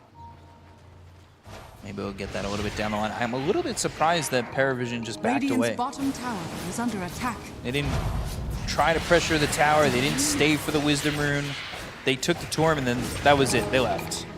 Needed to stay there for 30 seconds, and everybody was already kind of low, so did not want to risk it. Dire's top tower Your is BKB getting delivered to him. Maybe not going to get caught the way he did previously. And they are setting up to go for Roche, despite the fact that they were able to take the kill onto Pure. It feels like BetBoom team are still getting all the objectives that they really want with it, other than the stolen Torm. They're going to go for Roche. They're going to try and get themselves an Aegis. And if Parivision aren't too careful, which them getting the Torm and the Shard showing, they're pretty low, and BetBoom team can go into Roche for the most part, knowing that there's not going to be anything they can't really from set it up. Parivision. They know that they need at least 3 heroes on their side to be able to kill that Tormentor. Even with Deso, it is a bit of a slower Roche because others don't provide you with that much damage. GPK is not around. It's a really slow Roche. Radiant's middle tower is under attack. No response. Understandable. But an Aegis now for Pure. Sometimes you see with that earlier Aegis, other heroes getting it, but it definitely feels like a game where Pure should be getting it every time. He's going to have that second life. He's going for a shard himself. He also wants to go into the Blink Dagger. Having that silence on the traps could catch somebody by surprise. He followed that up with the Calling. Somebody's not getting off any of their spells in that situation. Yeah. There's going to be a lot of big items on Parivision. We were talking about BKB on Monkey. There's also Heart that is about to be finished on Satanic, and also BKB getting delivered on DM. So even with them having the Aegis, I could still feel Parivision going in and taking the fight. Yeah, they've got this hard on Satanic. God, he got stopped for a second when he died bottom, but got right back to work. About to be 16,000 net worth. And that's one of the things that's concerning. Yes, BetBoom team, they got themselves the Aegis, but I think you have to stick onto this Naga side. Gonna be a very hard kill to get. I don't think you can burst this hero from 100 to 0. Especially with Shard picked up on Phoenix from that second Tormentor that they killed. Not as easy as it once was, maybe a couple of minutes ago. They'll play pretty deep, though. They're looking for a Hex on Miero. I like this. Little extra control. One more option there to work with this Hex and try and take somebody out of the fight quickly. Top tower is under attack. Radiant's You're working on the tier 2 tower, but Parivision willing to just lift and not rotate anybody over yet and just farm up the bottom side of the map as much as they can. They've got DM nearby. He does have a BKB, but him defending alone is just not going to be it. And honestly, again, shockingly, Parivision just going to let it go. Dire's top tower is under attack. I guess they're also waiting for Monkey King to pick up his BKB to have slightly more protection. Tornado is getting delivered on the courier now. Boundless strike away. Not before that EMP went off, so he lost a good chunk of mana, but he's out of there safely. Shiva's guard lands and rebound onto the best spot, but it forces the BKB coming through from Miero. Radiant's top He just tower BKBs, is under TPs out, and now if you're BetBoom team, do you want to initiate without the BKB on the Mars? Do you want to try and go for an arena? GPK going for the solo. Radabatos, GPK with the BKB. They've got the Sunray on him. Eventually that BKB will run out, but he'll TP out before that even becomes a problem. 2 BKBs have been used. He's low, one shot from dead. Pure gets the kill. They've got the arena. They get the kill to DM. He wasn't able to get the Supernova off. So now with the BKBs, Pure's trying to put out the damage, but they've got the song. Is it going to matter? Not really in terms of them fighting, but it will matter in the fact that they want to TP and leave. I'm not sure what happened to Phoenix in the previous fight. He just got, he exploded from damage from Templar Assassin. He's sitting on almost 2.5k HP, has Shiva's guard, BKB. Didn't use it. I'm shocked. They didn't get anything off. No Supernova, no nothing. But they wanted to take the fight, seeing that 2 BKBs have been used, forcing a BKB from GPK, Sunray. And now they're not working with Song again. No Wukongs for the moment, no Static Storm. Bit of a botched fight there from Parivision, and BetBoom are going to start to take over their side of the map. They took the tier 2 top, that opens up the outpost. They've got a glimpse onto Kataomi, but there's no real follow-up to that. And Abaddon doing Abaddon things, going straight Axe. One small item, Pavis into Aghanim Scepter, and if he can get the goal to get that, this is pretty big against all of this team fight. You're going to be fighting into Disruptor ulti, into Wukong's command, so just sit there and be able to heal them up. Really slow game from both teams. A little bit surprising. No one. Deafening on cooldown Blast for 5. and Boundless Strike is the escape. Nice try, Voids nice that try. Sunstrike and will be able to leave, but now they find themselves Pure. 37 seconds on that Aegis. Jumping in with a rebound. There's the Dispose onto the Templar Assassin, starting to right-click away. But Satanic, the attention was on to Kataomi to try and take out the Abaddon before they committed on a Pure. And he still has this Aegis for 23 seconds anyway, so putting all that commitment in onto the Templar Assassin may not be advised. Putting damage in on the tier 2 tower. They know that this is going to expire in a couple of seconds. Maybe they make the jump. Boundless Strike. 5 seconds. 7 They're diving seconds. this. Icarus dive. Pure. Getting low, but they've got the Aphotic Shield. They go to the BKB. It's on to DM. He needs to run. No one needs to keep up with Pure. Back. They've got the glimpse, but he goes to the BKB. Now the right click's coming in from no one. Can they get the control on a Pure to get the kill here onto the Templar Assassin? God's Rebuke, Boundless Strike, sending him in. Now Pure, GPK inside the Wukong's command. They've got the Deafening Blast, but the Static Storm's going to be committed by Nukalis. Icarus dive coming through from DM. They get the kill on a Pure. They take out the Templar. They'll look for more. Kataomi on the run. They'll pop the Aphotic Shield, but everybody's here for the side of Parivision. The Boundless Doesn't Strike even from get no the one. ulti off. And they will get the kill onto the Abaddon, but they lose 9 class in the process. That was such a nicely timed gank. By gank, I mean tower defense. He pulls him in, and he needs to run back. Needs to use the BKB, and then the chase Radiant's really middle comes tower through. is under Really love attack. that no one is playing that aggressive with the shard on Boundless Strike. Comes in. It's also an easy way for you to set up Wukong's command. Goes in, pops a BKB. Even though he almost dies, GPK. Ducalis, the spear actually put him further away, and the tornado connects, but Ducalis is fine. The Rod of Atos, and they don't have the damage. A little bit surprising, but now no one, again with that Boundless Strike, having that shard, gives him away in and out of fights. GPK with the TP attempt, but the net is there, and they are bleeding kill after kill away as Parivision, they get GPK. Radiant's middle tower is A under bit attack. too deep. Even if they get a kill and lose one hero, it's still really not worth it there for BetBoom team. Big item on Satanic. We talked that this Naga Siren is the king of the game if he can get to his item timings, and he only did die one time. Now, something to point out that Satanic didn't die a single time in the previous series that they played against Heroic. Whew. So this is new to him. The 9 class, Kevin's halberd on him. It's gonna be a great way of kiting against Temper Assassin. They've shown that they can kite Pure really well, even with the BKB. It worries me for BetBoom.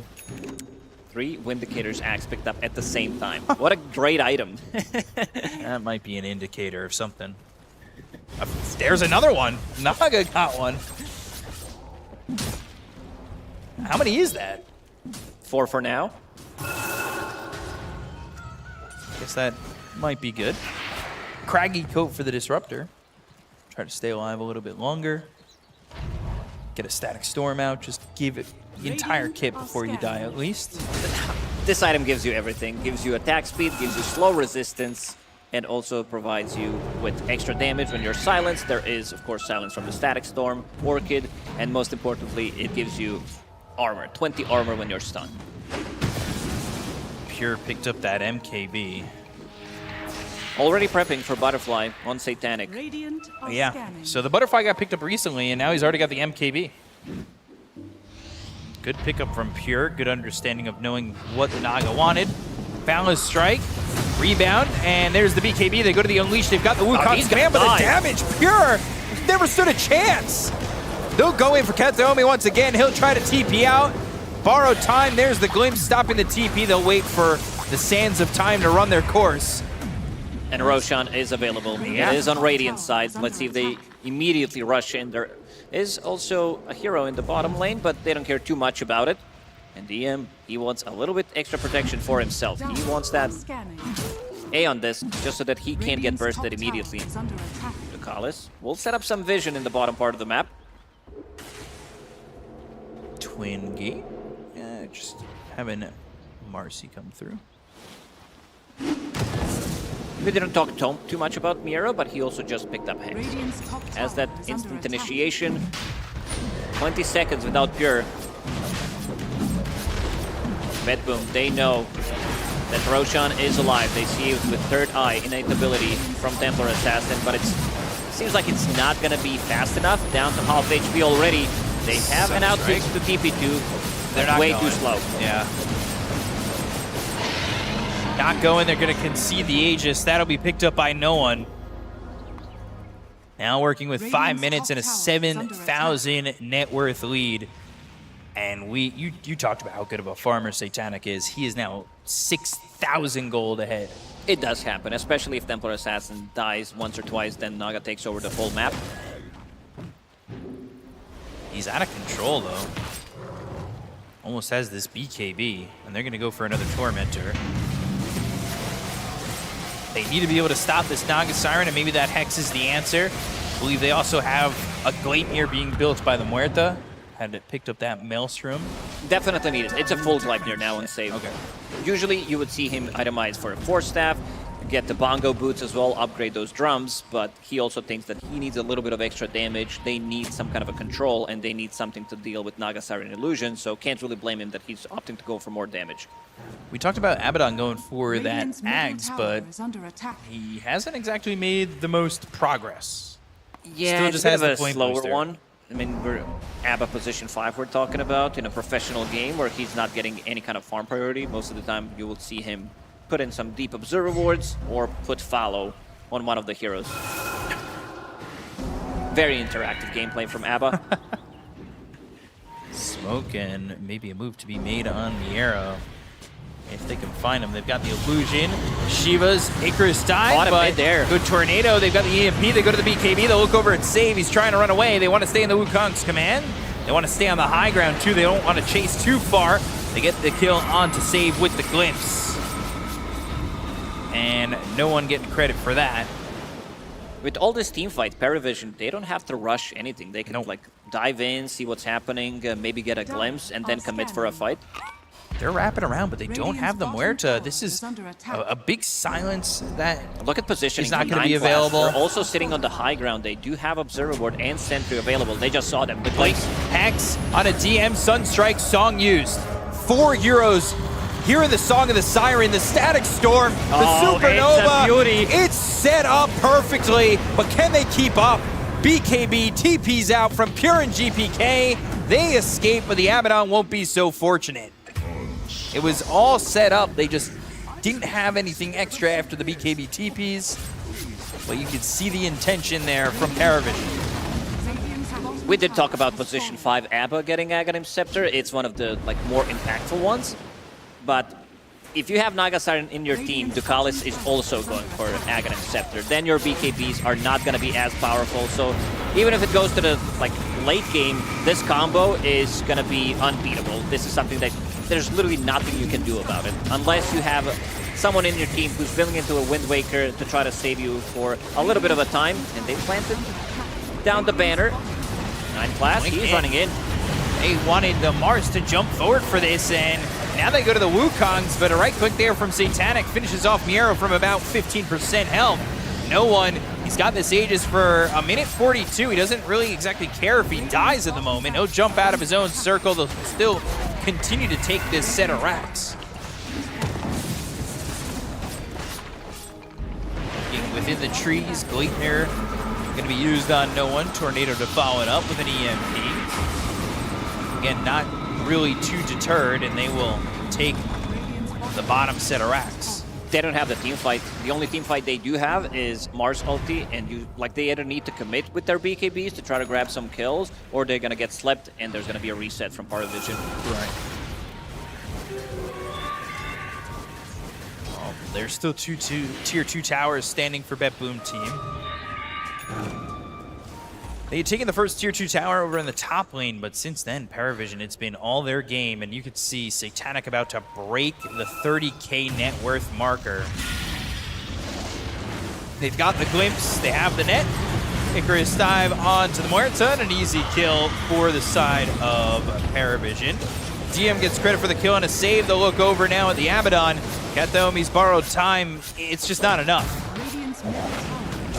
Don't have the time to survive, and there's nobody there for BetBoom team to help him out. Nobody really who wants to join in from BetBoom team. No, they already know that this fight is pretty much over, and they are going for the high ground. They actually want to end the game. BKB on Satanic. They were able to kill him that one time in the bottom lane when he pushed for the extra wave instead of using the illusions, but other than that, having a perfect game. Yeah, he got greedy once, paid for it, never did it again, and this mid set of racks, not long for this world. They'll jump in, they'll go to the Hex, they've got the arena down with a spear. Sunstrike on a Satanic, and that is as good of a caster's curse as you can get in a game like this. And you praised them, and then they died, but they still get the kill to Miero. They go to the Unleash, they've got the Dispose, back to the Wukong's command. The Static Storm didn't land. The Supernova off a little bit too far. And now Parivision will back away. They got the gem. They see all of these traps. They're going to continue to farm up. Aeon Disc did proc once on DM, so that instant initiation is not going to be there. So it's very difficult for them to get the first jump, try to kill him, because the only way you can dispel it is with Tornado, but you're also giving them just enough time to maybe come in with the song. Very difficult fights for BetBoom. Almost in Daedalus there for Pure. How's Abaddon Ags Watch 2025 going? Point booster and 1,500 gold. Yikes. It's not going to be there maybe Same for At Disruptor. He has 1,600 gold saved up and a point booster. He's been privy to way more farm, though.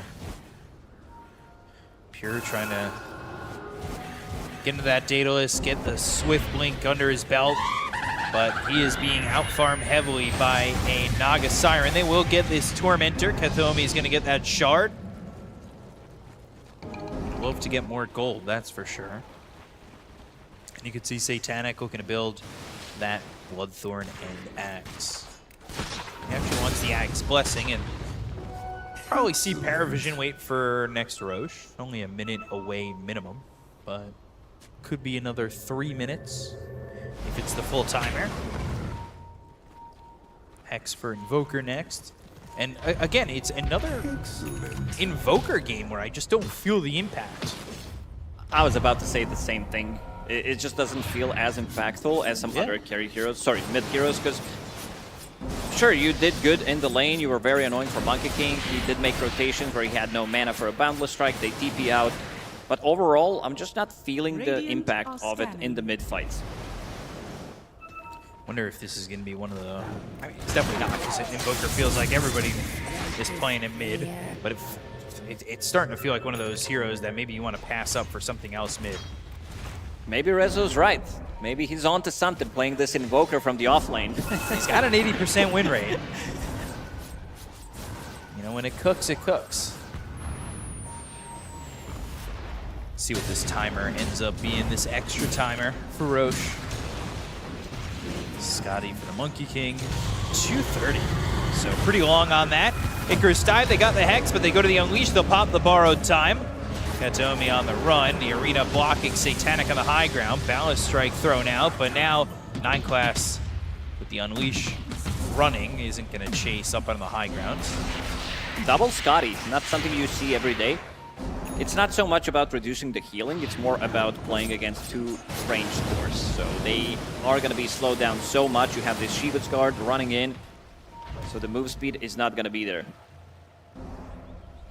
They hit that scan, and no GPK is moving out of the base, or they know somebody's moving out of the base. But they decide to not fight that mid, and they're going to set up over towards bottom, unaware of the fact that they're going to be out and down here for a while. This Roche isn't up for another minute 40 seconds. So they're going to spend a lot of time here if they just strictly wait for Roche. They can always send one Naga Siren Illusion inside to see what's happening and try to maybe make a play, maybe get a pick-off, but they also don't want to commit heavily because this could really backfire if you lose fight near Roshan, you don't have buybacks, and now making a play on the other side of the map. The arrow might find the entire side of Parivision. Doesn't go any further than the jungle, so he won't be spotted. 9 class, his job, sit in the pit. This'll come in handy. Has to feel amazing when your captain tells you you're gonna be the one sitting in the pit potentially for 2.5 minutes. Don't move. And he really hasn't. He steps back into the pit. They're just sitting there bottom. He needs to stand there for another 40 seconds. Not as if BetBoom team are exactly the ones looking to go and contest this Roche just yet. But that being said, they know the exact timer, so they are going for the play, knowing that Parivision will definitely go for Roche. So try to surprise them with this Blink Hex initiation. DM, his Aeon Disc is going to get instantly procced because you are using spells, which means you are losing some of the HP. So anything that clips you will proc that Aeon Disc. They've got full the timing wraparound, and they know. Look at them drawing on a minimap. Monkey King, though, in a good spot. 9 class still hasn't moved. The arena's going to be there. Oh, the trees are taken out. They found themselves no one. They've got this Monkey King in a lot of trouble. The AM Not enough damage to burst them. And now the Balance Strike going to be out of the pit. They go to the Song, and now they'll use the Wukongs. They've got the Static Storm. It's going to be out of the Abaddon as well as Pierre. Pierre in trouble on the run. Can he survive? No, he can't. 9 class is the one who gets the kill with the Unleash. GPK TPing out. They'll find Kataomi once again, and it's Parivision winning the fight despite the fact that BetBoom had all the information. They were so ready for this. They read the map really well. Bottom lane is now pushing in. Roshan is very dead. Let's see who decides to pick it up, because Satanic was the one who died in the previous fight. they're gonna give it to no one. One more time. Aghanim Scepter and Refresher for Phoenix. By Aghanim Scepter, I mean Aghanim Scepter on Disruptor. So the next combo they do, there's not gonna be any kind of BKBs, so no saves whatsoever. Gosh, no saves whatsoever, and well, that might even include the fact that they've got save on their team. They'll look to push in, try to finish this one off. They've got a tier 2 tower up in the top lane. Just one more tower to get before you've got the opening into finishing off the last set of racks and getting through with it. Radiant's top tower is under attack. Get the tier 2. They've got Radiant's top tower Refresher flying out for Phoenix. So double Wukongs, double egg, upgraded egg, static storm. Doesn't exactly feel confident and comfortable. Boundless strike, Icarus dive. They've got the net, they'll reel in the Muerta. Save is out of the fight, and they don't have Pure for another 5 seconds. Buyback comes through, Miero on the side. He needs to stay out of the Wukongs, but it's got the extra circle now that no one's level 25. How do you shot get in? connects, and it won't matter. He's just going to stand his ground and will be mega creeps. Question is, can they catch him? Because he's got a Refresher. He can just do it again and zone you out. They go to the arena. They land the spear. It's going to be on a 9 class. They get the kill onto the Marcy. But now Pure standing in the circle, trying to fight it, trying to go after this Monkey King. They'll get the kill on a Pure, take him out for 94 seconds. That's really all the damage that BetBoom team seem to have. They'll still take it the Aegis with the Sunstrike, but you're fighting 4v4. Marcy doesn't even need to buy back, and this is securing the Mega Creeps. Icarus dive over, Song committed. Static Storm's coming. Uh-oh. Static Storm is ready, dropped Kinetic Field, Boundless Strike, the kill on Miero, the takeout save. GPK and Kateomi, the only 2 left, but they'll call GG, and Parivision will take game number 1. Oh man, this Naga Siren pick, it really worked out amazingly for them. And also last pick Disruptor for the Callis. Position 5. There was also one game throughout the, I believe, Swiss when they last picked his position 5 ET, and he also owned that game. So they are giving him some priority, knowing how impactful it can be, especially in a game like this where they have overwhelming team fight. And BetBoom team, there was a bit of a hope for them once they picked up that Deso, where they tried to punish that there was still no silence on Nagasaran, but unable to achieve much afterwards. It was all Parivision, and we can see no one being pretty happy about what just happened. Yeah, he said something and then he just gave the softest high five ever to 9 class, but there is a lot of happiness coming from the Parivision booth. They win game number 1 over BetBoom team. They are 1 game away from eliminating them as well and moving on to the next round of this FISSURE Playground. It looks strong from them. They were able to take care of Pure. They were able to disrupt their timings, wanting Roche. Yes, they do end up getting that first Aegis, but at the end of the day, Parivision, especially Satanic, had a field day. I mean, he farmed so much on this Naga, you can't give it up to him. I think they came very well prepared for potentially this Templar Assassin coming in, knowing that they don't have that much AoE, they don't have the heroes that can deal with the illusions, and they got heavily punished. So coming into the second game, there's going to need to be something done about it, because it felt like a really, really free Naga Siren game. He did die 2 times, I believe, and there it is. We can see the post-game stats, 10, 2, and 10. Even no one who didn't really achieve much with those first rotations. That Observer Ward scouted him 3 times. Yeah. He got really annoyed by it, but still managing to get back into the game, picking up that shard and a BKB. And they also gave them some of their better heroes, I would say. Gave no one his Monkey King, DM on the Phoenix, still undefeated. 9 classic has a bit of a different hero pool. Really, he did really shine on this Marcy. Yeah, and they're focusing 9 classes hero pool early on in the draft, but it's still not enough. They're willing to take the Marcy even though they ban the IO, because obviously in the core you need the IO, but and as a support, you're showing that Marcy's still really strong. And it fits and tracks into his playstyle perfectly. Just going in and playing aggressive in the lane and really not caring if he dies. He does that with the Clockwork as well. But no one's going to be your MVP. 35,000 damage, 28,000 net worth, 9, 2, and 12, 81% kill participation. Like you said, it started off slow as he kept getting spotted by those wards when he came bottom. But other than that, especially once he picked up that shard, he looked he was very in the strong. middle of the fight, so using the shard Boundless Strike onto multiple targets, then using the Wukong's command, completely zoning them out. Pure, like he was the way he plays Dota is very aggressive. The rest of the team ready to back him up. This time around, he was unable to deal damage. Really love the itemization from 9 class where he picks up Heaven's Halberd and just shuts him down completely. There's no way that you're going to be getting any right clicks in, and then also picks up the Basher before there was Aghanim Scepter on Disruptor, just so that they have that extra bit of oomph so they can't TP out with the BKBs. Yeah, so Parivision have a 1-0 lead over BetBoom team. We're going to be taking a quick break. We'll be back with Game 2 in just a moment. Stay tuned. We'll see you in a bit.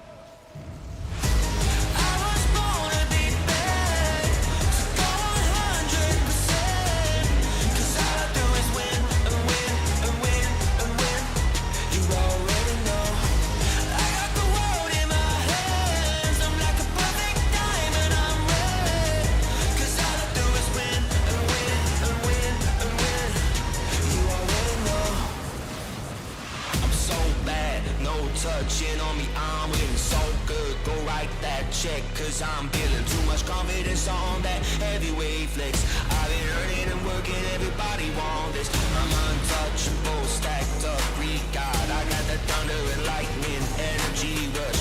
I've been winning and winning since the day I was made. Bet you wanna be like me.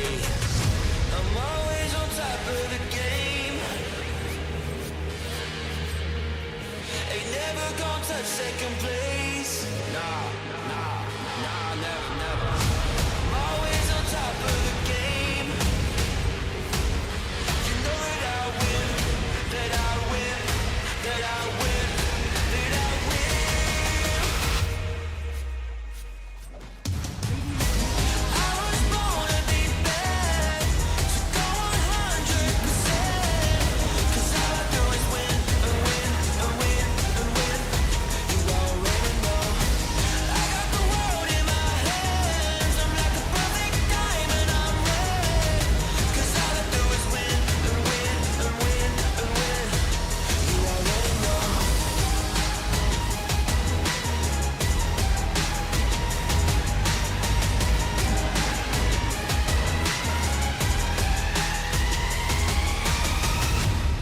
Radiant's top barracks are under attack.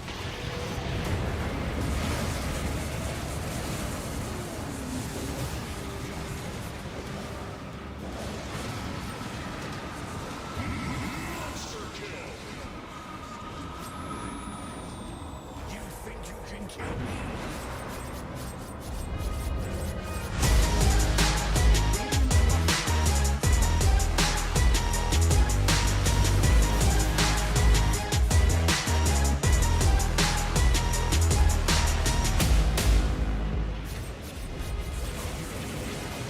Radiant's top barracks are under attack.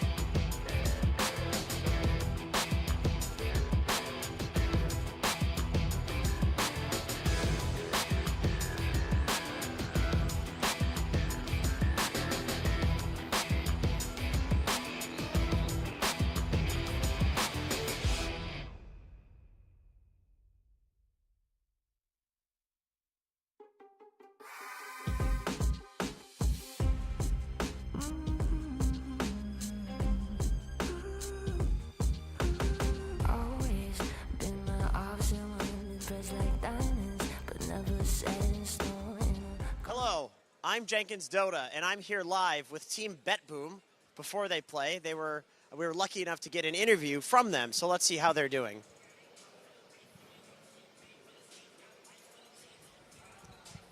Katomi, what's it like to only play Ogre every single game as position 5? As for me, that's really good to play only Ogre, because he is smart and dangerous. So I'd like to come to the line and break everyone. Thank you, Katomi, for that. Here we have GPK. Does it make you feel bad that you were first a stand-in and then you replaced the player because you played so good that they had to get you, or was it in your contract or something like that? No, of course not. I never feel bad. You know, I'm a very famous TikTok person now. And please subscribe to my TikTok and like. I really don't care anymore about my Dota career because my TikTok career goes so well. Excellent. The one person that uses TikTok in the Dota community will check it out. Here we have Pure. Why are you obsessed with the word casual? Because, you know, like Dota now, it's so casual. And for me, the best player in the world, it's so easy game. It's just too easy for our boy Pure. Hello, Save. Why are you bald? I'm not bald now. I went to Turkey and raised my hair, so maybe it will regrow. Thank you, Save. Yeah, we're done with that. Good job, Save. I appreciate that. Good position 4 here. And here we are, my boy Miro. What's it like to be the only person on Team BetBoom that smiles? I'm not the only one. Have you seen Bulk? Bulk also smiles too. That's a good answer, actually. He does smile. He's got a devilish grin on him all the time. He never stops smiling. S-word eating grin. I don't know if I can swear, but you know the word. You can type it in Twitch chat if you know the word. But anyway, we'll throw it back to the panel. Welcome back, everybody, to the beautiful Belgrade, Serbia. We are back with a BO3 between BetBoom team as well as Parivision. I am back joined by, what did Jenkins call you guys? 2 guys? Back with 2 guys. Lacoste and Resolution back at it to my right. Well, if you work hard enough and you make more predictions right, we can get you to be guy number 1. Okay. I trust you. You called that Disruptor. You had the Invoker. We might have to demote you to guy number 2. I'm fine with that. You just want to be background character? Yeah. I feel that. It's just, to me, number 2 feels way more painful, you know? How come? I mean, I'm twice champion. So, you know why? I was player 2. I have an older brother. Also, 2 is my favorite, my lucky number. So I'm fine with that. You're fine being guy number 2? All right, guy number 2. What did you think about game number 1? What did I think? I think this was a heavily outdraft in terms of how they prepared for potentially Temporal Assassin coming out, and it really showed because this Naga Siren, the hero hasn't been really picked much, only 5 times so far in the tournament, and it worked out really, really well for Parivision. It just owned from the laning stage. A couple of times we've seen that reset against the arena, and also just farming the whole map, carry-to-carry matchup. It felt pretty bad for Pure. Yeah, it was an amazing 18th pick from the Parivision for sure. It closed really, like, completely the draft and the BetBoom. But at the BetBoom team, like, I'm looking at the drafts, like recent drafts, and I don't really see the strategies behind those picks, you know?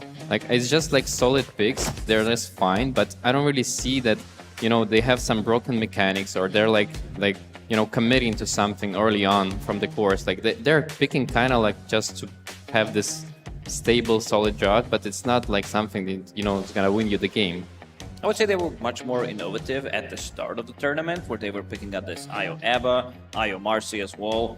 We've seen Dragonite, which is not like, wow, this is so hype, but they also flexed it to the mid lane. The GPK was the one who was playing it, but also allowing Pure, when they were playing a position 5 Zeus, a lot of Ogre as well, Drow Ranger, so bringing in new heroes. This team also has they had something prepared for this one with this Abba Templar Assassin, but it also got shut down because they thought that Phoenix is going to come out. That's most definitely, and they try to figure out how to counter it. Abba 5 seemed like a good option on paper. Coming into the second game, I think they might need to ban out this Phoenix because it does way too much, and also 9 classes heroes really kind of make this lane really strong. If we're talking about Tusk, this Marcy that he does play, and he was heavily focused in the first banning phase, removing his Venomancer, removing his Nyx Assassin as well. Something that I'm going to go back to it, where they talked about how Save's hero pool is really bad against the summons, so we see Chen, Enchantress as well, being heavily focused, which is kind of bad. I don't think these heroes are like super strong right now. Well, we'll have to see, as BetBoom had priority in the coin toss. They took the first pick, and then Parivision go to Radiant. Just going back to your point about the Abaddon, it did also feel like lack of items, right? He was trying to get that Axe for 20 minutes, 25 minutes. So all he had was a Pavis. I don't really feel like that's enough. Like, yeah, your kit's giving you oh so much, but just Pavis from your 5 position, holding on to that much gold, what is he really there to accomplish? Yeah, usually you just go for the Solar Crest and some Blades, like really cheap items that you know you can keep buying, because on Abaddon you're tend to die, so you need these cheap items. But going for the Aghanim straight up, it's kind of bold. Yeah, it's definitely quite bold, and we'll see if these drafts end up being quite bold. It's game number 2. We're getting into the draft between Parivision and BetBoom Team.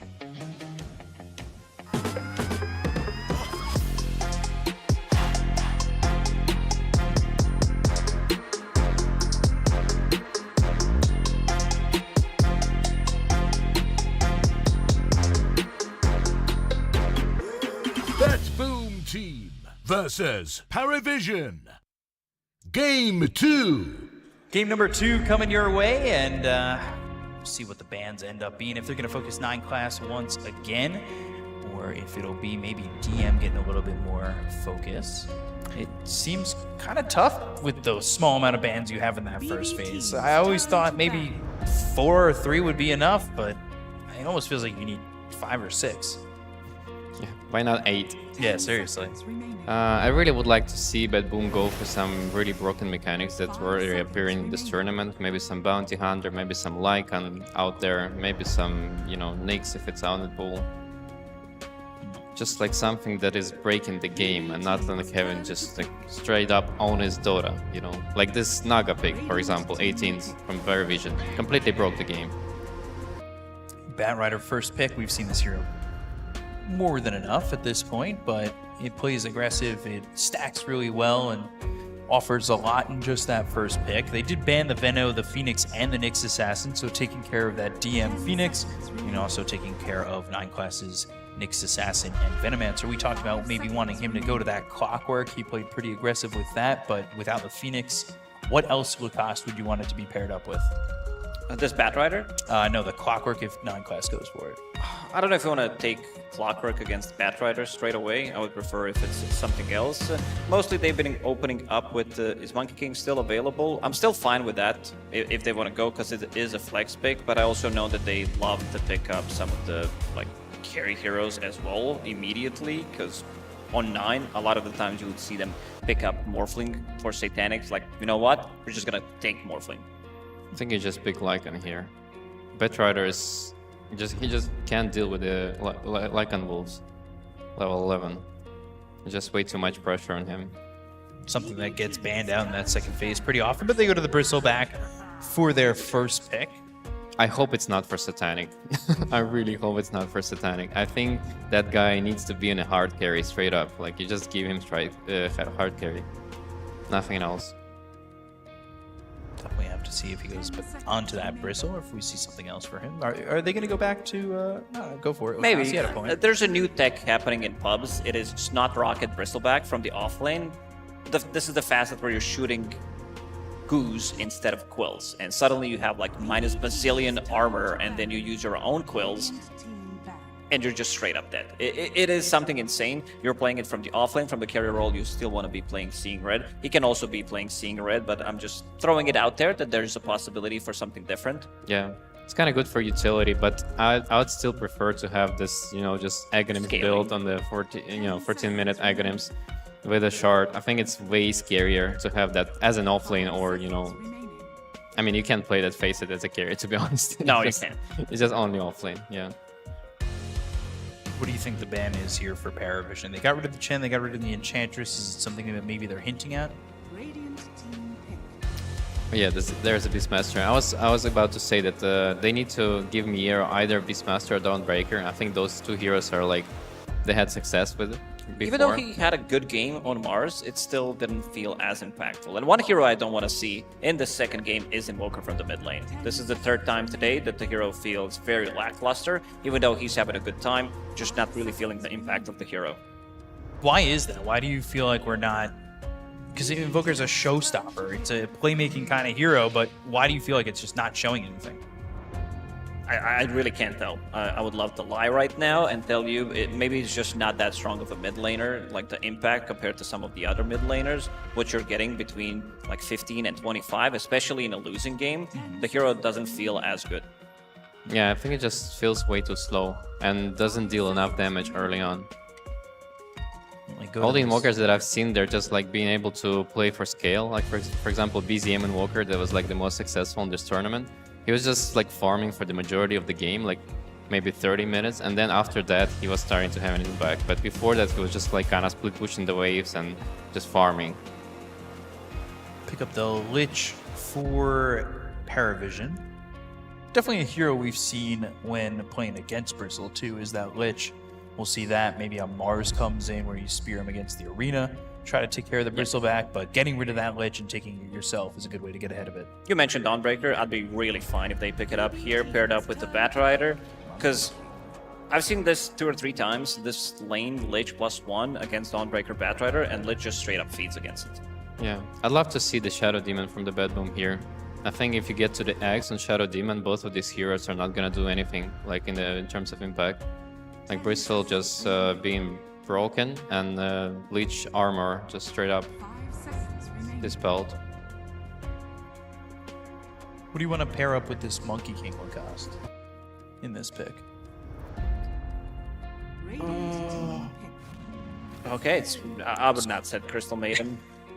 It is a killer lane. It is a very strong, like Monkey King plus Crystal Maiden, if this is going to be their safe lane. And knowing Pure, he does love to play, so I think this Monkey will need to be played from the off lane. They knew what they wanted. From the off lane, I mean safe lane. And they knew what they wanted real quick there. Sniper Clockwork in 2 seconds flat. I mean, once again, BetBoom, they decided to go for some stable hero as a CM. Hatomi was playing a lot in pubs, I was checking, but I don't really see a good reason for the CM, you know? Like, maybe if you want to pick Podge for Pure, sure, that's amazing. But other than that, like, what is the build-up for the CM here?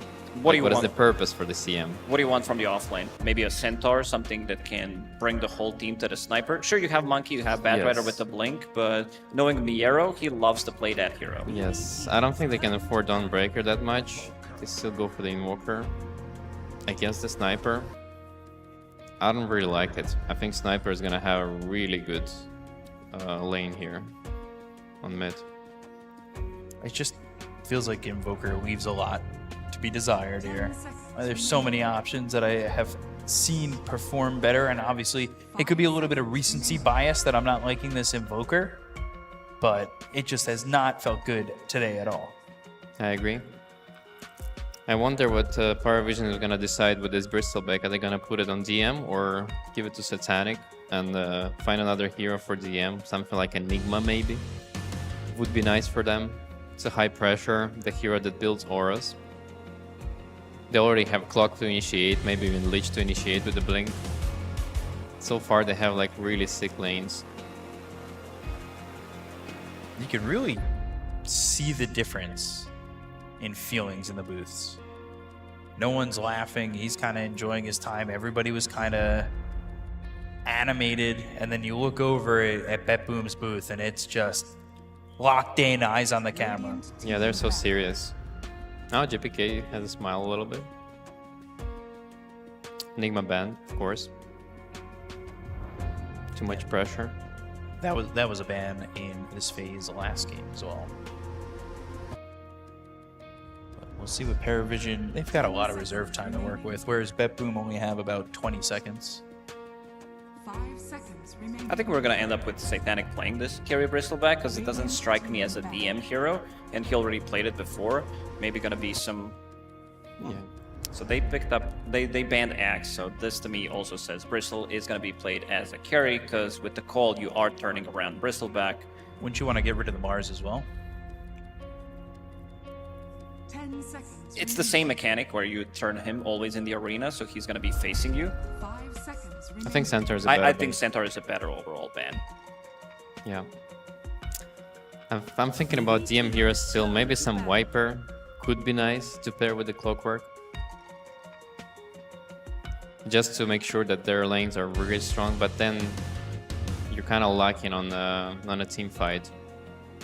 But then again, people just tend to just farm with 3 greedy cores nowadays, so So whether or not you can get away with it, right? If you've got 3 greedy cores, you lose half the map. All of a sudden, you're tier 1 and your safe lane and mid get taken. You don't really have that open space to farm. Still wondering about this Crystal Maiden.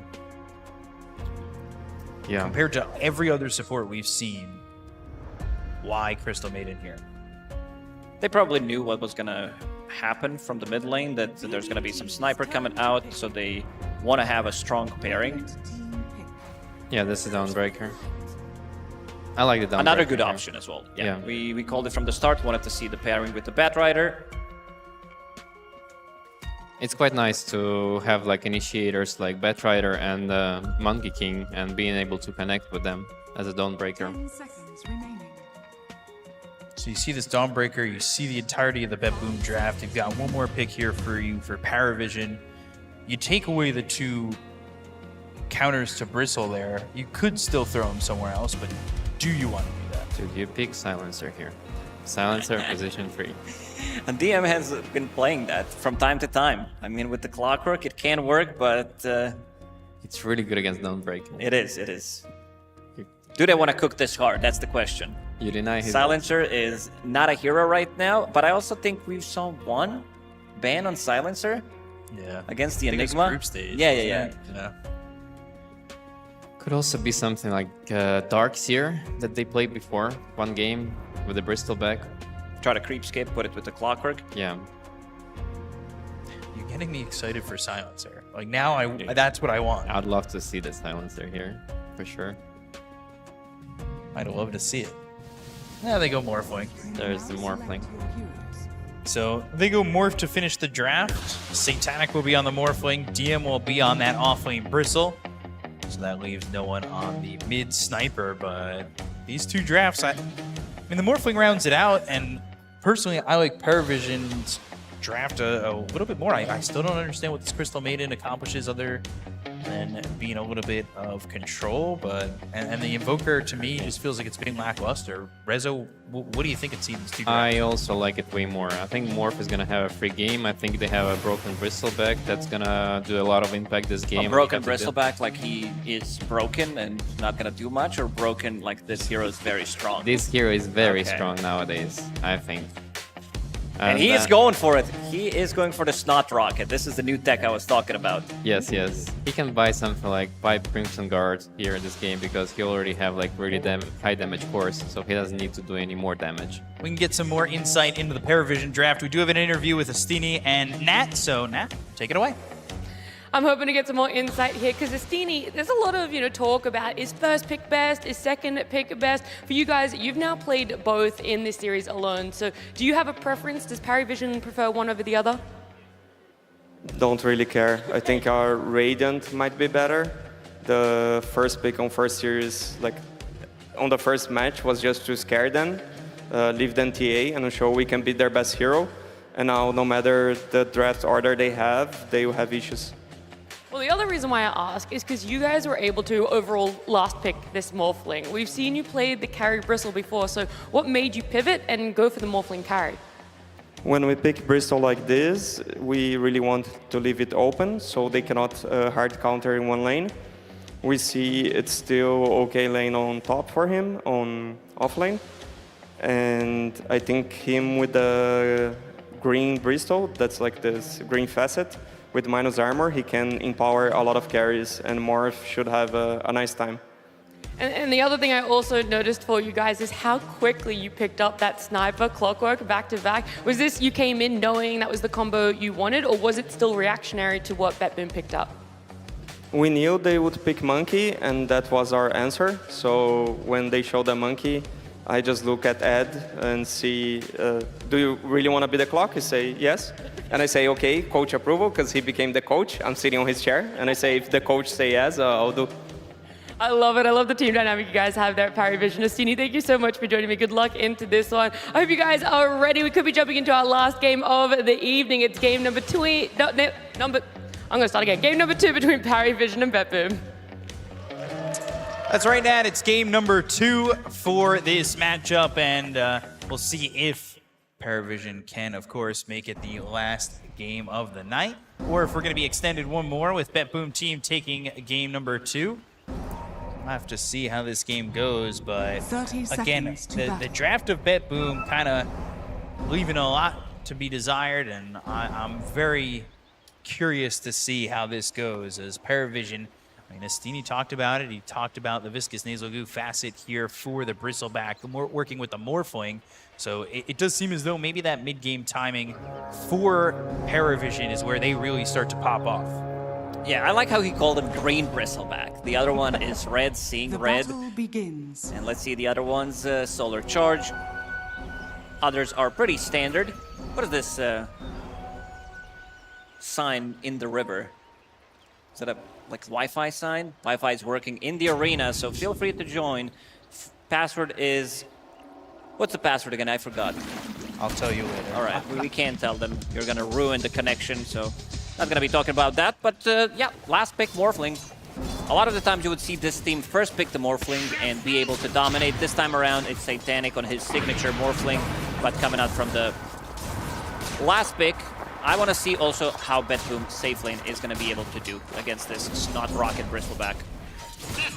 We saw no one in the group stage do really well with this sniper. He had a double kill over mid early on and plays this hero really aggressive, and especially when he gets a rotation over from a support, he starts the lane with so much push that he can really go out and about and out of control here on this sniper. We've seen it once before. I think we've honestly seen it a couple times before this event. So I'm worried here, again, for an Invoker on how they're going to perform. The arrow with this Dawnbreaker gives them a little bit of global presence with that Solar Guardian when you do hit that level 6. Of course, turning into the daytime, you get that info from the innate. As soon as they hit level 2, they're going to start to play much more aggressive onto Lich. He is definitely a first blood material in this matchup. Bounce back into slow, blood grenade, 9 class. Trying to fight against Pure. Making Pure's life a little bit less happy there. They move forward a little bit, save a Miro, like you said. Flame Break might be the jump onto this Lich. We've seen some good Lich performances in the past. We saw... Especially from Ducalis and Kataomi. Kataomi is the one that really shines the most. Really love his itemization, where he's picking up early Blink Dagger with that shard and being a counter initiator. So whoever jumps in first, he is using the Spire and ulti to kill him from 100 to 0. All about getting that shard pretty early on for the Lich, because we've seen a couple of times they take those early Tormentors, you're not privy to getting that shard, and you're trying to hold off buying it yourself. We'll see how that ultimately plays out. Obviously, that's way far away in the future. But the lane up your top has been around this area for the entire time. Fighting back and forth, but the Bristleback only 5 and 2 in that off lane for the moment. Waiting to see when that Bristle starts to really... Not going to be in the lane. You're going to see it more throughout the game, because this lane is very difficult for them to play. Crystal Maiden and Monkey King, definitely a lane where they could get multiple kills if they're not pulling off these lane shenanigans, pulling the creep waves constantly, so they're not actually laning. Pure sitting at 10 CS. A lot of denies. Some of the denies... The reason why he's sitting in the middle of the pack is that they drag the creep wave, got some of the denies there. Crystal Maiden trying to go on a 9 class. They've got the balanced strike for the Jingu, and Pure will get first blood. Well, today anyway. That's the combo that they have there with the Crystal Maiden, that Frostbite. It's just I'm still wondering about the Crystal Maiden. You really don't like this hero. It's not that I don't like the hero. I love the hero, but you think about all the supports that have been picked up, and where on that list is Crystal Maiden for you? Top 10? So this is what's the bug. Monkey King is bugged. Sometimes you can't really see what he's doing, how he's moving or attacking, so they're going to reconnect and come back to the game. I didn't know that. Still in beta, 2025. This was over before it started. Free game still. So it's allowed to stay in Yeah, beta. yeah. That is how it works. We'll all reconnect and eventually we'll get the game started once again. Is this really that good of a matchup for Invoker mid? No, it was counterpicked. Sniper was picked afterwards, but yeah, sitting at 14 CS, so no one should definitely win this one. Even if you don't have enough mana for Shrapnel, he did go for Ghillie Suit, so Shrapnel will stay longer instead of dealing that insane amount of damage over a short period of time. But you also don't want to be seen. You do not want to be initiated on, so you can peek from Fog pretty much, 9 class. Even though he did give the first blood, still getting a couple of CS. That's going to be the problem with this Bristleback. He's not really going to get much from the lane. They can still stack for him. But again, he's not playing with the position for his range to be able to stack multiple camps in the triangle. It's also the consequence of how 9 class kind of plays that clockwork. Yeah, up in your he's face. very aggressive. He's like this is one of the guys that doesn't spend too much time in the triangle. He wants to battle it out. A very aggressive position for a player. Just as long as he can make some space here for the Bristleback, he's okay with that. And for right now, it's just 9 and 5. You said it was a difficult lane here for the Bristle, so no surprise at where he's at for the moment. We take a look at that early net worth, and you can see the Invoker already falling behind about 400 gold. Shrapnel plays down on a GPK, but the right clicks with a cold snap, doing some damage there. No one trying to set up to get a couple more hits in on the GPK as he can't go up the steps while the Shrapnel is down. You can see every so often, no one just throwing a pot shot in there on the Invoker. Constantly ticking him lower and lower just in case. Gives himself an opportunity to go for that kill, that solo kill mid. We've seen him do with that sniper so many times. We do. Not going to be an easy one against Invoker because your mana is going to be very low, so won't have that extra bit of oomph. Satanic dropping fairly low. A lot of pressure onto him. Should be fine. But it fine. doesn't matter because he is Morphling after all. We'll shift down, eat a tango, maybe pop a stick as well. Shift all the way into that Agi, and as he heal up, start to bring it back into the strength. He's fine. We saw him farming like crazy with the Naga Siren in the last game. It's not going to be exactly like that, but no, Morphling needs a little bit more time. But we have seen Radiant are scanning. Satanic farm out of control to every hero. It's just a quiet game, and it's felt quiet within the series. I know it broke out towards the end of game number 1, but both these teams staying pretty patient overall. Not what I would expect. If somebody told me that the BetBoom team and Parivision, there's going to be 1 kill in 6 minutes, I would say that they are definitely lying. Knowing how aggressive BetBoom team is, how much they're pressuring the lanes, and the off-lane duo as well. Miero and Save, this is the lane where they're getting like multiple kills, and seeing the draft that they have, I would say that this is going to be like a big action-packed game, but not happening because Parivision, they also understand that they need to play slightly slower. That's going to be the first kill on the board for them. Yeah, that was with an amplified damage, throwing that Assassinate out on the Crystal Maiden. 9 class getting that kill. But at the same time, Satanic dead bottom. It's solo kill. Miero's solo, yeah. Let's see. He actually did shift everything, but didn't pop Magic Wand. Had 19 Magic Wand charges. Surprising that he dies alone there. He'll go for the Monkey King, but of course just jumping away. Radiant are scanning. Quickly and easily. You want to protect that Wisdom Rune, and Save will get his own while 9 class gets the other one. He's trying to get to that level 6 as quickly as he can. Be that initiator for the side of Parivision. Both these heroes really are. The Bat and the Clockwork looking to be their initiators. Obviously, you get it at level 6 for the Clockwork, but you need that Blink Dagger for the Bat. Oh, I like this move. Pure playing super aggressive behind enemy lines. Satanic in trouble. In stride. Flame Break. The play. Celestial Hammer, the Star Breaker, it connects. Boundless Strike, Satanic surviving for a little while, but 4 heroes down here for BetBoom team, and they get this kill again onto the Morphle. This is what you want to see from Monkey King, being super active, pushes out the waves. Suddenly you're like, is he farming the jungle? Is he going through the Twin Gates? This is the best hero in the game to rotate with, if we're talking about the safe lane Monkey. Now playing aggressive onto DM, and to Kalis as well. Celestial Hammer under the tower, but he has the creeps here, and now the Solar Already level Guardian 6. over mid. Ooh, Flame Break pushing him back, and they'll get the kill into no one. They'll look over at 9 class.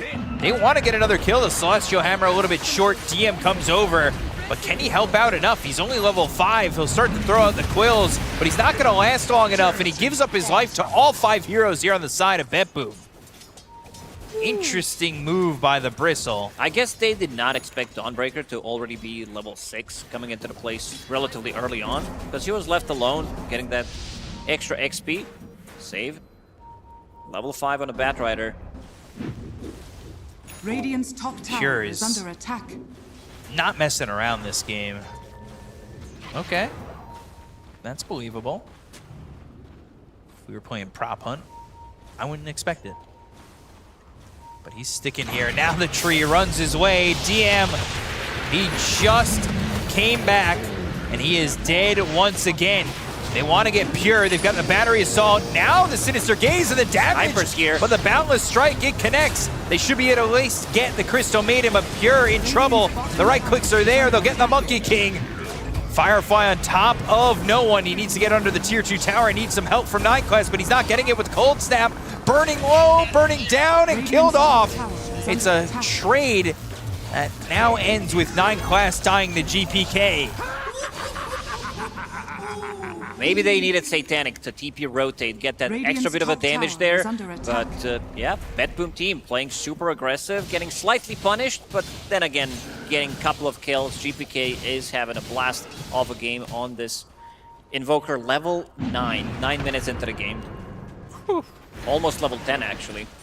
Way better Invoker game than we've been seeing, that's for sure. This is kind of what we've been expecting from Invokers the last 3 or 4 games we've seen them. Now we get to the 10-minute mark. They get all that information from the Dawnbreaker back to daytime. And Cogs, Assassinate ready to be thrown out onto the Crystal Maiden. That'll be a kill onto Ketomi. But the hook shot now level 6 after that kill. Flame Break, the right clicks. Another no one might be able to get the kill here on a GPK, but the Solar Guardian comes out once again with Pure making the rotation once more. I mean, they're all here. He still wants to get the kill on a GPK. Oh, he's right-clicking, life-stealing, trying to get there, but won't be able to do so. GPK ends up dead. Wukong's was used by Pure, but here comes Satanic. The fight is on. They got the kill into the Lich. It's on. Pure 10 heroes trying made. to run away as DM now, not with a lot of life remaining, needs to back away from this Monkey King. Satanic didn't exactly offer the most, but the Boundless Strike comes through in a 9 class. Cogs keep Miero from coming forward with the Celestial Hammer. And finally, they disengage. They're so ready. Both of these teams ready to take a fight. Full 5-on-5 engagements. It was a bit of a slower start, but now they're definitely delivering. Getting that level 6. I thought that GPK might actually live. Pure, he is a bit of lower on HP. Does have Tango running, so if he gets over that 90% threshold. Shrapnel, Pure, right click and an Assassinate. But he gets into the trees. Oh, nice try from 9 class. Hook shot off the mark. Not really feeling it from DM right now. No, definitely not. I'm looking at the network chart, and Clockwork, 9 class, he's been doing really good in this game, getting some of those solo kills. And solo XP, level 7.5. He might be the off-lane priority if he continues this up. So close to what this Bristle has, and level 6 only on Bristleback. Yeah. I'm not really sure where DM's going to get it all back, and maybe they fight with him and he stays alive long enough to get some gold under his belt, but it is not looking like that'll be the case, at least for a little while. The scan comes through, it does connect from Parivision, so they know that heroes are on their way. They back away from trying to take that tier 1 tower. Now Miero, Satanic not afraid of fighting this, but the Celestial Hammer just to get some distance, make sure that Satanic can't keep up. He's got that early flags, which is pretty standard on Morphling. But what else can he get out of this game? As he's farming pretty well, at least for the start of it. And only 2 camps tank for Parivision, seeing that they have Bristleback, but again, we're going back to 9 class, having a bit of a different playstyle, not playing a range hero, but they need to also find a way how to get back Bristleback into the game. Because right now, this ain't it, Chief. It's just like not doing very much. He also needs level to have that goo maxed out. Combo doesn't exactly work if one half of the combo is non-existent. Yeah, if it's only level 1. 3,000 net worth lead, and they will get rid of that sentry ward as they come up onto the high ground. 9 class. Maybe he can find a hook shot, but he splits the seams and misses GPK and this Batrider. Same could be said for the tornado thrown over, but Save with the Firefly looking for an opportunity. And Pure now into the trees and backing off this sniper. Stealing some of the stacks in the jungle, but also this allows Miero to play on the other side of the map, having that Dawn ulti available. That's the power of the hero, because you're always going to get the farm no matter what. You're not joining the fights without using the ulti. You always want to come with that ultimate. Right. Hookshot soon to be back up. Pure just leaving the vicinity. GPK looking to pick up an arcane rune, and there's nobody there to stop him, so he's got this in his pocket. It's leaving Satanic to farm. He's trying to get into the Manta style and then the full Actory. Looks like a full Conda in the queue. He's going to need a lot of time to get there. And if BetBoom keeps playing as aggressive as they are right now, they're not going to give them that time. No. And they've almost got this Blink Dagger on Batrider, so they'll have that Blink initiation. You've had this level 6 initiation for 9 class for a while. And he drops the sentry a little bit too far back and a little bit too late from catching sights on GPK. They won't be able to get a kill with this. Haven't really seen much yet from the Crystal Maiden. Here we go again. Level 7. What happened? There was just, I was some playing PTSD a pub. from pubs? It has to be. Is it your own Crystal Maiden or the enemy Crystal Maiden that you always feed on? I plead the 5th. I see. I'll smoke up though. Try to make a move, find something on the map. If anything, they maybe fall into the hands of 9 class. But he's got some backup with no one in the vicinity there with the Lich. Pure also up into the trees. Right now they don't spot each other, but walking forward, Cat Theomi. 9 class? Okay. Meteor's gonna fly down on a 9 class. Tukalas is gonna die too. That's 2 easy kills for BetBoom. All right, just take an L in this one. Using the hook shot like that onto your teammate. At least he doesn't block him with the cogs. Could have been even worse. Dire's middle tower is under attack.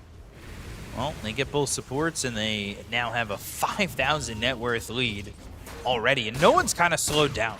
He was involved quite a bit. He was towards the top of the net worth, but he's not really farming that great overall. Now Lasso onto this Bristleback, and he just melts. It's going to be a lot of stacks. Look at his armor on Invoker. It's just that there is no that hero yet. There is no sniper hitting the targets. There is no Morphling. So this type of a lineup will need a lot of time to come online, because Morphling's not that hero that gets involved early on. Your Bristleback is not having a game, and Sniper also needs a little bit of extra time. We also haven't seen Chain Frost, I believe, in the full 16 minutes. No, we have not. We really haven't seen Satanic much at all. Either he came over mid, he was trying to follow his team, just like you could follow the channel, !F in the chat. And you too could follow us and get behind the scenes actions of FISSURE Playground. Anyway, are scanning. GPK, Hurricane Dire's Pike bottom tower is under queued up, attack. getting close to that 4 staff, and it's Lotus Orb, first item for Bristle. He doesn't feel tanky at all. No, definitely doesn't. Doesn't have that Aghanim Scepter. He did pick up the Shard, so that's basically his first item. Wants to have a little bit of something that can provide in the team fight. But he really needs to survive a little bit longer. We just saw mid how quickly they can kill a Bristleback, which is usually on Silver Edge, not a sentence that you really hear. But for now, Bristle Not a lot of gold, not a lot of oomph. It's leaving Satanic to farm as much as he can over bottom, and he's just about got this Manta style. But you need the game plan requires Bristle to get the viscous goo out.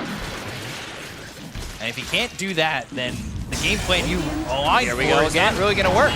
Good hook shot. Where's the chain frost? But you need the chain There it frost. is. You need the viscous nasal goo. Beautiful. You get the kill and a pure and save. Well done there by Satanic. Miero in a little bit too late. DN never ends up dying. They've got themselves a Sinister Gaze, but the blade mail pops. Celestial Hammer over towards He's Satanic. dropping low. He's in far. Waveform away. They'll get the kill on Miero. They'll look for the Sunstrike on a 9 class, and they at least get one. But they'll move on for more. Ketomi's dead. 4 heroes dead on the Dire side.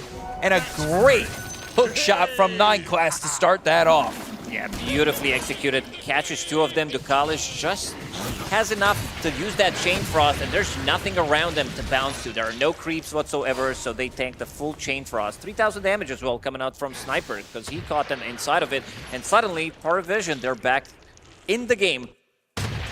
Let's see this one again. It looked like DM again gets caught, and that's a problem, but instant reactions here from 9 class. Catches Pure as well, who never gets to do anything in that fight yet. Dawnbreaker ulti comes in almost immediately, but it feels like it's too late already, because the damage has already been done, and you can see how tanky this Morphling is. Loses all of his mana, pops the magic one, and 9 class sacrificing himself, resulting in 4 kills. There was no Wukong's command. They definitely need that one to be able to try to zone them out. Another circle thrown on the ground. A little scary that Satanic was melting so quickly, but he didn't end up dying, so it wasn't bad, of course. But it does make me a little bit worried as the fights go on. As a CM expert, what do you think about this build on CM? A double Fluffy hat. Oh. One for herself, one for the wolf. Yeah. Well, anything you buy for yourself, you have to get for your wolf. That's how I actually build in my pubs. Radiant are scanning. Maybe that's why you hate the heroes so much. Maybe. 20-minute mark. Here comes Radiant's the Torm. middle tower is under attack. And there goes the Torm. Lasted 4 seconds. Radiant's Not middle tower a lot has of time, fallen. but that's 9 class getting that shard. Wukong's onto 9 class, who just got the jetpack. He gets out of the circle and away from the Monkey King. Talk about the good timing. They find no one. Lasso, but Solar Guardian, no one stands his ground. Wait for him over. Ooh, he turns into the Bat Rider. Flame Break was used, but no one's still going to die here. Viscous Nasal Goo hitting into the Blade Mail. Now Miero needs to leave, but when you commit to the Solar Guardian, you don't really have an escape afterwards. It doesn't really Pure's out matter of though when you mana. have the whole team. Deafening Blast pops the Manta, trying to get out, but he's in trouble. Satanic's dead.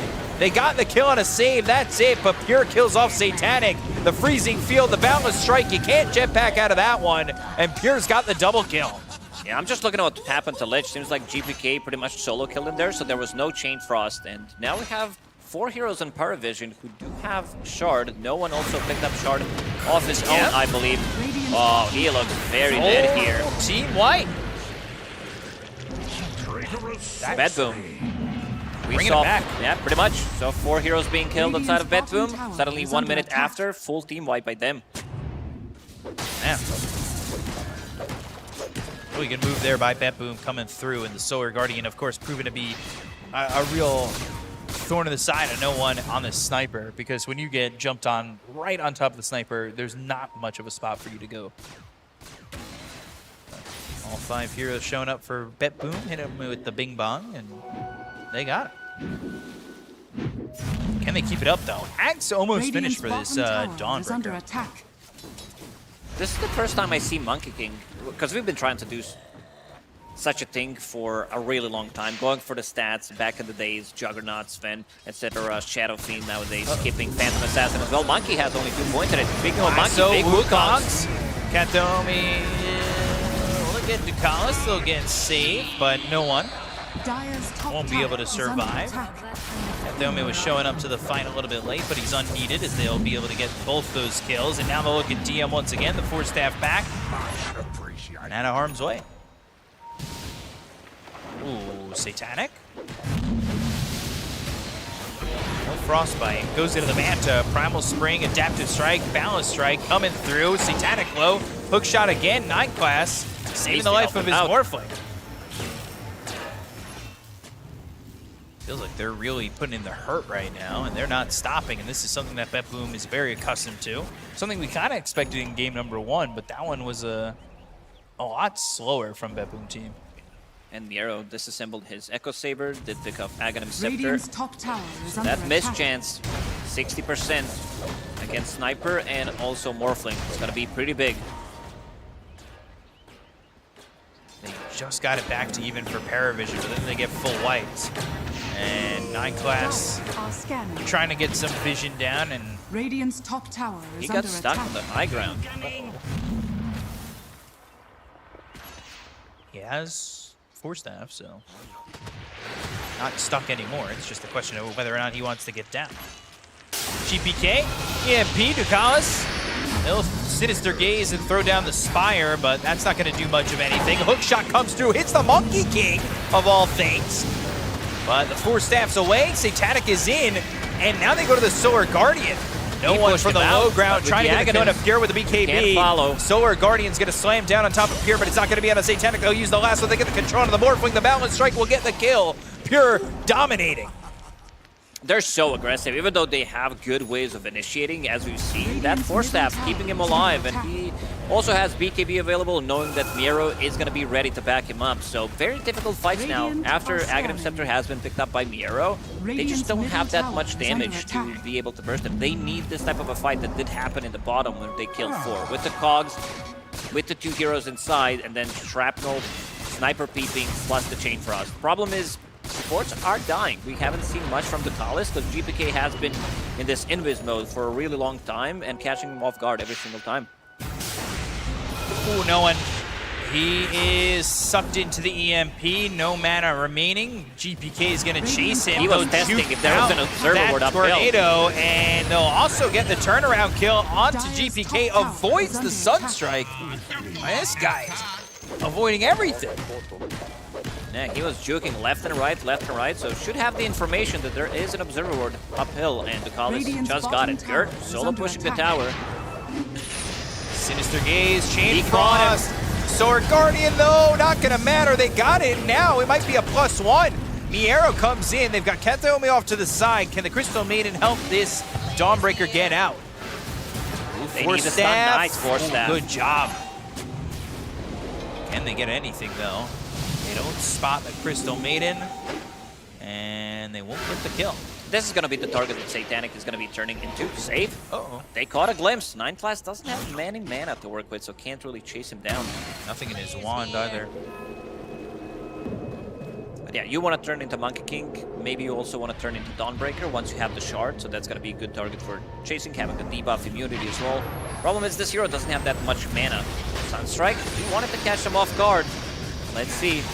MyQuest doesn't have a lot of mana to work with.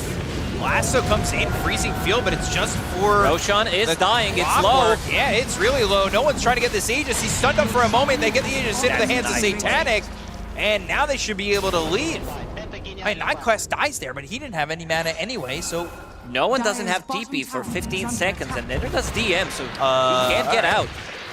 Well, he's got Lotus and some mana to work with, but I don't know if it's going to matter. It won't. Uh-oh. Now it's no one's turn. Shh. He's out. Dire's middle tower is under attack. GPK dying there before with the Monkey King. They still have a 7,000 net worth lead, but this age is certainly giving them an opportunity to have Satanic farm back up and be a presence to deal with. Almost has that BKB, and Radiant's bottom tower is under it will attack. be dataless after that. Scanning. If they go for solo pickoff and use Lich ulti with the Ice Spire, and then you TP in with, or by TP in I mean Dawn ulti, it's gonna bounce because it's still gonna linger even if there's no Ice Spire, so gotta be careful about that one. You come in, you might kill your own teammate. Dire Need to be careful about that Dawnbreaker Pure ult. again. And, This Pure time, again. He does have shield rune. Hook shot in. Question is it going to matter? Chain Frost one more time. Ooh, unfortunately, it went very far away. But Ducalis, he's going to end up being killed off that last creep, pulling that Chain Frost far enough away where it lost a lot of its impact. That's unfortunate for the Lich. They tried to get another kill on a Pure. Without shield rune, I think he died there. Yeah. Going for it was an interesting take, that's for sure. That leaves Pure having this full Mjolnir. The BKB was used, going with Scotty next. DM, we still have not really felt much from this Bristle. No, and he's still sub 10k net worth. In the next fight, if Save survives and they kill DM, he might overtake him. And I really like that Save's going for more scaling build after finishing off his Force Staff, is now going for the Aghanim Scepter. So you catch two people inside Dawn ulti or inside Wukong's, they're straight up gonna die. Dawnbreaker looking blink next. Do you think we should put cap on how many times you can disassemble Echo Saber? Because he just did it to pick up Ags, get BKB, and now going back for it. No, I'm okay with it. That's the right answer, B-Cup. Thank you. Passed the test. Stress me out over here. Radiant's bottom tower is under attack. Celestial Hammer going all the way back, trying to farm these camps with it. But now Hook Shot, Sinister Gaze, Chain Frost, and you can't Solar Guardian into your own death. That's what's happening there. And they immediately TP. Big streak. No one gets the kill. 600 gold for him. Class and no one show up back bottom. Radiant's bottom tower Mjolnir's being built here for no one. Ag's being built for the Batrider. We've seen this a few times where taking the high ground becomes that much easier when you're able to lock down two heroes. Scotty's gonna be the big item. Removing some of the healing from Morphling, slowing them down as well. You are playing against Sniper, so if he gets connection on them, even though Sniper doesn't have anything other than Shard. This is one of the few times where you would see Sniper with no Dragonlance, completely skipping it, no Hurricane Pike. Radiant's bottom Is that tower is under something attack. you should go back for now that he's got the full Mjolnir?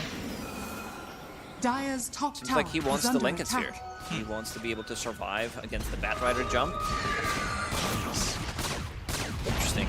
He's Dire's rating middle the tower has fallen. Batrider jump higher than the Solar Guardian right on top of him. Because if he thought the Solar Guardian was a bigger threat, he would go for the Force Staff, right? He would, definitely would earlier. Maybe he thinks the Shard is enough. Radiant's bottom tower have is to under see. attack. Pure finishing Radiant off the Scotty. are scanning. And they still have 35 seconds left on this Aegis. They are pretty far forward. They are smoked up. They're looking for an opportunity to use it. But smoke gets broken. And they find themselves The power the Crystal of Lich. Maiden. All right. Assassinate thrown out. EMP is going to be used. Hook shot comes in from What a non-class. Now he's got the cogs around him, but Ducalis is dead to Pure. And they will start to retreat, at least for a moment, from Parivision, but they've got DM in the front. They're thinking about leaving, but coming back Look towards at that Pure. minus armor. 5 stacks of Doing the the work. Viscous Nasal Goo. They've got the lasso. It's going to be through on a no one. They go to the Concussive Grenade to try and get out of the Solar Guardian, but a balance strike from Pure kills off no one. Satanic, he'll TP out just in time. If no one is out there and they get any kind of connection on top of him, any kind of a stun or initiation, it seems like he's just gonna die. Echo Saber reassembled for the Dawn. Illegal. Clearly not. Now going Blink and the Shard. Satanic will work on this Tormentor. He's thinking MKB after this Daedalus. He's keeping up towards the top, but he is 3,000 gold behind Pure, of course, working with 13 more kills for the side of BetBoom team.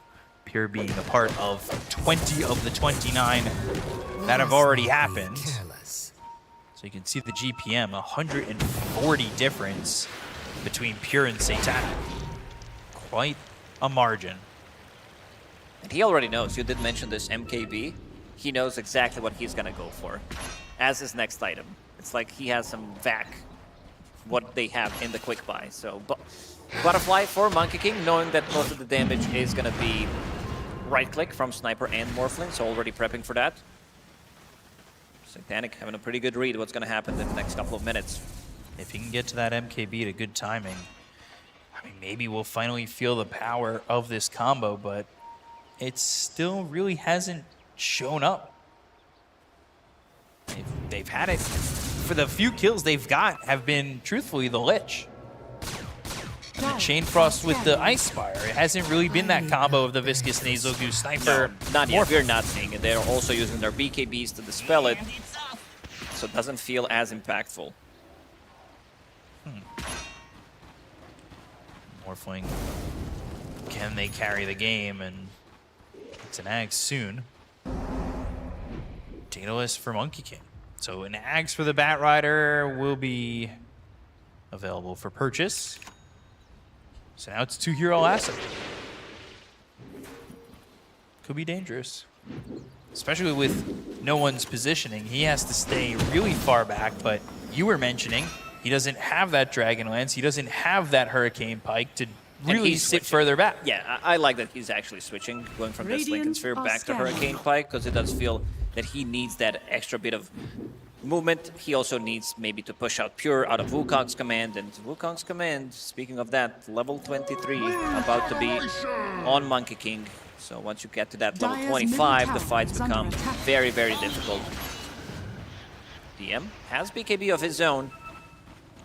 So maybe he could stay alive a little bit longer to get that stacks of Viscous Nasal Goo post BKB usage from BetBoom team. Dire are scanning. They've got the scan, that connects. Save looking for an opportunity to go in, but the TP stops the Lotus. But nobody's here to help out DM. He'll pop the BKB. We'll start to run. He slowed him up with the Viscous Nasal Goo. Minus 20 armor. And DM, no TP again. He stopped it, knew the lasso was coming, and just has to walk away. And they actually go in that corner. Find him. Go into that no one's corner where he's been. Just kidding. He's gonna go through the gates. 9 class. He's gonna steal the XP rune, so that's something. And also something to point out. This guy, whenever I watch him play, always has some like what we call weird itemization, but he wants to be able to pick up the Blink Dagger because he has Jetpack as well with the Force Staff, so he can also be the initiator. Doesn't necessarily need to initiate with just his hook shot. Dire's bottom tower has fallen. Definitely the case. So that Demon Edge. Dato assumed for the Monkey King, we've seen how much Pure was able to do, and this was exacerbated by the fact that early on he was moving around the map and getting a lot of kills early on. Dire's structures are fortified. Like I said earlier, is 10-3 and 10.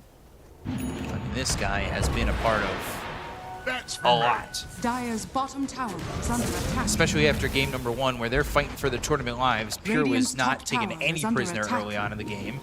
Things have slowed down a little bit, but they're ready to fight once again. They go to the smoke, and they know that Roche is up soon. Radiant's top tower is under attack. Not going to have the MKB before this Roche fight, though, for Satanic. A bit worrisome. This fight might not even take place near Roche. Might take place mid. Dire's bottom tower is We'll under go back attack. towards Roche. It was a 50-50 chance. You took I'm it. either right or I'm wrong. Yeah. I took it, yeah. I was wrong again. They don't go towards Roche again. Come back to Take over, take over. Come on. You're hanging me out to dry.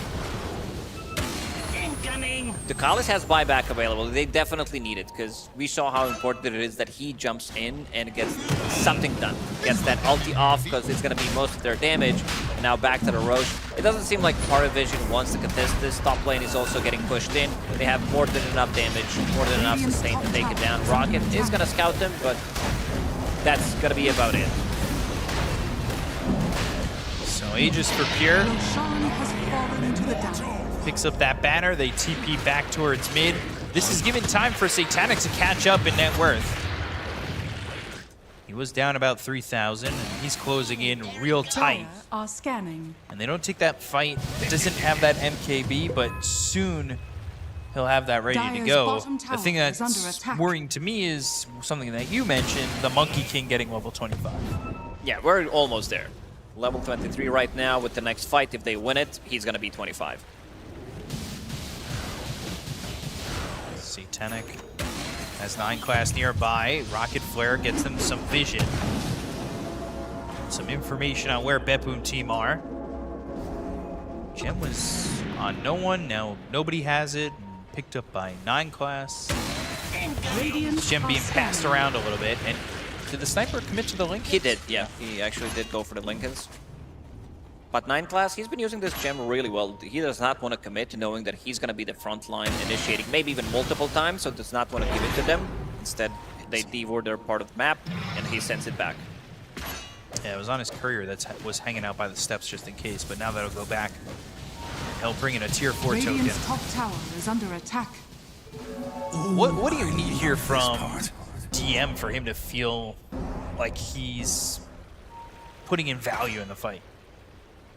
I see a good neutral item. He did pick up Trickster Cloak, so that could make a difference, having a little bit of evasion, extra magic resistance, but he needs to stay in the fight as long as possible to get those Snot Rockets, get those Viscous Nasal Goo while Sniper is peeping. And then for no one, he's gone to the Lincolns. You still want to see that Hurricane Pike, right? Let's see what he has in his quick buy. Nothing for now. Maybe he's gonna opt to go for a different item. Maybe something of a higher value. Like just get up straight up MKB or Daedalus.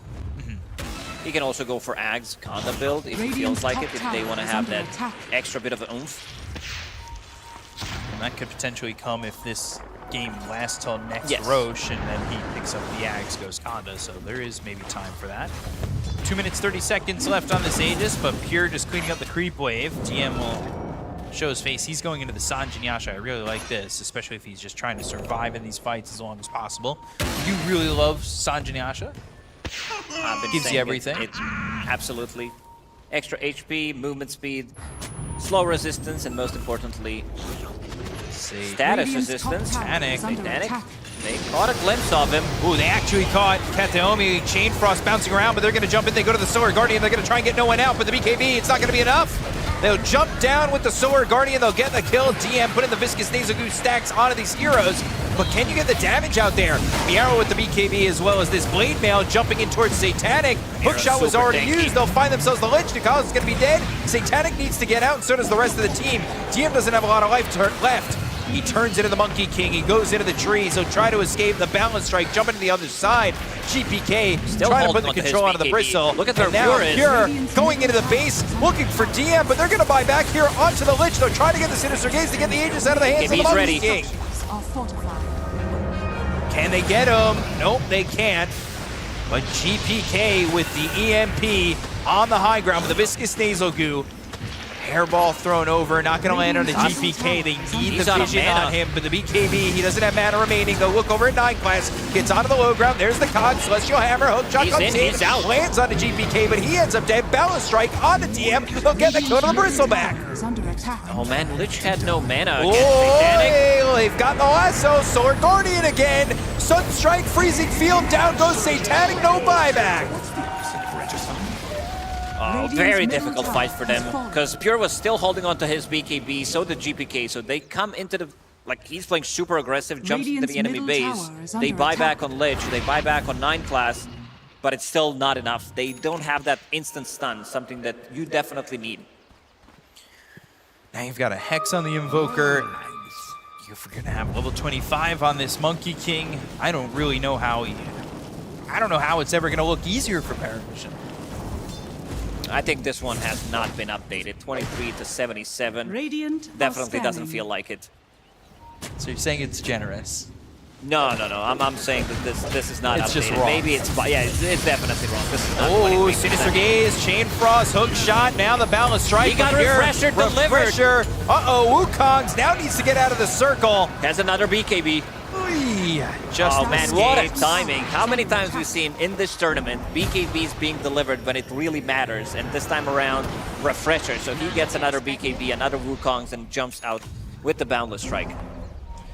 That's unfortunate for the side of Parivision. It looked like they might have had him dead to rights. Try to grab the Tormentor. A little bit of cash for everybody.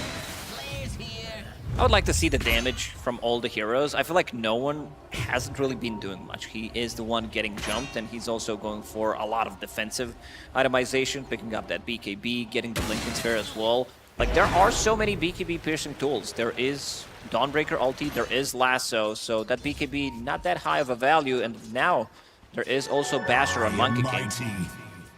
Not so easy to get out of the circle anymore, but no one moving forward. They want to go for Pure once again, but he's got an Amplify damage. Not sure he's the one you want to go for if he can just kill you real quick. Oh, they're sandwiching them right now. Courier, it's going back, so they know. They see the Courier. They're smoked up. No one. He's the one no in man's front. land. Concussive Grenade goes back towards DM. GPK is here. Has the Hex, avoids the Meteors. But Pure looking for an entry point with the amplified damage. 9 class, he's on a Kataomi. Yeah, he is all alone, but they, oh, Chain Frost found Pure! He doesn't have buyback! That was so much gold going the way of Parivision. The Assassinate's gonna be thrown down, though. Trying to get the kill to the Crystal Maiden. Miero back with the Celestial Hammer. They'll take out Kataomi. A big mistake for BetBoom team, leaving Pure all alone. And now GPK, he has BKB, TP, but there is no hook shot available for another 10 seconds. He's also very low on mana. GPK is going for the solo. Extra 600 gold for him. Okay. 70 seconds without Monkey King. Bottom lane needs to be pushed in, but I could also see them go for the mid lane, take out this tier 2 tower, and maybe deal some damage to the tier 3 as well. That kill on Pure was worth 2,100 gold. Quite a bit. Oh, look at this damage coming out from Bristleback. 32 damage. This not rocket fast. Really delivering, huh? Doing so much. Also, Satanic, he was the one who got that big chunk of gold off that kill. He's almost level 25. He wants the Satanic. He is the Satanic. 30 seconds. They're gonna pop the glyph. GPK needs to be able to get some Tornado, get some EMP, try to make them stay away from this tower and the barracks. GPK Tornado lands, but the Racks are still in trouble. 20 seconds until the Monkey King is back up. Sunstrike connects, but Satanic will waveform away and have the illusions do the work. They start to TP out and will not get the full set. Not what you expected. Finally, there is the 4-staff on Sniper. Just a 4-staff for now. Does not want to get the Dragonlance, thinks that he has enough of range, but no one has been heavily targeted throughout this whole game. Jumped by every single hero. Satanic had Satanic queued up, but now he's going Swiftly. I think he wants to be able to jump with Lich on the target that he initiates on and just burst it down from 100 to 0. Roche is going to be up in a minute. That's going to be an Axe Blessing if they get it quick enough. Gotta be careful. They're all setting up towards top. They're confident in this one. The reason they were able to get that kill into Pure in the first place was the fact that he was out and alone, away from the team. They kind of split a little bit too far from each other, and they used that Chain Frost to do the damage to take him out quickly. BetBoom, they want to do the full wraparound. Go around the Lotus Bowl. I don't Look know who's if they here. can. 9 class. 9 class is in a perfect spot. Hex, EMP, the Meteor, he is dead. Roasted. 70 seconds without him, and oh, no one. 4-staff back. He needs to get out of harm's way, but coming all the way around to save. He wants to get the lasso. Oh, no one. He has no idea, but Save is in town, but nobody's with him just yet. I don't know if that's going to matter. They can come with Dawn ulti. Ooh, immediately uses the grenade. Caught a glimpse of him. Still going to stick around. Yeah, the rest of the team nearby, so just trying to find somebody. Chain Frost committed, but this is going to be on a Kataomi. Now it's going to bounce all the way back to Pure with the BKB. He goes in the Wukong's command. They get the go to Kataomi. They lose to Kalis. DM is Chain tanky Frost now. goes over to Miero, but DM tanky running out of the circle. They get into the Wukongs. They'll look over at Save. Satanic in with the BKB. They'll throw the Assassinate one more on hit. Pure. They don't get the kill to the Batrider. GPK's invis. They're looking to re-engage. They'll jump down Pure, and they won't find Satanic.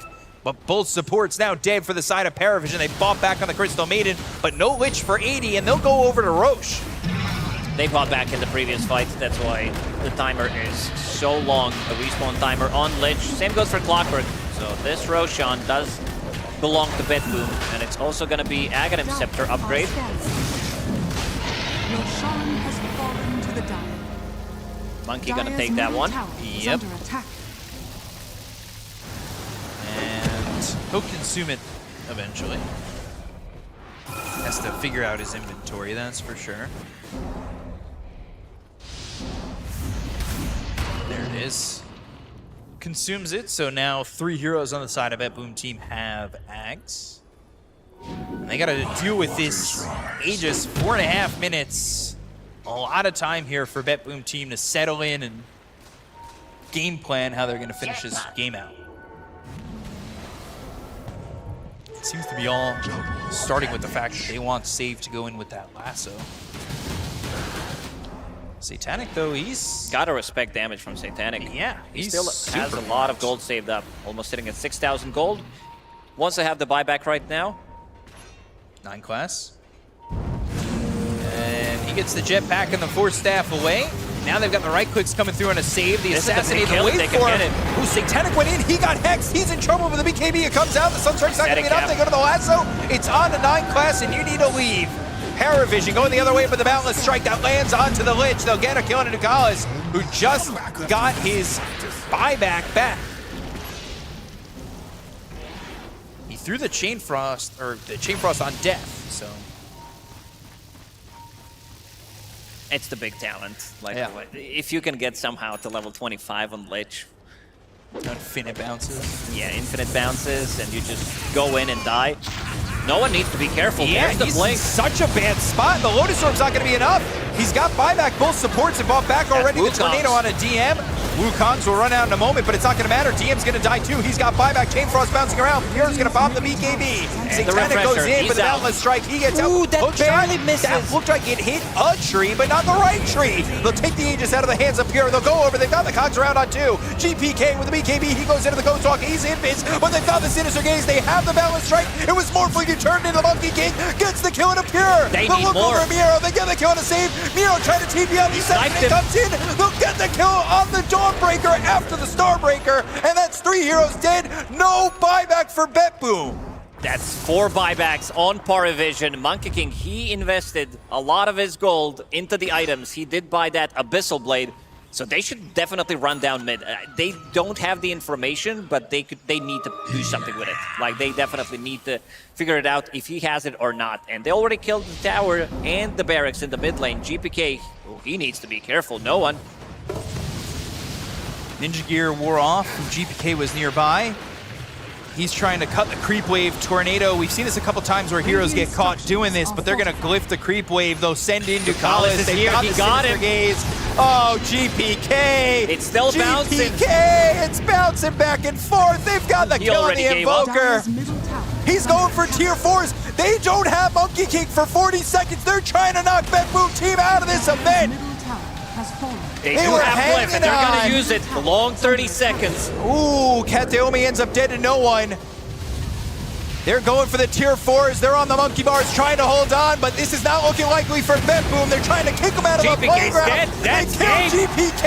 Everybody gone on BetBoom. That's going to be the game, and Parivision knock out BetBoom with a 2-0. Oh, man, you don't mess with Satanic's Morphling. This guy is on a different level. They had so much advantage in this game. I think it did go up to a 25K, but they managed to bring it back. Snot Rocket Bristleback Facet, the best thing I've seen so far today. Definitely the best part of that game, but man, Satanic got it more than enough time. You don't give him his Morphling, you don't make that mistake, but they end up coming back. I don't even know if they had a lead when they won that game. That was such a deficit for them to break through on, and Parivision knocking out BetBoom team. The El Clasico pays off for Parivision tenfold. Yeah, I know everybody's going to be talking about Satanic's Morph because he definitely delivered, but my personal MVP for this one is Ducalis. He was everywhere where you needed to be. These ultis, they were connecting on multiple people and just destroying them. He catches off guard.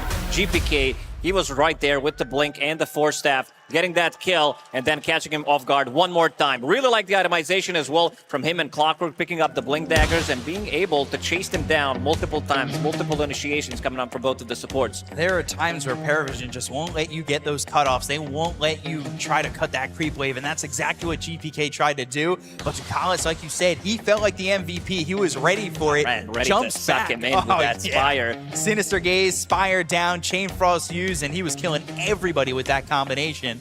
I mean, they got Pure a couple times with that starting point of Ducalis, and there were a few times where it bounced maybe over to a creep or didn't control him the entire time.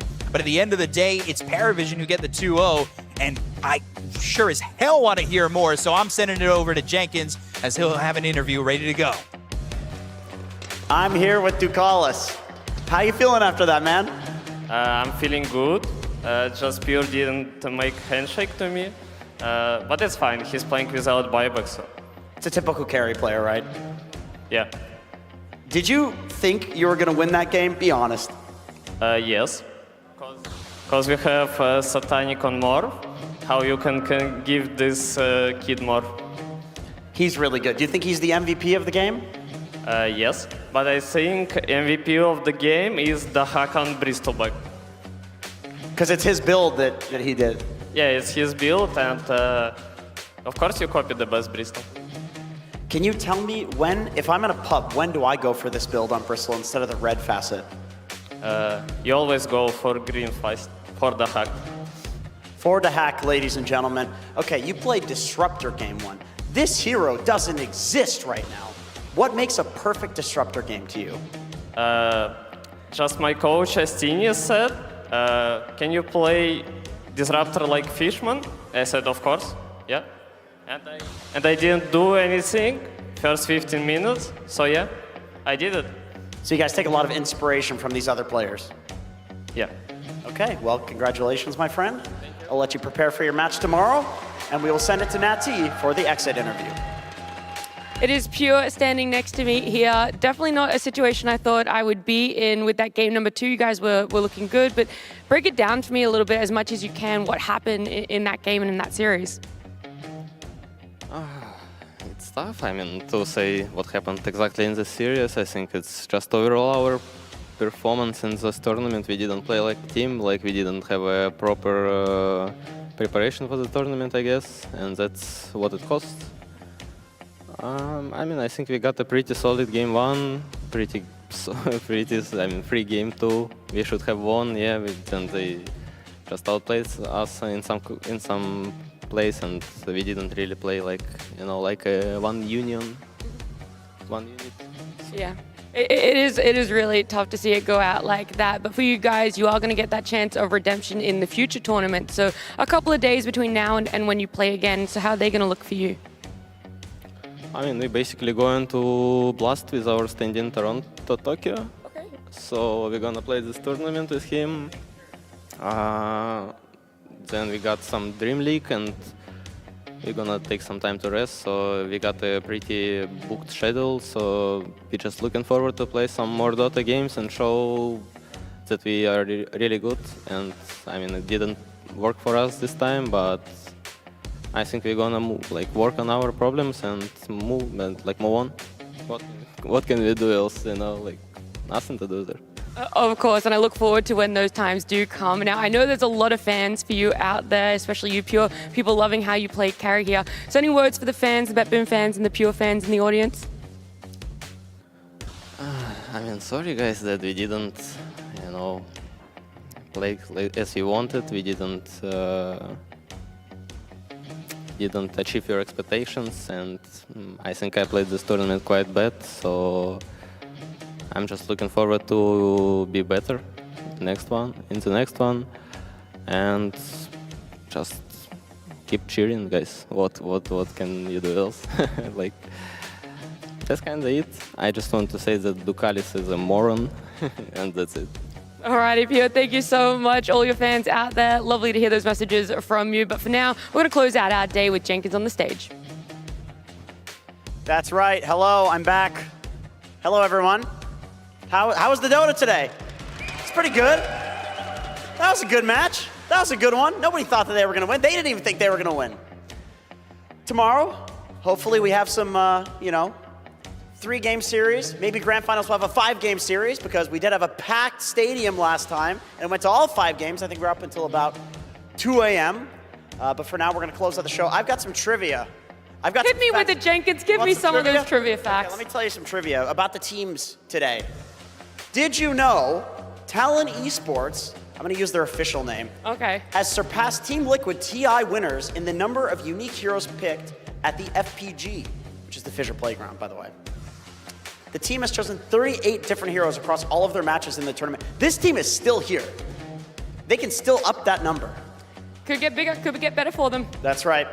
Fact number 2, very exciting. The entire audience is still here. The top 4 players with the highest average kills per match are, can you guess the number 1? Think best mid laner right now that's not Nisha. Makoto.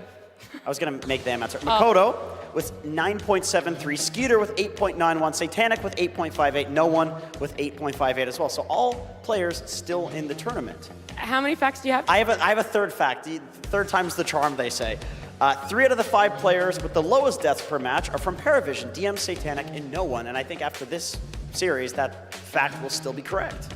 That's all my facts. That's all I have. I feel like you guys have to give a small round of applause to Jenkins. He's putting in the hard work, crunching those numbers. Look at him. It took all his brain power, please. Yeah, that's right. We do need to hear it. It was a great day, not only the facts that Jenkins was giving us here, but all of the Dota action we saw. We saw a couple of Game 3s, almost got to see a Game 3 there as well. But unfortunately, our eliminated teams that we had to say goodbye to today, Heroic, Liquid, and BetBoom. 3 teams, 2 at least, I definitely did not expect to say. Heroic and BetBoom. I don't think a lot of people expected them to get eliminated. I mean, BetBoom especially, I'll say. It is, yeah. So it shapes our playoff bracket that way as well. It does excite it and makes it interesting. Do we have any Parivision fans in the crowd still after seeing them play twice today? Yeah, who likes Satanic? Yeah, there's the same people because they're Parivision fans. Right. We do have an announcement. We got some autograph sessions live here at the Soppa Center. The first autograph session actually took place today, and tomorrow, starting at 18 CET, 3 more sessions will be held. You can find the full schedule on social media for FISSURE, and don't miss the chance to meet your favorite players. Do you have a favorite player, Jenkins? I feel like we're not allowed to have favorites, but the crowd seems to have Satanic as their favorite. You know what? I'm liking the DM Phoenix right now. Ooh. I feel like this was ballsy for them to leave this in the pool. That was an interesting play. I respect it, but you can't let DM get his Phoenix. This guy's reinventing the offlane out here. Remember, he got griefed for a long time, and he's coming out here, and he's proving he's the man. Nobody talks about offlaners. Shoutouts to the offlane. Ooh! I knew I recognized some offlaners out there, but it's the people with like the beards that don't shave. Those are the offlaners, the real freaks. Maybe we have some fans in the crowd for teams that we're still yet to see. Because even though we saw a bunch of teams today, we didn't actually see all of them. Do we have any Team Spirit fans in the chat? I was kind of there. What about Yatoro? Do we have any Yatoro fans? That was louder. That was slightly louder. They're not it's hard to tell. fans for Spirit, but they're fans for Yatoro. Yeah, I think so. There's a lot of people that are a fan of his takes. What about Tundra fans? I feel like we're gonna have a couple of them in the house. No, we don't have Tundra fans in the house, actually. Not a single That's one. surprising. What about Duraccio? He's great. He's been very active on social media lately. very active, actually. Yeah.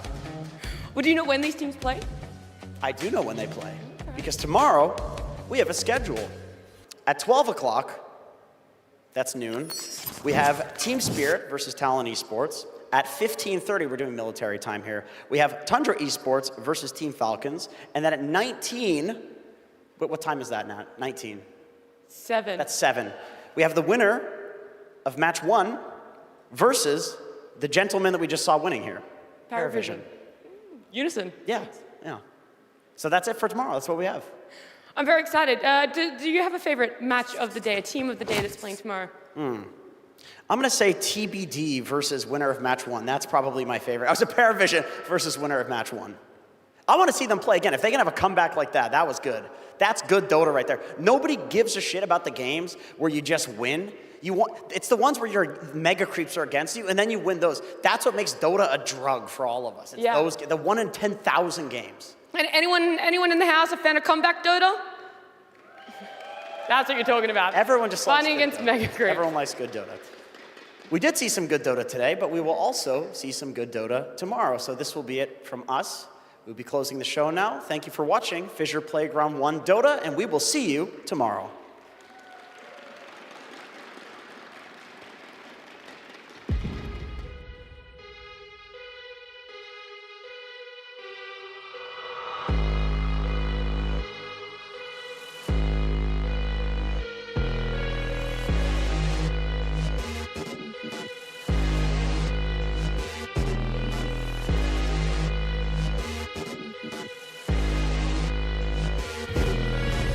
Talon Esports versus Team Liquid.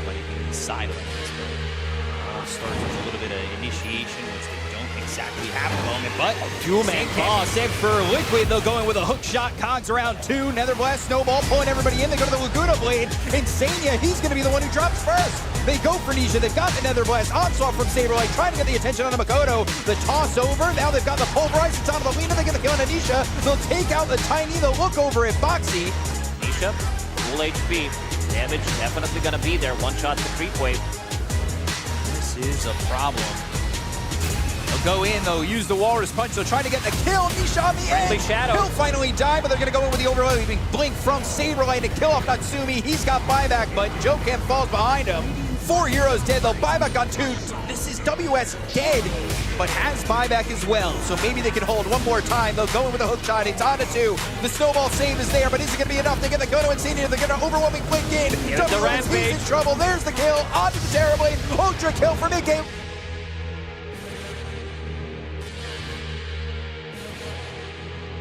Let's see if they set up and get this kill. Fissure lands, and they might jump in for more. They'll blink in with the Echo Slam. They get the Kono Insania. They'll pierce the Veil on Amoxie. They've got the silence with the calling of the Alchemist.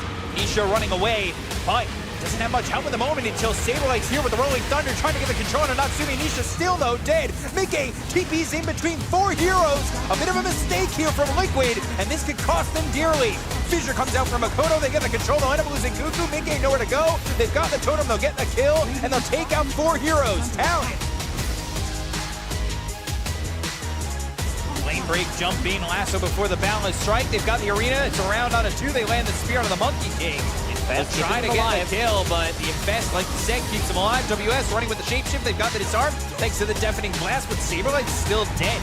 Crimson or not. Supernova's used. Boxy's gone. 2 heroes dead on the side of Liquid. And the Supernova explodes, stuns up this Lifestealer as well as Cuckoo on this Pugna. But Wukong's command sending Mickey back. He'll jump away. The Shuriken Toss doing some damage. They finally get the kill on a Cuckoo, but they'll end up losing Insania. 3 heroes behind the side of Liquid. They'll take out Jokem, but now Nisha, like you said, he's tracked, and they need to start getting out of harm's way.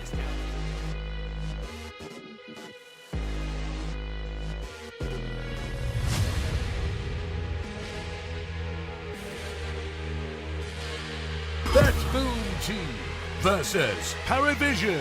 Saw them. The Blake Hex on a DM Sunstrike song used. 4 heroes here in the Song of the Siren, the Static Storm, the Supernova. It's set up perfectly, but can they keep up? BKB TP's out from Pure and GPK. Question is, can they catch him? Because he's got a refresher. He can just do it again and zone you out. They go to the arena. They land the spear. It's going to be on a 9 class. They get the kill onto the Marcy. But now Pure standing in the circle, trying to fight it, trying to go after this Monkey King. They'll get the kill on a Pure, take him out for 94 seconds. That's really all the damage that BetBoom team seem to have. They'll still take at the Aegis with the Sunstrike, but you're fighting 4v4. Marcy doesn't even need to buy back, and this is securing the Mega Creeps. Icarus dive over, Song committed. Static Storm's coming. Uh-oh.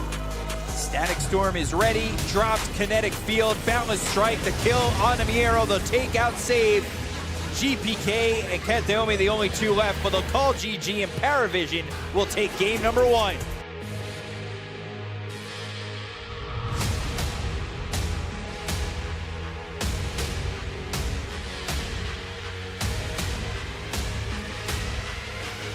if you can't do that, then the game plan you aligned for is not really going to work.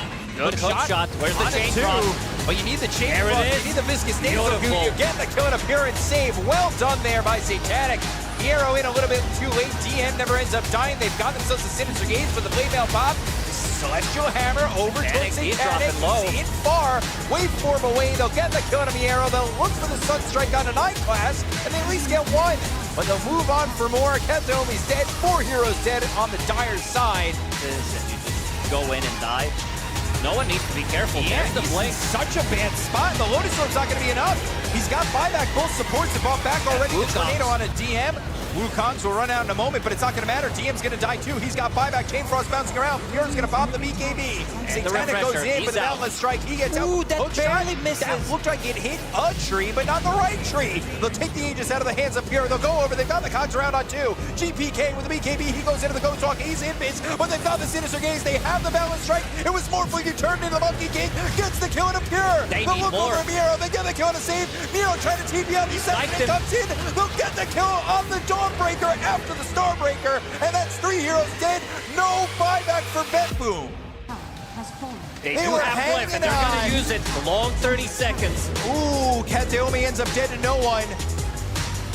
They're going for the tier 4s. They're on the monkey bars trying to hold on, but this is not looking likely for BetBoom. They're trying to kick him out of the GPK's playground. dead. They That's kill game. GPK. Everybody gone off BetBoom. That's going to be the game, and Parivision knock out BetBoom with a 2-0.